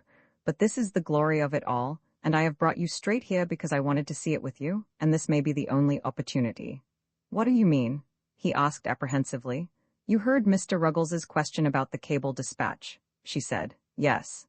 "Well," she said, "our plans have been very much upset by some things he has heard from home. We came on from Algiers 10 days earlier than we had intended, and if the reply to Mr. Ruggles's cable is unfavorable, we are likely to depart for Genoa tomorrow and take the steamer for home on Monday.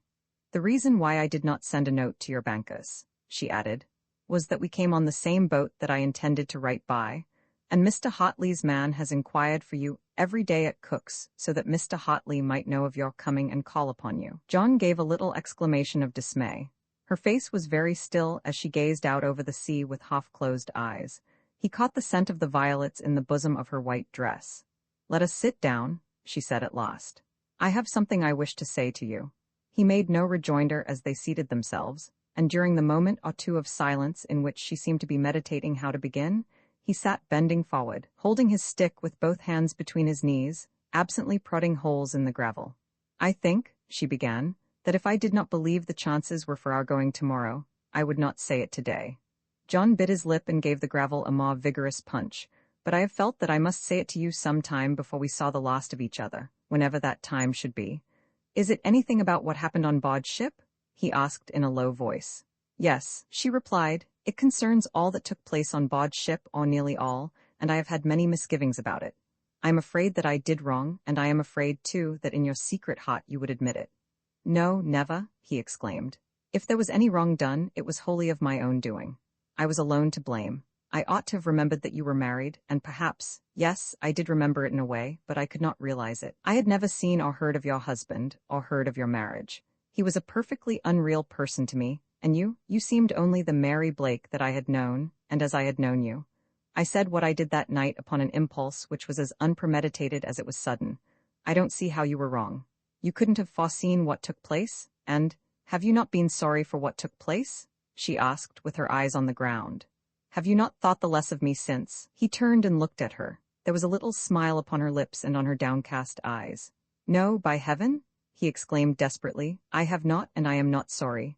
Whether I ought to have said what I did or not, it was true, and I wanted you to know." He broke off as she turned to him with a smile and a blush. The smile was almost a laugh. "But John," she said, "I am not Mrs. Edward Ruggles, I am Mary Blake." The parapet was 50 feet above the terrace. The hedge of box was an impervious screen. Well, and then, after a little of that sort of thing, they both began hurriedly to admire the view again, for someone was coming. But it was only one of the gardeners who did not understand English, and confidence being once more restored, they fell to discussing everything. "Do you think you could live in Homeville, dear?" asked John after a while. "I suppose I shall have to, shall I not?" said Mary. "And are you, too, really happy, John?" John instantly proved to her that he was. "But it almost makes me unhappy," he added, "to think how nearly we have missed each other. If I had only known in the beginning that you were not Mrs. Edward Ruggles." Mary laughed joyously. The mistake which a moment before had seemed almost tragic now appeared delightfully funny. "The explanation is painfully simple," she answered. "Mrs. Edward Ruggles, the real one, did expect to come on the Vatland, whereas I did not. But the day before the steamer sailed, she was summoned to Andover by the serious illness of her only son, who is at school there. I took her ticket, got ready overnight. I like to start on these unpremeditated journeys, and here I am." John put his arm about her to make sure of this and kept it there, lest he should forget. "When we met on the steamer and I saw the error you had made, I was tempted, and yielded to let you go on uncorrected. But," she added, looking lovingly up into John's eyes, "I'm glad you found out your mistake at last." Roman 48. A fortnight later, Mr. Harum sat at his desk in the office of Harum & Co. There were a number of letters for him, but the one he opened first bore a foreign stamp, and was postmarked Napoli. That he was deeply interested in the contents of this epistle was manifest from the beginning, not only from the expression of his face, but from the frequent whals which were elicited as he went on. But interest grew into excitement as he neared the close, and culminated as he read the last few lines. "Scat my cats!" he cried, and grabbing his hat and the letter, he bolted out of the back door in the direction of the house, leaving the rest of his correspondence to be digested any time. John found his humane experiment pleasanter than he expected. Mr. Calling, as was to be anticipated, demurred a little at the coffee, and still more at the cigarette. But having his appetite for tobacco aroused, and finding that no alarming symptoms ensued, he followed it with a cigar and later on was induced to go the length of Scotch and soda, under the pleasant effect of which, and John's sympathetic efforts, he was for the time transformed, the younger man being surprised to find him a man of interesting experience, considerable reading, and, what was most surprising, a jolly sense of humor and a fund of anecdotes which he related extremely well. The evening was a decided success, perhaps the best evidence of it coming at the last, when, at John's suggestion that they supplement their modest potations with a nightcap, Mr. Colling cheerfully assented upon the condition that they should have it with him, and as he went along the deck after saying good night, John was positive that he heard a whistled tune. The next day was equally fine, but during the night the ship had run into the swell of a storm, and in the morning there was more motion than the weaker ones could relish. The sea grew quieter as the day advanced. John was early, and finished his breakfast before Miss Blake came in. He found her on deck about 10 o'clock. She gave him her hand as they said good morning, and he turned and walked by her side. "How is your brother-in-law this morning?" he inquired. "Oh," she said, laughing, "he's in a mixture of feeling very well and feeling that he ought not to feel so, but as they are coming up pretty soon, it would appear that the misgivings are not overwhelming. He came in last night and retired without saying a word. My sister pretended to be asleep. She says he went to sleep at once, and that she was awake at intervals and knows that he slept like a top.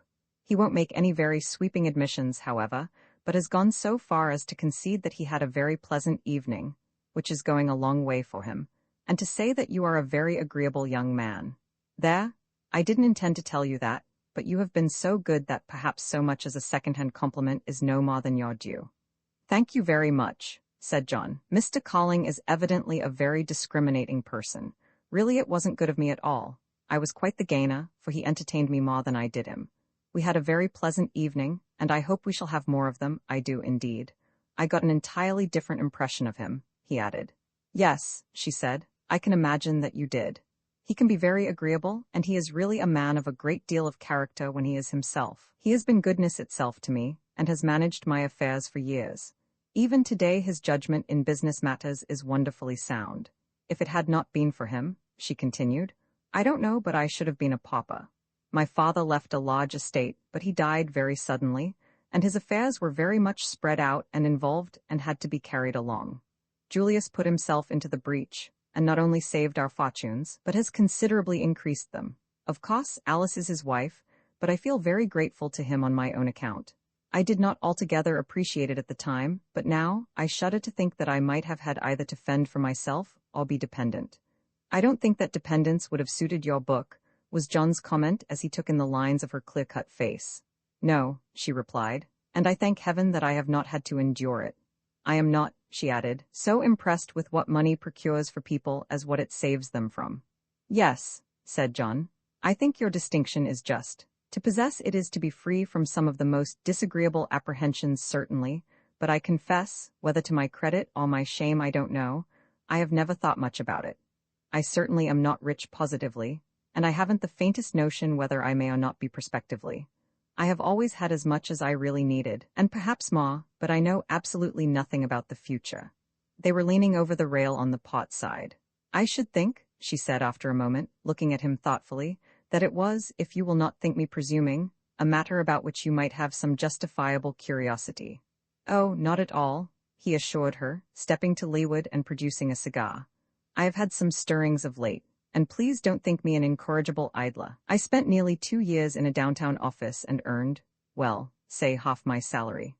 In fact, my business instincts were so strong that I left college after my second year for that purpose, but seeing no special chance of advancement in the race for wealth, and as my father seemed rather to welcome the idea, I broke off and went over to Germany. I haven't been quite idle, though I should be puzzled, I admit, to find a market for what I have to offer to the world. Would you be interested in a schedule of my accomplishments?" "Oh," she said, "I should be charmed, but as I am every moment expecting the advent of my family, and as I am relied upon to locate them and tuck them up, I'm afraid I shall not have time to hear it." "No," he said, laughing, "it's quite too long." She was silent for some moments, gazing down into the water, apparently debating something in her mind, and quite unconscious of John's scrutiny. Finally she turned to him with a little laugh. "You might begin on your list, and if I am called away you can finish it at another time." "I hope you didn't think I was speaking in earnest," he said. "No," she replied. "I did not think you really intended to unpack your wares, but, speaking seriously, and at the risk, I fear, that you may think me rather cheeky, if I may be allowed that expression, I know a good many men in America, and I think that without an exception they are professional men or business men, or, being neither, and I know but few such, have a competence or more, and I was wondering just now after what you told me what a man like you would or could do if he were thrown upon his own resources. I'm afraid that is rather frank for the acquaintance of a day, isn't it?" she asked with a slight flush, but it really is not so personal as it may sound to you. My dear Miss Blake, he replied, our acquaintance goes back at least 10 years. Please let that fact count for something in your mind. The truth is, I have done some wondering along that same line myself without coming to any satisfactory conclusion. I devoutly hope I may not be so thrown absolutely, for the truth is I haven't a marketable commodity. A little Latin, and less Greek, German and French enough to read and understand and talk, on the surface of things. And what mathematics, history, etc., I have not forgotten. I know the piano well enough to read and play an accompaniment after a fashion, and I have had some good teaching for the voice, and some experience in singing, at home and abroad. In fact, I come nearer to a market there, I think, than in any other direction perhaps. I have given some time to fencing in various schools, and before I left home, Billy Williams would sometimes speak encouragingly of my progress with the gloves. There, that is my list, and not a dollar in it from beginning to end, I'm afraid. Who is Billy Williams? She asked. Billy, said John, is the very mild-mannered and gentlemanlike bouncer at the Altman House, an ex-prize fighter, and about the most accomplished member of his profession of his day and weight, who is employed to keep order and, if necessary, to thrust out the riotous who would disturb the contemplations of the lovers of art that frequent the bar of that hotel. It was to be seen that Miss Blake was not particularly impressed by this description of Billy and his functions, upon which she made no comment. You have not included in your list, she remarked, what you acquired in the downtown office you told me of. No, upon my word I had forgotten that, and it's about the only thing of use in the whole category, he answered. If I were put to it and could find a place, I think I might earn $50 a month as a clerk or messenger, or something. Hullo, here are your people. He went forward with his companion and greeted Mrs. Calling and her husband, who returned his good morning with a feeble smile, and submitted to his ministrations in the matter of chair and rugs with an air of unresisting invalidism, which was almost too obvious, he thought. But after luncheon, John managed to induce him to walk for a while, to smoke a cigarette, and finally to brave the perils of a sherry and bitters before dinner. The ladies had the afternoon to themselves. John had no chance of a further visit with Mary during the day, a loss only partially made good to him by a very approving smile and a remark which she made to him at dinner, that he must be a lineal descendant of the Samaritan. Mr. Calling submitted himself to him for the evening.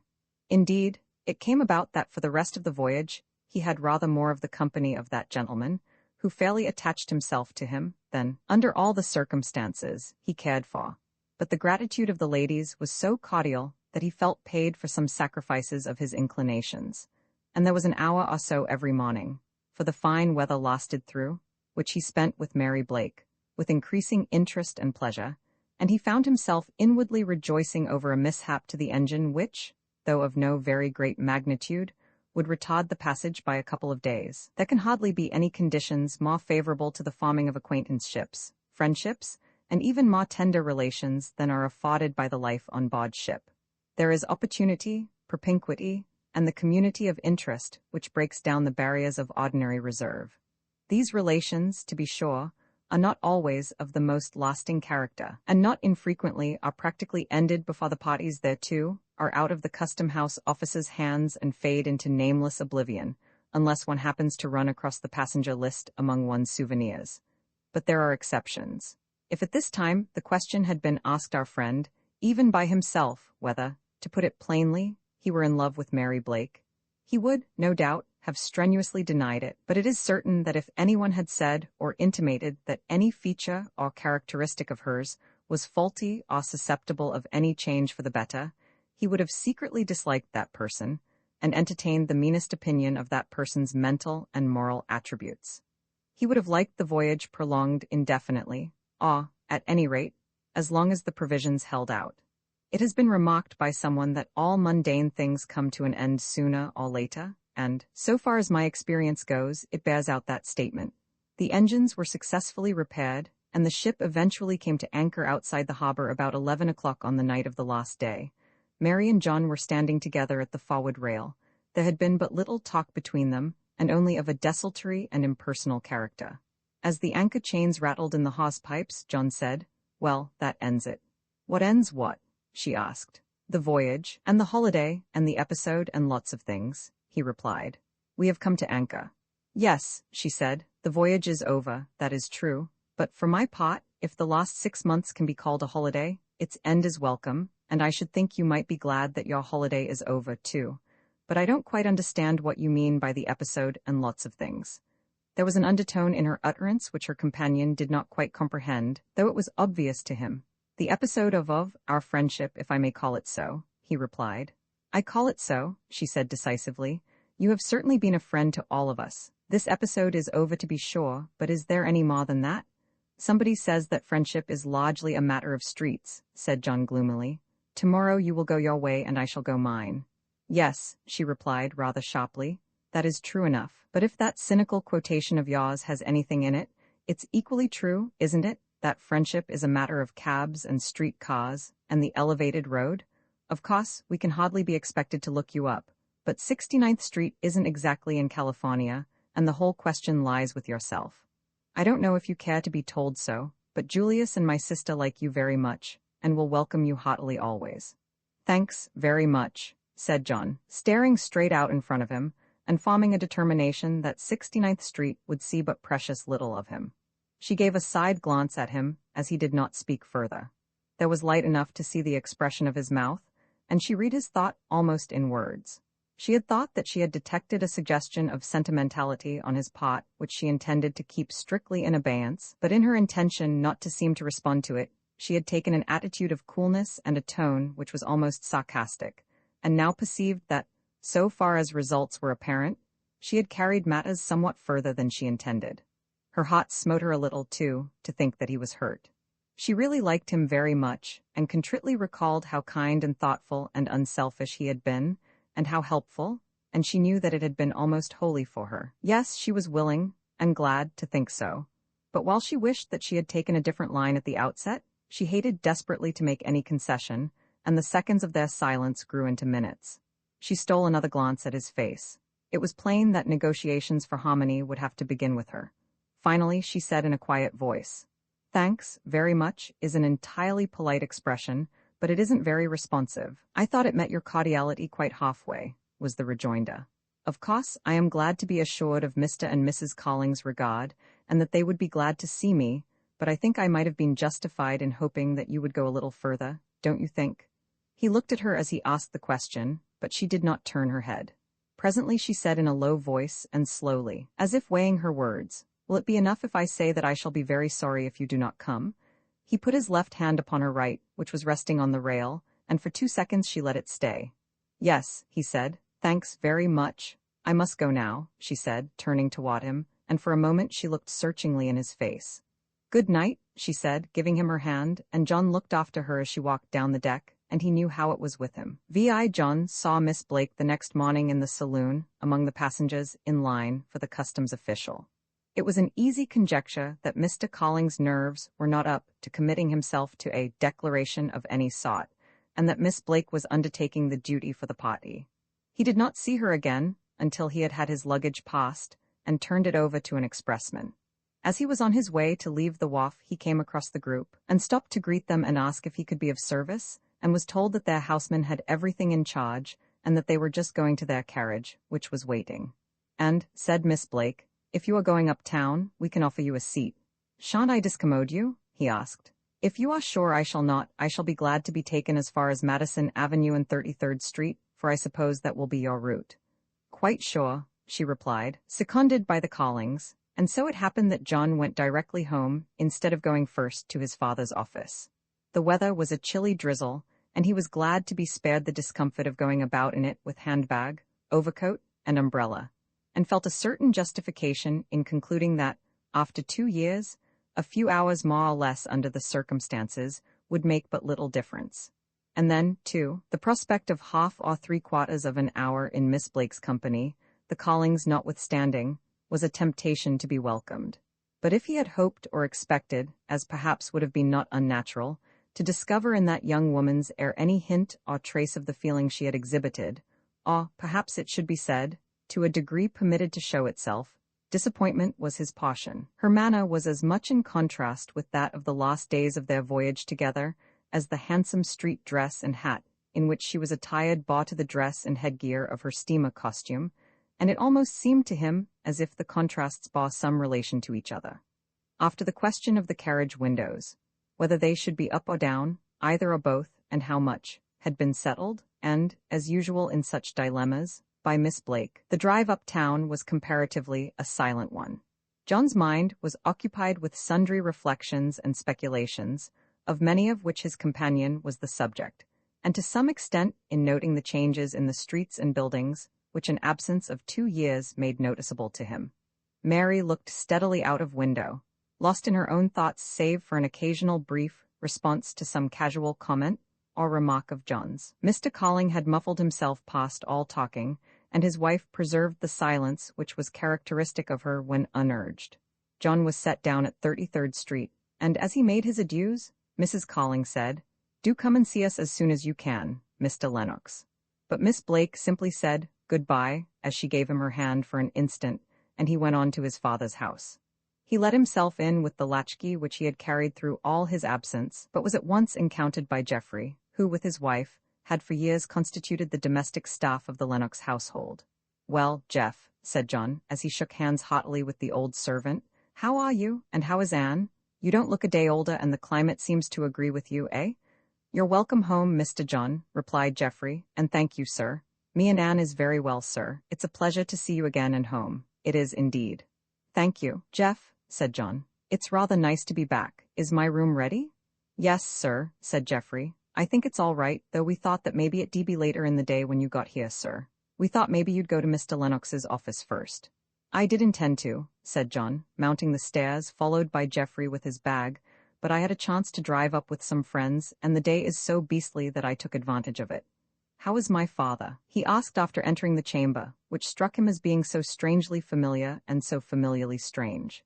"Well, sir," said Geoffrey, "he's much about the same most ways, and then again he's different too. Seeing him every day, perhaps I wouldn't notice so much, but if I was to say that he's kind of quieter, perhaps that'd be what I mean, sir."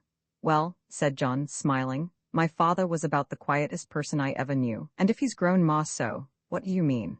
"Well, sir," replied the man, "I notice at table, sir, for one thing.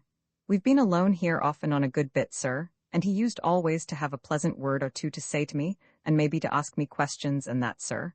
But for a long time lately he hardly seems to notice me. Of course, there ain't any need of his saying anything, because I know all he wants, seeing I've waited on him so long. But it's different in a way, sir."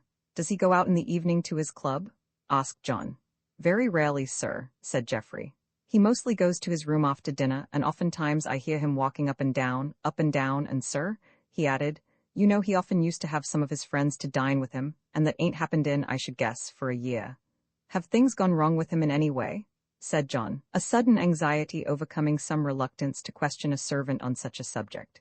"You mean about business and such like?" replied Geoffrey. "No, sir, not so far as I know. You know, Mr. John, sir, that I pay all the house accounts, and there hasn't never been no shortness, as I might say, but we're living a bit simpler than we used to in the matter of wine and such like, and as I told you, we don't have company no more." "Is that all?" asked John, with some relief. "Well, sir," was the reply, "perhaps it's because Mr. Lennox is getting older and don't care so much about such things, but I have noticed that he hasn't had anything new from the tailor in a long time, and really, sir, though perhaps I oughtn't to say it, his things is getting a bit shabby, sir, and he used to be always so particular." John got up and walked over to the window which looked out at the rear of the house. The words of the old servant disquieted him, notwithstanding that there was nothing so far that could not be accounted for without alarm.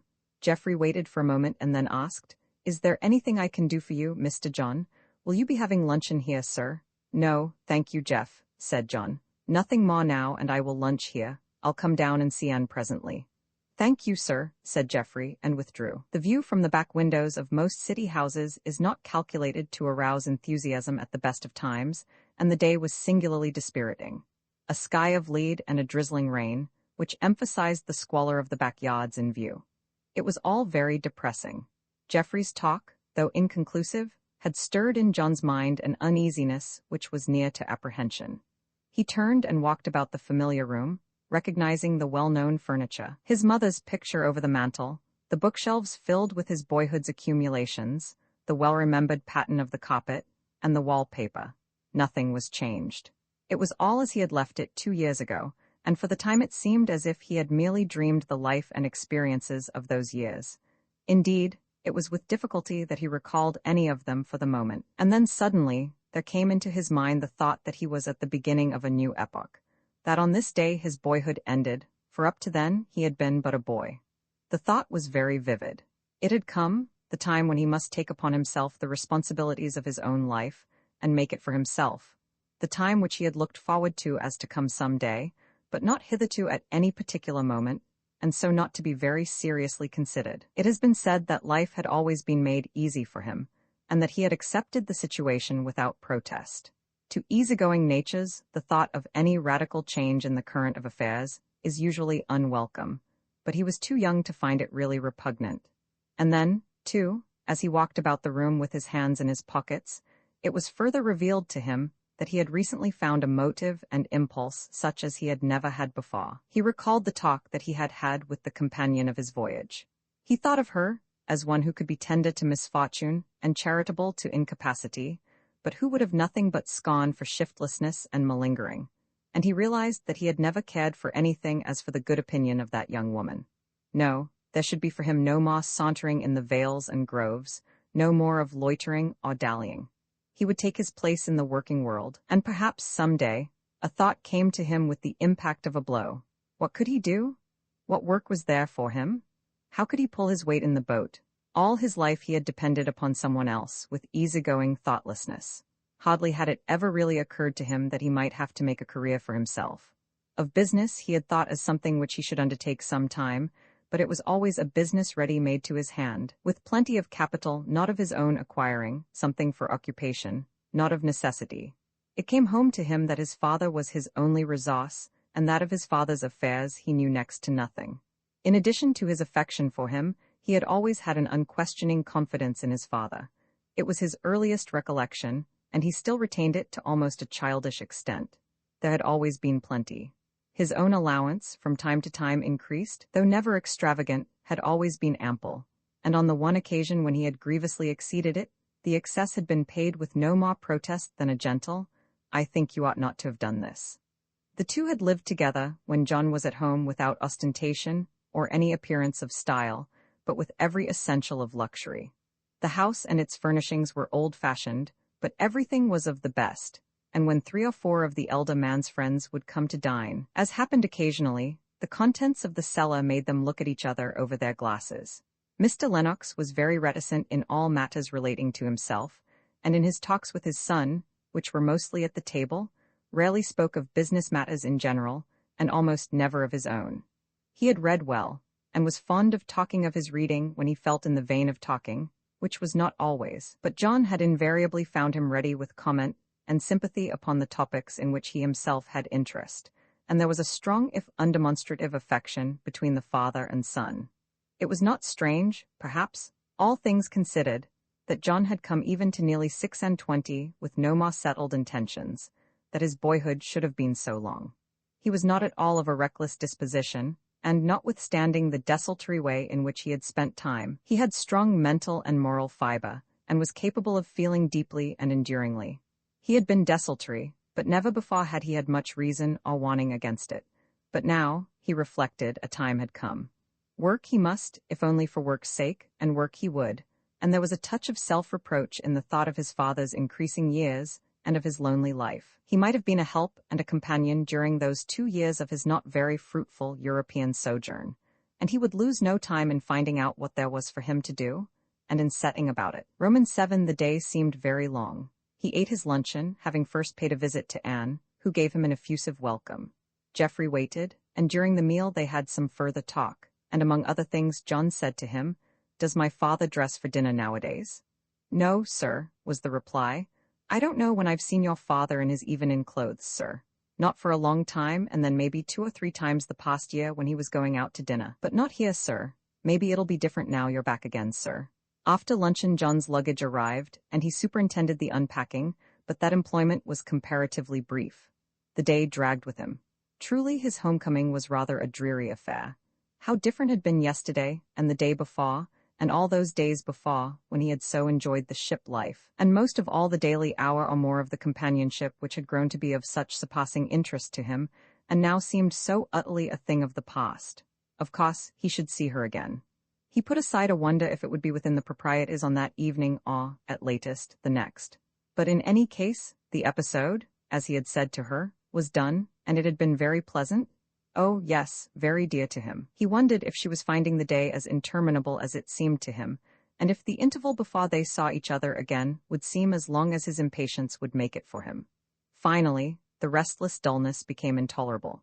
He sallied forth into the weather and went to his club, having been on non-resident footing during his absence, and, finding some men whom he knew, spent there the rest of the afternoon. His father was at home and in his room when John got back. "Well, father," he said, "the prodigal has returned." "He is very welcome," was the reply, as the elder man took both his son's hands and looked at him affectionately. "You seem very well." "Yes," said John. "And how are you, sir?" "About as usual, I think," said Mr. Lennox. They looked at each other for a moment in silence. John thought that his father seemed thinner than formerly, and he had instantly observed that a white beard covered the always hitherto smooth-shaven chin, but he made no comment. "The old place appears very familiar," he remarked. "Nothing is changed or even moved as I can see, and Anne and Jeff are just the same old sixpences as ever." "Yes," said his father, 2 years make less difference with old people and their old habits than with young ones. You will have changed more than we have, I fancy." "Do we dress for dinner?" asked John, after some little more unimportant talk. "Yes," said his father, "in honor of the occasion, if you like. I haven't done it lately," he added a little wearily. "I haven't had such a glass of wine since I left home," John remarked as they sat together after dinner. "No," said his father, looking thoughtfully at his glass. "It's the old mountain and pretty nearly the last of it. It's very old and wants drinking," he observed as he held his glass up to get the color. "It has gone off a bit even in 2 years." "All right," said John cheerfully. "We'll drink it to save it if needs be." The elder man smiled and filled both glasses. There had been more or less talk during the meal, but nothing of special moment. John sat back in his chair, absently twirling the stem of his glass between thumb and fingers. Presently he said, looking straight before him at the table, "I have been thinking a good deal of late, more than ever before, positively, in fact, that whatever my prospects may be," he did not see the momentary contraction of his father's brow, "I ought to begin some sort of a career in earnest. I'm afraid," he continued, "that I have been rather unmindful, and that I might have been of some use to you as well as myself if I had stayed at home instead of spending the last 2 years in Europe." "I trust," said his father, "that they have not been entirely without profit." "No," said John, "perhaps not wholly, but their cash value would not be large, I'm afraid." "All value is not to be measured in dollars and cents," remarked Mr. Lennox. "If I could have acquired as much German and French as I presume you have, to say nothing of other things, I should look back upon the time as well spent at almost any cost.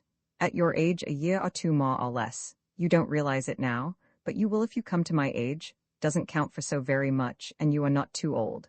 He smiled. "To begin at a beginning." "I want to begin," said John. "Yes," said his father, "I want to have you, and I have had the matter a good deal in my mind. Have you any idea as to what you wish to do?" "I thought," said John, "that the most obvious thing would be to go into your office." Mr. Lennox reached over for the cigar lamp. His cigar had gone out, and his hand shook as he applied the flame to it. He did not reply for a moment. "I understand," he said at last. "It would seem the obvious thing to do, as you say, but," he clicked his teeth together doubtfully, "I don't see how it can be managed at present, and I don't think it is what I should desire for you in any case. The fact is," he went on, "my business has always been a sort of specialty, and though it is still worth doing, perhaps it is not what it used to be. Conditions and methods have changed, and," he added, "I am too old to change with them." "I am not," said John. "In fact," resumed his father, ignoring John's assertion, "as things are going now, I couldn't make a place for you in my office unless I displaced Melig and made you my manager, and for many reasons I couldn't do that. I am too dependent on Melig. Of course, if you came with me it would be as a partner, but—" "No," said John. "I should be a poor substitute for old Melig for a good while, I fancy." "My idea would be," said Mr. Lennox, "that you should undertake a profession, say the law. It is a fact that the great majority of men fail in business, and then most of them, for lack of training or special aptitude, fall into the ranks of clerks and subordinates. On the other hand, a man who has a profession, law, medicine, whatnot, even if he does not attain high rank, has something on which he can generally get along, at least after a fashion, and he has the standing. That is my view of the matter, and though I confess I often wonder at it in individual cases, it is my advice to you. It would take 3 or 4 years to put me where I could earn anything to speak of," said John. even providing that I could get any business at the end of the time. Yes, said his father, but the time of itself isn't of so much consequence. You would be living at home, and would have your allowance, perhaps, he suggested, somewhat diminished, seeing that you would be here. I can get on with half of it, said John confidently. We will settle that matter afterward, said Mr. Lennox. They sat in silence for some minutes, John staring thoughtfully at the table, unconscious of the occasional scrutiny of his father's glance. At last he said, Well, sir, I will do anything that you advise. Have you anything to urge against it? Asked Mr. Lennox. Not exactly on my own account, replied John, though I admit that the 3 years or more seems a long time to me, but I have been drawing on you exclusively all my life, except for the little money I earned in Rush and Company's office, and you have done so, my dear boy, said his father gently, with my acquiescence. I may have been wrong, but that is a fact. If in my judgment the arrangement may be continued for a while longer, and in the meantime you are making progress toward a definite end, I think you need have no misgivings. It gratifies me to have you feel as you do, though it is no more than I should have expected of you, for you have never caused me any serious anxiety or disappointment, my son. Often in the after-time did John thank God for that assurance. Thank you, sir, he said, putting down his hand, palm upward, on the table, and his eyes filled as the elder man laid his hand in his, and they gave each other a lingering pressure. Mr. Lennox divided the last of the wine in the bottle between the 2 glasses, and they drank it in silence, as if in pledge. I will go in to see Carrie and Carrie in the morning, and if they are agreeable you can see them afterward, said Mr. Lennox. They are not one of the great firms, but they have a lodge and good practice, and they are friends of mine. Shall I do so? He asked, looking at his son. If you will be so kind, John replied, returning his look, and so the matter was concluded. Roman 8. This history will not concern itself to any extent with our friend's career as a law clerk, though, as he promised himself, he took it seriously and laboriously while it lasted, notwithstanding that, after 2 years of being his own master, and the rather desultory and altogether congenial life he had led, he found it at first even more irksome than he had fancied. The novice penetrates but slowly the mysteries of the law, and, unless he be of unusual aptitude and imagination, the interesting and remunerative part seems for a long time very far off. But John stuck manfully to the reading, and was diligent in all that was put upon him to do, and after a while the days spent in the office, and in the work appointed to him, began to pass more quickly. He restrained his impulse to call at 69th Street, until what seemed to him a fitting interval had elapsed, one which was longer than it would otherwise have been, from an instinct of shyness not habitual to him, and a distrustful apprehension that perhaps his advent was not of so much moment to the people there as to him. But their greeting was so cordial on every hand that Mrs. Collins remarked that they had been almost afraid he had forgotten them embarrassed while it pleased him, and his explanations were somewhat lame.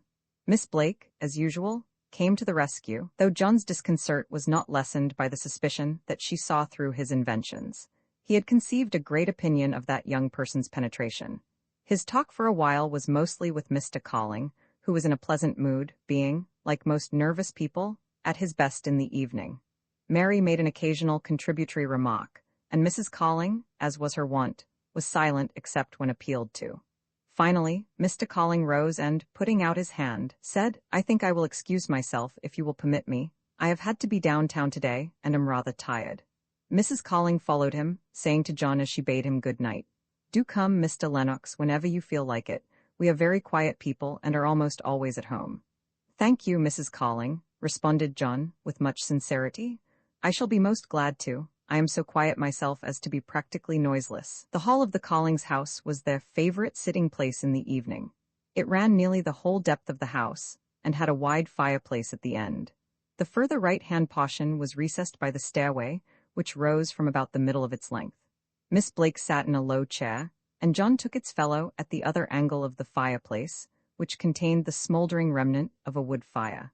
She had a bit of embroidery stretched over a circular frame, like a drumhead. Needlework was not a passion with her, but it was understood in the Colling household that in course of time, a set of table doilies of elaborate devices in colored silks would be forthcoming. It has been deplored by some philosopher that custom does not sanction such little occupations for masculine hands. It would be interesting to speculate how many embarrassing or disastrous consequences might have been averted if at a critical point in a negotiation or controversy, A needle had had to be threaded, or a dropped stitch taken up before a reply was made. To say nothing of an excuse for averting features at times without confession of confusion. The great and wise Charles Reade tells how his hero, who had an island, a treasure ship, and a few other trifles of the sort to dispose of, insisted upon Captain Fullerlove's throwing away the stick he was whittling, as giving the captain an unfair advantage. The value of the embroidered doily as an article of table napery may be open to question, but its value, in an unfinished state, as an adjunct to discreet conversation, is beyond all dispute. "Ought I to say good night?" asked John with a smile, as he seated himself on the disappearance of Mr. and Mrs. Carling. "I don't see any reason," she replied. "It isn't late. Julius is in one of his periods of retiring early just now. By and by he will be sure to take up the idea again that his best sleep is after midnight. At present he is on the theory that it is before 12 o'clock.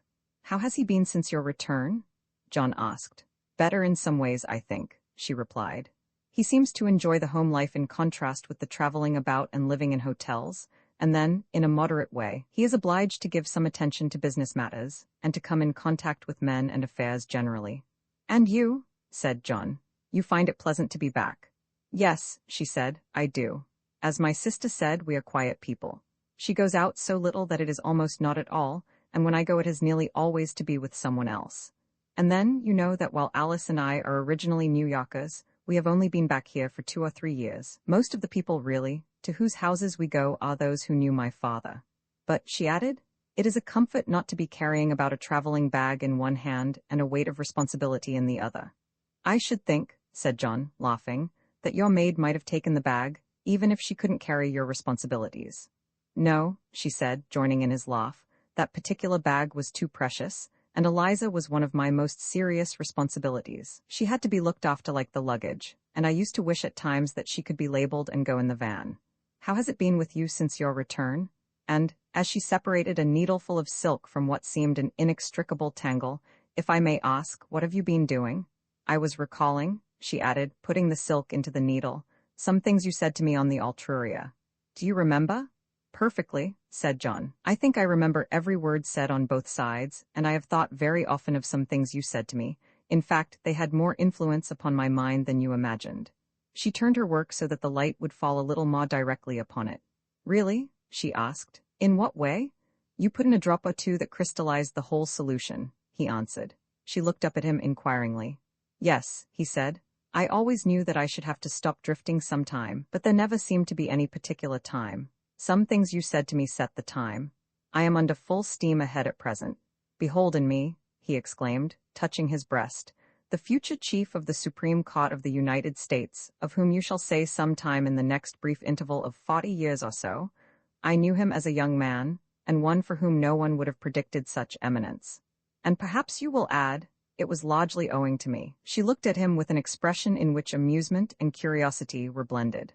"I congratulate you," she said, laughing, "upon the career in which it appears I had the honor to start you. Am I being told that you have taken up the law?" "Not quite the whole of it as yet," he said, "but when I am not doing errands for the office, I am to some extent taken up with it." And then he told her of his talk with his father, and what had followed. She overcame a refractory kink in her silk before speaking. "It takes a long time, doesn't it, and do you like it?" she asked. "Well," said John, laughing a little, "a weaker word than fascinating would describe the pursuit, but I hope with diligence to reach some of the interesting features in the course of 10 or 12 years. It is delightful," she remarked, scrutinizing the pattern of her work, "to encounter such enthusiasm." "Isn't it?" said John, not in the least wounded by her sarcasm. "Very much so," she replied, "but I have always understood that it is a mistake to be too sanguine." "Perhaps I'd better make it 15 years then," he said, laughing. "I should have a choice of professions by that time at any rate. You know the proverb that at 40 every man is either a fool or a physician." She looked at him with a smile. "Yes," he said, "I realize the alternative." She laughed a little, but did not reply. "Seriously," he continued, "I know that in everything worth accomplishing there is a lot of drudgery to be gone through with at the first, and perhaps it seems the more irksome to me because I have been so long idly my own master. However," he added, "I shall get down to it or up to it after a while, I dare say. That is my intention, at any rate." "I don't think I have ever wished that I were a man," she said after a moment, but I often find myself envying a man's opportunities. Do not women have opportunities too? He said. Certainly they have greatly to do with the determination of affairs. Oh yes, she replied. It is the usual answer that woman's part is to influence somebody. As for her own life, it is largely made for her. She has, for the most part, to take what comes to her by the will of others. And yet, said John, I fancy that there has seldom been a great career in which some woman's help or influence was not a factor. Even granting that, she replied, the career was the man's after all, and the fame and visible reward. A man will sometimes say, I owe all my success to my wife, or my mother, or sister, but he never really believes it, nor in fact does anyone else. It is his success after all, and the influence of the woman is but a circumstance, real and powerful though it may be. I am not sure, she added, that woman's influence, so-called, isn't rather an overrated thing. Women like to feel that they have it, and men, in matters which they hold lightly, flatter them by yielding, but I am doubtful if a man ever arrives at, or abandons a settled cause or conviction through the influence of a woman, however exerted. I think you are wrong, said John, and I feel sure of so much as this, that a man might often be ado for a woman's sake that which he would not for its sake or his own. That is quite another thing, she said. There is in it no question of influence, it is one of impulse and motive. I have told you tonight, said John, that what you said to me had influenced me greatly. Pardon me, she replied, you employed a figure which exactly defined your condition. You said I supplied the drop which caused the solution to crystallize, that is, to elaborate your illustration, that it was already at the point of saturation with your own convictions and intentions. I said also, he urged, that you had set the time for me. Is the idea unpleasant to you? He asked after a moment, while he watched her face. She did not at once reply, but presently she turned to him with slightly heightened color and said, ignoring his question, would you rather think that you had done what you thought right because you so thought, or because someone else wished to have you? Or, I should say, would you rather think that the right suggestion was another's than your own? He laughed a little, and said evasively, you ought to be a lawyer, Miss Blake. I should hate to have you cross-examine me unless I were very sure of my evidence. She gave a little shrug of her shoulders in reply as she turned and resumed her embroidery.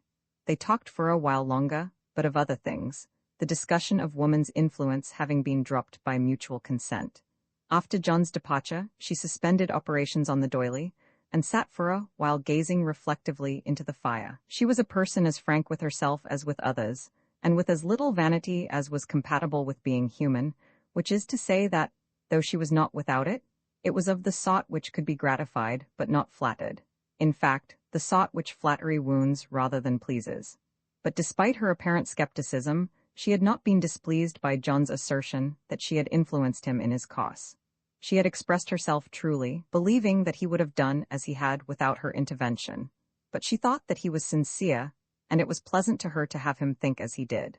Considering the surroundings and conditions under which she had lived, she had had her share of the acquaintance and attentions of agreeable men, but none of them had ever got with her beyond the stage of mere friendliness.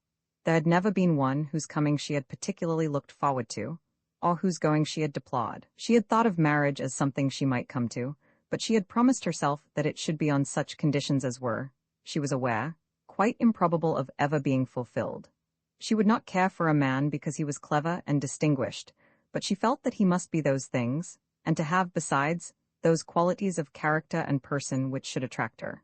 She had known a good many men who were clever and to some extent distinguished, but none who had attracted her personally. John Lennox did not strike her as being particularly clever, and he certainly was not distinguished, nor, she thought, ever very likely to be. But she had had a pleasure in being with him which she had never experienced in the society of any other man, and underneath some boyish ways, she divined a strength and steadfastness which could be relied upon at need. And she admitted to herself that during the 10 days since her return, though she had unsparingly snubbed her sister's wonderings why he did not call, she had speculated a good deal upon the subject herself, with a sort of resentful feeling against both herself and him that she should care. Her face flushed as she recalled the momentary pressure of his hand upon hers on that last night on deck. She rang for the servant and went up to her room. Roman 9. It is not the purpose of this narrative to dwell minutely upon the events of the next few months. Truth to say, they were devoid of incidents of sufficient moment in themselves to warrant chronicle. What they led up to was memorable enough. As time went on, John found himself on terms of growing intimacy with the Calling household, and eventually it came about that if there passed a day when their door did not open to him, it was dies none. Mr. Calling was ostensibly more responsible than the ladies for the frequency of our friends' visits, and grew to look forward to them. In fact, he seemed to regard them as paid primarily to himself, and ignored an occasional suggestion on his wife's part that it might not be wholly the pleasure of a chat and a game at cards with him that brought the young man so often to the house. And when once she ventured to concern him with some stirrings of her mind on the subject, he rather testily, for him, pooh-poohed her misgivings, remarking that Mary was her own mistress, and, so far as he had ever seen, remarkably well qualified to regulate her own affairs. Had she ever seen anything to lead her to suppose that there was any particular sentiment existing between Lennox and her sister? No, said Mrs. Calling, perhaps not exactly, but you know how those things go, and he always stays after we come up when she is at home. To which her husband vouchsafed no reply, but began a protracted wavering as to the advisability of leaving the steam on, or turning it off for the night, which was a cold one, a dilemma which, involving his personal welfare or comfort at the moment, permitted no consideration of other matters to share his mind. Mrs. Calling had not spoken to her sister upon the subject. She thought that that young woman, if she were not, as Mr. Calling said, remarkably well qualified to regulate her own affairs, at least held the opinion that she was, very strongly. The two were devotedly fond of each other, but Mrs. Calling was the elder by 20 years, and in her love was an element of maternal solicitude to which her sister, while giving love for love in fullest measure, did not fully respond. The elder would have liked to share every thought, but she was neither so strong nor so clever as the girl to whom she had been almost as a mother, and who, though perfectly truthful and frank when she was minded to express herself, gave, as a rule, little satisfaction to attempts to explore her mind, and on some subjects was capable of meeting such attempts with impatience, not to say resentment, a fact of which her sister was quite aware. But as time went on, and the frequency of John's visits and attentions grew into a settled habit, Mrs. Calling's uneasiness, with which perhaps was mingled a bit of curiosity, got the better of her reserve, and she determined to get what satisfaction could be obtained for it. They were sitting in Mrs. Calling's room, which was over the drawing-room in the front of the house. A fire of cannel blazed in the grate. A furious storm was whirling outside. Mrs. Calling was occupied with some sort of needlework, and her sister, with a writing pad on her lap, was composing a letter to a friend with whom she carried on a desultory and rather one-sided correspondence. Presently she yawned slightly, and, putting down her pad, went over to the window and looked out. "What a day!" she exclaimed. "It seems to get worse and worse. Positively you can't see across the street, it's like a western blizzard." "It is, really," said Mrs. Calling, and then, moved by the current of thought which had been passing in her mind of late, "I fancy we shall spend the evening by ourselves tonight." "That would not be so unusual as to be extraordinary, would it?" said Mary. "Wouldn't it?" suggested Mrs. Calling in a tone that was meant to be slightly quizzical. "We are by ourselves most evenings, are we not?" responded her sister, without turning around. "Why do you particularize tonight?" "I was thinking," answered Mrs. Calling, bending a little closer over her work, "that even Mr. Lennox would hardly venture out in such a storm unless it were absolutely necessary." "Oh, yes, to be sure, Mr. Lennox. Very likely not," was Miss Blake's comment, in a tone of indifferent recollection. "He comes here very often, almost every night, in fact," remarked Mrs. Calling, looking up sideways at her sister's back. "Now that you mention it," said Mary dryly, "I have noticed something of the sort myself." "Do you think he ought to?" asked her sister after a moment of silence. "Why not?" said the girl, turning to her questioner for the first time. "And why should I think he should or should not? Doesn't he come to see Julius, and on Julius's invitation? I have never asked him, but once," she said, flushing a little as she recalled the occasion and the wording of the invitation. "Do you think," returned Mrs. Calling, "that his visits are wholly on Julius's account, and that he would come so often if there were no other inducement? You know," she continued, pressing her point timidly but persistently, "he always stays after we go upstairs if you are at home, and I have noticed that when you are out he always goes before our time for retiring." "I should say," was the rejoinder, "that was very much the proper thing. Whether or not he comes here too often is not for me to say. I have no opinion on the subject.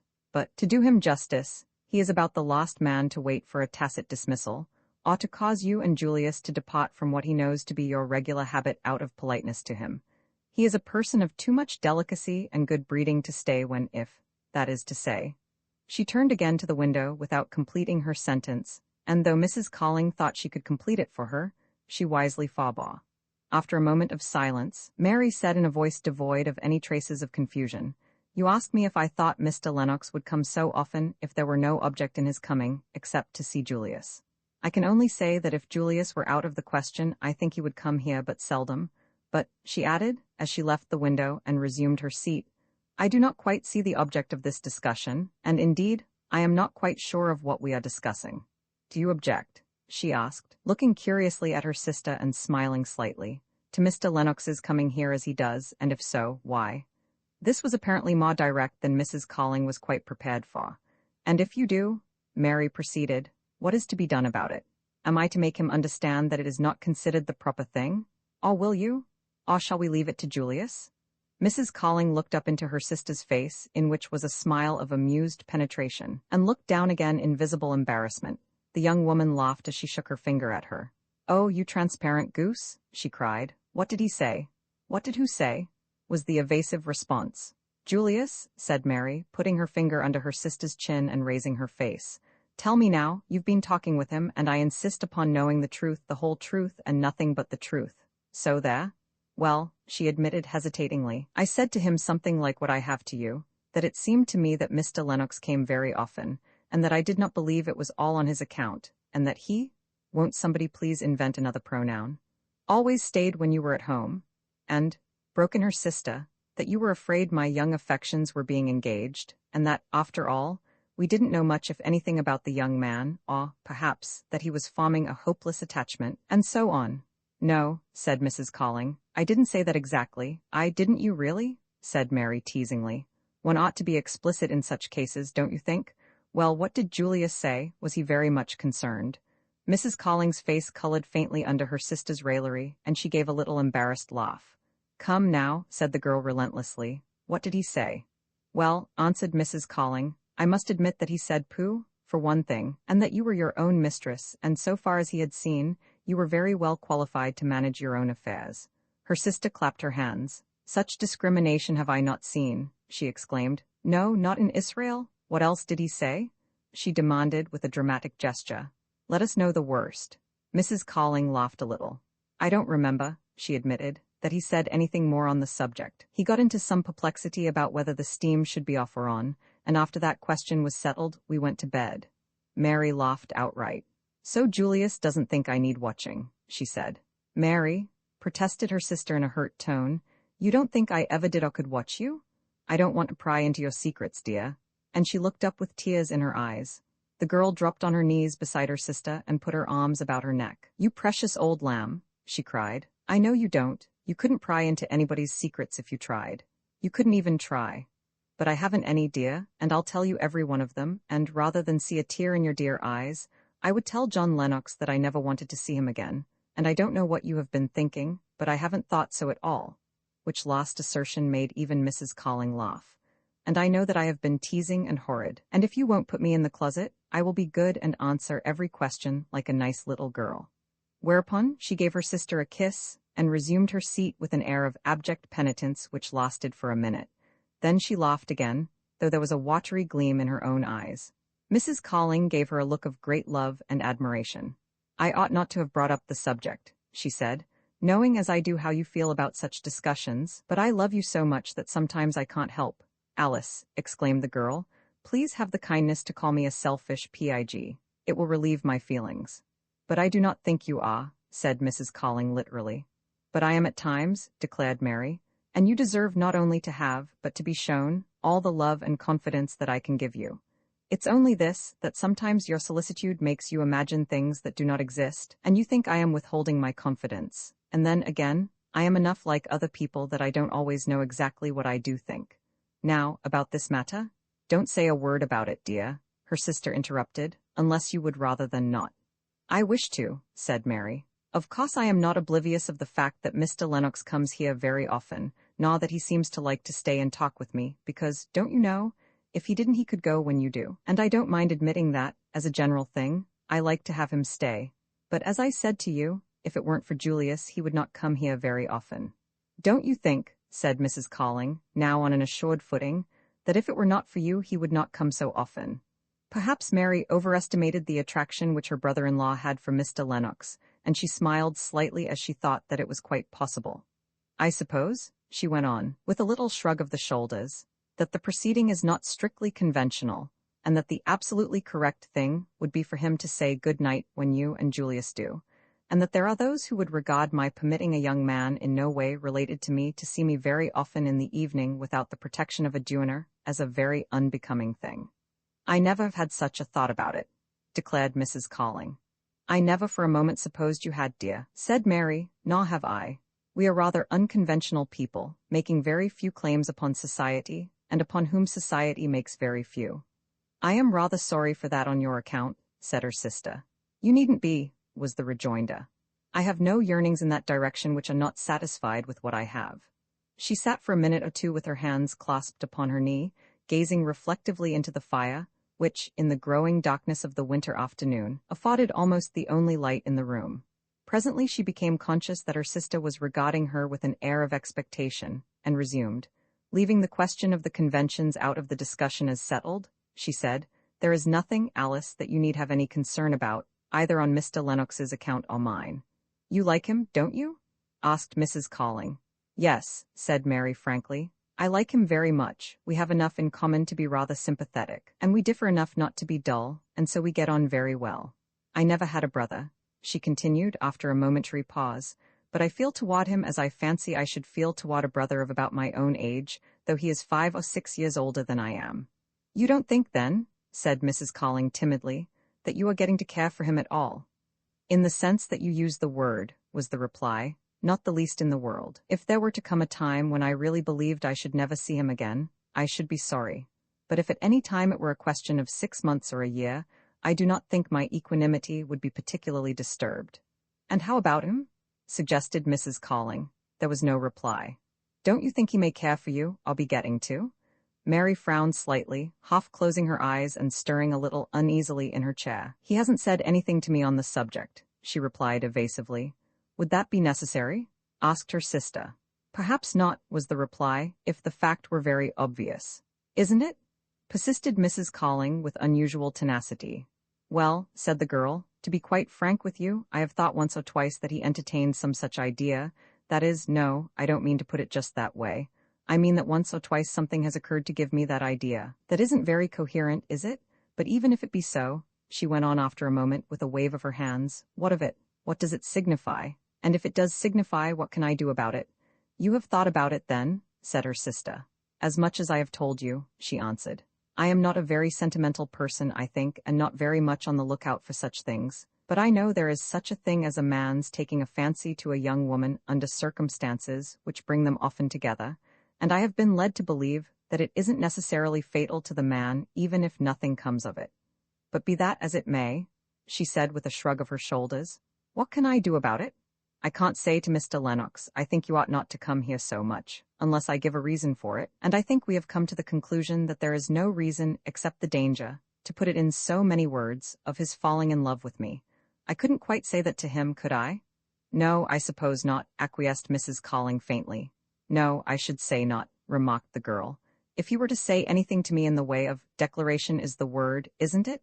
It would be another matter, but there is no danger of that. Why not, if he is fond of you? Asked her sister. Because, said Mary, with an emphatic nod, I won't let him, which assertion was rather weakened by her adding, and he wouldn't if I would. I don't understand, said her sister. Well, said Mary, I don't pretend to know all that goes on in his mind, but allowing, or rather conjecturing, that he does care for me in the way you mean, I haven't the least fear of his telling me so, and one of the reasons is this, that he is wholly dependent upon his father, with no other prospect for years to come. I had the idea somehow, said Mrs. Calling, that his father was very well-to-do. The young man gives one the impression of a person who has always had everything that he wanted. I think that is so, said Mary, but he told me one day, coming over on the steamer, that he knew nothing whatever of his own prospects or his father's affairs.